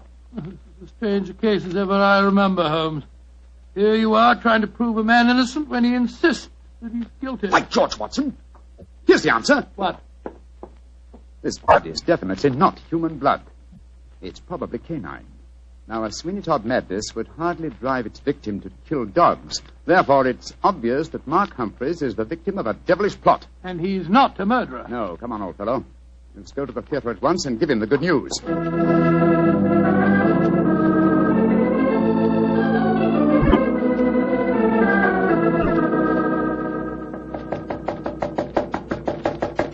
Where doesn't he answer? 3/4 of an hour before the curtain time. He must be in his dressing room. I'll knock again.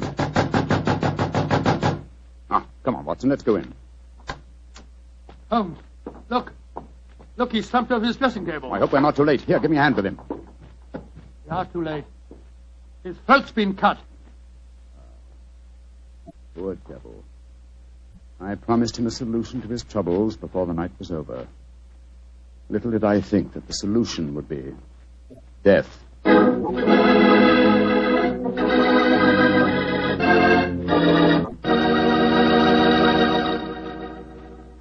We'll hear the rest of Dr. Watson's story in just a second, so I'm going to ask you if you're one of those people who just eats to live, or whether you really enjoy good food.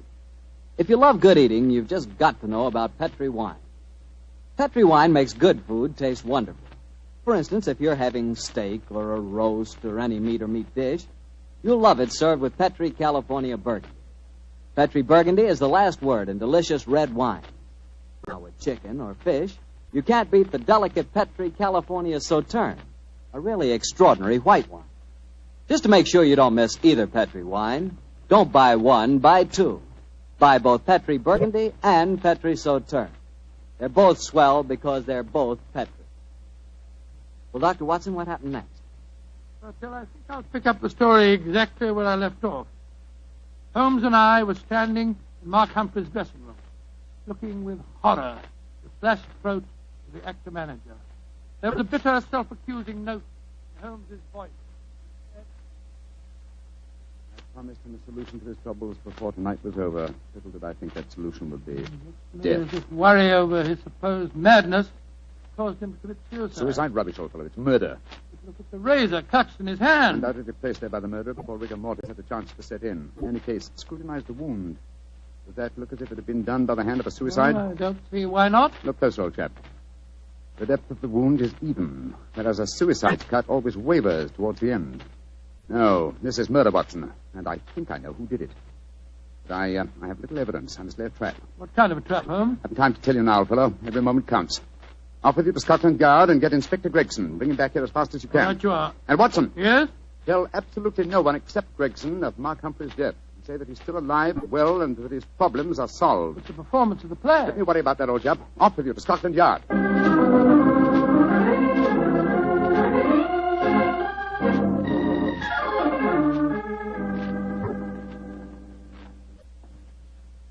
I'm sorry it took so long to find me, Dr. Watson. I was out on another case, you see. No, that's all right, Inspector. The performance, if there is one, must be nearly over by now. Here's the stage door, sir. Yes, here we are. Here, you can't go on the stage. Who says I can't? I'm Inspector Gregson of Scotland Yard. Oh, sorry. Performance is going on. I wonder who the devil's playing Sweeney Todd. Come along. Let's just stand here in the wings. Quietly. It is only the wind whistling through this cellar. But this is impossible. There's Mark Humphreys on the stage. I saw him with his throat cut. I don't believe in ghosts, Doctor. Great heavens, it's Holmes. Like that. Who's this? It's you, Mrs. Abbott. Somebody seems to cut your throat. What a pity. No more real pies. Tell Sweeney Todd who cut your throat, dearie, and he'll cut their throats, too. He'll revenge you while you burn down there in hell, dearie. He'll revenge you.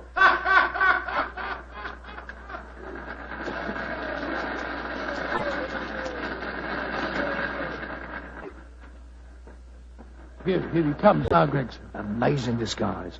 I never have recognized him. You're both here. Holmes, what are you up to? Surely that's apparent. I disguised myself as the dead man, hoping to force the murderer's hand. You're running a terrible risk, Mr. Holmes. Part of my profession, Gregson. Shh. Here comes Signor Vanelli, the musical director.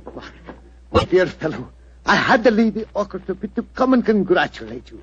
Never have you given a finer performance. Bravissimo, bravissimo. Thank you. But it is true. You hardly seem the same person. Your performance is incomparable. Keep it up, Mark. Keep it up.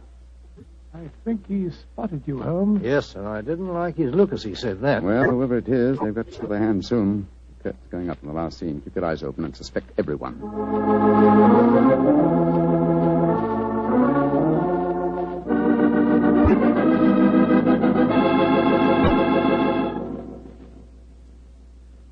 Look, my lord, Judge. He's by your side. Do not disappear. Your ermine robe is stained with blood. Sweeney Todd, what dark deed presses on your conscience? Was a dark, foul deed, but heed not what you hear, Lord Judge, nor what you see. Still the figure sits there. I hear it come to this. It is useless to deny my guilt. The very dead rise from their settlements to prove Sweeney Todd a murderer.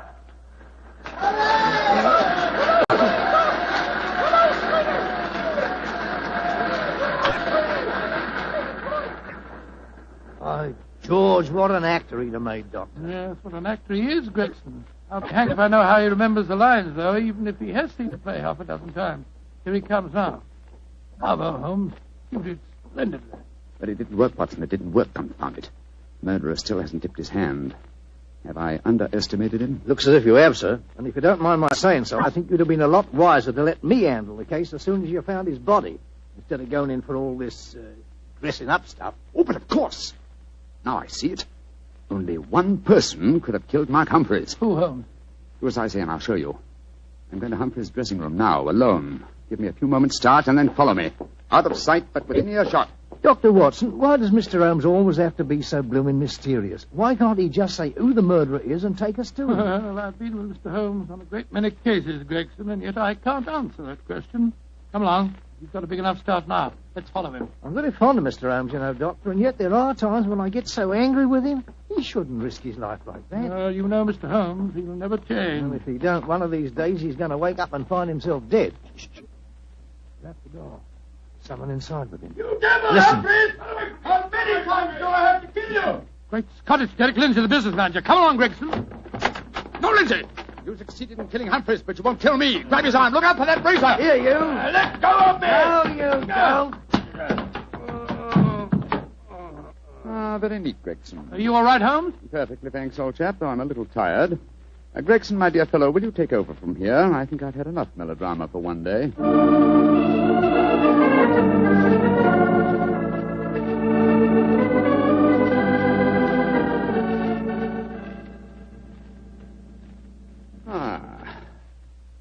How pleasant, Watson, to be back at Baker Street again. A crackling fire, my dressing gown, and your company combined to make a soothing ending to a somewhat violent day. It's been a most unusual case, Holmes. I still don't entirely understand it. The original plot, of course, was to try and drive Mark Humphreys mad by making him think that he's the murderer. Had a coverage for the boots and the blood-stained razor. Precisely, my dear fellow. And the killer, having conditioned his victim by this trickery, then murdered him, trying to make it appear a suicide. Now, who had a motive? 3 people. Mrs. Humphreys, her lover, Signor Vanelli, and Derek Lindsay. I must say that I suspected the wife. Well, so did I for a while, and yet it was illogical. She knew, and we may therefore presume that her lover knew, that I was suspicious of her. And she must have known that you promised her husband a solution to his troubles before the night was out. It seems highly improbable that she or Signor Vanelli would have faked his suicide at that point. Quite right, my dear fellow. So I investigated Derek Lindsay's affairs, and I found that what Humphreys had referred to as the kindly act of a friend in helping him back onto his feet was in reality the mortgaging of his entire theatrical effects. Lindsay stood to inherit the theater on Humphrey's death. Therefore, I was convinced that he was the killer. And then, after he'd murdered him, he saw what he thought to be Mark Humphreys on the stage.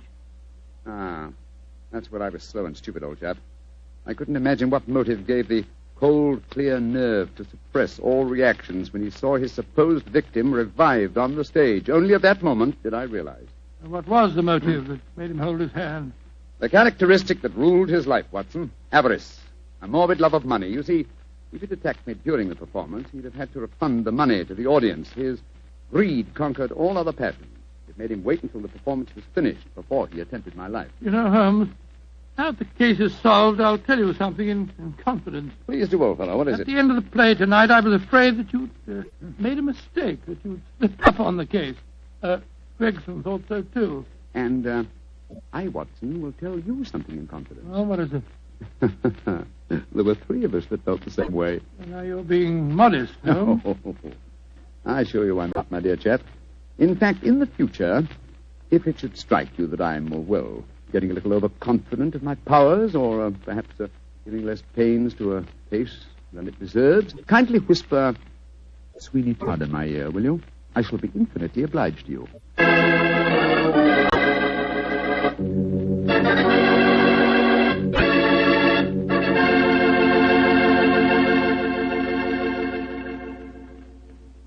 Doctor, that was a swell story. And a pretty narrow escape for Holmes. Yeah.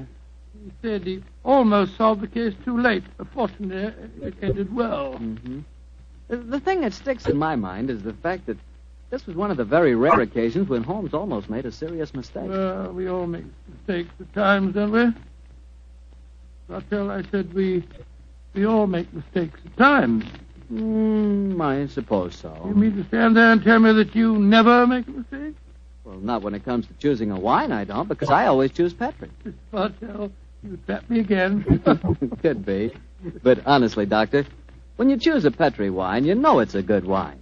Because good wine is the only kind of wine the Petri family makes. And it's easy to understand why when you realize that ever since they started the Petri business way back in the 1800s, the Petri family has handed on down from father to son, the highly developed fine art of winemaking. Yes, the Petri family's been making wine for generations. That's why, no matter what type of wine you prefer, for any occasion, you can't go wrong with a Petri wine because Petri took time to bring you good wine. Well, Dr. Watson, do you care to give us a clue about next week's Sherlock Holmes adventure? Let me see. Next week, Mr. Bartell, next week now. Yes, I'm going to tell you a colorful story that took place in a Parisian circus in 1890. It concerns a very exalted personage, a lady bareback rider, and a strange death that struck without warning. Oh, boy, I can't miss that one, Doctor. Good. Well, now, before you go, I want to say something to all our friends. I want you just to think for a minute. Think of how terrible it is to see helpless little children stricken by infantile paralysis. And then realize that infantile paralysis can be beaten. It can be beaten in very many cases. And your money, your dimes, can do it. Join the March of Dimes. Send your dimes to your local March of Dimes headquarters. Let's help little children walk. Let's help them live.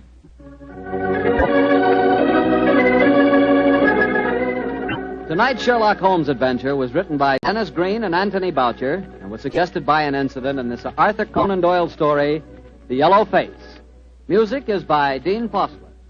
Mr. Rathbone appears through the courtesy of Metro-Goldwyn-Mayer, and Mr. Bruce through the courtesy of Universal Pictures.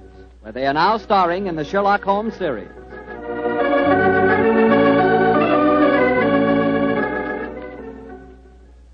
The Petri Wine Company of San Francisco, California, invites you to tune in again next week, same time, same station. Sherlock Holmes comes to you from our Hollywood studio. This is Harry Bartell saying good night for the Petri family. For a solid hour of exciting mystery dramas, listen every Monday on most of these same stations at 8 o'clock to Michael Shayne, followed immediately by Sherlock Holmes. This is the Mutual Broadcasting.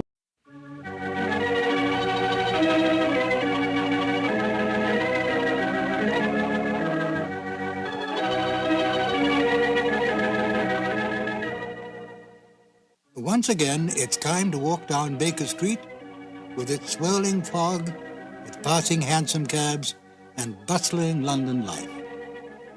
Hello, this is Ben Wright, welcoming you to 2 more new adventures of Sherlock Holmes, starring Basil Rathbone and Nigel Bruce.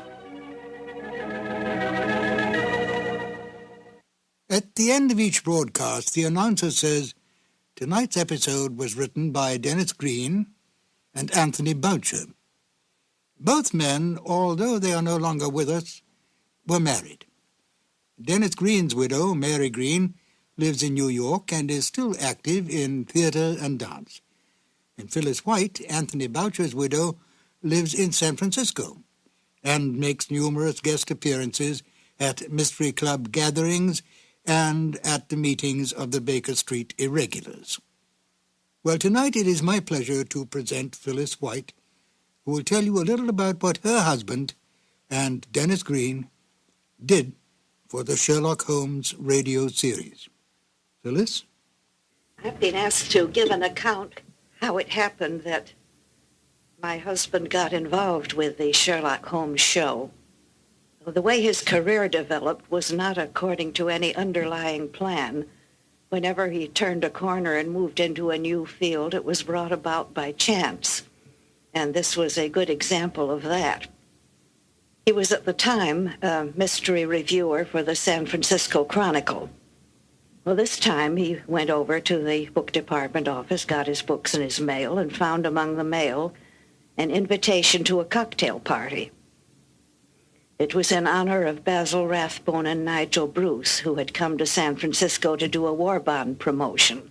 The party was going on right then, so he could quite easily have learned about it too late. But he trotted right over, and aside from meeting Rathbone and Bruce, there were other people who had come along from the radio program. There was Glenn Hall Taylor, who was the producer, and there was Dennis Green, who was one of the writers. He was writing in collaboration with Leslie Charteris. Well, as it turned out, the Greens were staying on a little longer in the Bay Area. My husband invited them to come over to Berkeley and have dinner with us and see his Sherlock Holmes collection. Well, they went back to Hollywood, and not long after, it turned out that the program was in need of a new writer. Dennis suggested Boucher. Well, it turned out that it meshed just beautifully as a collaboration.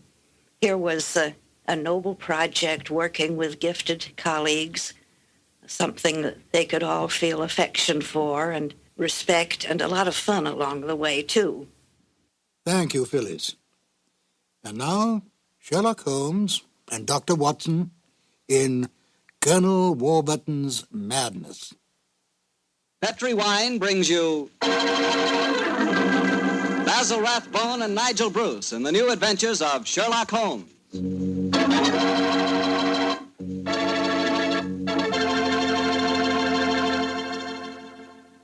The Petri family, the family that took time to bring you good wine, invites you to listen to Dr. Watson as he tells us about another exciting adventure he shared with his old friend, that master detective, Sherlock Holmes. And you know what I wish I could share with you sometime? A bottle of Petri California sherry. Have you ever tasted Petri sherry? It's just perfect before dinner. Why, that Petri sherry can change the usual before-dinner lull into a special event, and that's a fact. Just look at the clear color of Petri sherry. It's a deep, rich amber, clear and cheerful looking. And wait till you taste it. That's when you find out for sure just how good a wine can be. That's when you find out just what I mean when I say that the flavor of Petri Sherry comes right from the heart of the grape. Try Petri Sherry by itself, or with hors d'oeuvres or canopies or whatever you call those little cocktail sandwiches, and say, if you like your sherry dry, well then Petri California Pale Dry Sherry is the sherry for you. Just be sure the label says Petri, the proudest name in the history of American wines.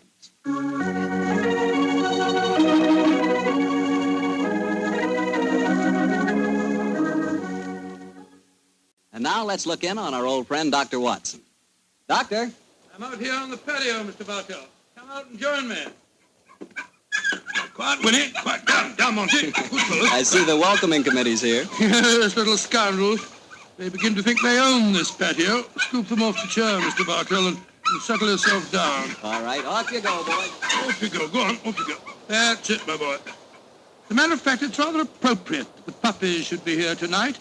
As in the story that I'm going to tell you, a dog played a most prominent part. A dog? What kind of a dog, Doctor? No, my boy, don't get me anticipating my story. For once, I'm going to start at the beginning. Which was? On a summer morning in 1890, not long after my marriage. I'd gone back to my private practice, you know, and Sherlock Holmes was living alone in our old Baker Street rooms. Well, you still saw him, I suppose. Indeed I did, Mr. Bartell. In fact, occasionally I even persuaded him to forego his bohemian habits so far as to visit my wife and me. But to get back to my story, I'd been exceptionally busy that summer, in consequence was feeling rather, shall we say, nervy and run down. So much so that Mary, Mrs. Watson, persuaded me to take a fortnight's holiday. We went down to the charming little village of Taplow on the lower reaches of the River Thames. But, as so often happens, the best laid schemes of mice and men gang after glade. I guess the holiday backfired on you, Doctor, and you found yourself involved in a mystery? Maybe a mystery calling for the aid of your old friend Sherlock Holmes? Quite correct, Mr. Bartell. We'd only been down there a couple of days when the trouble began. In fact, the whole thing became so involved that I thought the best thing to do was to put the whole strange story in a letter to Sherlock Holmes. This I did. And I can imagine how he chuckled when he read my news. Dear old Watson. Seems to be a little out of his depth. My dear Holmes, I need your help. Or at least your advice.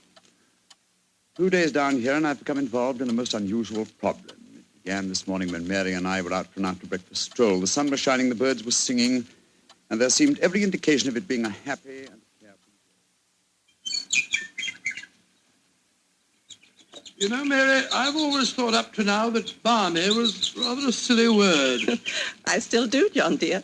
Nevertheless, it's the only possible word that describes a day like this adequately. Very well, dear, it's balmy. Personally, I'm so happy to see you relaxing that I don't care what the weather's like. You've been working much too hard. Yes, it's been a busy year. Yes, and last year Sherlock Holmes monopolized most of your time. At least I've got you to myself for once. You dear little thing, you've always been rather jealous of my association with Holmes, haven't you? Not jealous, dear, but I must confess his influence on you wasn't entirely for the good. He had a habit of keeping you out all night. Well, you should be used to that, dear. After all, it happens often enough in my practice. True, John, but on those occasions I know where you are and don't worry about you. And again, you've copied so many of Mr. Holmes' eccentricities. Keeping your tobacco in a Persian slipper, for instance. And, oh, John, look down. Look, do you see that woman walking across the field towards us? Yes, what's the matter? Do you know her? I'm not sure, but I think it's Ellen Warburton. I believe she does live somewhere near here. And who is Ellen Warburton? An old friend of mine. She's frightfully clever and advanced. She's interested in women's suffrage and all sorts of things. Oh, sounds dreadful. Imagine giving women the right to vote. Their place is in the home. It is Ellen. Ellen Warburton. Oh, how are you? Mary Watson. How very nice to see you again. I'm Mary Watson now. This is my husband. How do you do, Miss Warburton? How do you? How do you do? Mary, I'd heard that you'd married. Aren't you a medical detective or something, Mr. Watson? Not quite, dear. I hold the degree of Doctor of Medicine from the University of London, madam. But he's helped the great Sherlock Holmes on many of his cases. That's how I've heard of him, then. Do you mind if I walk with you a little way? Of course not, Ellen. Come along. Do you live near here, Miss Warburton? About 4 miles away, Doctor, at Chevy Grange. I'm a glorified housekeeper for my uncle, Colonel Warburton. Oh, dear, that sounds rather dull for you. As a matter of fact, the state of my uncle's health at the present moment makes it anything but dull for me. That's why I asked if I might walk with you for a way. Well, what's the matter with him, Ellen? He's going mad. Before my eyes. And I can do nothing to help him. Mad? Come now, Miss Warburton, surely you... Doctor, I'm not an hysterical girl. In fact, I regard myself as something of a scientist. I studied physics for a number of years at Bristol University. And I tell you that my uncle is going insane. What are the symptoms? Most of the time, he's perfectly normal. But when these attacks are on him, he gets in the most frightful rages and says the strangest things. He's even complained of hearing a shrill, piping whistle that comes out of nowhere. I can't hear it, nor can anyone else. But Uncle gets into the most dreadful state. I wonder, would you have a look at him for me, Dr. Watson? Well, I don't Of course, John will do everything he can. Thank you so much. Then supposing you both come over... So, my dear Holmes, at 7 o'clock this evening, we found ourselves approaching Chevy Grange. It was rather a forbidding-looking place, covering a little more than an acre, I should say. As we stood waiting for admittance, I must confess that I was not entirely... Gloomy-looking place, isn't it, Mary? It is a little forbidding, John, dear. Oh, dear, what's that? Sounds like a tom-tom. Someone singing a weird chant. Seems to be coming from the direction of that barn over there. It doesn't seem quite appropriate, dear, does it? I mean, not in the heart of Buckinghamshire. Why not knock on the door again, John? Yes, it's all right, I will. Perhaps they didn't hear us. Oh, they did. Who is it? Oh, it's guests. It's Dr. and Mrs. Watson, my good man. Acker's the name, sir. Come in, please. The Colonel's expecting you, sir. He's in the study. This way, sir. By the way, Hacker, as we were waiting outside the front door, we heard a strange chant, and it sounded as if someone was beating a tom-tom. Oh, that was Miss Narder. You'll be hearing more of her. Promising beginning. Let's see what happened next. This very unpleasant fellow Hacker showed us into the study where we met Colonel Warburton. First, it was hard to believe that he was a sick man. He looked well enough, and his conversation was sprightly.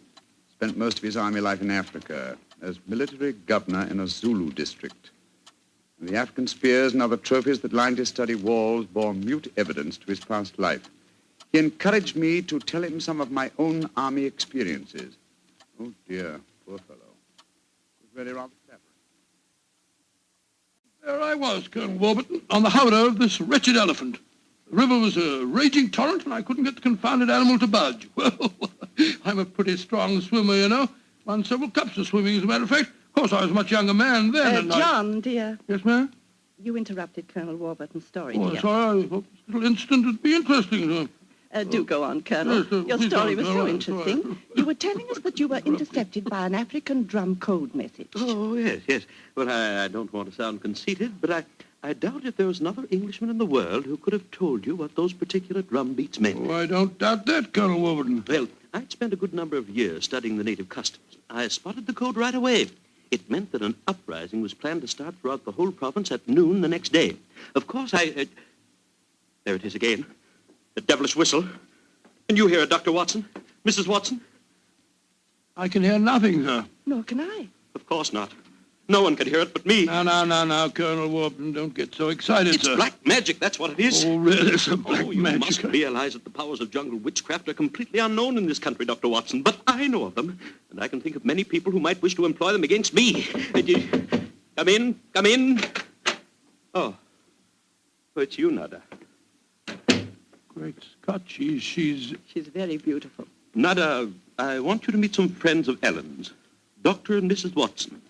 I am very pleased to meet both of you. How do you do? How do you do, Miss Nada? Nada's father was a Chagajula, one of the greatest Zulu chieftains I ever had the privilege of knowing.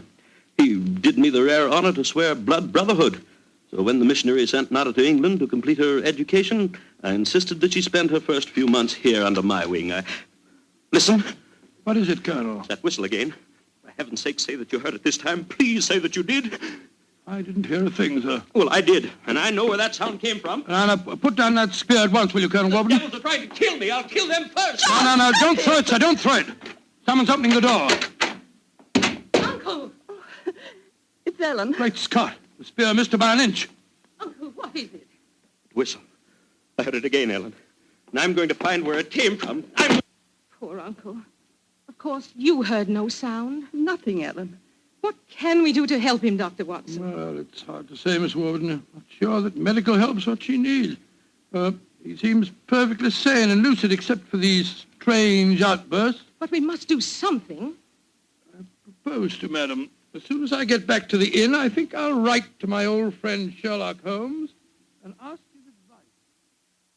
There's a problem. I can't feel that the man should be committed to an asylum, and yet obviously when these attacks are on him, he's as mad as a hatter. Well, fascinating problem, and one that calls for speedy action. I think a telegram to my friend Watson might help to clarify some aspects of the case. Yes.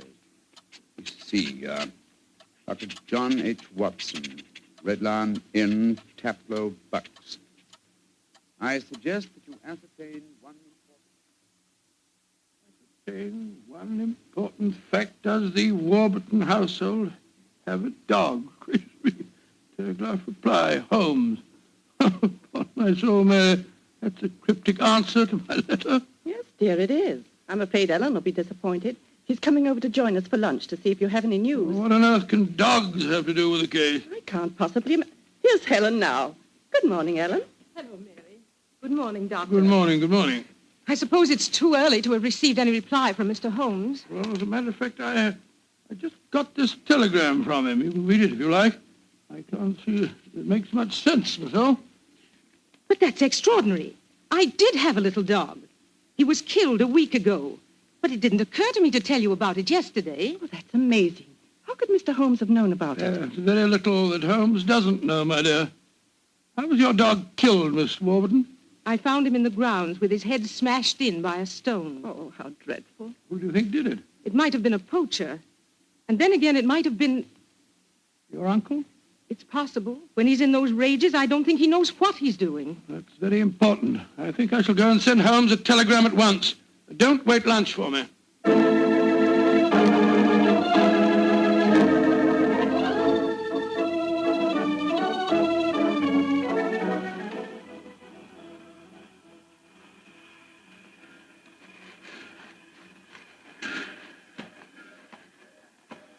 Why did we have to walk over to the station, John, dear? To see if there was an answer at the station telegraph office to the wire that I sent Holmes. Oh, but it's only 4:30, dear. It's hardly possible for him to have answered as quickly as that. In any case, they delivered the telegram to the hotel, you know. Well, it was a nice walk, my dear. Hello, there's a train in the station now. I wonder where it's from. Why don't you ask that porter, dear? It's not a bad idea. Porter, what train is this? Oh, it's the London train, sir. Right on time. Next stop, ready?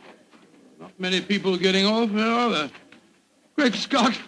Look who's here. Oh, dear, it's Mr. Holmes. And he's got a dog on a leash. Oh, Watson, my dear fellow, how are you? Mrs. Watson, how nice to see you again.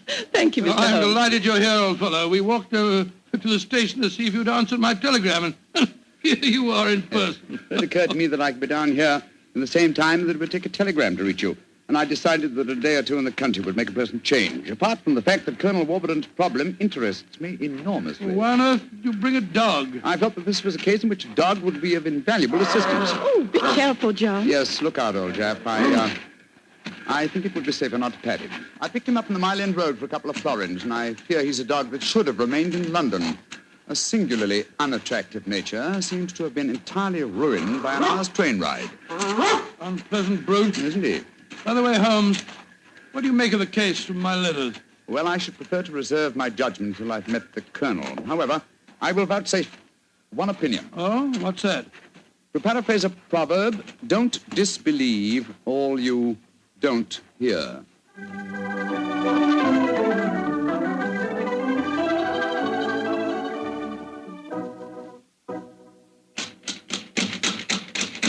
I can't think why someone doesn't answer. They can't all be out. Well, while we're waiting, I think I'll tie the dog up to this tree here. I don't want my arrival to cause too much commotion. Quiet! Quiet! Don't you think perhaps we could try the door, John? Yes, certainly. It's a good idea. Hello, hello. It's unlocked. Then let's go in, old fellow. Let's go in. Colonel Warburton? Colonel Warburton? Ellen? Ellen? What was the name of that butler fella? Hacker. Yes, of course, that's it, Hacker. Hacker! Hacker! We appear to be in an empty house. The dog! Oh, fool that I am, I shouldn't have left him here. Come on!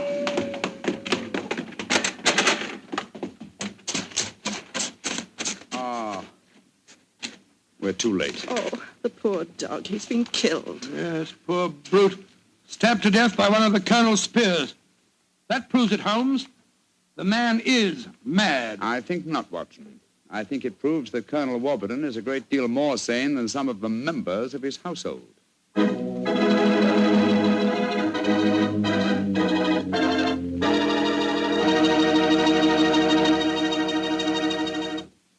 You'll hear the rest of Dr. Watson's story in just a few seconds. Time for me to remind you that there's one secret every smart woman knows. Simply, good wine makes good food taste better. And by good wine, naturally, I mean Petri wine. Try a Petri wine with your dinner.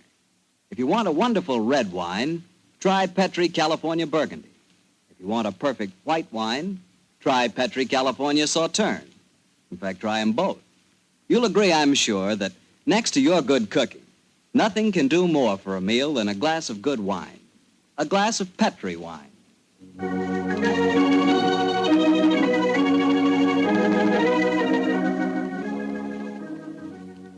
And now back to tonight's new Sherlock Holmes adventure, the story of Colonel Warburton's madness. Holmes, why are we heading for this barn? Seems to me we should be back in the house. Why, old chap? Found the house empty. Besides, I thought I heard... Shh, shh, shh. What is it? Listen. It's the same sound that Mary and I heard yesterday. Oh, once more, it's coming from the barn. Come on, Watson, but quietly.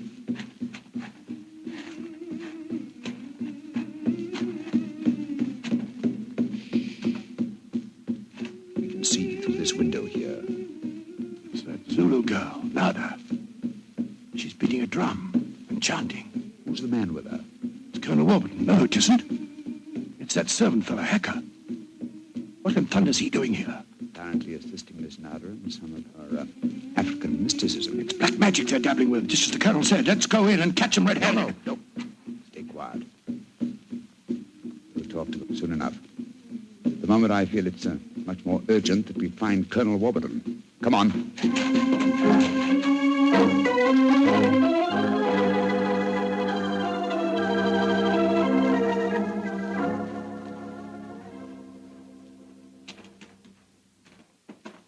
There's the Colonel pacing up and down in front of the house with Mary and his niece, Miss Warburton. We shouldn't have left the women alone with him, you know. The man's dangerous. I don't think the women have been in any danger, Watson. John, dear, where have you been? Oh, well, Holmes and I decided we'd take a little walk. It proved very interesting. Miss Warburton, this is Mr. Sherlock Holmes. How do you do, Mr. Holmes? I'm so glad you're here. How do you do, Miss Warburton? And this is Colonel Warburton, Mr. Sherlock Holmes, eh? I suppose you think I killed your wretched dog. Well, I might have done it. When I hear that whistle, something seems to snap in my brain. I might have killed it. Why doesn't your doctor friend certify me as insane? Send me where I belong before I do any worse, damn it. Poor man. Isn't there anything you can do for him, Mr. Holmes? I most certainly will try to, Miss Warburton. Watson, old fellow, I wonder if you'll follow the Colonel and give him a sedative. I'm afraid he has quite an ordeal before him. Of course I will, Holmes. Miss Warburton, where were you when my dog was killed? Down in the greenhouse. As soon as I heard the poor animal yelping, I ran up to the house. I see. Mr. Holmes, you are going to be able to help the Colonel, aren't you? I'm convinced of it, Mrs. Watson. That is why I brought a dog with me from London. But now that he's dead, I must obtain another one before I can proceed further with the case. Now, I wonder where on earth I can find a dog. Look. Huh? Down by the gate. There's a little girl walking with a dog. That's Sarah Entwistle, the daughter of our neighbors. Sarah, eh? Oh, excuse me, will you just a moment? Sarah! Sarah! Yes? Oh, Sarah. Sarah, my dear, what a pretty dog you have there. What's his name? It's a her. Her name's Boojum. What's your name? Holmes. Sherlock Holmes. Sherlock? That's a funny name. Yes, it is, isn't it? Look here, Sarah. Here's a nice, shiny half-crown for you. Why are you giving me money? Well, because I love dogs, and I want to borrow, what did you call him? Boojum. Boojum, oh, yes. I want to borrow Boojum for half an hour. Why? Well, I want to play with her, Sarah. You can play with her here.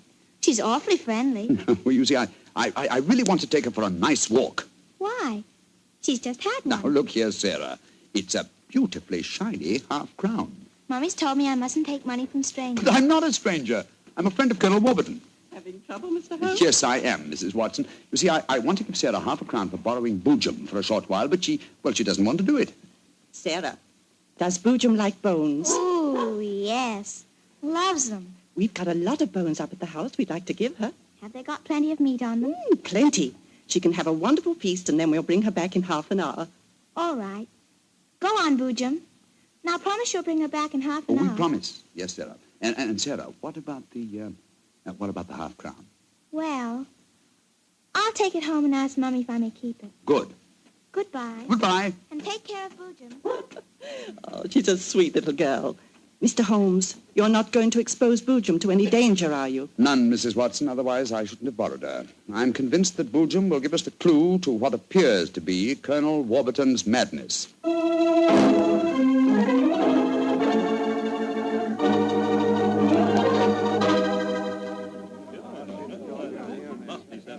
Now, let me see. We're all here. Miss Warburton, the Colonel, Miss Nada, Hacker, and the dog Boojum. Yes. Now, ladies and gentlemen, I propose to conduct an experiment. Before I conduct it, I should like to point out the chronology of the events in this case. First, Miss Nada arrived here. Mr. Holmes, you're not suggesting Please let me finish, Miss Nada. First, Miss Nada arrived here. Second, the Colonel first heard the mysterious whistle. Third, your dog was killed, Miss Warburton. Fourth, the whistling set in dead earnest. The Colonel Warburton and Miss Warburton. Doesn't that pattern suggest anything to you? No, I can't say that it does, Mr. Holmes. I don't see what you're driving at. Nor do I, Holmes. We should be more explicit. Very well, then I will. I shall now conduct my experiment. I want you all to watch Colonel Warburton and the dog Boojum. Excuse me while I turn my back. Now. There it is again. That whistle. The dog heard it, too. Great Scott, Holmes. What does it mean? It means that this wooden whistle in my hand is the answer to the mystery. The sound made by this cunningly designed instrument is above the normal range of pitch. You see, the Colonel has hypersensitive ears. But the dog heard it. Perhaps I should have said the normal human range of pitch. Then do you suppose someone has deliberately been trying to drive the Colonel mad? Of course, Mary. That's why the dogs were murdered. Whoever it was knew that a dog would give the game away. And it's not hard to guess who that someone is. Nada, this started when you came here. Is this your gratitude for the Colonel's kindness to you? Endangering his sanity with your evil black magic? That is not true. One moment, please, Miss Warburton. Miss Nada. Yes, Mr. Holmes. Dr. Watson and I watched you in the barn some 3/4 of an hour ago with Hacker. Were you engaged in practicing any form of black magic? No, no. I was praying to my old gods to save the Colonel's sanity. What were you doing there, Hacker? Don't tell me you were praying to old gods, too. I used to be a chapel-going man, sir, but I don't know. No harm in trying something new, I always say. In any case, why should Miss Nada wish to persecute the Colonel? It might be for some tribal revenge. Oh, but that's ridiculous, Ellen. Her father and I were sworn blood brothers. Exactly, sir. No, it should be obvious. Who had a motive for making the Colonel appear mad? His niece and heiress. What do you mean? She has studied physics, you will remember, and so could know about supersonic research. Possibly she was afraid the Colonel might leave his estate to Miss Nada, and so wished him to appear insane and thereby invalidate a new will. What? In any case, I found this whistle in a drawer in your room, Miss Warburton. Ellen, how could you? I did it for your sake, to save you from Nada. She's just an adventuress, only you won't see it. Colonel Warburton, what action do you wish me to take regarding your niece, Miss Warburton? My niece? I have no niece, Mr. Holmes. Come, Nada, my dear.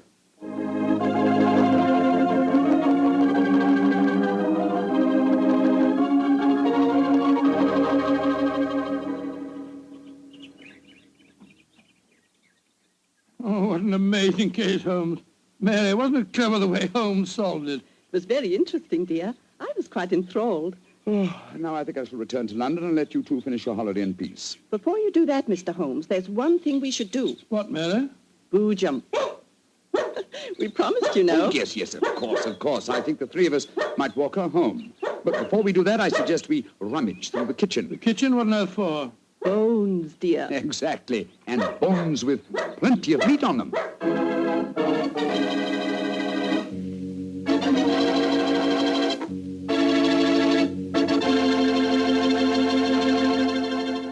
Say, Doctor, that was a swell story. And look, you mean there really is a whistle that only dogs can hear? I thought you'd ask me that question, so I've got one of those whistles to show you. There. Well, there's nothing unusual about it. Blow it, Doctor. Well, listen, Mr. Bartell, if I want you to come quickly, I don't just have to whistle. All I have to say is, would anybody like a glass of Petri wine? And hey, presto, there you are. Well, can you blame me? I know a good wine when I hear it. And Petri wine sure is good wine. It ought to be. The Petri family's been making wine for generations.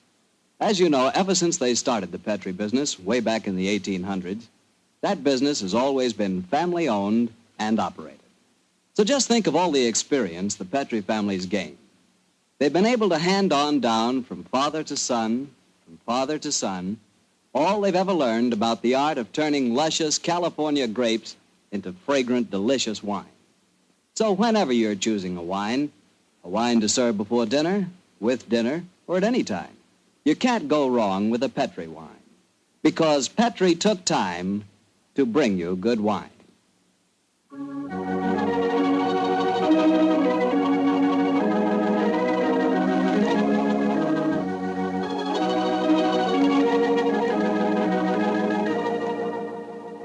Tonight's Sherlock Holmes adventure is written by Dennis Green and Anthony Boucher and is based on an incident in the Sir Arthur Conan Doyle story, The Engineer's Thumb. Mr. Rathbone appears through the courtesy of Metro-Goldwyn-Mayer and Mr. Bruce through the courtesy of Universal Pictures, where they are now starring in the Sherlock Holmes series.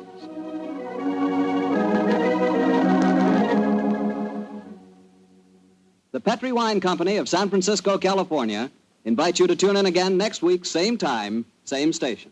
Oh, the Petri family took the time to bring you such good wine. So when you eat and when you cook, remember Petri wine. To make good food taste better, remember...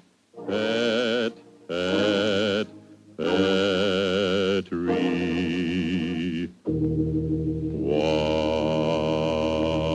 wine. This is Harry Bartell saying goodnight for the Petri family. Sherlock Holmes comes to you from our Hollywood studios. This is the Mutual Broadcasting System.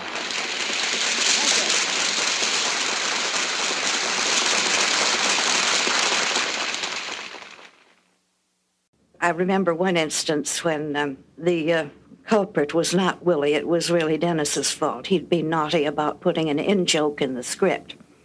Holmes and Watson had to meet someone at a hotel, and he gave the hotel a name which was recognized by all the former denizens of London as that of a house of ill repute. Well, there were various comments about that, and Edna said, oh, but it's a very high-class one. Order was restored, and the rehearsal continued. They read on. Holmes and Watson were making their way through the fog to this rendezvous, until Watson exclaimed, there it is now. I see the red light. Edna used to permit a certain amount of this, but she would clamp down firmly because it was a tight schedule. This is Ben Wright. Phyllis White and I will return shortly with another new adventure of Sherlock Holmes.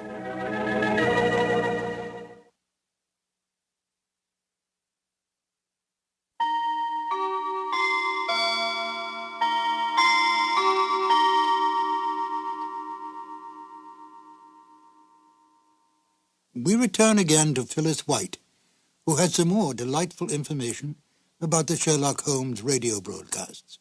Phyllis? Rathbone and Bruce were making films, and they had just one day off per week for the radio work.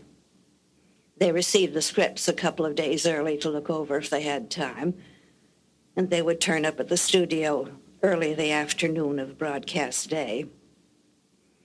And the first reading would be rather slow and broken up as there was discussion and maybe a few changes. Then there would be a reading for timing to fit to the exact number of minutes available. It was more likely to be too long than too short. Edna would flip over a few pages and knock out a couple of words here and a couple on another page, and it would miraculously come out exact to the minute. And so they went through the rest of the afternoon as the tempo and pressure increased and the show sharpened up. At the end of the afternoon, they went on the air for the eastern United States.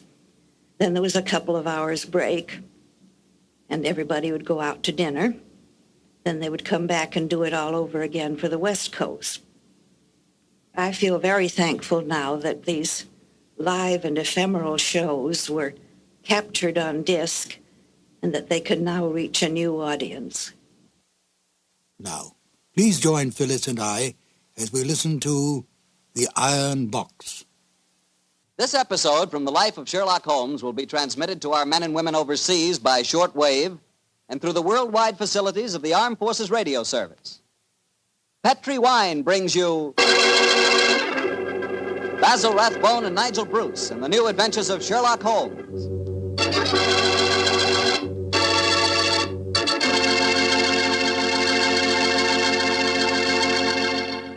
The Petri family, the family that took time to bring you good wine, invites you to listen to Dr. Watson tell us another exciting adventure he shared with his old friend, that master detective, Sherlock Holmes. Well, this is it, New Year's Eve.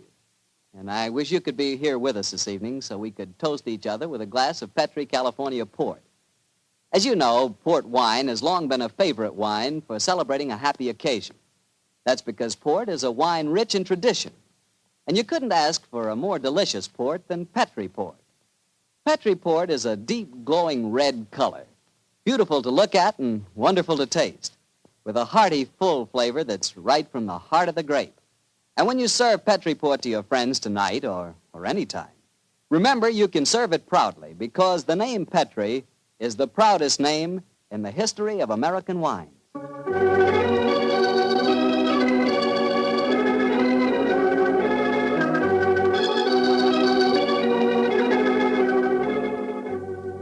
And now I'm sure Dr. Watson's waiting for us, so let's drop in. Petri Wine brings you Basil Rathbone and Nigel Bruce in the new adventures of Sherlock Holmes.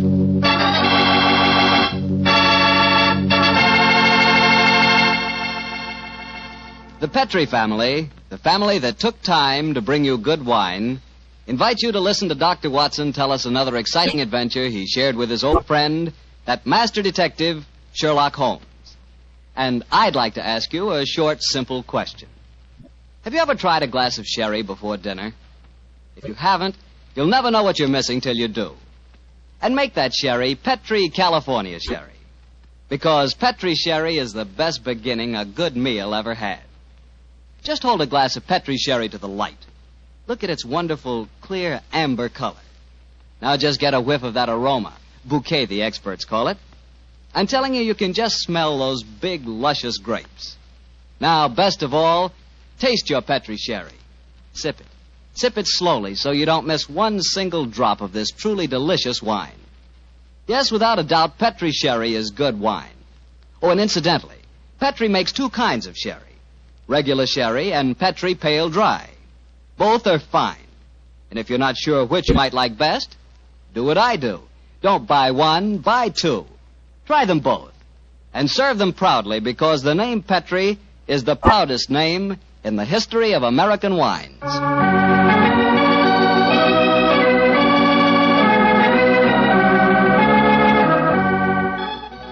And now I'm sure our good friend and host, Dr. Watson, is waiting, so let's go in and join him. Good evening, Doctor. Good evening, Mr. Bartell. Here, quiet. Down, Monty. Down there. Dogs seem very chipper tonight. Yes, tonight, yes, but they've been in disgrace most of the day, Mr. Bartell. Oh? What have they been up to? After the seals again, Doctor? No, my boy, this time it was chickens. They got into my neighbor's coop and had a delightful time. Fortunately, there were no casualties, but I'm afraid that my good neighbor policy has suffered a slight diplomatic strain. But you've come here to listen to Sherlock Holmes' adventures, not those of my dog, so draw up your usual chair and make yourself comfortable, and I'll get on with tonight's story. Last week, Doctor, you told us it was a case in which Sherlock Holmes found the solution without ever meeting any of the suspects. That's quite correct, Mr. Bartell. As remarkable an exhibition of long-distance detection as I ever recall. But judge the story for yourself, my boy. It was in the autumn of 1903, and Sherlock Holmes was about to retire to his bee farm on the Sussex Downs. I must confess, Mr. Bartell, that my heart was heavy during those last few weeks we spent at Baker Street. I thought of the countless adventures that we'd shared together. I remembered those many evenings of quiet comradeship and companionship. A fire blazing away in the hearth as Holmes lay back in the shadows playing his beloved violin. And then, Mr. Bartell, as so often happened, there'd be a violent jangle on our doorbell, and some wretched soul in misery would be standing before us and pouring out his troubles. Suddenly the violin would be discarded, and Holmes the dreamer would become Holmes the man of action. Come, Watson, the game's afoot, he'd say. And in a few moments later, we'd be rattling off in a cab through the foggy, gaslit London streets. Yes, Doctor, I can imagine it was pretty hard for you to leave Baker Street. It was, Mr. Bartell. However, as it transpired, there was one more adventure awaiting us before we left.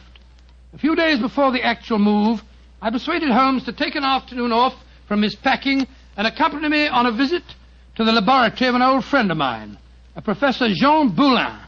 He was an eminent French scientist engaged in very important work at the London University. Oh, by the way, this was at a period, Mr. Bartell, when radium was something extremely new and extremely rare. The university had just acquired a minute but invaluable portion of the element, and Professor Boulin was in charge of the research connected with it. I can remember the picture so well as Holmes stood in the laboratory talking with keen interest to the distinguished scientist. Amazing, Professor Boulin. Quite amazing. Think that this tiny leaden vessel contains one of the most precious substances in the world. Yes, Mr. Holmes. We have a great deal to thank Madame Curie for. This new element may force us entirely to revise our concepts of all physical structure. Your research is a great responsibility, Boulin. It is, Watson. I must confess that I wish the authorities here would give me a freer hand. I foresee such infinite possibilities in the use, particularly the medical use of radium. But my conservative superiors seem to regard it only as a toy, a scientific curiosity. Limit your experiments accordingly, I suppose. Exactly. I'm given no opportunity to do anything that's in the least radical. Must be very disheartening. How can research ever get anywhere along those lines? It is a great misfortune, Holmes, that you've determined to retire to your bee farm. This project we could use such an analytical mind as yours. You flatter me, Professor. How many assistants do you have working with you, Boulin? 3, but none of them are very inspired, I'm afraid. What? My best assistant is a man named Barker. He's a little on the conservative side, too. But he is extremely adroit. The other 2, a young man called Taylor and the girl Gladys Hughes. They mean well. But gauche, I fear, is the only word to describe them. Why do you laugh, Boulin? I was just amused to observe that in describing my assistants, I chanced to be literal as well as figurative. It's odd that random symbolism can sometime... but never mind that. You would like to see the rest of the laboratory? Yes, indeed we would. Thank you very much. I have some extraordinarily interesting photographic plates that record the emanations of radium. They're over here. I think you will find them most fascinating.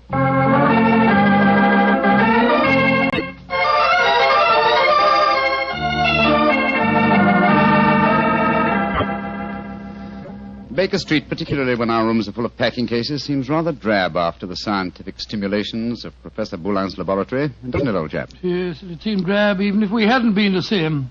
I feel frightfully depressed, Holmes. I just don't know what I'm going to do without you. Oh, you're still a young man, Watson, and a susceptible one. You'll marry again. No, I won't. You will, old chap. And you'll end up by being glad that your old roommate, your difficult, rather unsociable old roommate, is living in retirement on the Sussex Downs. Rubbish. I shan't feel anything of the kind. In any case, I don't think you will be able to stay in retirement for long. Your mind is much too alert to be satisfied by being a sort of midwife to a bunch of beastly bees. Oh, dear Watson. I feel that you'll never eat honey again. Yes, you can laugh, Holmes, but I could see how excited you were when Boulin suggested that you might help him with his radium experiments. Flattering suggestion, I must admit, my dear fellow. Just the same, Oh, Now, who the devil's that? From the urgency of the tug on the bell pull, I'd say that it was a client. And go and head him off, will you, old chap? Yes, I'll do my best. Oh, Watson, explain that I'm no longer in practice. Too late, Holmes. He's brushed past Mrs. Hudson. Here he comes rushing up the stairs. Oh, confound it. I beg your pardon, sir, You, but... Mr. Sherlock Holmes? No, I am not Sherlock. Then you must be Mr. Holmes. That is my name, sir. But may I ask what accounts for your rather whirlwind entrance? My housekeeper, Mrs. Hudson... I haven't any time to consider etiquette. My sister Gladys Hughes has vanished. Vanished into thin air. You've got to find her for me, Mr. Holmes. I'll pay you any fee you name, but you've got to find her. Mr. Hughes, I'm extremely sorry that your sister has vanished, but I'm afraid that I can do nothing to help you. I'm retiring. I'm giving up my practice. If you won't help me, I'll go to someone who will. That's exactly what I mean, sir. I suggest that you go to the police, or if you insist on a private investigator, I can strongly recommend Mr. Martin Hewitt. Yes. His address is 39 Pont Street, Knightsbridge. Good day to you. Good day, Mr. Hughes. 36 Pont Street, Knightsbridge. Mr. Martin. Yes, I can understand his concern, but his manners leave a great deal to be desired. Holmes. Gladys Hughes, his missing sister. That was the name of one of Professor Boulin's assistants, wasn't it? True, old fellow, but it's probably only a coincidence. What?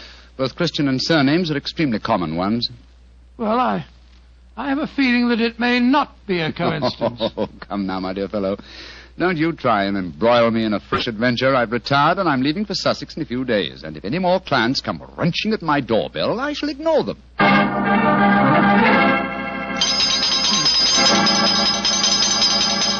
But, Mr. Holmes, you've got to help me. My son, Geoffrey Barker, has disappeared. I'm sorry, Mrs. Barker, but I'm afraid I'm... Holmes, Geoffrey Barker was the name of Professor Boulin's chief assistant. Watson, please believe me when I say that I'm not to be inveigled into any further...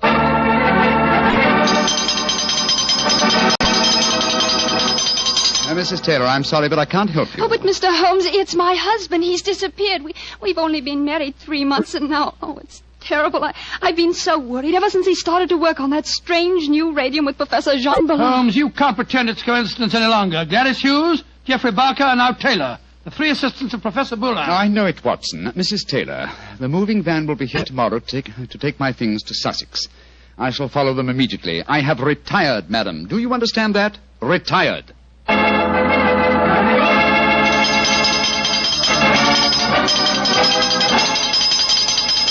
Yes, another telegram for you, Holmes. That'll be the 4th today. Why won't Scotland Yard leave me alone? Well, it's a pretty strange business. 3 people engaged in research of this new element radium have all disappeared within 48 hours.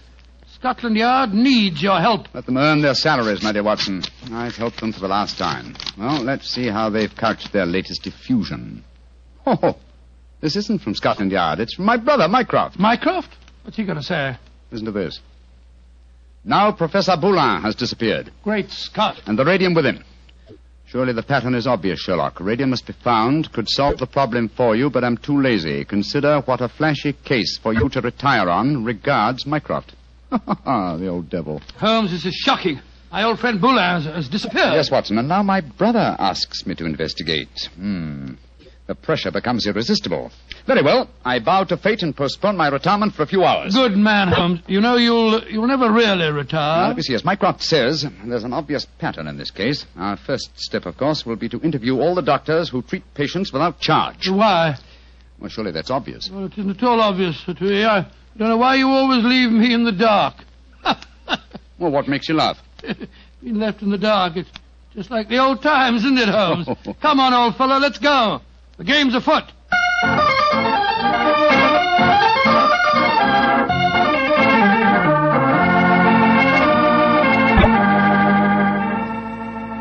Dr. MacDonald, this is Mr. Sherlock Holmes. Mr. Sherlock Holmes. I'm very glad to meet you. And are you, Dr. MacDonald? I swear that I've never been in as many doctors' offices as I have today. But Mr. Holmes is in search of some information. Perhaps, Doctor, you can help him. I'll do my best. What do you want to know, Mr. Holmes? Whether you have any charity patients with skin eruptions or growths of any kind. I mean, patients that have not kept their appointments recently, perhaps. Now, let me see. Why, yes, I do. Old Mrs. Pendle. She has a very bad case of lupus. She was due for a treatment here yesterday, and I've seen nothing of her. Splendid. Can you give me her address? Why, certainly. It's in my book here. Well, I hope this isn't a false trail, Holmes. We can only explore it and see, dear chap. Here we are. Mrs. Pendle, 36 Elm Gardens, Clapham. Mrs. Pendle, 36 Elm Gardens, Clapham. Thank you, Doctor. I'm greatly obliged to you.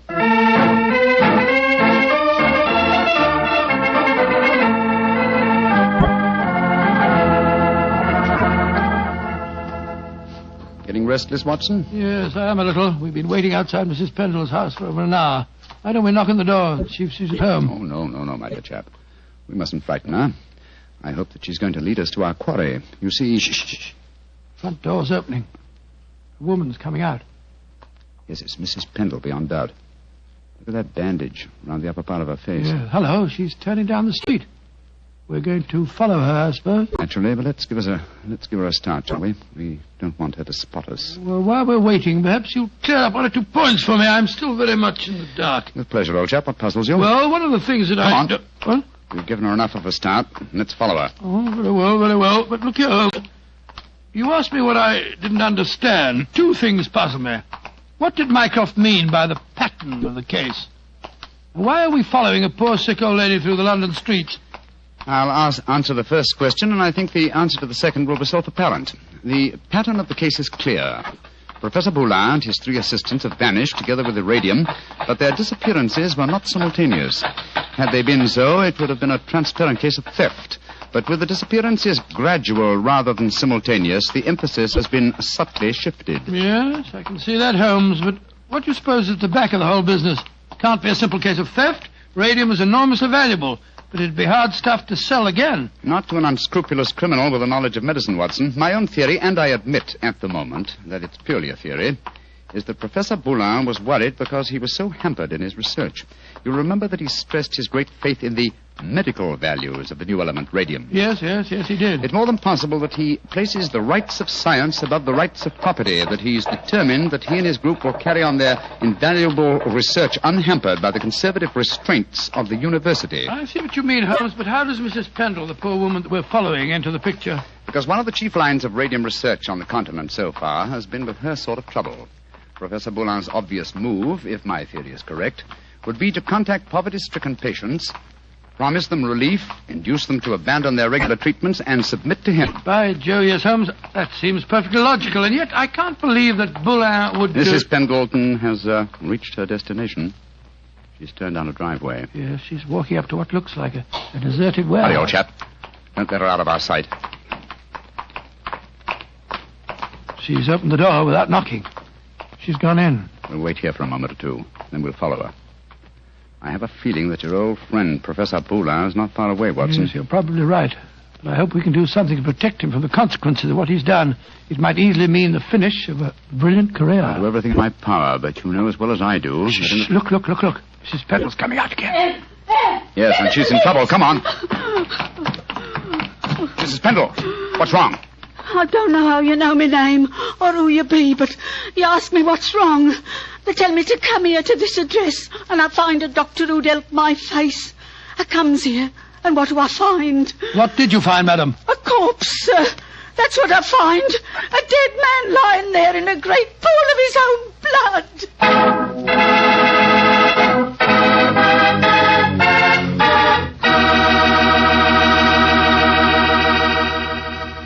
You'll hear the rest of Dr. Watson's story in just a second. So I'm just going to remind you that there's one wine which everyone likes and which is good on any occasion. Petri California Sherry. You want a swell wine to serve before dinner? The perfect answer is Petri Sherry. If you want a wine that's delicious after dinner, or later in the evening when you're just talking things over with your friends, again you want Petri Sherry. And if you want a wonderful wine to serve at cocktail time, naturally you want Petri Sherry. Sherry is a wine that's good at any time. And Petri, well, Petri is the wine that's good all the time. Well, Dr. Watson, so following the tracks of old Mrs. Pendle led you to a corpse, huh? Yes, Mr. Bartell. Of course, Sherlock Holmes and I went at once into the broken-down warehouse to examine the scene of the tragedy. Slumped over a desk in a dark and shabby room, a flickering candle giving a macabre lighting to the scene, was the body of a man. I think I knew its identity even before Holmes turned to me and said... It's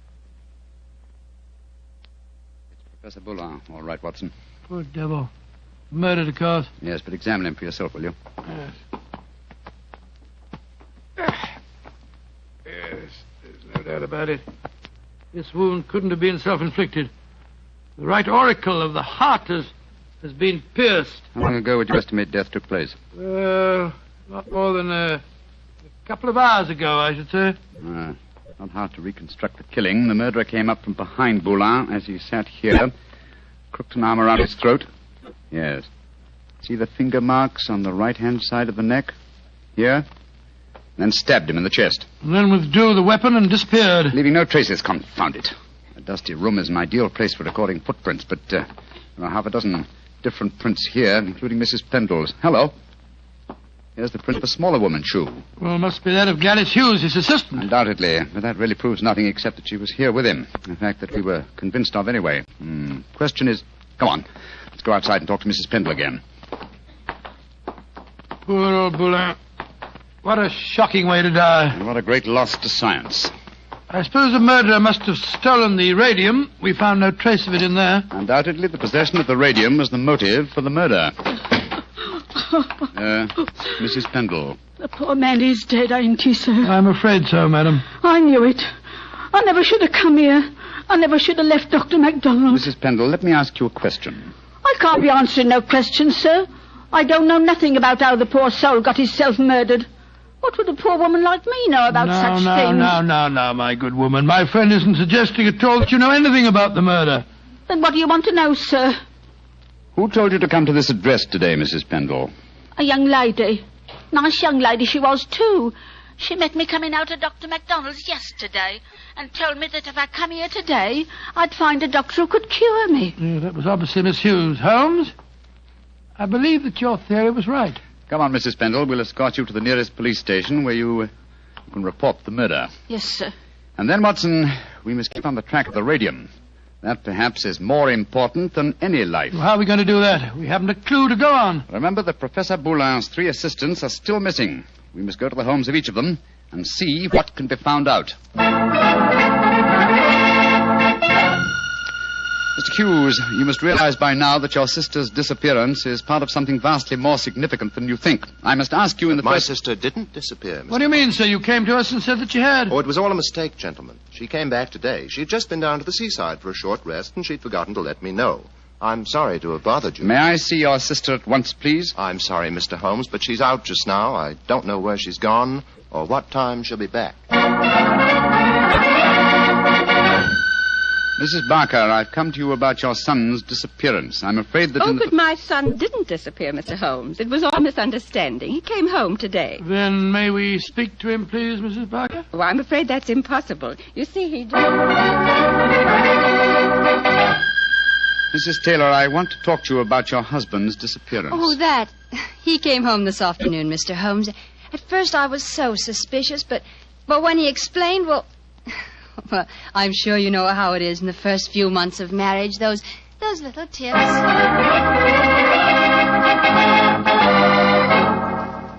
Confound it, Watson.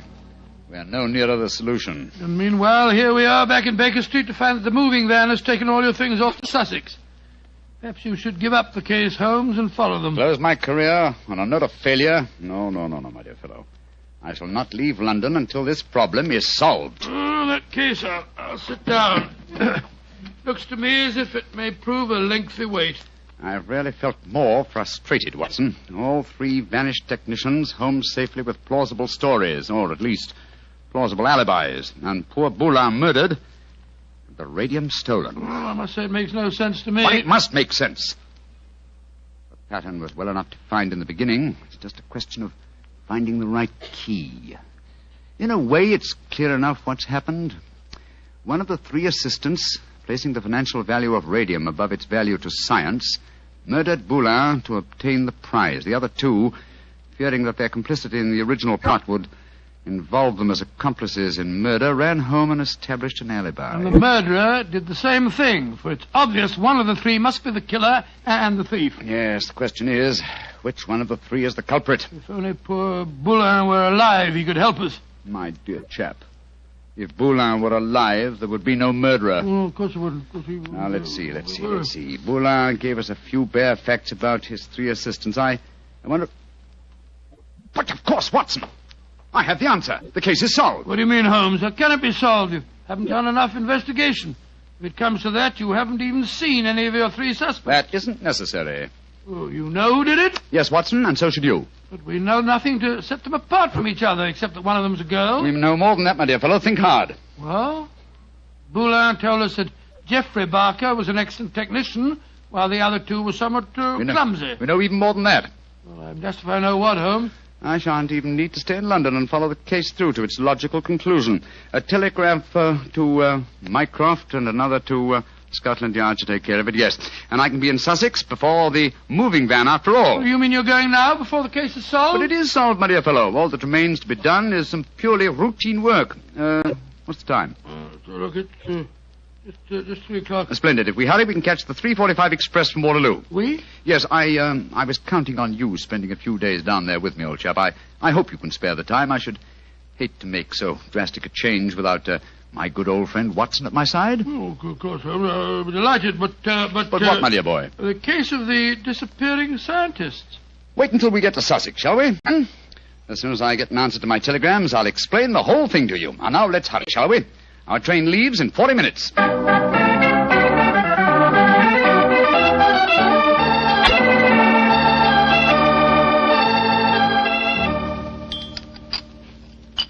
More tea, Watson? Thanks, old boy. Peaceful down here, isn't it? Extremely. At the moment, I must confess, I find it rather nerve-wracking. Oh, why? Well, you know why, Holmes. I want you to open that telegram and tell me if your solution to the Boulin case was the correct one. Very well, my dear chap. Let's see. What is it? It's from Mycroft. Listen. Murderer arrested and radium recovered. Well done, Sherlock, though you took longer than I expected. Regards, Mycroft. Congratulations, Holmes. And now perhaps you'll condescend to tell me how you solved it. Don't be angry with me, old chap. I only wanted to make sure that my solution was correct. You remember the nature of the fatal wound on Boulin's body? Of course. He'd been stabbed through the right auricle of the heart. From behind. Proving that the murderer was clearly right-handed. Oh, what does that signify? Almost everybody's right-handed. Oh, no, not in this case. If you recall, Professor Boulin said that Geoffrey Barker was adroit, while his other two assistants were gauche. Then he laughed because he said his remark was true both literally and figuratively. I still don't see what I was talking about. Oh, come now, Watson, come. Think of the origin of the word adroit. Ardois. Droit is the French word for right. And gauche is the word for left. Meaning the two gauche assistants were left-handed, and therefore only the adroit, the right-handed Barker, could have inflicted the fatal wound. I see it now, Holmes. You know, if you'd remembered that mark of Boulin's at the time we found his body, you could have solved the case much sooner. That's true, old fellow, very true. And when my old friend Watson points out that my memory is failing and my mind sluggish, then I know that my retirement has been postponed for far too long.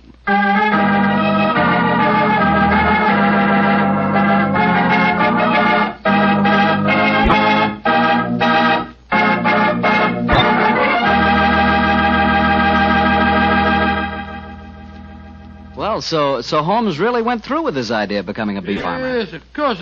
It became one of his favorite hobbies. Do you know anything about the raising of bees? Oh, nothing at all. The only connection I've ever had with bees was very remote. Once I had the hives. Once you had the... Oh, no, Mr. Barker. Oh, yes, Dr. Watson. But seriously, I do know one thing about bees. Even when you know all about them, you're apt to get stung. That's true enough. So I'll make my hobby Petri wine. You know, you can't miss when you buy Petri wine, because Petri wine is always good wine. The Petri family has been making fine wine for generations. In fact, they started way back in the 1800s. And they've handed on down from father to son, the knowledge and experience absolutely essential to the making of truly fine wine.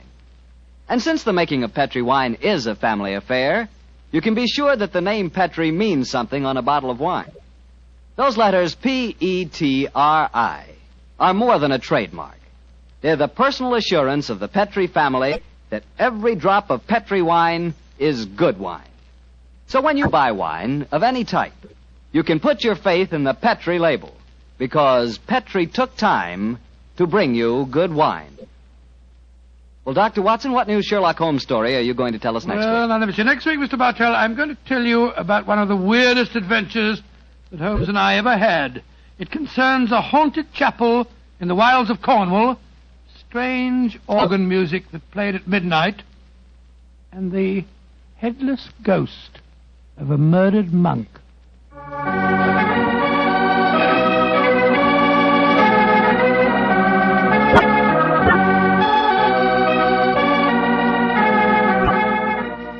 Tonight's Sherlock Holmes adventure was written by Dennis Green and Anthony Boucher and was suggested by an incident in Sir Arthur Conan Doyle's story, The Reigate Puzzle. Music is by Dean Fossler. Mr. Rathbone appears through the courtesy of Metro-Goldwyn-Mayer, and Mr. Bruce through the courtesy of Universal Pictures, where they are now starring in the Sherlock Holmes series.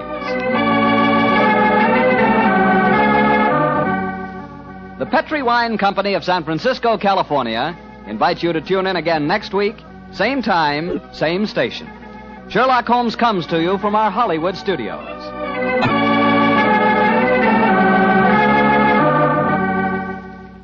This is Harry Bartell saying goodnight for the Petri. Petri Wine brings you Basil Rathbone and Nigel Bruce in the new adventures of Sherlock Holmes.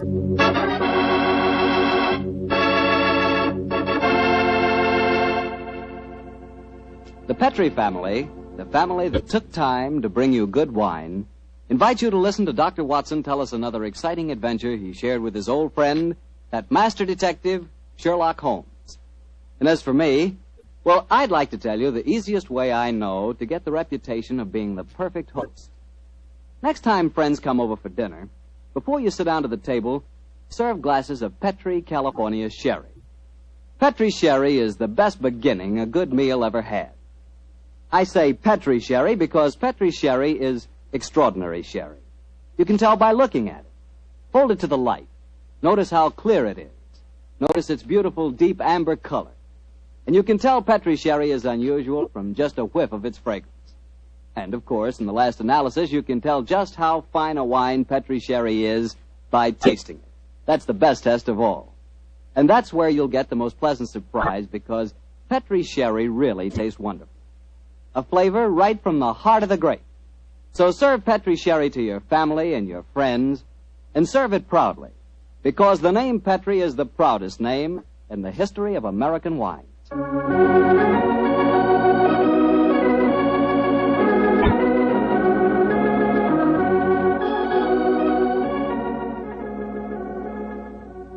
now I'm sure our good friend Dr. Watson's expecting us. Let's not keep him waiting. Come in. Good evening, Doctor. Good evening, Mr. Bartell. You'll forgive me if I don't get up, won't you, my boy? Of course, Doctor. What's the matter, a touch of rheumatism? No, I've played 18 holes of golf today. I hope that when I'm your age, Doctor, I can be half as sprightly. Oh, it's nice of you, but if you don't mind, we won't discuss the question of my age. So draw up your chair, make yourself comfortable, and I'll get on with tonight's new Sherlock Holmes adventure. Well, from the hints you gave us last week, it sounded like quite a spooky story. It was, Mr. Bartell. It certainly was. Towards the end of November in the year 1895, a dense yellow fog had settled down over London. For 4 or 5 days, it was impossible from our rooms in Baker Street to see the outline of the houses opposite. A real London pea souper, huh, Doctor? Yes, my boy, and it became most depressing. The first day, Holmes had spent in cross-indexing his huge book of criminal references. The second and third had been patiently occupied with a subject which he had recently made his hobby, the music of the Middle Ages. But when on the fourth day, after pushing back our chairs after breakfast, we saw the greasy, heavy brown swirl still drifting past us and condensing in oily drops upon the window panes, Sherlock Holmes' impatient and active nature could endure this drab existence no longer. He paced restlessly about our sitting room, chafing against the inaction. After several minutes of these perambulations, he turned to me and spoke. Anything of interest in the paper, Watson? There's news of a revolution, of possible war, and of an impending change in the government. Nothing to interest you, though. No crimes of any importance. The London criminal is certainly a dull and unenterprising fellow these days. Look out of the window, Watson. See how the figures loom up, are dimly seen and then blend once more into the foggy depths. What a day for a thief or a murderer. He could roam London as the tiger does the jungle, unseen until he pounces, and then evident only to his victim. That's a cheerful thought, I must say. Hello. I wonder who that is. Probably a visitor for Mrs. Hudson, or perhaps the local plumber has finally condescended to pay some attention to the faulty gas jet in our hallway. I don't think you're right on either count. I can hear Mrs. Hudson's footsteps on the stairs. Come in. Come in. Yes, Mrs. Hudson, what is it? Oh, excuse me, Mr. Holmes, but there's a gentleman to see you. Says it's most important, and he asked me to give you this card. Oh, sir. thank you. Oh, Mortimer Harley, eh? Show him up, please, Mrs. Hudson. Very good. Mortimer Harley, and who's he? I've not had the pleasure of meeting him personally, but I'm quite familiar with his scientific reputation. Scientific? In what does he specialize? Oh, I suppose one might refer to him as one of the greatest authorities on all matters connected with the occult. You mean the fellow dabbles in supernatural stuff and all that sort of thing? I mean, my dear Watson, that Mortimer Harley is an extremely intelligent man with a thoroughly comprehensive and scholarly knowledge of his field and an intense belief in the existence of the supernatural force. Now, here he is to speak for himself. Oh, come in, Harley. Thank you, Mrs. Hudson. You're Mr. Sherlock Holmes? Yes, sir. This is my colleague, Dr. Watson. How do you do, Mr. Harley? How do you do, Doctor? Won't you sit down, sir? Thank you. Well, you fellas are probably wondering who I am and what's brought me here. Well, we're not wondering who you are, Mr. Harley. My friend Holmes was just telling me of your scientific eminence. I'm flattered that you know of me, Holmes. Just the same, you're wondering why I'm here. Naturally, sir. Well, since you know I'm a student of the occult, I'll get right down to my problem. Mr. Holmes, have you ever heard of the headless monk of Trevennis Chapel? Oh, yes, indeed, Mr. Harley. An apparition to be counted among our more intangible national treasures, I should say. I'm sorry to appear stupid, but I have never heard of the headless monk of whatever it is, Chapel. Well, then, let me tell you about it, Doctor. Yes, I wish you would. Trevennis Manor in Cornwall was once an abbey. It was expropriated during the reign of Henry VIII, and several of the monks were killed in some of the minor difficulties attendant on such an act. But one of the murdered monks, a certain Brother Hugh, the chapel organist, was persistent. He still haunts the chapel today. He still plays the organ, and since he was beheaded, he always appears headless. Charming little legend, Mr. Harley, but you don't expect us to believe it's anything but a legend, surely. Skeptic, eh? How about you, Mr. Holmes? I'm extremely curious to know why you come to see me, Mr. Harley. I'll tell you why. I have a rare opportunity to investigate the phenomena. You see, the son of an old friend of mine, a young fellow by the name of Leonard Miles, is secretary to the owner of Trevennis Manor. He asked me to stay there, and I find the invitation irresistible, particularly since the phenomena have curiously increased of late, Mr. Holmes, almost as though some more mortal agency were motivating them. Oh. Now I see why you've come to me, Mr. Harley. I knew you would, Holmes. You see, I'm like my good friend and fellow investigator, Carnacki. I believe in being prepared to meet phenomena on either the natural or the supernatural plane. If the phenomena are real, then they fall legitimately in my field. Whereas if, as I'm sure you suspect, they are being contrived by human forces, then you think that's more in my department, eh, Harley? Exactly. Well, what do you say, Holmes? A little trip to Cornwall would be a nice few days. We'd probably escape the fog down there. Oh, the place is with the weather, Watson. What? I'm much more concerned with the fog that surrounds the appearances of the headless monk of Trevennis Chapel. And Mr. Harley, I accept your invitation with pleasure. There's still time to catch the Cornish Express. We can be at Trevennis Manor before the moon's up.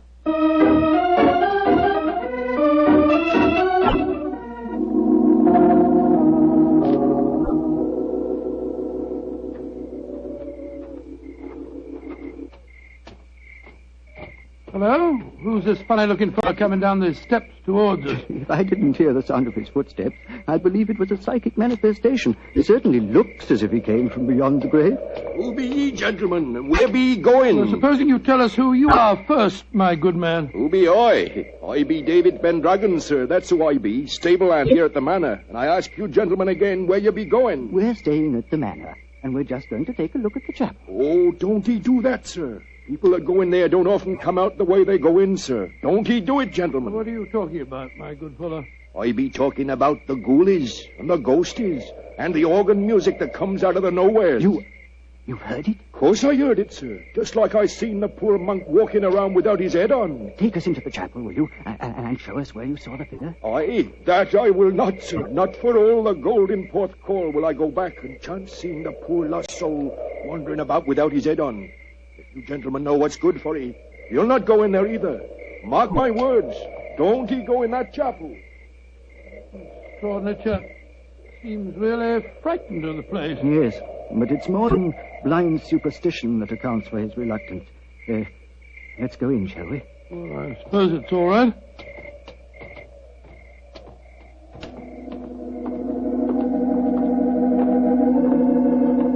Great Scott! Listen to that. The organ. The ghost's playing it. We're extremely fortunate. A psychic manifestation as soon as we enter. Remarkable. Psychic manifestation. Rubbish. Look who's sitting at the keyboard. It's Holmes. Holmes? What's the matter, Watson? What's the matter? You frightened us to death, didn't he, Holly? Oh, speaking for myself, Doctor, it disappointed me. I thought it was a genuine phenomenon. What do you think you're doing, Holmes? I thought you were still behind us. I'm sorry if I frightened you, Watson. I was curious about this organ.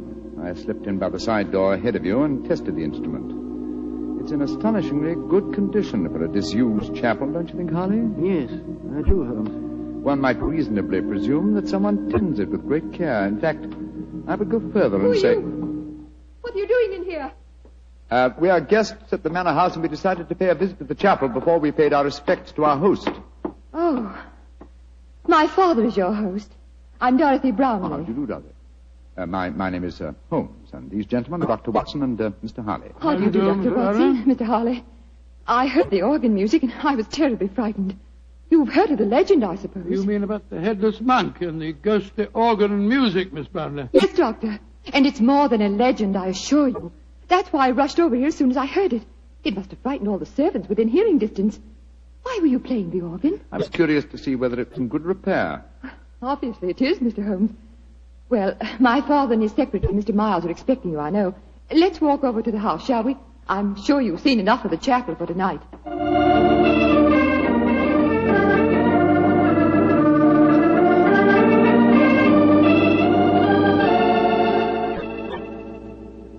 Father, this is Mr. Sherlock Holmes and Dr. Watson. How do you do? How do you do, sir? How do you do? This is my secretary, Leonard Miles. How do you do, Mr. How Miles? do you, Mr. Holmes? Dr. Watson? I'm afraid Mr. Brown is rather angry with me. I hadn't told him that you were an expert on psychic phenomena, Mr. Harley. Well, I fail to see why the knowledge of that fact should make you angry, Mr. Brownlee. I don't want you ferreting about into this so-called ghost business. There's been enough trouble in the neighborhood already. It's almost impossible to keep servants, and these Cornish people are incredibly superstitious. You haven't seen the ghost yourself, Mr. Brownlee? Oh, of course not. There isn't any ghost, I tell you. You heard the mysterious organ playing? No, I haven't. And I don't want to talk about it anymore. Yes, what is it? David Pendragon's at the door. He's very anxious to see you, sir. Pendragon? Oh, very well. Tell him to come in. Yes. David? What does he want, I wonder? Pendragon, that's the fellow we met outside the chapel, isn't it? Yes. Quite a colourful character. He's a superstitious old fool, if you ask me. But he is a good groom. Yes, Pendragon, what is it? Begging your pardon, sir, but there be trouble at the chapel again tonight. I says to myself, David, 'tis your duty to go to the master, I says. never mind. What's the trouble? As the moon was hanging low tonight, sir, I hears the organ a-playing. But that was Mr. Holmes, my good man. Aye, that's what he thinks, maybe. But what I says to myself is, what made him play the organ? And then this very night, I saw the headless monk. With my own eyes, I saw that poor soul with his head off, wandering in the moonlight. I saw that, sir, with my own eyes, I did. Oh, get out of here, you blithering old fool. And I'm warning you. If I hear any more nonsense about this ghost, you'll lose your job, you understand? Now, come along, be off with you. Aye, sir, begging your pardon, sir. Come on, I'll give you chaps a drink. Mr. Brownlee seems absolutely rabid on the subject of the ghost, eh? Yes. Suspiciously so. Wonder what he's trying to hide. Whatever it is, I don't think he'll be successful. In your profession, Holmes, you know that murder will out. It's true in my profession also. Try to suppress them as you may, gentlemen. Ghosts will out.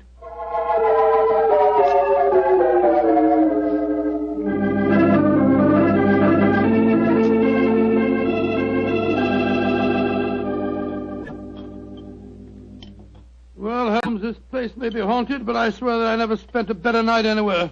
Good morning, Mr. Harley. Good morning. Good morning, sir. Good morning. I'm glad to see I'm not the only late riser. Oh, were you up late too, sir? Yes, I was, Doctor.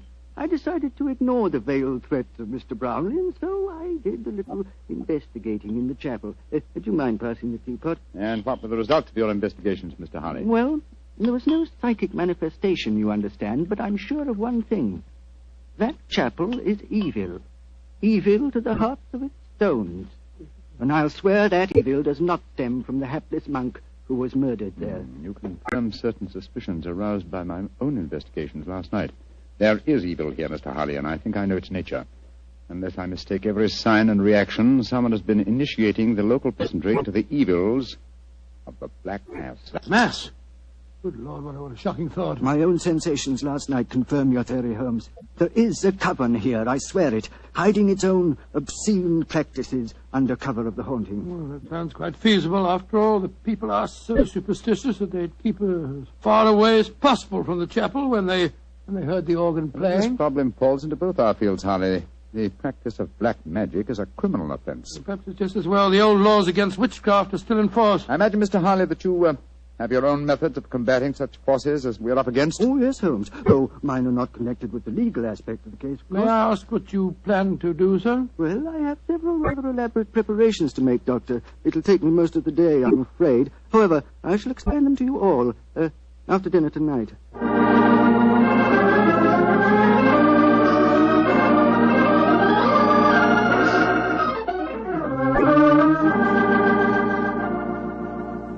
It's very pleasant to sit here after a good dinner with a superb brandy at one's elbow and listen to the piano being so charmingly played. You're very kind, Doctor. Want to play something more, Miss Brownlee? I'd love to. Are you enjoying your stay down here, Oh, Mr. very Holmes? much, thank you. Both Mr. Harley and I have found the local folklore extremely interesting. I say, you fellows haven't been investigating the haunted chapel business again, have you? Now, look here. If you have, I shall be very angry. It's abusing my hospitality. I told you distinctly I didn't want any more talk of ghosts. We are not talking of ghosts, my dear Mr. Brownlee. I have something even more important that I must fight now. It's possibly a little hard to imagine me as a crusader. Me, the stooped little man, beside the four of you, as toweringly tall a quartet of men as I have ever faced. And yet, I am your St. George. What on earth are you talking about, sir? I'll tell you in secrecy. This mustn't reach the ears of the peasantry. I refer to myself as St. George because I go to wipe out an evil that lives in your midst. A living, modern dragon. Please, Mr. Harley. That sounds dreadfully frightening. And to rid you all of this fiend, I must cleanse the chapel, purify it, exorcise it, remove its residue of psychic evil. That, gentlemen, is my mission tonight. Dorothy! She's fainted. Get some smelling salts, quickly. I'm afraid you were a little too graphic, Mr. Harley. I'm sorry if I frightened the young lady, but I'm sure that after tonight she will have no further grounds for fear in Trevennis Manor.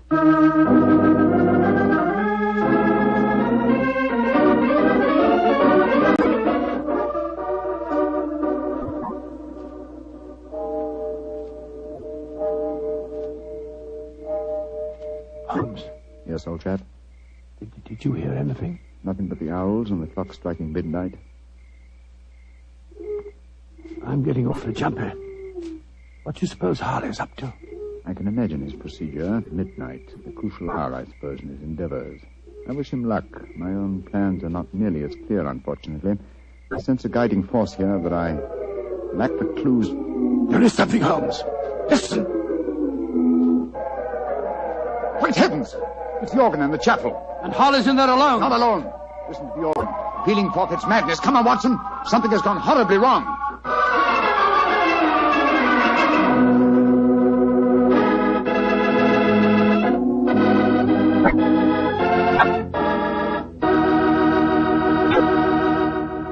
You'll hear the rest of Dr. Watson's story in just a second. You know, a moment ago I told you how much I thought you'd like Petri California Sherry. But I didn't tell you that Petri Sherry is the all-round, all-American wine. You can not only serve Petri Sherry before dinner, it's good after dinner, too. And, of course, later in the evening, when you're listening to the radio with some friends, a glass of Petri Sherry is just the thing. And say, Petri makes two kinds of sherry, the regular and Petri Pale Dry. To make sure you get the one that you like best, do what I do. Don't buy one, buy two. But remember, always buy Petri. Dr. Watson, that was a heck of a place to break off your story. Then let us continue it as speedily as possible, my boy. As soon as we heard that devilish organ music, Holmes and I rushed out of the house and raced in the moonlight down the path leading to the ruined chapel. By the time we reached the entrance, the organ music had ceased, and the tall, gangling figure of David Pendragon was standing in our path. You gentlemen be wanting it this time of night. What are you doing here? I be here because the gentleman gave me 5 shillings to stand outside here and see that no one disturbed him. That's why I be here. And nobody did come or go. He still be there, he be. But when you heard that organ music, why the devil didn't you go in? Organ music? I heard no organ music, come on, sir. Watson.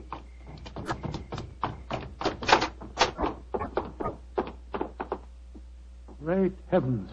Look at him. We're too late. Poor devil. A knife through his heart. It's obvious who did it. That fellow Pendragon. I'll go and grab him before he gets away. Watson, he's not our man. This murder was planned with devilish cunning. The curious thing, there's no sign of a struggle at all. Looks like he just stood here and allowed himself to be stabbed. Are these chalk marks with which the body is surrounded? It is known as a pentagram, I believe. He thought it would protect him completely from the supernatural forces. Poor chap. For once his researches went too far. Yes, because they touched not on the supernatural, but upon natural evil. And remember, Watson, that only 3 people besides ourselves and David Pendragon knew of this vigil. Yes, Brownlee, his daughter, and young Miles, the secretary. Exactly. Go back to the house, will you? And bring them here. Perhaps we can lay a ghost by trapping a murderer.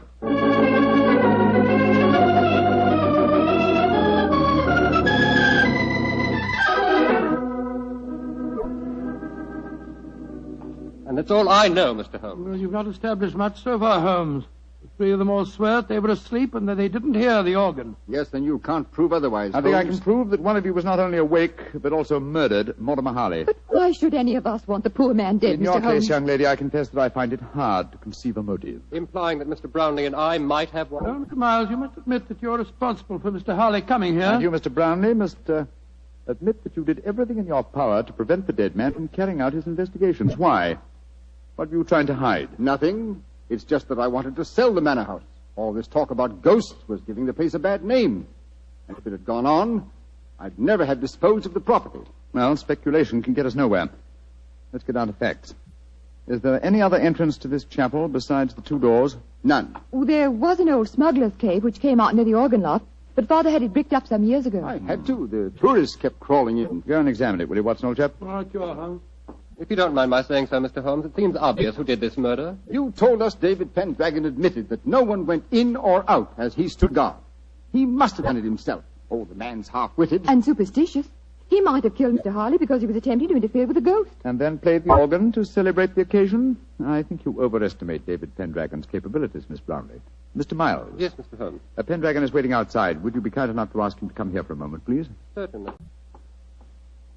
What did you find out, Watson? Well, it's easy to see where it was bricked up, but it's a solid wall now, so no one could get in that way. But if no one came in or out, who else could have killed Harley except Pendragon? The ghost, or rather the person disguised as a ghost. The dead man expected a psychic manifestation. When he saw the supposed ghost coming towards him, he offered no resistance. He believed that the magical pentagram would protect him. Ah, there you are, David. Aye, here I be, sir. But I don't know nothing more than what I told thee. No, don't be frightened, Pendragon.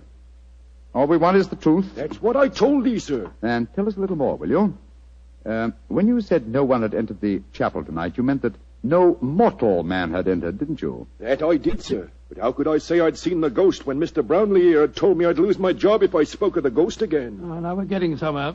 So you did see the ghost? That I did, sir. The poor soul walking through the moonlight with no head on his body. You saw it quite clearly? Just as clearly as I sees you now, sir.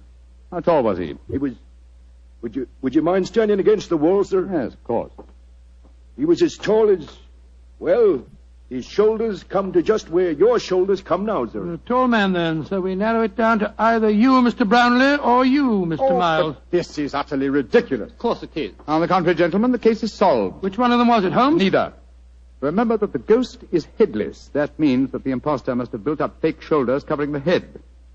On either of these men, it would have brought their shoulders to the level of my head. Great Scott, it was... Bravo, Mr. Holmes.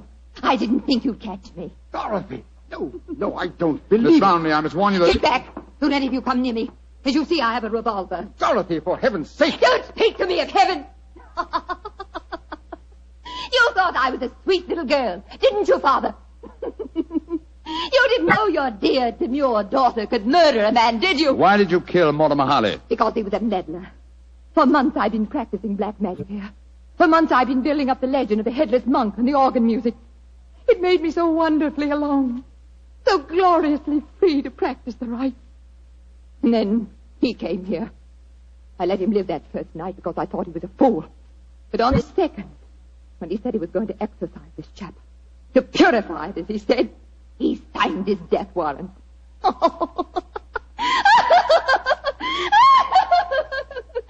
you could have seen his face, if you could only have seen his stupid, startled face as I plunged the knife into him. Dorothy! He bled so beautifully. Holmes, she's mad as a hatter. What are we going to do? Brownlee, give me that revolver.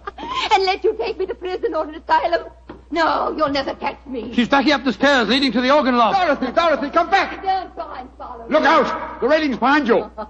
And turn my head. Oh, no, Mr. Holmes,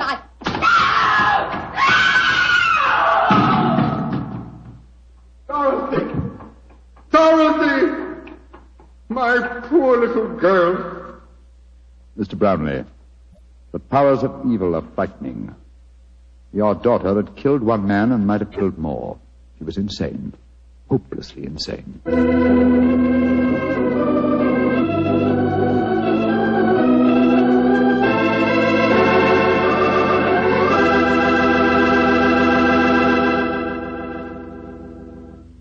Well, Doctor, that was quite an exciting story. You know, I wish I could play the organ and write music for it. There's nothing like music to really express a thought. Yes, I can just imagine the kind of music you'd write. Probably catchy little ditties such as, "Petri family took the time to bring you such good wine. So when you eat and when you drink, remember Petri wine." Oh, no, Doctor. Is that the way I affect you? Although on the level, you could probably write beautiful music to describe the way the grapes look on the vine in the sunlight.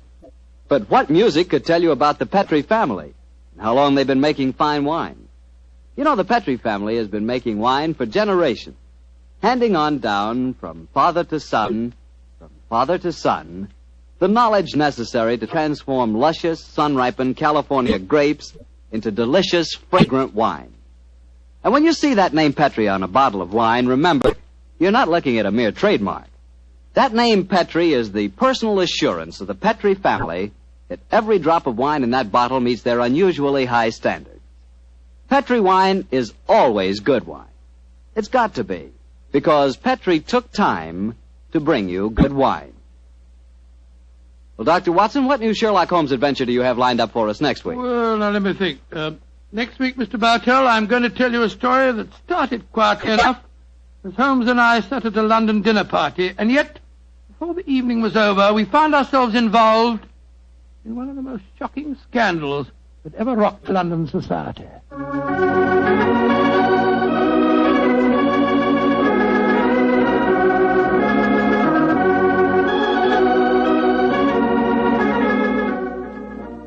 Tonight's Sherlock Holmes adventure was written by Dennis Green and Anthony Boucher and was suggested by an incident in Sir Arthur Conan Doyle's story, The Adventure of the Devil's Foot. Music is by Dean Fossler. Mr. Rathbone appears through the courtesy of Metro-Goldwyn-Mayer, and Mr. Bruce through the courtesy of Universal Pictures, where they are now starring in the Sherlock Holmes series.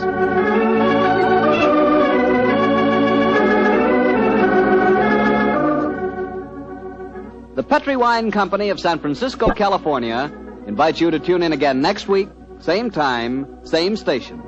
Sherlock Holmes comes to you from our Hollywood studios.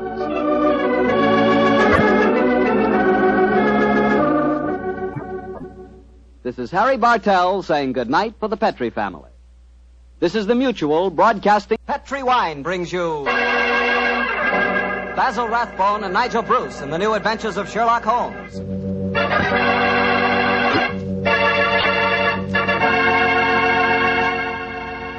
The Petri family, the family that took time to bring you good wine, invites you to listen to Dr. Watson tell us another exciting adventure he shared with his old friend, that master detective, Sherlock Holmes.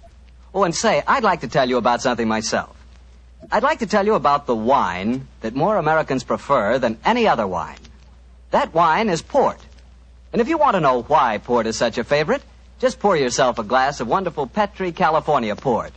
Look at that Petri port. Look at its glowing deep red color. And sample that aroma. It'll remind you of of a walk through a dew-covered vineyard. And now taste that Petri port. Boy, you've got something. Petri port is one of the most delicious wines ever poured from a bottle. Right then and there, Petri port will become your favorite wine. I'm confident of that. And I'm sure you'll want to serve Petri port to your friends, too, after dinner or any time they drop in for a visit. And remember, you can serve Petri port proudly, because those letters, P-E-T-R-I, spell the proudest name in the history of American wines. Petri. Petri wine.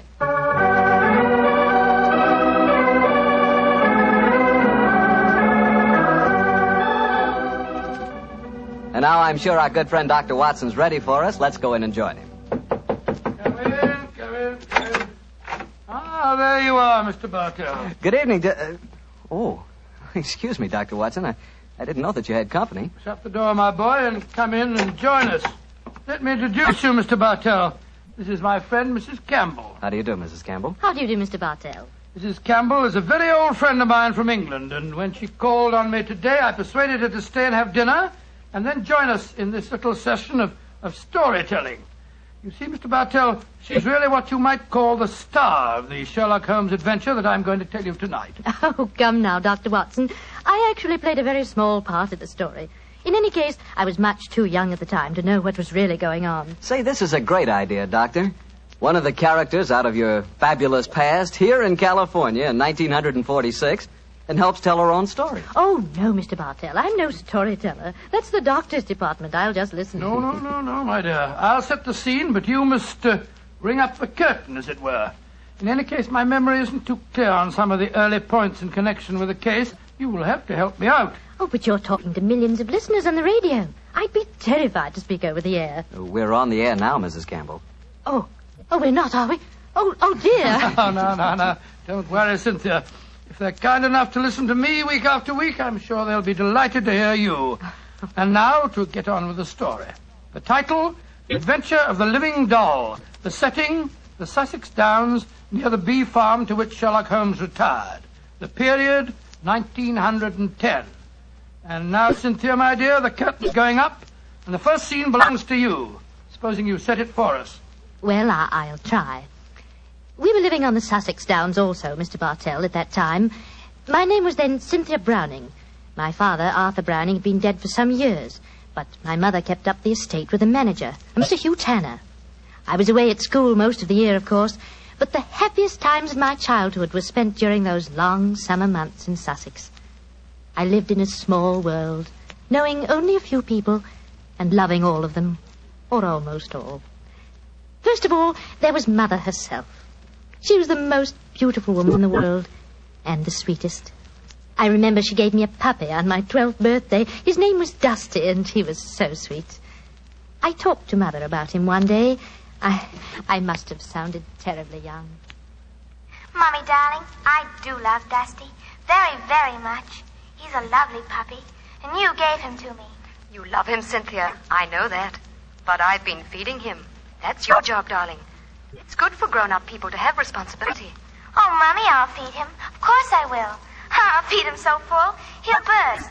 Then there was the estate manager, Hugh Tanner, such a pleasant man, and so willing to tell a 12-year-old all the things that a 12-year-old has to know or die. But, Mr. Tanner, why did you have to shoot the horse? He'd only broken his leg. Cynthia, horses aren't like human beings. Their legs won't mend. Now think of a horse that couldn't brisk and run and gallop across the downs. We're actually being kind to him. Honest we are, Cynthia. And then there was Frank King, the painter who lived on the downs. He taught me to open my eyes and really see things. No, Cynthia. That sunset isn't red. It's gold and rust. And the water, child, look at it. It's almost rose in this light. Rose flecked with cobwebs of eggshell blue. Cynthia, darling, a sunset's never just one color. Do try and remember that, won't you? And then there was Mr. Pound from the city. I gathered that he was terribly rich, and he wanted to marry Mother. But he certainly didn't understand little girls. Cynthia, I'm going to give you half a crown for being a very good little girl. Now, tell me, what will you do with it? I'll buy something for Mommy. Oh, no, my dear. This is your own money. You put it in the savings account at the post office, and it'll make more money for you. Always remember, my dear, take care of the pennies, and the pounds will take care of themselves. Then there was the wonderful wise woman who knew all the things that aren't in books. Always remember, my bunny, that it's good luck to touch the hump of a hunchback. But the curse of Beelzebub himself will be upon ye if he look at a sliver of silver moon through the glass. And then the strangest and most wonderful of them all was the lean, middle-aged man with a sharp face and the bee-net whom I met one day on the Downs. Good afternoon, young lady. Good afternoon. I'm Cynthia Browning. My name is Holmes. Sherlock Holmes. Why are you carrying that net? You looking for butterflies? Oh, no, Cynthia. I'm a bee farmer. Bee farmer? Oh, that sounds funny. How do you farm bees? Well, come over to my place one day and I'll show you. I say, that's a beautiful doll you're carrying. It isn't a doll. It's my mascot. It was given to me by Frank King, the painter. He made it for me. He made it to look as much like me as possible. I call her me. It's a remarkable likeness. See the hair? That's clippings off my hair. And the nails? Those are clippings from my own nails. She's really me, and I love her. Your own nails and hair, and the doll is an exact replica of you? I don't like that, Cynthia. Remember, my dear, my name, it's Sherlock Holmes, and I live at the bee farm, and if anything unusual happens, come to me at once. Of course, Dr. Watson. I'll confess that first meeting with Sherlock Holmes rather frightened me. You didn't understand why he was so worried about the doll, eh? No, but I remembered what he said about coming to him if anything unusual happened. And I'm sure that unusual something did happen. Yes, Mr. Bartell, and within a very few days. But at this point, I think Dr. Watson should take over the story. It's where he and Mr. Holmes really entered into it. Oh, very well. As I mentioned earlier, Mr. Bartell, I was staying with Holmes. Late in the afternoon, as I remember, that you ran over to the bee farm where I first met you, Cynthia. A few moments before you arrived, Holmes and I, each of us with a cup of tea in our hands, were seated on the veranda, gazing out across the downs and discussing the mutability of human affairs. It's strange, Watson, that after a lifetime devoted to the more flamboyant aspects of everyday life, that now, in what is the fast approaching twilight of my days, I find such peace and companionship in the exact and predictable behavior of bees. I wonder what Moriarty would have thought. Oh, you talking as if you're an old dodder of 90. You say what you like, but I don't think that you'll ever really be happy in retirement. You miss the danger, the excitement of the case, the public acclaim. What are you talking about?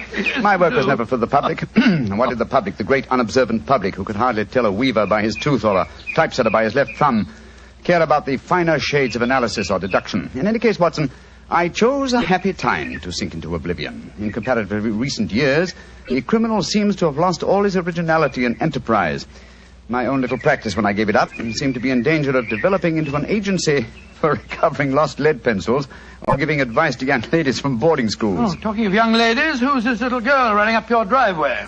Oh, great Scott, it's little Cynthia Browning. Oh, and who's she? Oh, a charming young neighbor of mine. Hello, Cynthia. Hello, Mr. Holmes. You've come to see how I farm bees, haven't you? No, Mr. Holmes.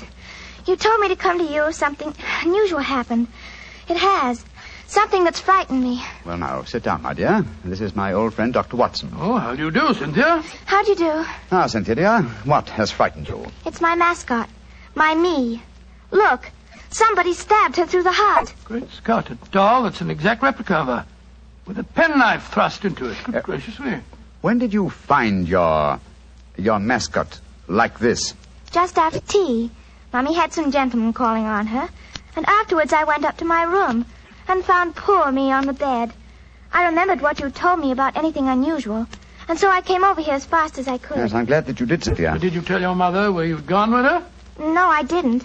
She was still talking to the gentleman. Well, she'll worry about you when she discovers your disappearance. No, don't worry, Watson. I shall go over and talk to her at once. Cynthia, my dear. Yes, Mr. Holmes? Who were the gentlemen calling on your mother? Well, there was Mr. Tanner. Yes. He's the man who looks after the estate for Mummy. Mm-hmm. Mr. King, the painter. Mr. King is the man who made this doll, eh? Now, who else was there? Mr. Pound. He's a businessman from London that's staying with Mummy. Hmm. And they were all present in your house when you found the mascot lying on the bed. Yes, Mr. Holmes. What's no, chap? Yes, sir? I'm going over to see Cynthia's mother at once. I want Cynthia to stay here with you. Guard her, old chap, as you would your life.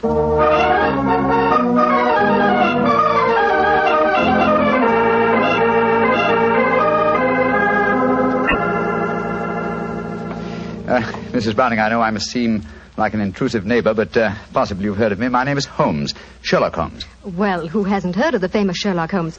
Please sit down, won't you? Thank you. Your guests have left? Yes. But how did you know I had guests? I know you're a great detective. But... Your charming little daughter, Cynthia, came over to see me half an hour ago. She told me. So that's where she went. Did she come back with you? No, Mrs. Browning. I felt it safer that she remained at my place for a while. My friend Dr. Watson will look after her. I'm afraid she may be in danger. In danger? Mr. Holmes, what makes you say that? You know your daughter's doll, the one fashioned in her own likeness and with her own hair and nails? Of course. Frank King made it for her. While you were at tea this afternoon, your daughter found the doll lying on her bed with a penknife stuck through its heart. That's very peculiar. But I don't see that she should be in any danger because of it, Mr. Holmes. Mrs. Browning, certain practitioners of magic believe that if a doll-like effigy is made of a human being and the effigy is then mutilated, that a similar fate will befall the living original. But, Mr. Holmes, that's black magic. You can't possibly believe in it. Not in the results of stabbing a doll, Mrs. Browning, but well, it's possible that someone is trying to kill your daughter. To kill Cynthia? Oh, no. It may be more than a possibility, I'm afraid. And when these magical means fail, they will turn to more direct methods. But who could possibly want her death? You have not remarried, Mrs. Browning? No, I feel it my duty to devote my life to Arthur's child, Cynthia. Yes, then anyone wishing to marry you might feel that Cynthia stood in the way. But that's absurd. But logical, Mrs. Browning. Do you mind if I ask you a very personal question? With Cynthia's safety at stake, you may ask any question. Are any of the three men who were present at tea this afternoon desirous of marrying you? Well, Please be completely honest, Mrs. Browning. At different times, they've all asked me to marry them, yes. And you won't contemplate marriage because of your dead husband's child, Tell me, Mrs. Browning, have you seen this penknife before? It was the one found stuck through the doll's heart. I don't think I've ever seen it before. One final question. Would anyone among Cynthia's acquaintances have a knowledge of the practice of magic? Well, the old woman that Cynthia called the wise woman might. Oh, who might she be? A strange creature that lives in some hovel on the downs near here. She brews weird concoctions with herbs, love philters, and all that sort of thing. I'd be a suitable companion for your daughter, Mrs. Browning. I know it, Mr. Holmes. I've told Cynthia over and over again that she mustn't stray off and see the old woman. But you know how disobedient children are at her age. I'm sure she's been over there recently. I'd like to talk to this woman. Where does she live? I don't know exactly, but Frank can take you there. He used her as a model. Frank King, the painter? Yes, he lives in the village. Then I shall call on him at once and persuade him to accompany me. We must find that wise woman and I hope save your child from magic. Magic and possible murder.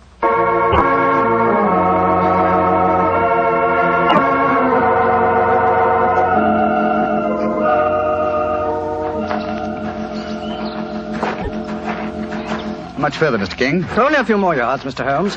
A little cottage is just behind the trees there. It's a pretty broken-down place.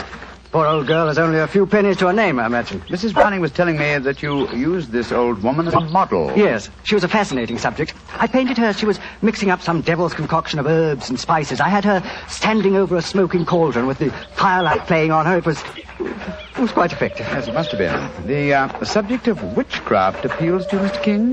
Well, I don't know anything about it. It was just that she was such a wonderful subject for a painter. Here we are. I'll knock on the door.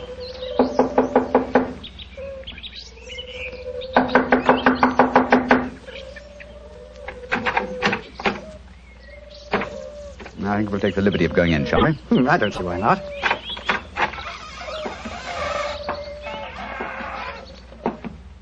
Shh.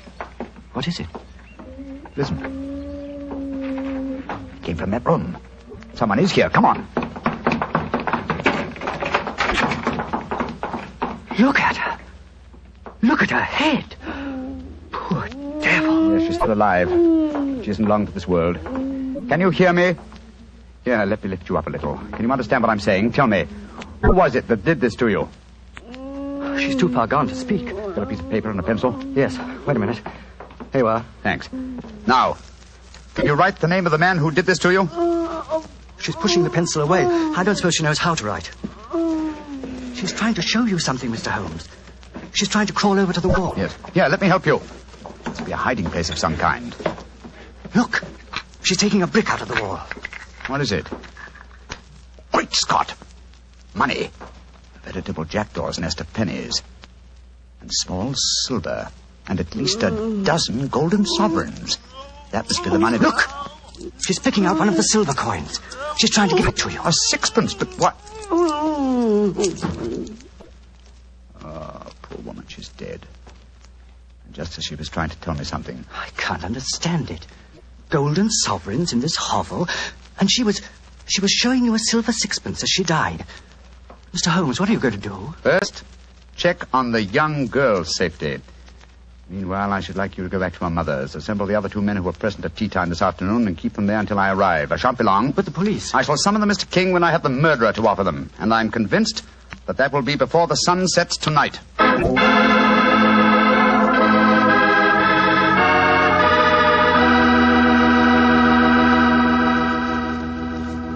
We'll hear the rest of Dr. Watson's story in just a second.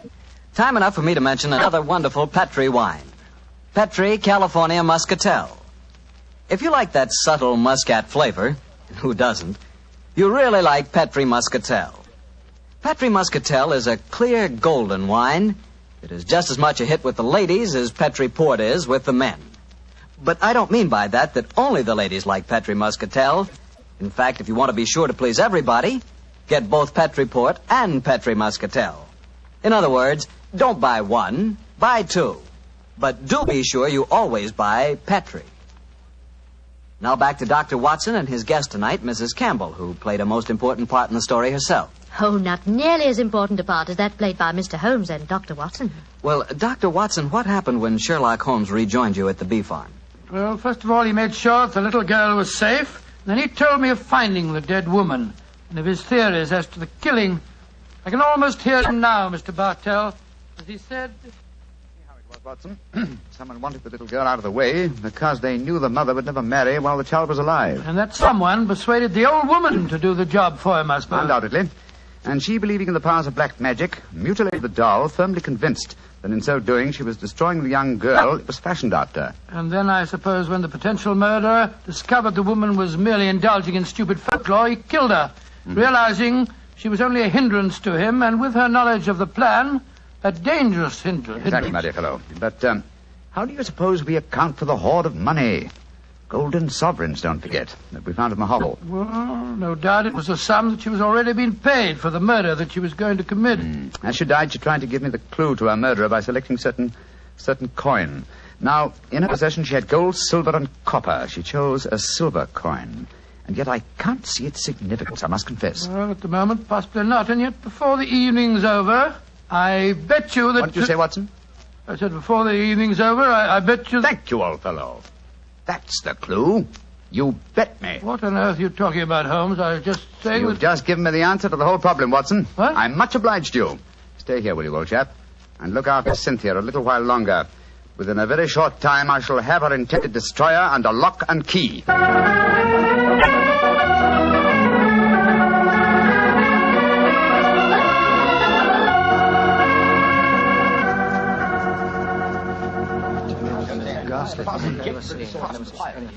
Mr. Holmes, I'm glad you've come. I've had the greatest difficulty in persuading these three gentlemen that their presence was necessary. Within a few minutes, Mrs. Browning, two of them will be entirely free to leave if they want to. Mr. Holmes, I think it'd be a good idea to tell everyone what happened. Yes, Mr. Pound, I think it'd be a good idea to tell everyone what happened. Yes, how do you do, Mr. Pound? How do you do, Mr. Holmes? Look here. If there's some scandal down here... Oh, there is, Mr. Pound. Then I want my name kept out of it. You hear? I have a seat on the London Stock Exchange. Oh, very comfortable for you. Yes. And the other gentleman, by the process of elimination, must be Mr. Hugh Tanner, the manager of your estate, Mrs. Browning. Yes, I'm Hugh Tanner. And now, Mr. Holmes, supposing you tell us what this is all about. I'm a straightforward man, and all this mystery is rather aggravating. Something has happened. Something that concerns us all. What is it? Murder. Murder? Murder? Good Lord, who's been murdered? An old woman who lived in the village. Your daughter, Mrs. Browning, referred to her as the wise woman. Mr. King and I found her tonight in her cottage on the Downs, beaten to death. Murdered. Well, that's shocking, but what's it got to do with us? I'll explain, Mr. Pound. Each one of you, I believe, would like to marry Mrs. Browning. Her daughter, Cynthia, is an obstacle to such a marriage. One of you decided to remove that obstacle and engaged the wise woman to carry out the plan. Finding the woman clumsy and ineffective, you decided that she was a dangerous witness, and so you murdered her. Fortunately, the poor woman, as she was dying, gave me the clue to her murderer. But how did she do that, Mr. Holmes? I thought you said that she died without speaking. She did, Mrs. Browning, but she gave me the clue nonetheless, though I was shockingly slow in spotting it. Well, what was the clue? Yes, let's stop being mysterious and come out into the open. You were with me, Mr. King. As she died, I shall let you tell them. Well, she was dying, unable to speak when Mr. Holmes asked who had attacked her. She couldn't write, but she showed him a hoard of copper and silver coins and a dozen golden sovereigns. Sovereigns in a hovel like that? Oh, I see. She meant her murderer was the man who had paid her. And with all that ill-gotten wealth, she died clutching a silver sixpence. And you still don't see who the murderer is? Come along, gentlemen. You should know it as well as you know your own names. Now, Mr. King mentioned that there were a dozen sovereigns. Whose name does a sovereign suggest? Sovereign? King!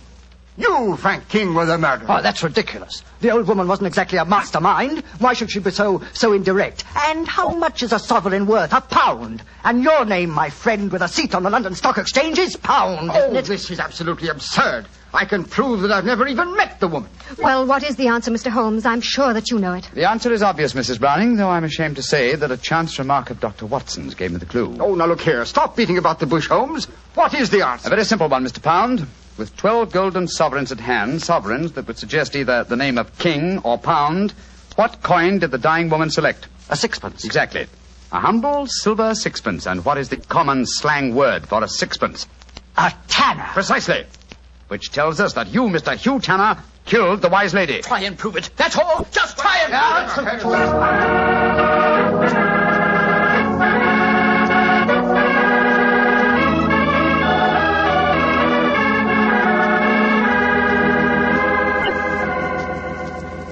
Holmes, what happened? I found the murderer, old chap, thanks to you. What do you mean, thanks to me? Well, I was thinking of a sixpence, the coin the dead woman clutched in her hand, as a sixpence.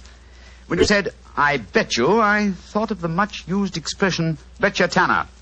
That gave me the clue to the whole business. The dying woman was obviously trying to indicate that Hugh Tanner was her murderer. He confessed, you say, before the police arrived. Yes, after Frank King, the artist, had started to give him something of the thrashing he deserved. Oh, I take no particular pride in the case, Watson.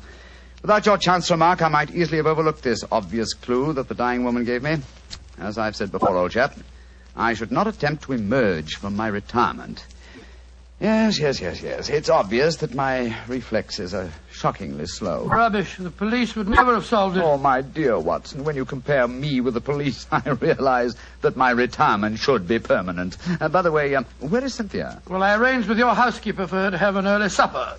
Some kippers, a poached egg or two, a piece of that treacle tart we had last night, and a pot of tea. Oh, for a 12-year-old girl, my dear Watson, this is an occasion when I might accuse you of being a potential murderer. Oh, come now, Holmes, you know perfectly well, Here she comes now.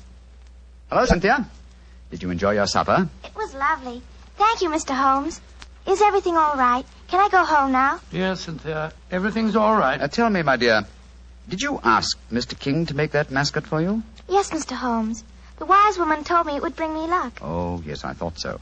Mr. Holmes, will everything be just like before? No, not quite, Cynthia. Mr. Tanner and the wise woman have gone away. You won't see them again. Oh, dear. But you have new friends here, haven't you? Yes, and nice ones. Remember that, Cynthia. We'll always be your friends. I will, Dr. Watson. I like you both so much. Ah, I'm glad. And tell me, Cynthia, do you like Mr. King, the artist? Oh, yes.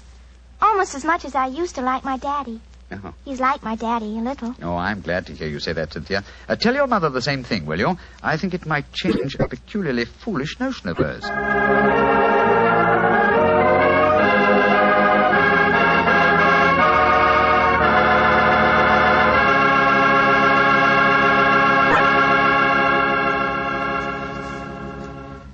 Well, Dr. Watson and Mrs. Campbell, that was a really different kind of story. I'm sure glad you were here tonight, Mrs. Campbell. Tell me, has Dr. Watson changed much since you last saw him? Well, yes. I think he's grown handsomer. No. And what about Mrs. Campbell, Doctor?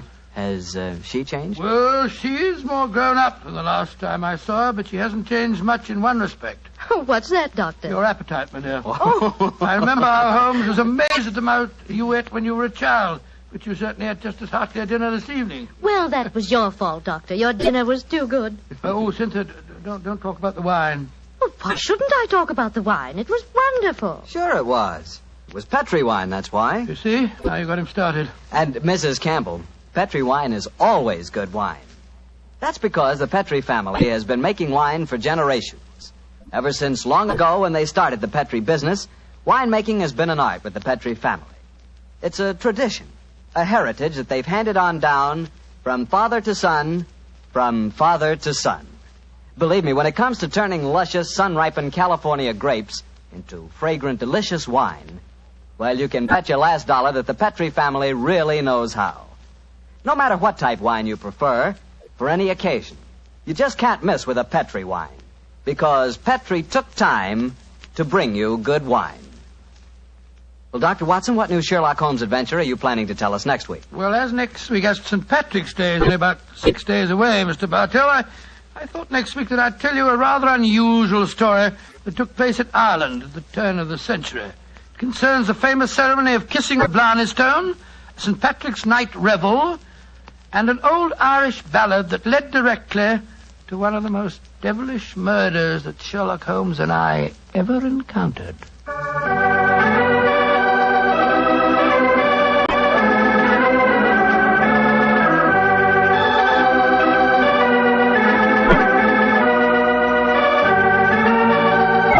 Tonight's Sherlock Holmes adventure was written by Dennis Green and Anthony Boucher and was suggested by an incident in the Sir Arthur Conan Doyle story, The Adventure of the Copper Beeches. Music is by Dean Fossler. Mr. Rathbone appears through the courtesy of Metro-Goldwyn-Mayer, Mr. Bruce through the courtesy of Universal Pictures, where they are now starring in the Sherlock Holmes series. You can read about the stars of our broadcast in the April issue of Everybody's Digest. The Petri Wine Company of San Francisco, California, invites you to tune in again next week, same time, same station. Sherlock Holmes comes to you from our Hollywood studios.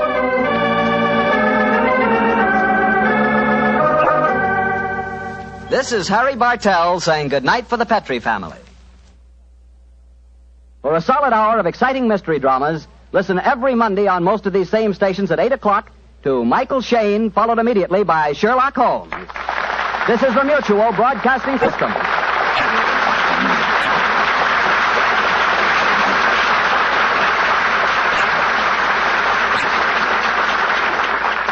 Petri Wine brings you Basil Rathbone and Nigel Bruce in the new adventures of Sherlock Holmes.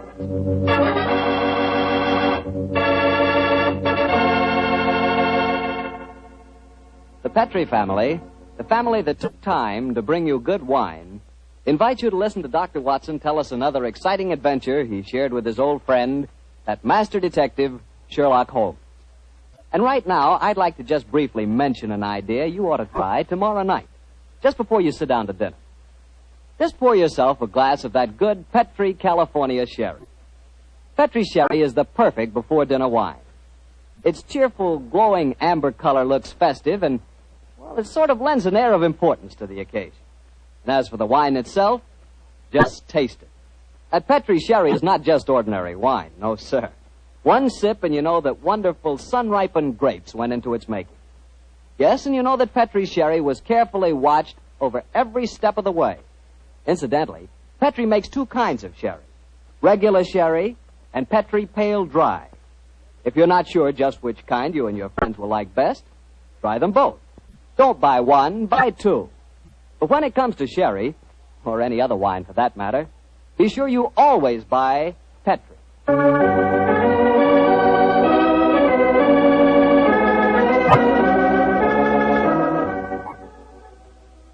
And now I'm certain our good friend Dr. Watson's waiting for us. Let's go in and join him. Come in. Ah, there you are, Mr. Bartell. Punctual to the minute, as always. Well, this is one doctor's appointment I'm eager to keep. Nice of you to say so, my boy. Draw up your usual chair and make yourself comfortable. Thanks. Well, Doctor, today's April the 1st. Did anyone try and play any jokes on you? Yes, you did, Mr. Bartell, but I'm happy to say that nobody caught me. Not as in the story that I'm going to tell you tonight, but an April Fool's Day prank certainly scored a bullseye. I see you have the dispatch box out again, Doctor. Been refreshing your memory? Yes, I have the cartel. And when I tell you the adventure took place in 1881, I think you'll agree that after such a lapse of time, a man can hardly rely on memory alone. 1881? Say, Doctor, tonight's adventure must have been one of the really early ones. Yes, it was indeed. In fact, to be exact, it took place only a little while after Sherlock Holmes and I had first met and had taken up lodgings together. How was the great detective in those early days? Profound mystery to me, Mr. Bartell. To give you an example, my boy, I'd shared our Baker Street lodgings with him for over a month before I was even certain of his profession, the knowledge of which I learnt to my awe and astonishment when our first adventure together took place. Oh, that was the one you called a study in scarlet, wasn't it, That's Doctor? right, Mr. Bartell. What a memory you've got, study in scarlet. But even after that adventure, I found myself wondering at times what I had let myself in for, sharing lodgings with such a strange companion. It was in one of those moods of doubt and confusion that my story begins. Late one March evening, I found myself in the neighborhood of Piccadilly Circus. It was cold, and a steady drizzle of rain had dampened my spirits. I thought that a glass of wine and the sound of music would put me in a better mood. And so, Mr. Bartell, I entered the Criterion restaurant. As I sat with a glass of rare vintage port at my elbow, the orchestra playing a dreamy Strauss waltz in the background, I couldn't help thinking of the last time that I'd been there. It was the night I met a young medical student by the name of Stamford. He was the man who first introduced me to Sherlock Holmes. Suddenly, I felt a tap on my shoulder. I turned, and to my amazement, once again young Stamford was standing before me. Watson, or should I say Dr. Watson. How are you, my dear chap? Hello, Stamford. Come and sit down. Thanks. I'm glad to see that you're not holding any grudge against me. Why on earth should I do that? For introducing you to Sherlock Holmes. I've reproached myself ever since. I think he's as mad as a hatter. Not at all. He may be eccentric. In fact, I'll admit that he is eccentric, but he's an extraordinarily interesting fellow. He'll make a great name for himself as a private detective one of these days. You'll see if I'm not right, Stamford. I saw something about him in the paper the other day. Yes, I expect that was the Larston Gardens affair, wasn't it? Yes, it was. He's a brilliant man, Stamford. Quite brilliant. Though I must admit he's difficult at times. He works like a fiend as a rule, but occasionally a reaction sets in, and for days at a time he'll lie on our sofa, hardly uttering a word or moving a muscle from morning to night. It's depressing, I must say. I think he takes himself too seriously. Yes, perhaps you're right. How would you like to join in a little plot? Plot, against Holmes? Yes, just a rag, you know. We thought it'd be rather fun. We? Murphy and I, we were just talking about it. I'll call him over. Murphy? Oh, is that Murphy? I've seen him before somewhere, haven't I? I'm sure you must have done. He's been round at the hospital, and any time you go into the British Museum, you'll find him there. Nice fella, but dull. Definitely dull. Yes, Stamford. Oh, this is a friend of mine, John Watson. This is James Murphy. How do I think I've seen you at the hospital? And I know I've seen you, Dr. Watson. Oh, sit down and come and join us, won't you? Oh, thank you very much. I was just telling Watson about our little plot. Oh, you mean about Sherlock Holmes? Now, look here. I'd like you fellows to realize that Holmes is a very good friend of mine. Oh, don't worry, Watson. This is all in good fun. Don't you realize what the date is tomorrow? 1st of April, isn't it? Yes, April Fool's Day. Oh, now I see. You're going to play an April Fool's Day joke on Holmes. Yes, that's our plan. Well, it's hardly our plan, Stamford. It's really Lady Anne Partington's idea. You see, Holmes was very rude to her when she visited the hospital recently, and she wants to, take him down a peg or two. Sounds innocent enough. I must say he's inclined to be rather arrogant at times. Well, what's the plan? Well, we'll need your help, Watson. You must be careful not to give the joke away. I'll bet you a $5 that Holmes falls for the whole story, hook, line, and sinker. Now, here's exactly what we're planning to do. Lady Anne is going to call on Holmes at Baker Street in the morning. Lady Anne, I'm very flattered that you've called to see me in my professional capacity. Surely, my dear man, you didn't think this was a social call. You were much too rude to me at the hospital the other day for that. That was the point I was trying to make. Please sit down, won't you? Please take this chair, won't you, Lady Anne? It's by far the most comfortable chair in the room. Oh, thank you, Dr. Watson. And now, what can I do to help you? You've heard of the Elphinstone Emerald? Oh, yes, indeed. A magnificent stone of very considerable value. An heirloom in your family, I believe. Yes, Mr. Holmes. I keep it in a wall safe in my bedroom. This morning, when I had occasion to go to the safe, I discovered that the emerald had been stolen. Stolen? Good Scott. Shocking business. Of course, you want Mr. Holmes to recover it for you. A remarkable deduction, my dear doctor. Lady Anne, when you opened the safe, did you observe any signs of it having been tampered with? Oh, I think it's rather stupid to sit and answer questions here in Baker Street. Why don't you come over to my house in Cavendish Square and examine the safe for yourself? You are a detective, aren't you? Lady Anne, just now you accused me of rudeness. I assure you that mine at least was unintentional. Oh, come, Holmes. Don't be so touchy. I can promise you a substantial fee, Mr. Holmes. I'm a struggling practitioner and a new profession, eh? My poverty, but not my will, consents. I pay thy poverty, and not thy will. You see, I can quote my Shakespeare, too, Mr. Holmes.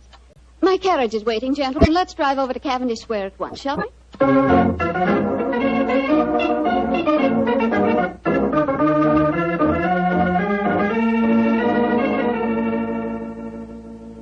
This is the wall safe, Mr. Holmes. Not too difficult a safe to crack for an expert. You placed the emerald in it last night, you say? Yes, when I went to bed. And this morning, it had gone. Well, surely, Holmes, this is a good occasion to use that magnifying glass that you're always fiddling about with. Excellent occasion, my dear doctor. That's why I brought it with me. Uh-huh. That's very interesting. What is it? This safe was opened by an expert. There isn't a sign of its having been forced. Hello. What have you discovered? There's a peculiar tarnish on the steel knob. It was obviously handled by someone whose fingers are habitually stained with chemicals. Amazing, Holmes. Elementary, my dear doctor. Where does that door lead to? My boudoir. I should like to examine it if I may. Oh, but of course. Thank you, Lady Anne. Dr. Watson, this is the most beautiful April Fool's Day fraud I've ever I played. must say, Murphy was right. He has fallen for it. Hook, line, and sinker. Just the same, I'm beginning to feel guilty. I can't help feeling a bit disloyal. Oh, nonsense. It's all in fun. Are Stamford and Mr. Murphy listening? Yes, they're next door in my drawing room. I'm sure their ears are positively glued to the keyhole. Well, I do hope Holmes won't be angry with me. Here he comes. Nothing of any interest in there. The windows haven't been tampered with. We may presume, therefore, that the thief did not enter by an upstairs window. Lady Anne. Yes, Mr. Holmes. This room has not been touched since you discovered your loss? Oh, no. I told the servants to leave it exactly as it was while I came to fetch you. Splendid. Deep pile carpet, eh? Could be better. The thief was a tall man with a long stride. Oh, come, Holmes. I know your methods, but there aren't any footprints on this carpet that you can identify, even with your magnifying glass. My dear doctor, I've studied many crimes, and I've never seen one yet that was committed by a flying creature. As long as a criminal remains upon his two legs, there must be some trifling displacement can be detected by a keen observer. I assure you that the marks on this carpet indicate that the thief was a tall man with a long stride. Traces of tobacco ash, pipe tobacco, shag tobacco that sells at 4p an ounce. Now, really, Mr. Holmes, how can you possibly identify an individual tobacco? Oh, it's a hobby of mine. In fact, I've even written a monograph on the subject. Now, one more look at the safe itself. Hello. What's this powdered dust here? What? It's rosin. Distinct trace of rosin. Lady Anne, I suggest that you get in touch with Scotland Yard at once. You mean that you've solved it, Holmes? I mean, my dear doctor, that I can give you a reasonably complete picture of the thief, and that picture is so individual that I'd be surprised if it would fit more than one man in London. Why, this is pure magic, Mr. Holmes. Please describe him to me. Well, he's a tall man. The width of his stride indicates that, and he's thin. Well, what enables you to tell that, Holmes? His footprints have made a remarkably light indentation on the nap of the carpet. Our thief dabbles extensively in chemicals, as indicated by the tarnishing of the knob on the safe, and the traces of rosin would suggest that he plays the violin also. He smokes shag tobacco, has a great practical knowledge of the ways of combination locks, and he's obviously in close contact with the criminal classes. How do you know that, Mr. Holmes? Well, he wouldn't steal a famous stone unless he knew how to dispose of it through some trustworthy fence. Yes, it's a very comprehensive picture, Holmes. I almost feel as if I knew the chap. Thank you, Doctor. I'm sure there's only one man in London, and it shouldn't be hard to trace him. I agree entirely, Mr. Holmes. Dr. Watson, I think the joke has gone far enough. Joke? Oh, what do you mean? You're quite right, Holmes, in saying there's only one such man in London. You've just given a perfect description of yourself. April Fool. Dr. Stamford, Mr. Murphy, you can come in now. April Fool, Holmes. April Fool. April Fool.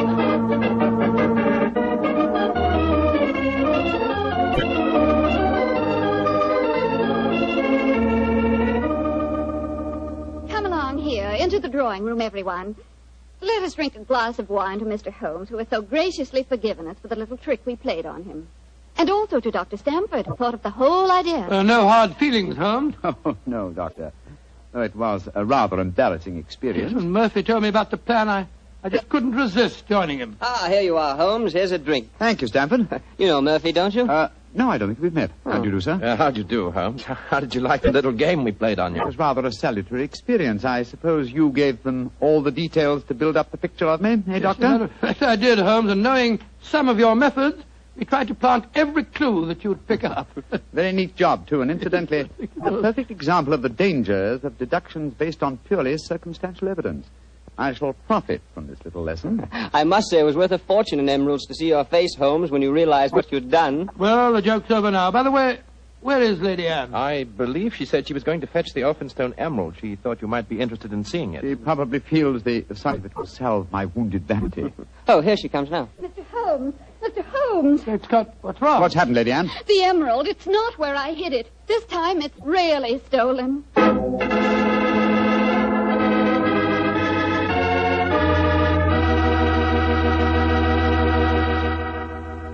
Dr. Watson's story will continue in just a few seconds, so I've just time to remind you that there are many, many different types of wine. But if you want one wine that's fine for almost any occasion, then you want Petri California Sherry. Petri Sherry is fine before dinner, of course. But Petri Sherry is good after dinner, too. And it's the perfect wine for cocktail time or any time friends drop in. Everybody will love the real heart-of-the-grape flavor you get in every sip of Petri Sherry. And you can serve Petri Sherry proudly, because those letters P-E-T-R-I spell the proudest name in the history of American wine. Petri wine.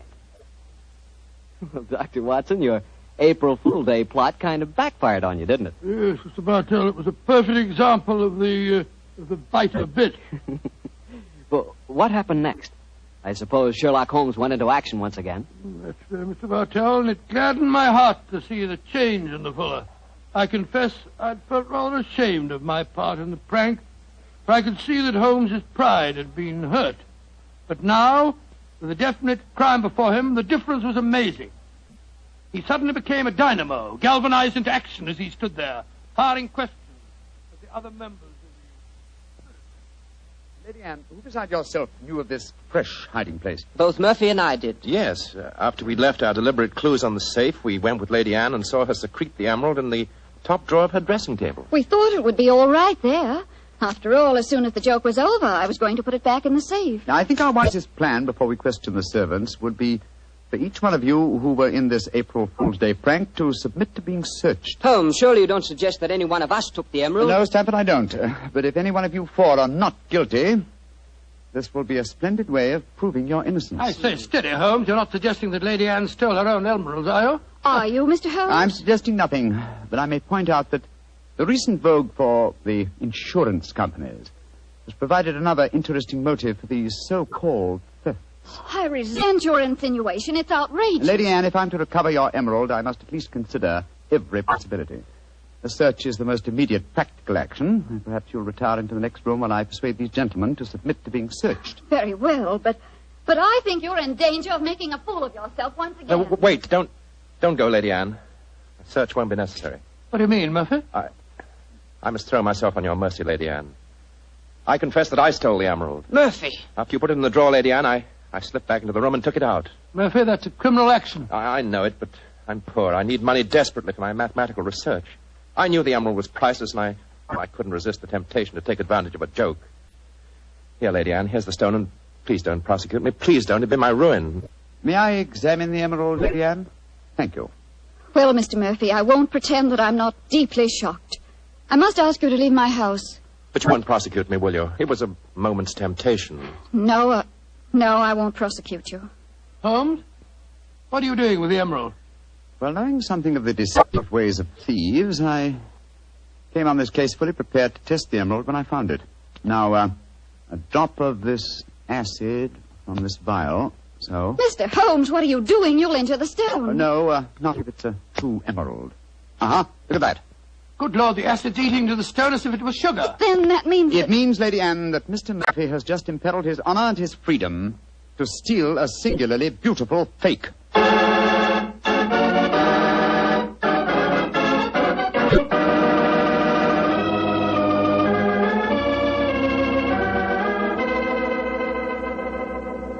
Mr. Holmes, this joke has turned into a nightmare. Is there no way of recovering my emerald? I hope so, Lady Anne. I've been taking steps in their logical order. The servants have all been questioned. We've searched Mr. Stamford and Mr. Murphy. Yes, most humiliating experience. Made me feel like a criminal. Well, personally, I was only too thankful to submit to a search this time. I knew I had nothing to worry about. You yourself, Lady Anne, you consented to being searched by the police matron that Holmes sent for? Only because he threatened to send for the police if I didn't.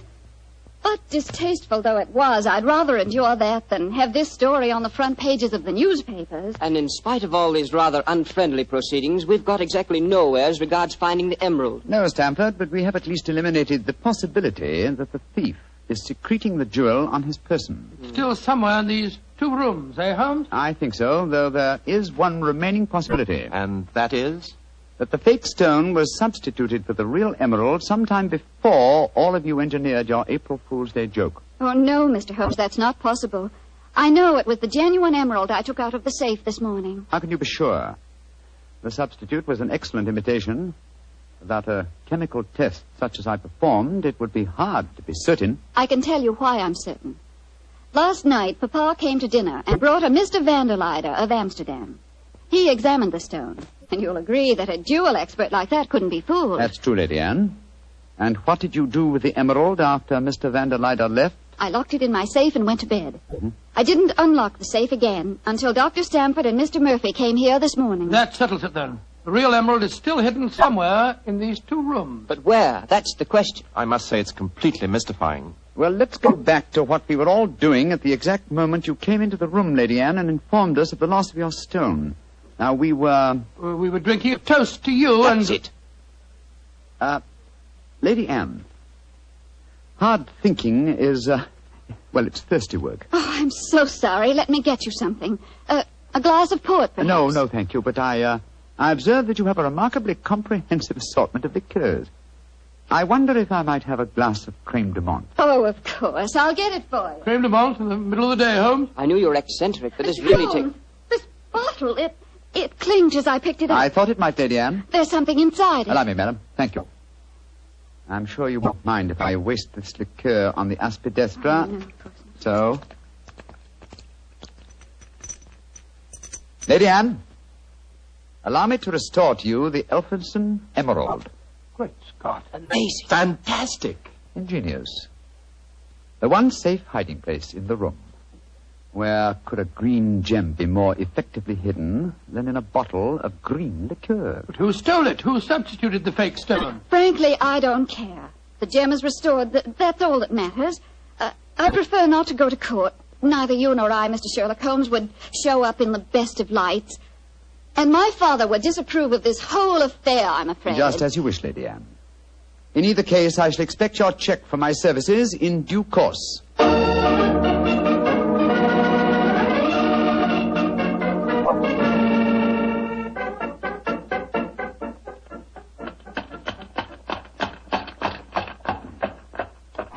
Here we are at the Criterion again, Stamford.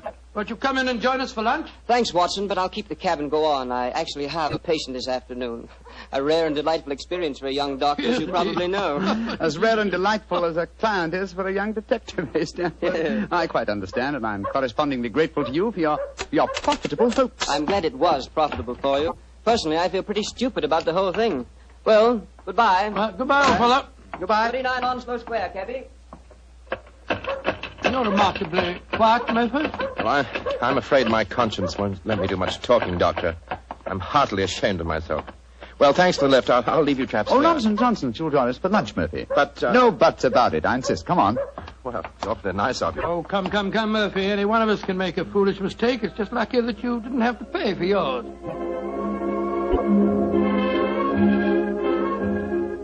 Monsieur wishes a table. Yes, for 3, please. This way, monsieur.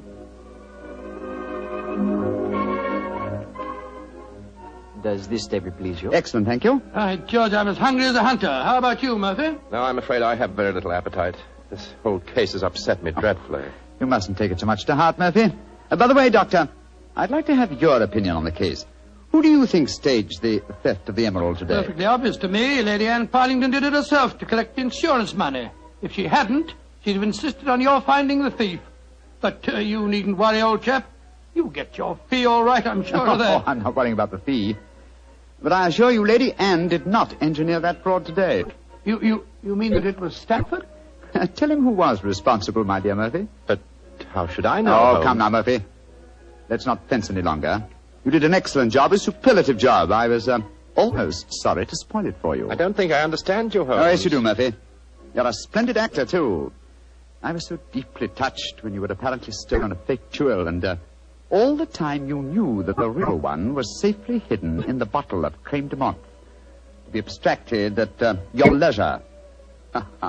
You scoundrel. Holmes, do you mind telling me what's going on here? I'm completely and absolutely in the dark. Surely it's obvious, my dear doctor. The imitation emerald was a brilliant copy. What makes you so sure of that, my dear Holmes? Because this April Fool's Day hoax was only conceived yesterday, or that is what you wish the others to believe. Such a superb paste gem could not have been made at such short notice. Therefore, it must have been prepared by someone who knew about the hoax before it was arranged. Now, my dear doctor, when Stamford told you about the plan last night, whose idea did he say it was? He told me that it was Lady Anne Partington's plan. Precisely. And yet Lady Anne referred to it today as Stamford's idea. Obviously, you, my dear Murphy, presented the plan to each as the notion of the other, and so only you could have arranged the real theft behind the hoax. I repeat, a splendid job. Thank you, Mr. Holmes. May I also compliment you on your cleverness in frustrating my plot? Look here, what is all this? One of you is a criminal, the other is a detective. Yet you're throwing each other compliments as if you were in the same profession. The dividing line between the criminal and the criminal investigator is thinner than you might imagine, my dear doctor. How very true, my dear Holmes. Would you consider coming over to my side of the line? Together we'd make an unbeatable team. Oh, you flatter me. Nevertheless, I must decline your offer, Mr. Murphy. Oh, pity. On your side of the line, you'll never be a rich man. By the way, for your edification, my name is not Murphy, though Stamford insists on thinking it is. Then what is your name, you scoundrel? Your friend says the word scoundrel so much better than you, Doctor. My name is Murtry. Oh, indeed. Spelled M-U-R-T-R-Y? No. Dear me, I have so much trouble with my name. People will either misspell it or mispronounce it. I'm afraid I'll have to begin calling it the way it looks. M-O-R-I-A-R-T-Y. Moriarty. Moriarty. I shall remember that name. I have a feeling we shall meet again. I trust that we shall. You've won the first round, Sherlock Holmes, I admit that. But I believe that a return match is indicated. I shall look forward to it, Moriarty. And now, Doctor, I can't stand your baleful glare any longer. Let's order lunch, shall we?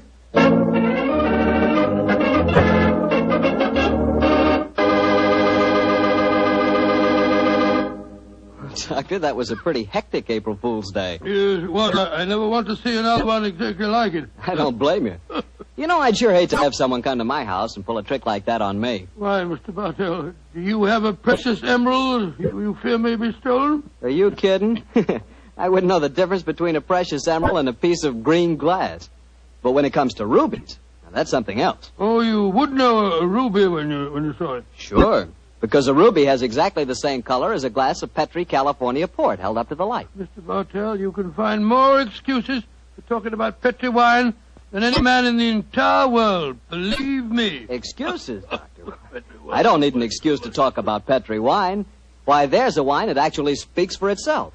If I may borrow a phrase from Shakespeare or somebody. There's no other wine quite like Petri wine because only Petri wine is made by the Petri family. And the Petri family has been making wine for generations. They've been handing down from father to son, years and years of knowledge and experience of the fine art of turning luscious grapes into clear, fragrant, delicious wine. Yes, and because the making of Petri wine is a family affair, those letters P-E-T-R-I on a bottle of wine are the personal assurance of the Petri family that every drop of wine in that bottle is good wine. You never miss with a Petri wine because Petri took time to bring you good wine. Well, Dr. Watson, what's the prescription for next week's story? Well, next week, Mr. Bartell, I'm going to tell you a rather unusual story. It concerns a series of strange disappearances and a murder without apparent reason, and yet it was a case that Sherlock Holmes solved without ever meeting any of the suspects. I call it the singular affair of the disappearing scientist. Well, I'm sure we'll all want to hear that one, Doctor. Oh, I'm sure. Well, before you go, Mr. Bartell, I want to urge our friends to do all they can to save on the use of all wheat and rice products, and also fats and oils. There are millions of families literally starving to death in Europe and Asia. We're not being asked to give them our food. We're just being asked to take it easy on certain foods so that there will be some left for them to buy. I know there isn't one person listening to me tonight who would knowingly let anyone starve. And remember, unless you do help, thousands of little children will starve. So please, let's share a meal and save a life.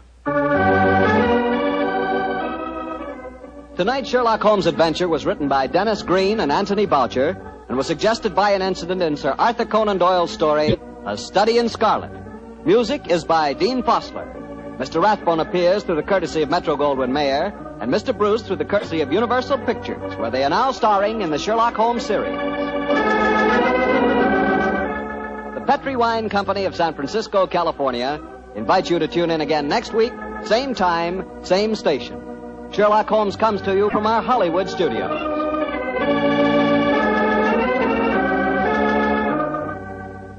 This is Harry Bartell saying goodnight for the Petri family.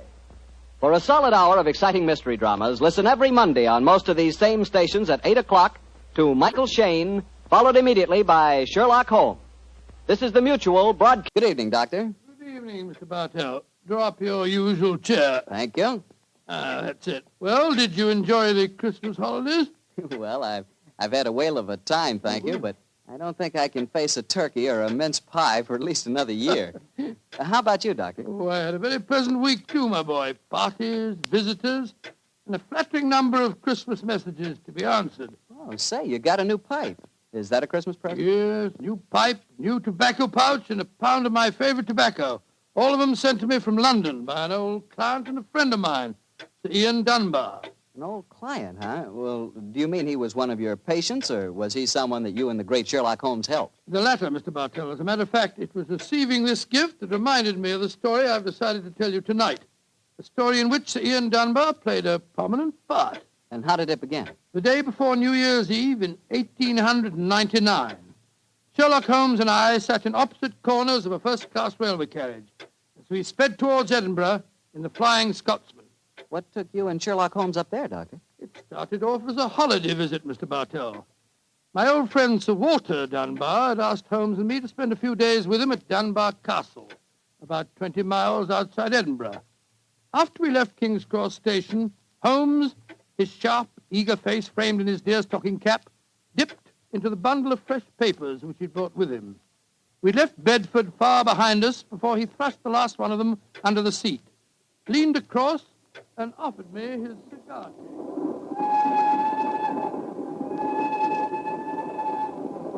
Care for a cigar, Watson? No, thanks awful. I'll stick to my pipe. Flying Scotsman's living up to its name. We're going splendidly. Our present rate is 53.5 miles an hour. Oh, I hadn't noticed the quarter-mile post. Nor have I, but the telegraph posts on this line are 60 yards apart. With the aid of a watch, the calculation is a simple one. Watson, my dear fellow, we have several hours ahead of us. Tell me more about Sir Walter Dunbar. I have a feeling that he's in some kind of trouble, but you haven't wanted to talk about it. Well, it's not exactly trouble, Holmes, but there's a strange problem that confronts the Dunbars. A problem that'll be settled at midnight tomorrow. Oh, indeed. Night of New Year's Eve, eh? Yes, exactly. But to really appreciate the story, I have to begin by telling you of the death of old Sir Thomas Dunbar. The father of the present baronet, I suppose. Yes, he was severely wounded at Waterloo, though he managed to last out long enough to get back to Dunbar Castle. The story goes that as he lay there on his deathbed, he told his wife of his plans for their unborn child. Dinna grieve, lass. I fetched the baronetcy home from Waterloo. What if I fetched a mortal wound as well? Oh, hush, lass. I'm no afraid to die. All that niggles me is that I shall ne'er see the child you bear. Is Sir Wattle Scott no coming yet? Can he visit the deathbed of his old friend? Who's there? Is that you, Sandy Murdoch? Aye, Thomas. It's me. Aye. I'm leaving an unborn son behind me when I die. Now, I don't trust women or children or banks for that matter. Put the best part of my wealth and gold in the big iron box you'll find under the bed. The money's there. Aye, and something else for a rainy day. You're to keep that box in trust for me, Sandy. You can turn it over to my boy on the New Year's Eve before his 21st birthday. And he'll be a man and wise enough to know how to use it. You understand, Sandy? Aye, Thomas. But supposing your bairn's a girl. A girl? I tell you, it'll be a boy. And we'll name him Walter after my good friend, Sir Walter Scott.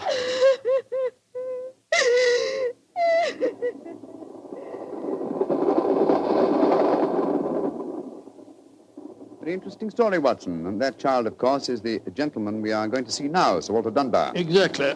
And the first baronet was a friend of Sir Walter Scott, while his son can boast of your acquaintance. Why, it's a family singularly rich in literary friendships. That's not very funny, Holmes. To continue, I suppose you can guess what happened. Sir Thomas carefully drew up a document to specify the New Year's Eve before the baronet's 21st birthday. And the poor child was born on February 29th. It was a leap year. Oh, so poor Sir Walter is still waiting for his iron box full of gold. Yes, he'll be 84 next year, and yet legally, with only one birthday every 4 years in the eyes of the law, he'll at last be 21. A most amusing situation, though I'm afraid Sir Walter finds it far from entertaining. The lawyers must have been extremely scrupulous in abiding by the letter of the document. Yes, old Sandy Murdoch is dead now, of course. But he, too, is a great-grandson, William Murdoch, who still handles the Dunbar estate. He'll be at the castle tonight to formally hand over the iron box. I'm delighted you accepted the holiday invitation of Sir Walter. My dear fellow, I've needed a rest, but I've always loathed too strict a one. This situation may pose a nice little problem for me. Problem? Yes, I'm reasonably certain that the aged Sir Walter Dunbar will not get his iron box full of gold on this New Year's Eve either. But we shall see, old fellow. We shall see.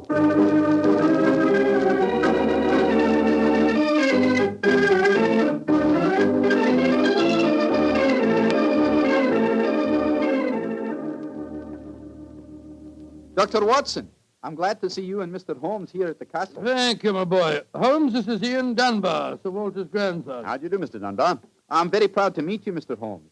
I've heard a lot about you. Grandfather will be down in a few moments. Let's go into the library, shall we? Well, I imagine Sir Walter's quite excited about tonight's ceremony, isn't he? Wouldn't you be, if you'd waited 63 years too long for an inheritance? Indeed, I should. Thank the Lord I had the foresight to be born on the prosaic date of August the 21st. In the event of your grandfather's death, you will be the next baronet, I take it. Yes, Mr. Holmes.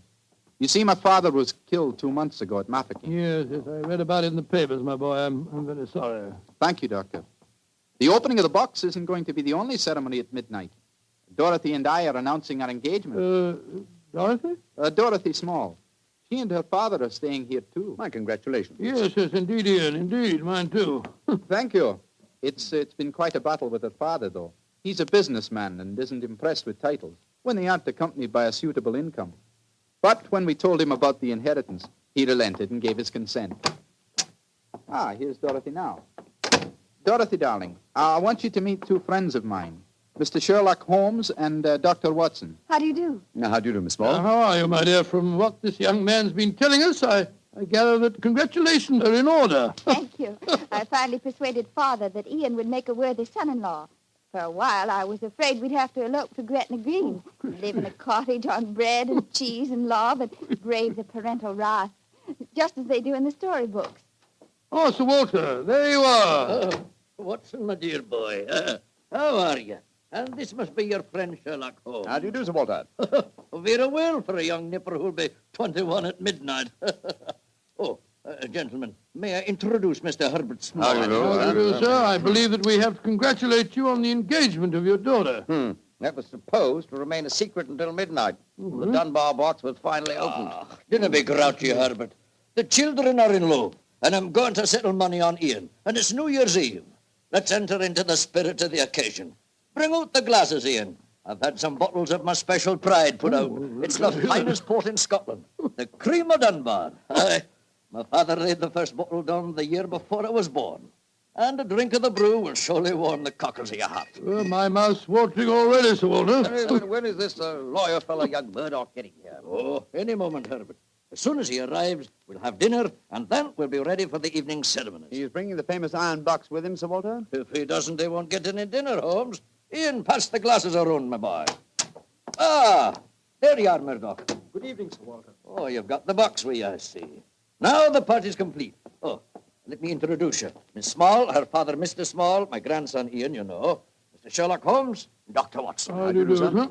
I'm sorry I'm late, Sir Walter. My train was delayed. Oh, that's all right, Murdoch. You're here, and you brought the box. That's all that matters. Ian, give our young lawyer a drink. Here, I'll help you pour it. I must say that this is rather exciting, Holmes. The famous iron box with its inheritance of gold. Yes, and from the size of the box, at a rough guess, I should estimate its cubic content in gold at around 5,000 pounds. Not a vast sum, perhaps, to a businessman like Mr. Small, but a windfall to an impecunious Scottish baronet. Yes, I suppose it is. A strong young man, Mr. Murdoch. How do you mean strong, Holmes? A box that size, full of golden sovereigns, would weigh a considerable amount. And yet the lawyer carried it single-handed. Now that we're all assembled, I'm going to propose a toast. Though it's still some hours off yet, let's drink to the new year. It means a lot to some of us. To 1900. 1900. We should toast more than just 1900, Sir Walter. We should drink to the new century that's about to begin. Good idea, Dorothy. Oh, I'm afraid that wouldn't be quite appropriate, Miss Small. To be accurate, the 20th century won't begin until January the 1st, 1901, and not 1900. Of course. That's it. Dorothy, I'm afraid your wedding can't take place for some time yet. Father, what are you talking about? I read an article in The Guardian the other day that said just the same thing as you, Dr. Watson. And what's more, it said something even more important. It said that 1900 is not a leap year. Oh, rubbish. Leap year comes every 4 years. There was one in 1896. Then obviously 1900 is one. I think Mr. Small may be right. What do you say, Mr. Holmes? Do you know? Well, I hope no one would bring up this point, but it's the little problem I referred to on the train, my dear Watson. Yes, I remember. Holmes, for heaven's sake, answer. Is 1900 a leap year or no? I'm afraid it's not, Sir Walter. No? Because of a slight imbalance that would otherwise be produced in the calendar. Of the even century years, only those divisible by 400 are leap years. In other words, 1600 was a leap year, the year 2000 will be a leap year, but 1800 and 1900 are not leap years. Then you have no birthday next year, Sir Walter, and I'm afraid I can't open the box tonight. And the Dunbars won't get their inheritance. And you, my dear, don't marry for a few more years. I won't allow you to marry a pauper. Mr. Holmes, are you sure of your facts? I'm very much afraid that I am, young man. Oh, this is terrible. I cannot stand any more. No, don't take it too bad, Mr. Walter. Here, drink this. There. That's it. After all, you only have to wait another 4 years. Another 4 years? At my age, young man, at my age. Oh, no, I shall never live that long. Hey, what is it, Angus? Dinner is prepared, Sir Walter. You can serve it as soon as you're ready, sir.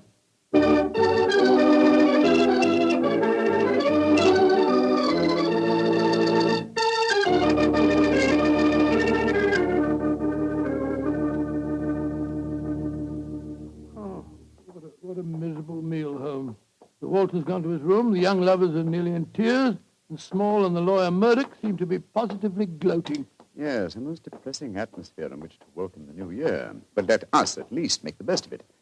I think I'll go and have a talk with Sir Walter. And you, my dear chap, why not try and cheer up the young folks? Some of your experiences in India may make them take their minds off their trouble. Yes, quite an idea. I'll join you in the library. Call me if you want me, Holmes. Ah, there you are, my dears. Hello, Dr. Watson. All alone in front of the fire, eh? I'm afraid we're not in very good spirits, sir. Oh, nevertheless, I'll sit down here and join you, if you don't mind. Misery loves company, you know. You're very kind, Doctor. I was just trying to persuade Ian to elope with me. But he's being most ungallant. He won't even consider it. How can I, darling? I've got under 200 pounds a year in my own right. How could we live on that? I was counting on the money the grandfather was going to give us to get me started. Now, Miss Small, a little earlier you talked of Gretna Green and bread and cheese and love in a cottage. Yes, there's a lot to be said for it, you know. Well, to be said for it, yes, Doctor. But have you ever tried it? Not literally, my boy, but I may tell you that when Mary, my wife, and I were first married, I had very little money. In fact, my income was just about the sum that you mentioned. And we were very happy. Ah, but you have a profession, Doctor. Look at me. I've been trained for nothing except to be Laird of Dunbar Castle.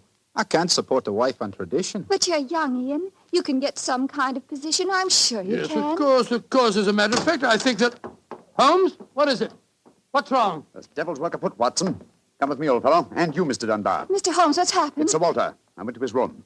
It was in darkness, but in the moonlight I saw two figures struggling by the open casement. One of them was Sir Walter. As I entered, he disappeared from sight. His attacker had pushed him out of the window into the moat. How dreadful. The other man got away in the darkness. We must get lanterns and go out to the moat at once. Though I'm very much afraid, Mr. Dunbar, that your grandfather is beyond our help.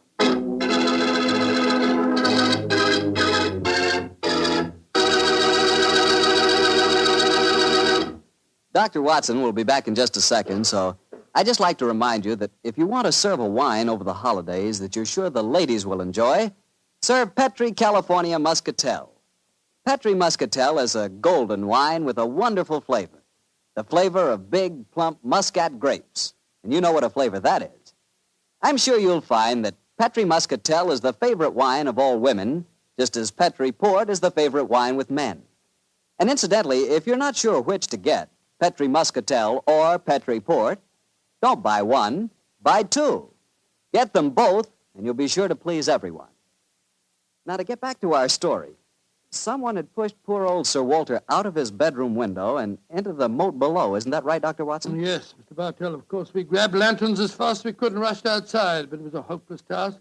The water was 8 or 10 feet deep, and it seemed obvious that the elderly Sir Walter wouldn't have a chance of saving himself. But we searched on, the flicker of bobbing lanterns and the scurrying figures in the frosty moonlight, forming a weird, fantastic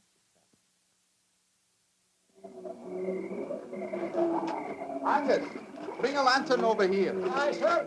Can you see anything, Holmes? Not a thing. I don't see why your friend doesn't call the police, Dr. Watson. He's accomplishing nothing. He thought there might be a chance of finding the old man alive, Mr. Small. He wants to avoid a scandal, if possible, for your sake, sir, as well as the Dunbars. The scandal can't touch me or Dorothy over this.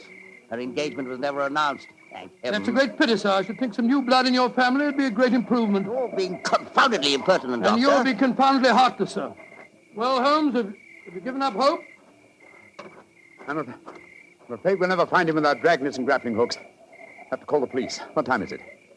Sir Ian, you know the time? What did you call me, Mr. Holmes? Sir Ian. By Jove, yes. It does seem a bit premature, Holmes, but of course you're right. If your poor grandfather's dead, Mr. Dunbar, you're the baronet now. And the time, Sir Ian? It's 11:45, Mr. Holmes. A quarter of an hour to the new year. Sir Ian, doesn't that fact suggest something to you?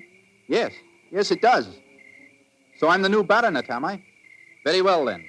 There'll be no more talk of the police for 15 minutes. I want all of you to come back to the castle with me. As the last chime of midnight rings out, I shall have a statement to make. A statement that I want you all to hear.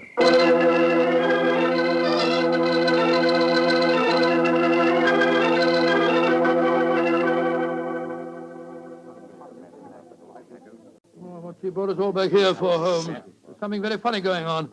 I tell you, I don't like the look of it. And I, Watson, like the look of it very much. I wish you wouldn't be so dashed mysterious. What are you up to? You haven't taken a step yet towards finding the murderer. Haven't I?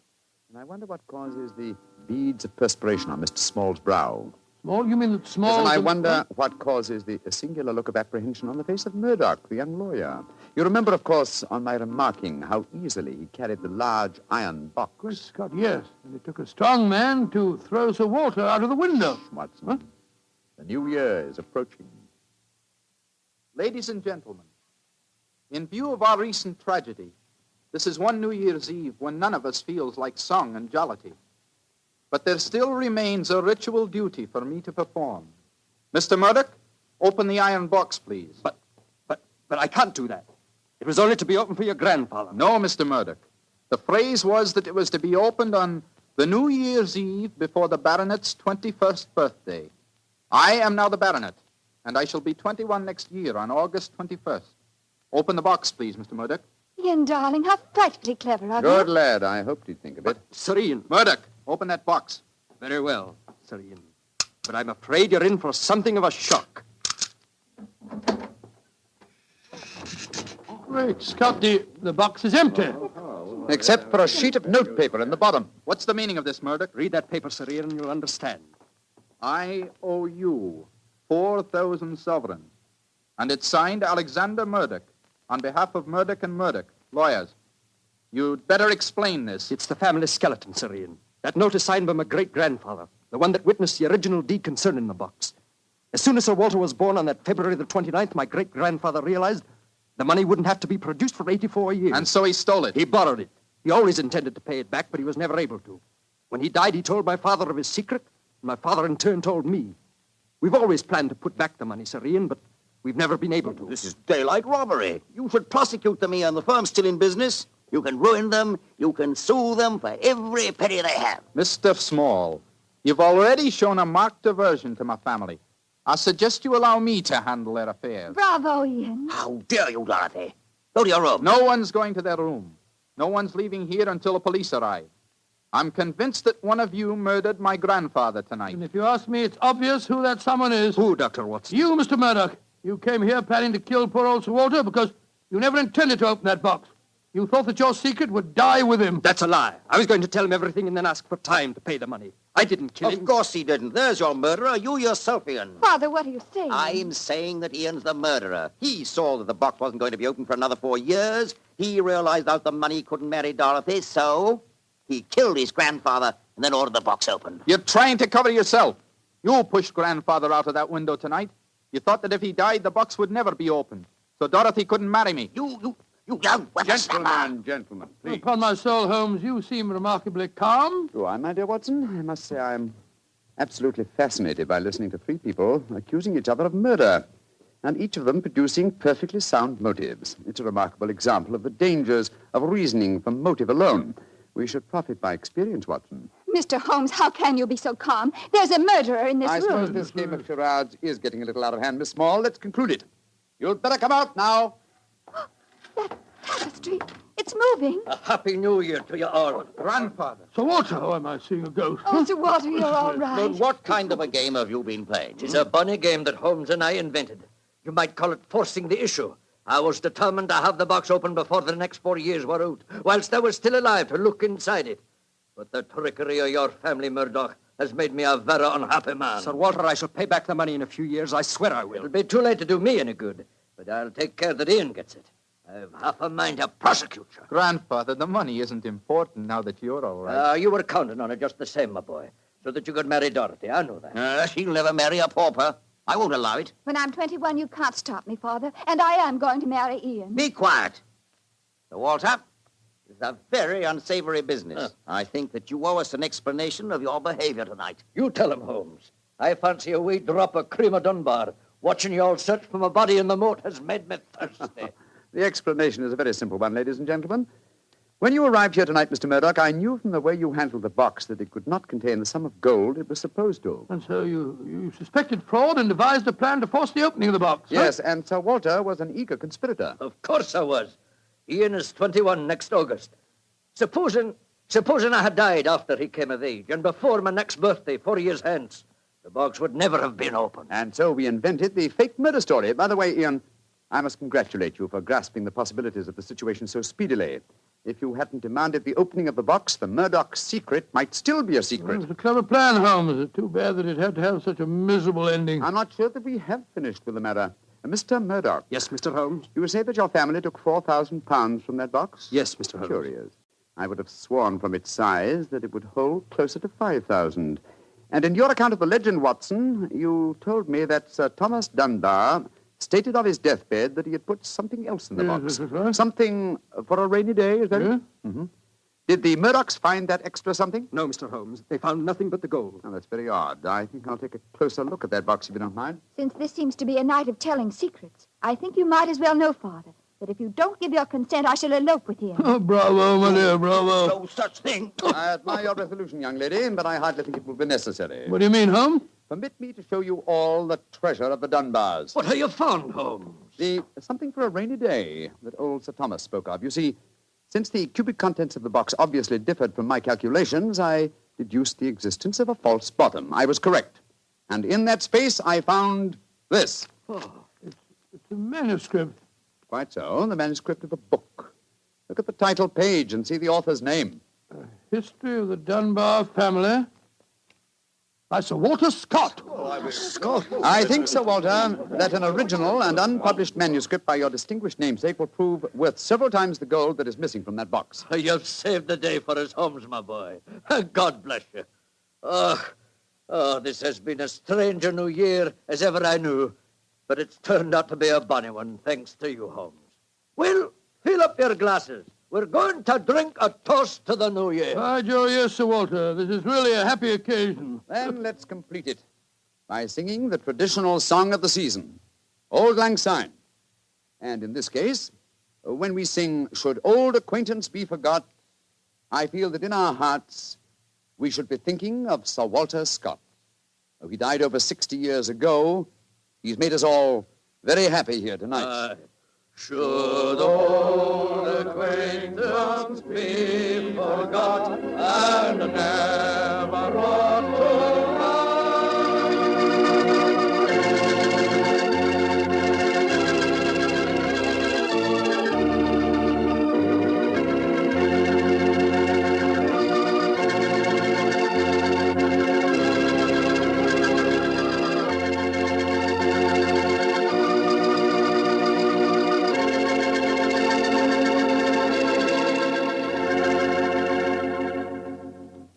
Doctor, that turned out to be a very happy new year for all concerned. Yes, that's one new year that I'll never forget. Well, I sure hope you'll always remember this one, too. Oh, just a second, my boy. That calls for a glass of port. Fine. Well, to a happy new year, my boy, for you and for our many friends listening in. And to you, Doctor. Oh, thanks, boy. That's good. Doctor, this has indeed been a pleasant association for me. Oh, I'm glad to hear. You're the best storyteller I've ever known, and the Petrie family makes the best wine I've ever tasted. I hope that just as they've been making wine for generations in the past, the Petrie family will continue to make fine wine in the future. And Mr. Bartell, I know that you'll always be here to tell us just how good that Petrie wine is. Well, I hope so, Doctor. And I hope you'll always be right here beside me to tell another swell story about Mr. I hope Holmes. so, too, my boy. Oh, and incidentally, Doctor, what new adventure are you planning to tell us next week? Next week, Mr. Bartell, I'm going to tell you a weird story. It starts with a series of murders on Hampstead Heath and ends with a battle to the death in a burning waxworks. I call it the strange case of the murderer in wax. Tonight's Sherlock Holmes adventure was written by Dennis Green and Anthony Boucher and was suggested by an incident in the Sir Arthur Conan Doyle story, The Silver Blaze. Music is by Dean Fossler. Mr. Rathbone appears through the courtesy of Metro-Goldwyn-Mayer, and Mr. Bruce through the courtesy of Universal Pictures, where they are now starring in the Sherlock Holmes series.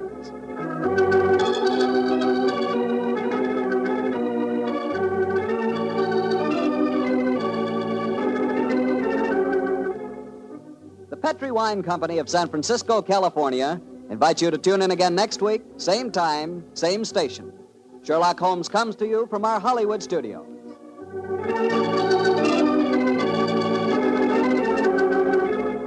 This is Harry Bartell saying goodnight for the Petrie family.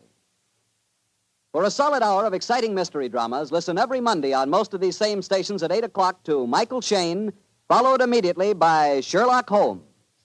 This is the Mutual Broadcasting System.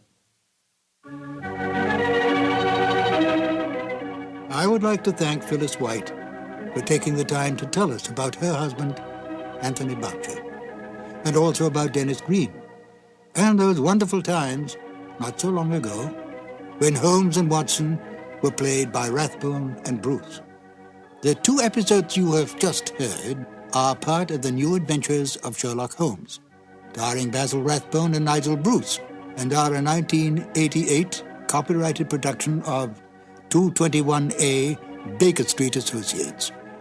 The Sherlock Holmes stories and the characters of Sherlock Holmes and Dr. John H. Watson were created by Sir Arthur Conan Doyle and are used with the kind permission of Dame Jean Conan Doyle. This is Ben Wright. Won't you join me again sometime soon for 2 more new adventures of Sherlock Holmes? Thank you for listening.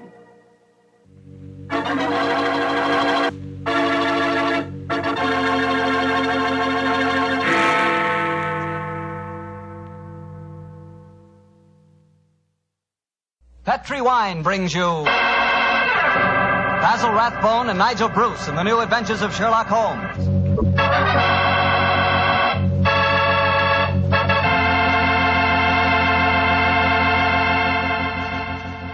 The Petri family, the family that took time to bring you good wine, invite you to spend the next half hour listening to Dr. Watson tell us another exciting adventure he shared with his old friend, that master detective, Sherlock Holmes. And I'd like to tell you about something you ought to share with your family before dinner. And that's Petri California Sherry. Because Petri Sherry can make that time before dinner a high spot in your day. That Petri Sherry is a truly fine wine. Its color is a deep amber, rich and inviting. And the wine is wonderfully smooth and full-bodied. Flavor is swell. Honestly, I mean it when I say the best beginning a good meal ever had is a glass of Petri Sherry. Oh, and look, if some of your family like their sherry dry, you know, not sweet, they'll really like Petri Pale Dry Sherry. So to be sure you please everyone, don't buy one, buy two. Buy the regular Petri Sherry and Petri Pale Dry Sherry. And be sure you look for those letters P-E-T-R-I, because they spell the proudest name in the history of American wines, Petri.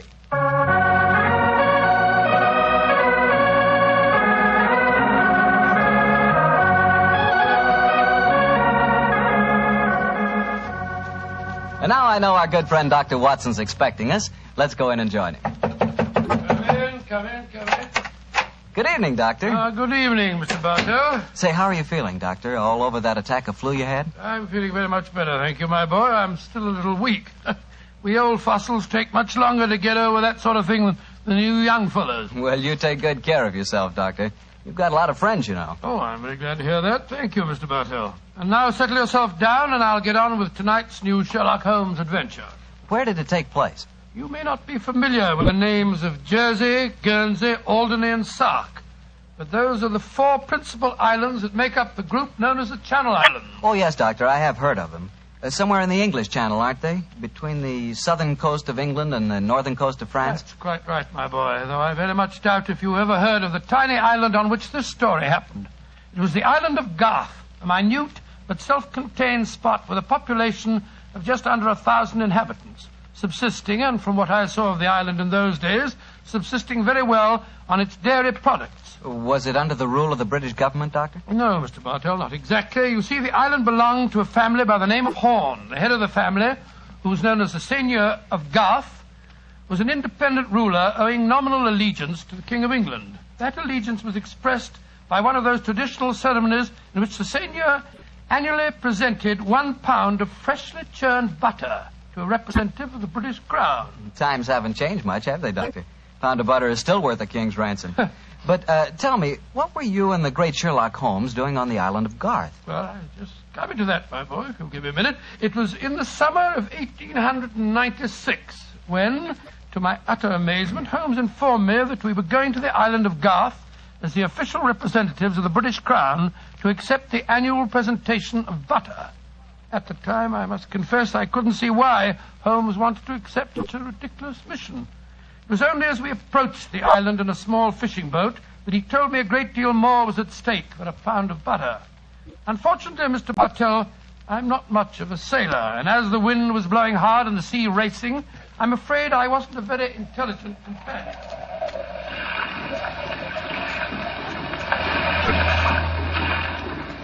Cheer up, Watson. We'll soon be there. I hope so. I feel wretched, Holmes. I must say the whole trip seems utterly ridiculous to me.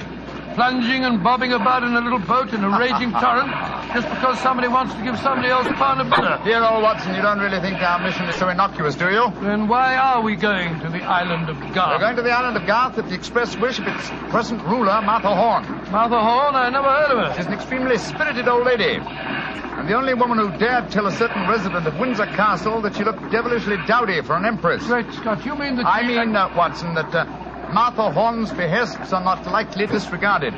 Obviously, she wishes to see me urgently. Also, my brother Mycroft put pressure on me. He reminded me that a visit to Garth might be closely allied to this emerald tie pin I wear.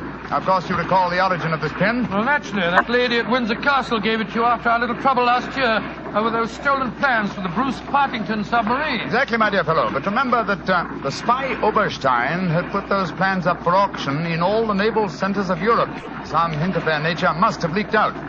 It's even possible that other powers may be able by now to duplicate the pride of our submarine fleet. And whoever controls the channel, Watson, controls England.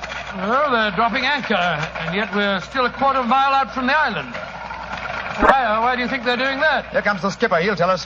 Here is as close to the island as we may approach, monsieur. We have already sent signals. A smaller boat is putting out for you. It will be here in a little while. Thank you. A smaller boat? Good Lord. Holmes, you were hinting at the naval significance of the island of Garth. Yes, old chap, I was. Well, what good would it be as a port if even a small boat like this can only come within half a mile of it? For a surface vessel, no. But we were speaking of submarines. Garth, I learned from the encyclopedia, boasts a magnificent interior cavern accessible only through underwater channels. Great Scott, an ideal natural harbor and dry dock for a submarine fleet. Precisely. And on the control of the island of Garth, Watson, may well rest the fate of the British Isles. Now, old chap, perhaps you see why Mycroft was so anxious for us to collect a pound of butter.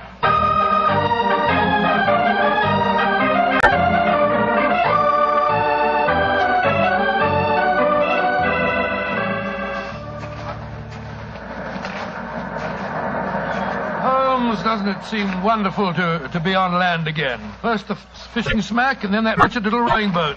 Then the bucket swinging us up the face of the cliff.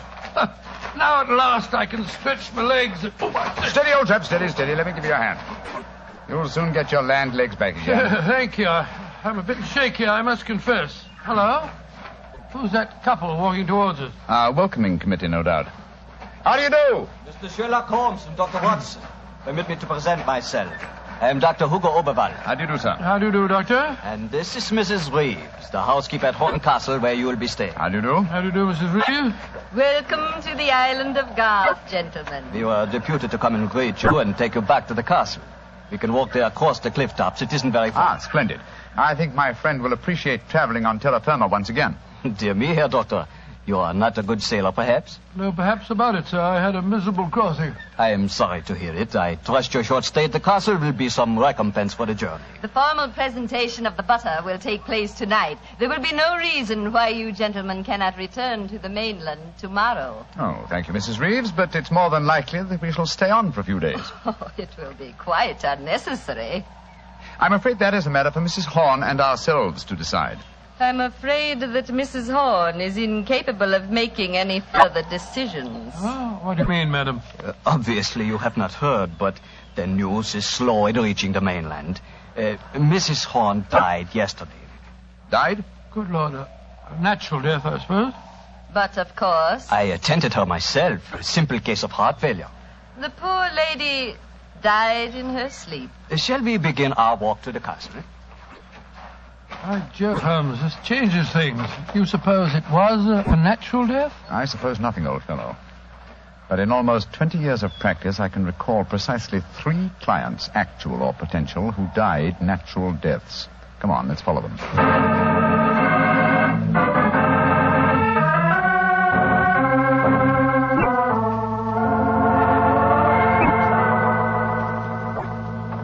Mr. Sherlock Holmes, Dr. Watson, this is Mr. Christopher Horn, grandson of Mrs. Horn and the new ruler of Garth. How do you do? Hello. How do you do, sir? Very nice of you fellows to come over here.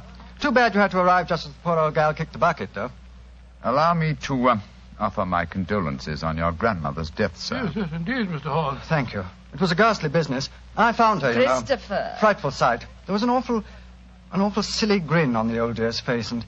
Don't you think it would be more to the point if you were to explain the ceremony in connection with tonight's presentation? You're right, Reeve. Reeve is a terrible tyrant, but she is efficient. Don't know what I'd do without her. Always ran everything for poor old Granny. Why, when the old girl was ill, she... Christopher, I gave you a schedule of the ceremonies this morning. What did you do with it? Dash it, Reeve, I don't know. Must have lost it. Well, I have my own copy in the study. I swear I don't know what I'd do without you. Excuse us a moment, gentlemen. I'll be back in a jiffy. Holmes, what in thunder's going on here? That boy's completely under the thumb of Mrs. Reeves. He was trying to tell us something, but that frightful woman kept changing the subject. He spoke of an awful, silly grin on the dead woman's face. Didn't that suggest something to you? By Jove, that's one of the characteristic symptoms of strychnine poisoning. Exactly, old fellow. And perhaps he was going on to mention the equally characteristic arching of the body. We've got to get Mr. Horn to ourselves for a little while, and you've got to examine the body of the dead woman. And it's going to be difficult. Is that a balcony outside the window? Yes, it is. Come along. Let's see what it leads to.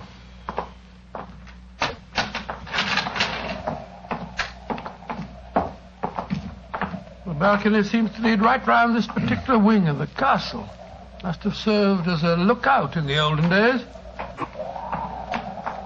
I wish the balcony were a little wider. It must be a sheer drop of a couple of 100 feet down to the rocks below. Yeah. Hello. These must be the windows of the room adjoining the one we just came out of. Let's go a little closer, shall we? We may be able to find out something. Can you see anything? Yes. They're in there. Mrs. Reeves and the boy. She's leaving the room. Now's our opportunity. I'll tap on the window. He's seen us. He's coming to open it. What are you two doing out there? Admiring the view? Yes, my boy. It's quite beautiful. Mr. Horn. Yes, Mr. Holmes. I was a great admirer of your grandmother. And I was interested in what you were telling me of her death. She had a grin on her face, you said. Yes, it was awful. Her body was all hunched up like a croquet hoop. Really? Of course, Dr. Oberwald said it was perfectly all right, but I must say it seemed dashed odd to me. Yes, it was far from all right, I assure you. And you started to say something else. What was it? Let me see. You said, when she was ill... Oh, yes, that was a silly business. When she was ill, she thought she was in danger from poisoning, so she made Mrs. Reeves taste all her food and drink. Did she really? Where is your grandmother's body now? In the West Wing. The funeral's to be tomorrow morning. I see. Where did Mrs. Reeves go? I'm here on the balcony behind you, gentlemen, listening to your conversation with the greatest interest. Christopher, let me warn you. These men are the emissaries of the British government. They would stop at nothing to take the island over. These men are trying to influence you against me, against Reevy, who has looked after you ever since you were born, and who tries to protect you now that your grandmother has gone and you are alone. Yes, I know, Reevy, but after all... That is your pride as the head of the Horn family, the Seigneur of Garth. The Garth that I'm trying to save for you. This man is completely unscrupulous. He was about to accuse me of murder. Weren't you, Mr. Sherlock Holmes? The thought had occurred to me, Mrs. Reeves. Of course it had, because you wished to poison Christopher's mind against me. Well, Mr. Holmes, we have no police on the island of Garth. Our only law is the word of the Seigneur, and Christopher now holds that title. Seigneur, what do you say? Will you allow an Englishman to blind you by accusing me of being a murderess? Mr. Holmes, Dr. Watson, I shall meet you at the ceremony tonight. Beyond that, I don't care to speak to you again. Good day. A shame to spoil your plans, isn't it, Mr. Holmes? Well, upon my soul. Magnificent, Watson. Magnificent. A murderess who seeks to defeat me by accusing herself. Superb. It's a new game, my dear fellow, and one that must be played to a finish.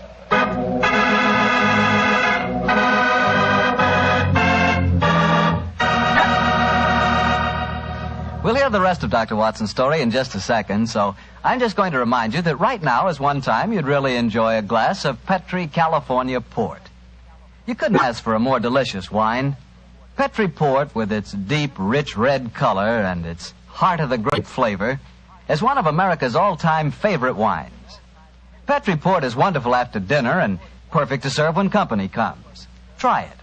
But just remember that when you want the kind of port I'm talking about, you've got to make sure it's Petri Port, because all Petri wines are good wines. Dr. Watson, this is certainly an unusual story you're telling us tonight. What happened after Mrs. Reeves left you and Sherlock Holmes standing on the balcony? We retired to our rooms and had a quiet and lonely lunch.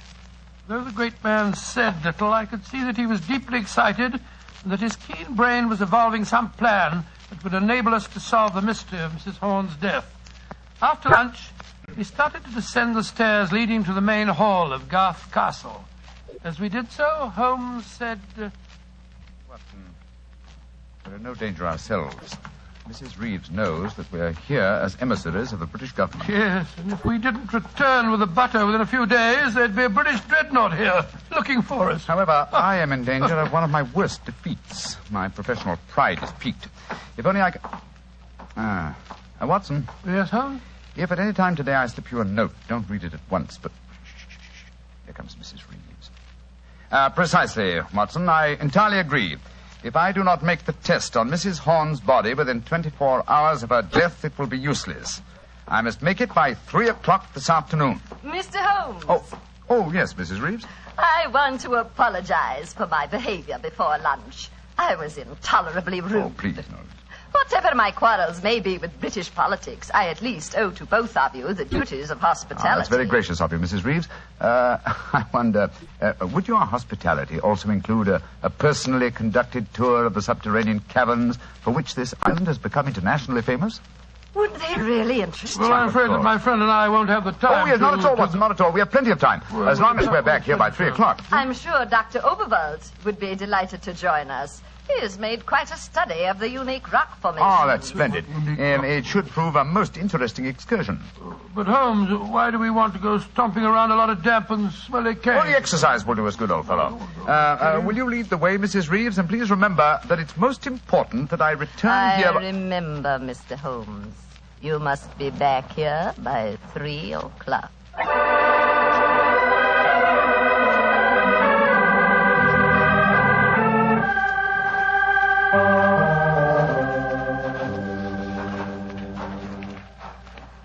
A little further, Mr. Holmes, and we shall reach the giant cavern.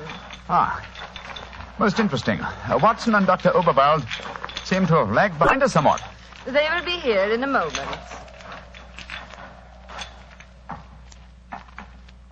There. This is the giant cavern. Magnificent. Truly a miracle of nature. It's a natural submarine dry dock hewn out of the rocks. Yes, Mr. Holmes. And in the olden days, only the smugglers who inhabited this island knew the entrance that leads to this cave. The first seigneur of Garth found a cache of untold wealth hidden here. Really? Silks, jewels. There are still the remains of some of the finest Calvados brandy stored among these rocks. Indeed. An incomparable drink. Would you care for some?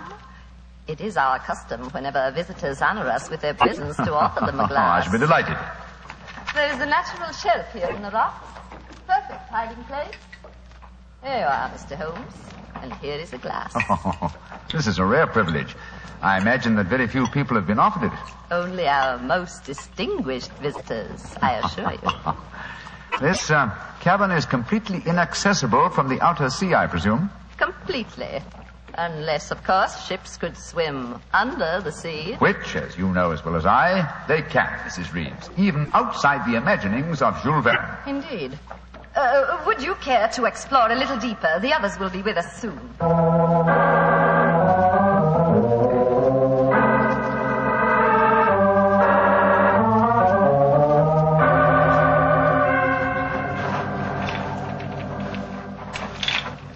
Dr. Oberwald, the others seem to be some way ahead of us. Yes, they do, don't they, Doctor? Holmes? Holmes, where are you? Dear me, I'm afraid we cannot follow them. What do you mean? The next cavern is already cut off by the rising tide. Great Scott, you mean that they're cut off? I am afraid so. But do not worry here, Doctor. In a few hours, the tide will recede. They are in no danger. Just, shall I say, temporarily marooned.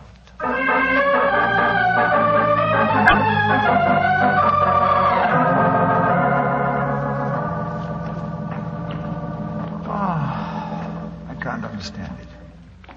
I'm getting confoundedly sleepy. I'm so sorry. I'm afraid that we stayed here longer than I intended. I fear that we are cut off by the tides. Cut off? By the tides? We're in no danger. In a few hours, we should be able to return. But I'm afraid I cannot get you back at 3 o'clock, which was the time I promised. But it's vital. Absolutely vital that I could get back. I'm so sleepy. But please keep talking. Must keep awake.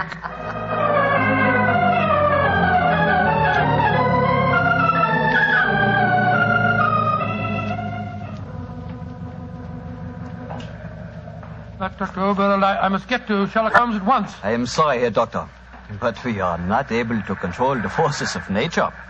We cannot force the water to recede. Your friend is in no danger. No, but he's got a most important test that he must make by 3 o'clock. I am afraid that will be impossible. I've got to do something. I should have come to these blasted caves in the first place. I don't know what on earth I ought to do. By Jove, that note that Holmes gave me, he told me to open it if... where did I put it? Ah, here it is. A note from Mr. Sherlock Holmes, eh? Vital that you make medical test. Great Scott, Dr. Overall, it's absolutely necessary for me to return to the castle at once. Indeed. A note from Mr. Sherlock Holmes, and now it is most important that you return to the castle. No, my fine English friend. I am afraid I cannot allow you to. I don't know how you propose to stop me, sir. You see this revolver? And do you see this stick? I warn you, Herr Doctor. Oh, no, you don't.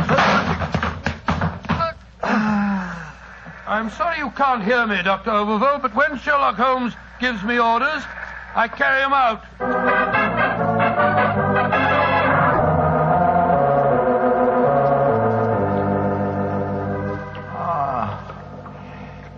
Mrs. Reeves, are we still trapped by the tide? What time is it? 5 o'clock.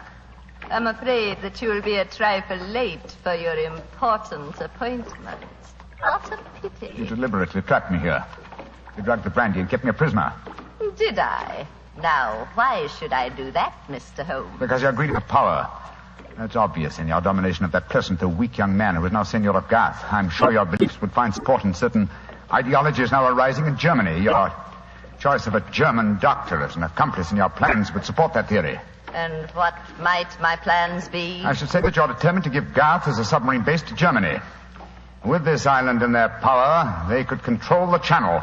Very interesting. And I suppose, as well as being a spy, I'm responsible for Mrs. Horn's murder? You and Dr. Oberval between you. She was too strong for you. You had to get her out of the way. You probably made subtle attempts on her life at first, the origin of which you did not realize, but which caused her eventually to send for me.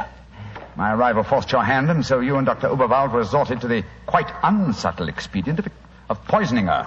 All pure supposition, Mr. Holmes. The only law on this island is Christopher Horn. Do you suppose he'll believe you? No, I suppose he won't. You've outwitted me, Mrs. Reeves.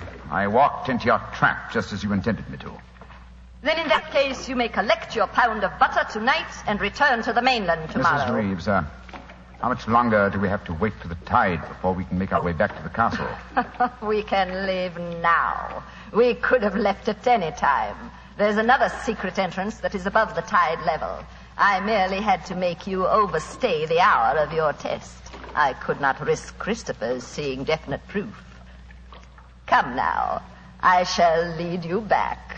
You fool.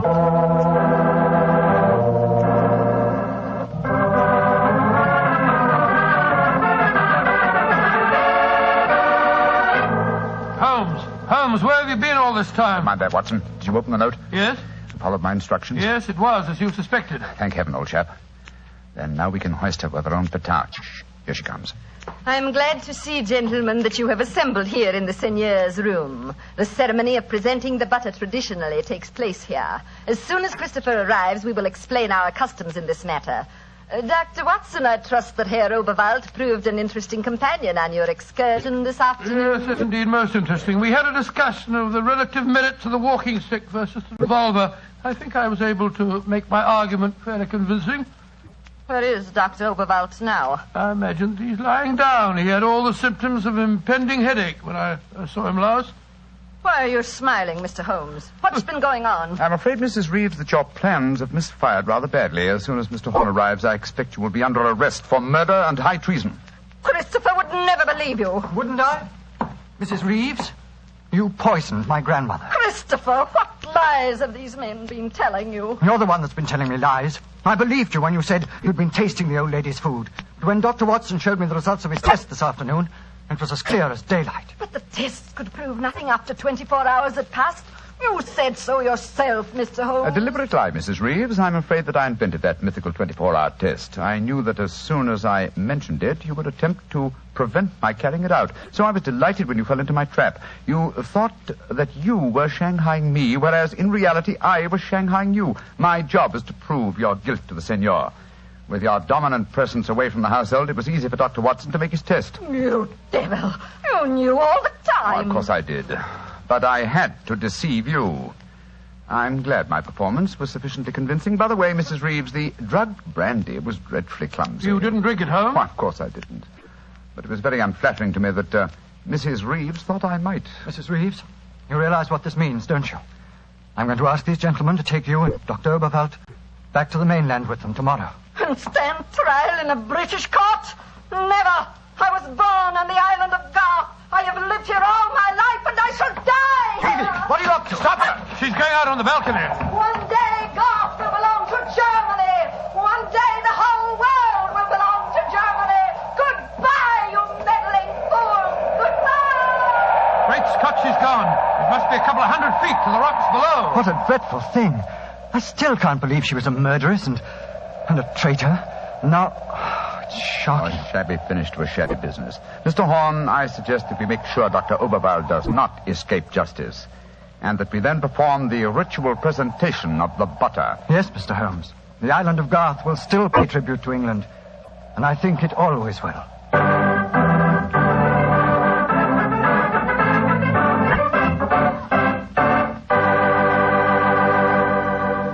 Well, Doctor, that was some story. So Germany didn't get the island of Garth after all. No, Mr. Bartell. In fact, in after years, the island proved to be an invaluable submarine base for England. Say, what about the pound of butter? Did Holmes get it? Oh, yes. But why are you so interested in the butter? Are you kidding? In our house, butter is our second most favorite topic of conversation. Your second most favorite? Well, what's your favorite topic of conversation? Remember, you asked me. Petri wine. Oh, as if I didn't know. Doctor, that Petri wine is something to really talk about. You know, the Petri family has been making wine for generations. Why, the art of making fine wine is their heritage, handed down from father to son, from father to son. Believe me, when it comes to turning luscious, sun-ripened California grapes into fragrant, delicious wine, the Petri family really knows how. And they're proud of their wine, too. That's why the name Petri on a bottle of wine really means something. It's the personal assurance of the Petri family that every drop of that wine is good wine. It ought to be, because Petri took time to bring you good wine. Well, Dr. Watson, what new Sherlock Holmes adventure do you have lined up for us next week? Next week, Mr. Bartell, I'm going to tell you a story that took place on the Sussex Downs many, many years ago. It concerns a young girl, a painter in watercolors, and a very wise old lady. I call it The Adventure of the Living Doll.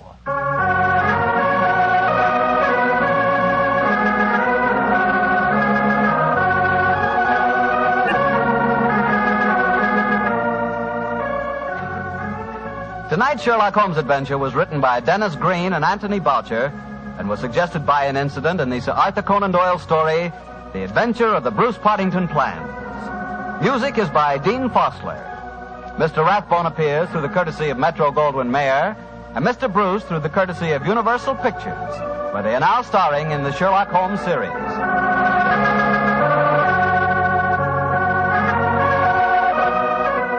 The Petri Wine Company of San Francisco, California, invite you to tune in again next week, same time, same station. Sherlock Holmes comes to you from our Hollywood studios.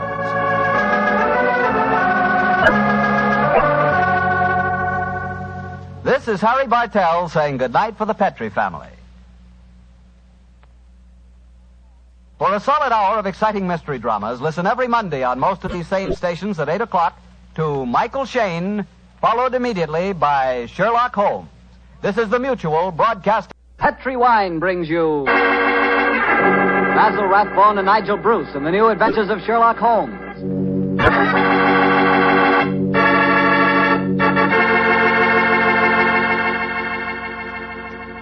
The Petri family, the family that took time to bring you good wine, invite you to listen to Dr. Watson tell us another story about his old friend, that master detective, Sherlock Holmes.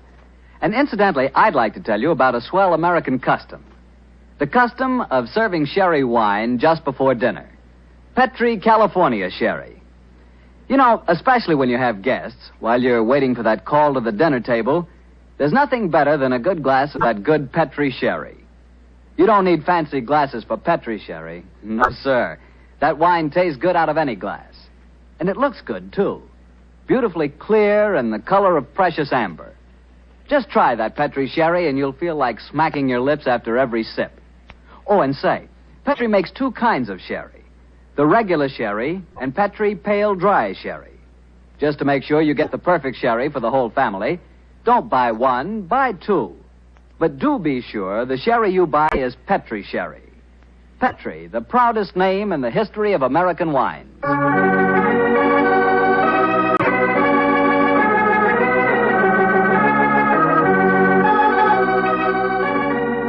Now I'm sure our good friend Dr. Watson's ready for us. Let's go in and join him. Oh, there you are, Mr. Bartell. Good evening, Doctor. Say, where are the puppies this evening? Mr. Bartell, don't you think it's about time you began to refer to them as the dogs? They're almost a year old, you know. I stand corrected. Where are the dogs this evening? Well, they had another furious battle with a dead seal on the beach today. My housekeeper, Mrs. West, is giving them a much-needed bath. They certainly have an aversion to seals, don't they? Well, Doctor, are you all ready with tonight's new Sherlock Holmes adventure? Yes, my boy, and as yesterday was St. Patrick's Day, I decided to tell you a story that took place in Ireland a few years before the turn of the century.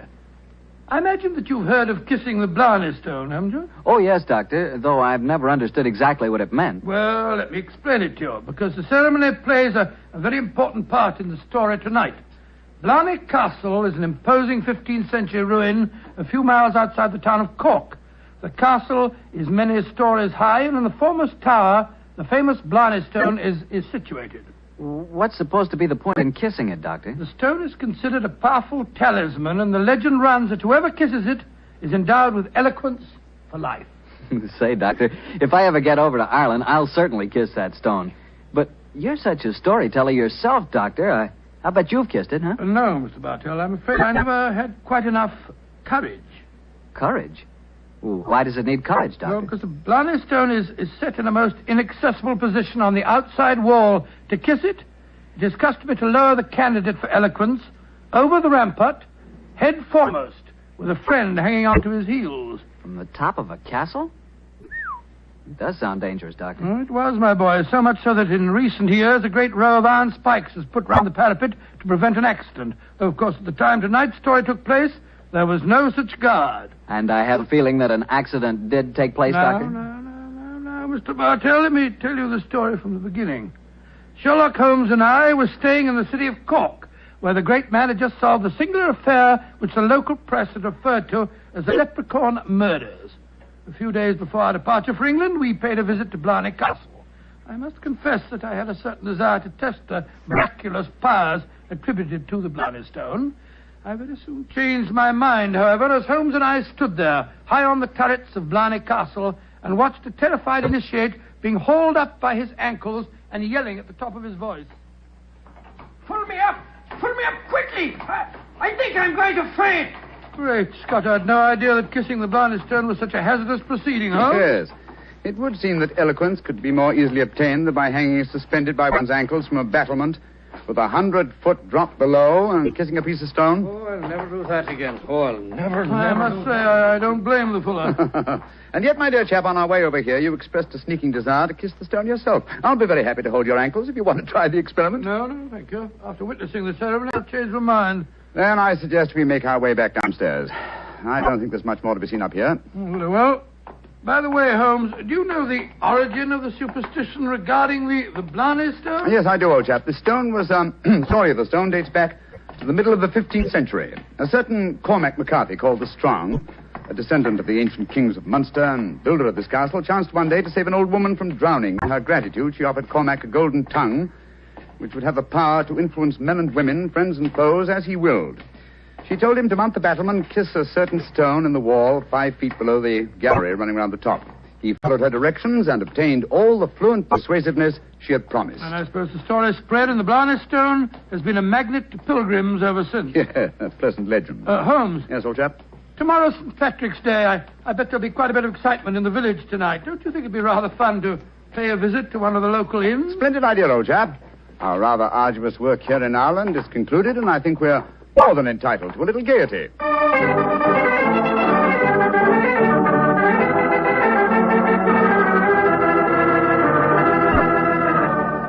In Dublin's fair city, the girl so pretty, 'twas there that I first met sweet Molly Malone. She wheeled her wheelbarrow. Charming, quite charming. A waiter and singing at his work. Singing very well, too. Just the same. I wish someone would come and take our order. Oh, there's a barmaid. I'll see if I can catch her eye. Hi, miss.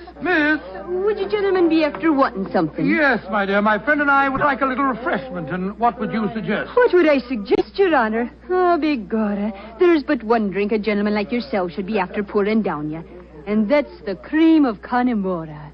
Whiskey that'll soften your heart and make you glow with a good feeling so that the little people will be after visiting you. It sounds delightful. Bring 2 glasses, will you? Yes, Your Honor. Yes, Your Honor. I must say I never heard an English barmaid go into such rhapsodies over a nip of whiskey. No, the Irish are distinctly more colourful in their speech. It's an interesting fact, though, Watson, that the Irish are curiously unrewarding in the criminal world. England, Scotland, America, Australia have all produced classics of crime, but the Irish murders, almost without exception, have been purely physical, affairs of hot blood. You say that rather regretfully, Holmes. No, my dear chap. No. Mr. Watson, look at this rather florid-looking gentleman coming towards our table. Looks to me as if he's a little under the weather. You fellas have got to have a drink with me. Oh, thank you, sir, thank you, but we've just ordered one. Well, you've got to have it with me. I went to the races at Cork today and made a killing. I'm going to buy all the drinks here tonight. I'm afraid that... Nothing to be afraid of. I'll sit down with you for a moment. There. My name's Hankin, Geoffrey Hankin. What's yours? Mine is Holmes, and this is my friend, Dr. Watson. How do you do, sir? How do you do? Your Honors, that'll be 1 and 6. Here, I'm paying for these. Here. Half a crown, and you can keep the change. Oh, blessings on you, Your Honor. Oh, well, if you insist on paying for our drinks, Mr. Hankin, here's your very good health. Yes, indeed. You're both English, aren't you? Yes, sir. So am I, and it's certainly a relief to hear an English voice again. Oh, you don't like the Irish lilt, sir? Can't bear it. Personally, I find it rather charming. Yes, indeed, so do I. Well, you wouldn't if you had to live with it all the time. Sometimes I think that if I hear one more Irish tenor singing Molly Malone, or one more reference to the little people, I shall go raving mad. You live in Ireland, sir? Yeah, I have to. I own a half interest in the Tweed mill here, you see. In any case, my wife's Irish, and she thinks there's no other country in the world, so I suppose I'm stuck here. See that couple sitting at the table over there? You mean the fellow with a very beautiful girl? Yes. The man's Michael Corcoran, my partner. Oh, the girl's absolutely ravishing. You'd like to meet her? I'd like to, by George, yes. What do you say, Holmes? Oh, very well, Watson. The combination of my natural curiosity and your taste for a pretty face would seem to suit the occasion admirably. I might as well warn you, Doctor, that the pretty face belongs to my wife. Your wife? Oh, good gracious me. I didn't mean to... Oh, well, you better bring your glasses with you.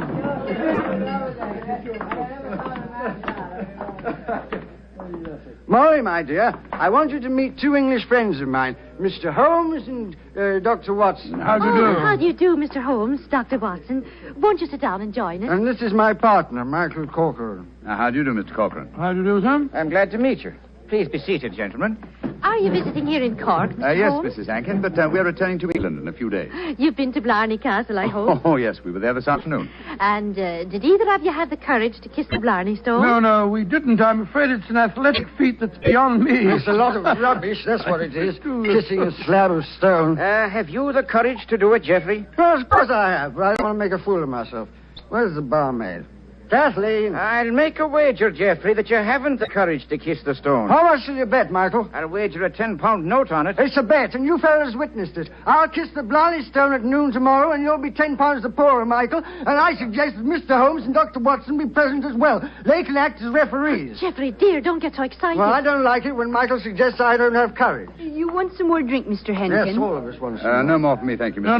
No more for and me, I thank you. think you've had enough, Geoffrey. Don't tell me when I've had enough, Molly. In Dublin's fair city, the girls Oh, no, so not that pretty, filthy song. Firstly, Mr. Hankin, I find the traditional Irish melodies quite beautiful. And I find them revolting. Stop! Jeffrey, quiet. Would Your Honor be wanting me to sing another song? My honor would like you to shut up that filthy caterwaul. Really, sir, really, I call Jeffrey. Sean, please go on with your singing. In Dublin's fair city. You heard me, you great bog-trotting gaffoon. I said shut up, and I meant shut up! Jeffrey, I'm leaving here at once. Michael, please to take me home. It'll be my pleasure, Molly. You're an ugly man, Mr. Henkin. Knocking down poor Sean when he was singing just like a bird. Oh, the devil with him, and all of you. No Irishman will be after forgiving you for this night's work. No, not the little people of old Ireland either. You've made more enemies, Mr. Henkin, than you'll ever see. But you'll be knowing they're there. Fiddlesticks, you can't frighten me with your stupid Irish superstition. Well, bless my soul, that was a charming little party, I must say. Englishmen like Hankin are a disgrace to their country. Fortunately, they're not represented, though. Yes, I must say I'd hate to have a curse put on me like that barmaid laid on him. Watson. Yes? Did you see the glances which Mr. Hankin's partner and his wife exchanged as the brawl started?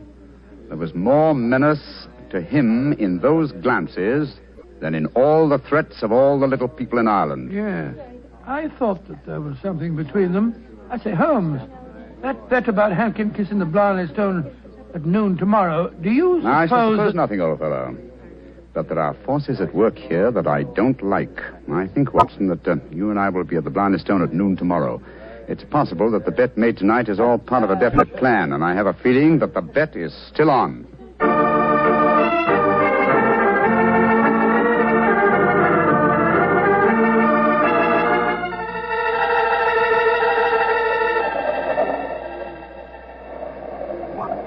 It's quite windy up here today, old fellow, at the top of the tower, isn't it? Yes, it's just past noon. I wonder if that man Hankin is going to keep to the terms of his bet. We shall soon learn. In the meanwhile, are you sure that you wouldn't like to change your mind and kiss the Blarney Stone yourself? I'm quite sure, thank you. Ah, here they come now. Yes. Hankin and his partner, Mr. Corcoran. The bet is on, Watson. Good day to you, gentlemen. Oh, hello. It's my friends from last night. Well, I see you're going through with the bet, son. Oh, yes. Jeffrey set his mind on the 10 pounds of mine. Your wife didn't accompany you, Mr. Hankin? No, she didn't. I'm afraid I'm rather in disgrace for my behavior last night. Molly made me go around and see that waiter fellow that I hit. I offered him money, but he wouldn't take it. Did you offer him an apology? Apologize? To a waiter? I should say not. Well, come on, let's get this stupid farce over with. Are you sure your nerves can stand it, Jeffrey? There's a drop of 100 feet or more below you. Oh, don't worry about me, Michael. Just hold on to my ankles tightly and don't let go. I'll climb onto the parapet. There we are. Now hold on to my feet, Michael, and lower me gently. I'm holding you, Jeffrey. Then lower away. Right you are, Jeffrey. Great Scott, I wouldn't do that for £100.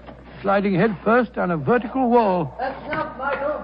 I can reach the stone. Oh, his boot! They're slipping through my fingers. I can't hold him. Let me help you. I'm slipping.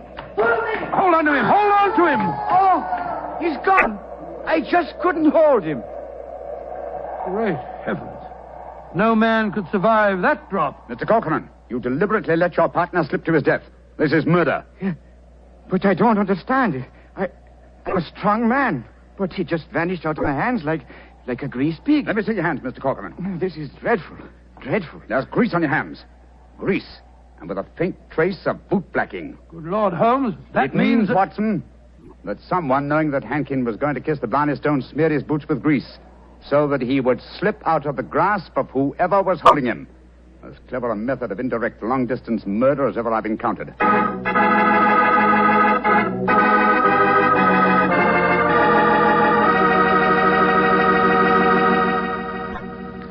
You'll hear the remainder of Dr. Watson's story in just a second, so I'm going to remind you that Petri California Sherry is not only wonderful before dinner, but it's good almost any time.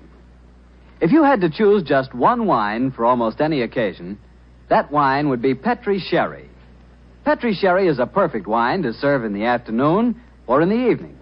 It's good before dinner, yes, but it's swell after dinner, too. In fact, with a bottle of Petri Sherry on your shelf, you've got practically a small-sized wine cellar. So get a bottle of Petri Sherry soon. And remember, you can't miss with any wine that has the letters Petri on the label, because all Petri wine is good wine. Well, Dr. Watson, this is quite a story you're telling us tonight. What happened next? I suppose you went down into the castle grounds and looked for the dead man's body? Well, we tried to, Mr. Bartell, but the authorities were curiously uncooperative. They refused to let us search, insisting that the police be called first. And so, Mr. Bartell, half an hour after the tragedy, Holmes and I found ourselves standing in a tiny police station as we told the story to the local sergeant. Sure the saints be praised, Mr. Holmes. 'Tis a terrible story you've told me. Tomorrow I'll be after arresting Sean O'Flaherty. Sean O'Flaherty? But he's the waiter at the inn, the one who sings. That he is, and he sings like a breath of spring. I'll be sorry to see him hang. But you've got no proof that he was responsible for the murder? Proof, you say, sir? Well, I can't arrest a big manufacturing man like Mr. Cochran, can I? Or a fine lady like Mrs. Hankin. But you can't arrest a man without any evidence of guilt. Oh, I can't I? Then supposing I tell you that Sean O'Flaherty cleans the boots at the hotel where Mr. Hankin was staying. He does, eh? Then he had the perfect opportunity for the greasing of Hankin's boots this morning. And we know he had a motive for harming him. You're right, sir. And from what I have heard of the dead man's behavior last night, half a dozen people could have heard him make the bet that he'd kiss the Blarney Stone today. Sean O'Flaherty's our man. I'll have to arrest him tomorrow. Tomorrow? But good heavens, man, aren't you going to do something today? A murderer's at large. Today is blessed St. Patrick's Day. Oh, I should let the poor fellow have the day in peace. Oh, he won't run away. But my dear son... will you come back with me to the castle and search for the body? They refuse to let me do it alone. On St. Patrick's Day? That I will not. We would need a crew of helpers, and where will I be after getting them on blessed St. Patrick's Day? No, we'll do that tomorrow, too. No, today's a day for celebrating. Oh, your methods astound me, Sergeant. Do they now, sir? Don't be after fretting about me. Just enjoy yourself today. Tomorrow we'll see what can be done about it. Well, good day to you, gentlemen. Oh, bless my soul. I've never seen such a happy-go-lucky policeman in my life. It's infuriating. If only I were allowed to examine Hankin's body, I could get to the bottom of this. Well, what are you going to do now, Holmes? The police won't help us. Then we must take the law into our own hands. I think we'll start off by going to the hotel and seeing what we can find out from Sean O'Flaherty.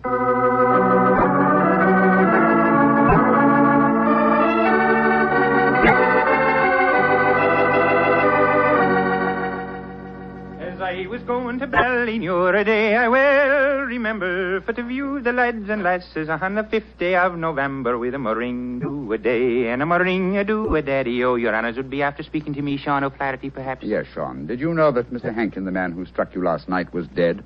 Dead? Well, if ever a man deserved to be beneath the sod, 'twas Geoffrey Hankin himself. A mean, ugly man. The saints be praised that he's gone. How did he die, sir? He was murdered. Murdered? Well, bedad, I'm not surprised to hear it. Who murdered him, sir? At the moment, the police seem to think that you are the culprit. Myself? Well, how would I be after murdering the man, sir, when I don't even know how he died? He died when he fell from the top of Blarney Castle as he was trying to kiss the stone. He fell because Mr. Cochran, his partner, couldn't hold on to his feet. His boots had been greased. And we know that you have been cleaning his boots, Sean. That I have, sir. I cleaned them this very morning. But I put no grease on them, if that's what you'd be after suggesting. I'm suggesting nothing. I'm trying to establish a few facts. Do you know Kathleen, the barmaid? Oh, and why shouldn't I know her, sir? She's to be me wife before the winter sets in. She pronounced a curse on the dead man last night, just after he had knocked you down. It's possible that she met... Here she comes, huh? Sean, my darling, what are the fine gentlemen doing here? Oh, Kathleen. They've come to ask me questions about the death of Mr. Hankin. He fell off Blarney Castle today and got himself murdered, they say. The saints be praised. But what has that to do with you, my darling? Well, the gentlemen tell me that the village police think that I might have greased his boots so that he slipped to his death. The village police is as stupid as my father's big sow. If Mr. Hankin fell to his death today because his boots were greased,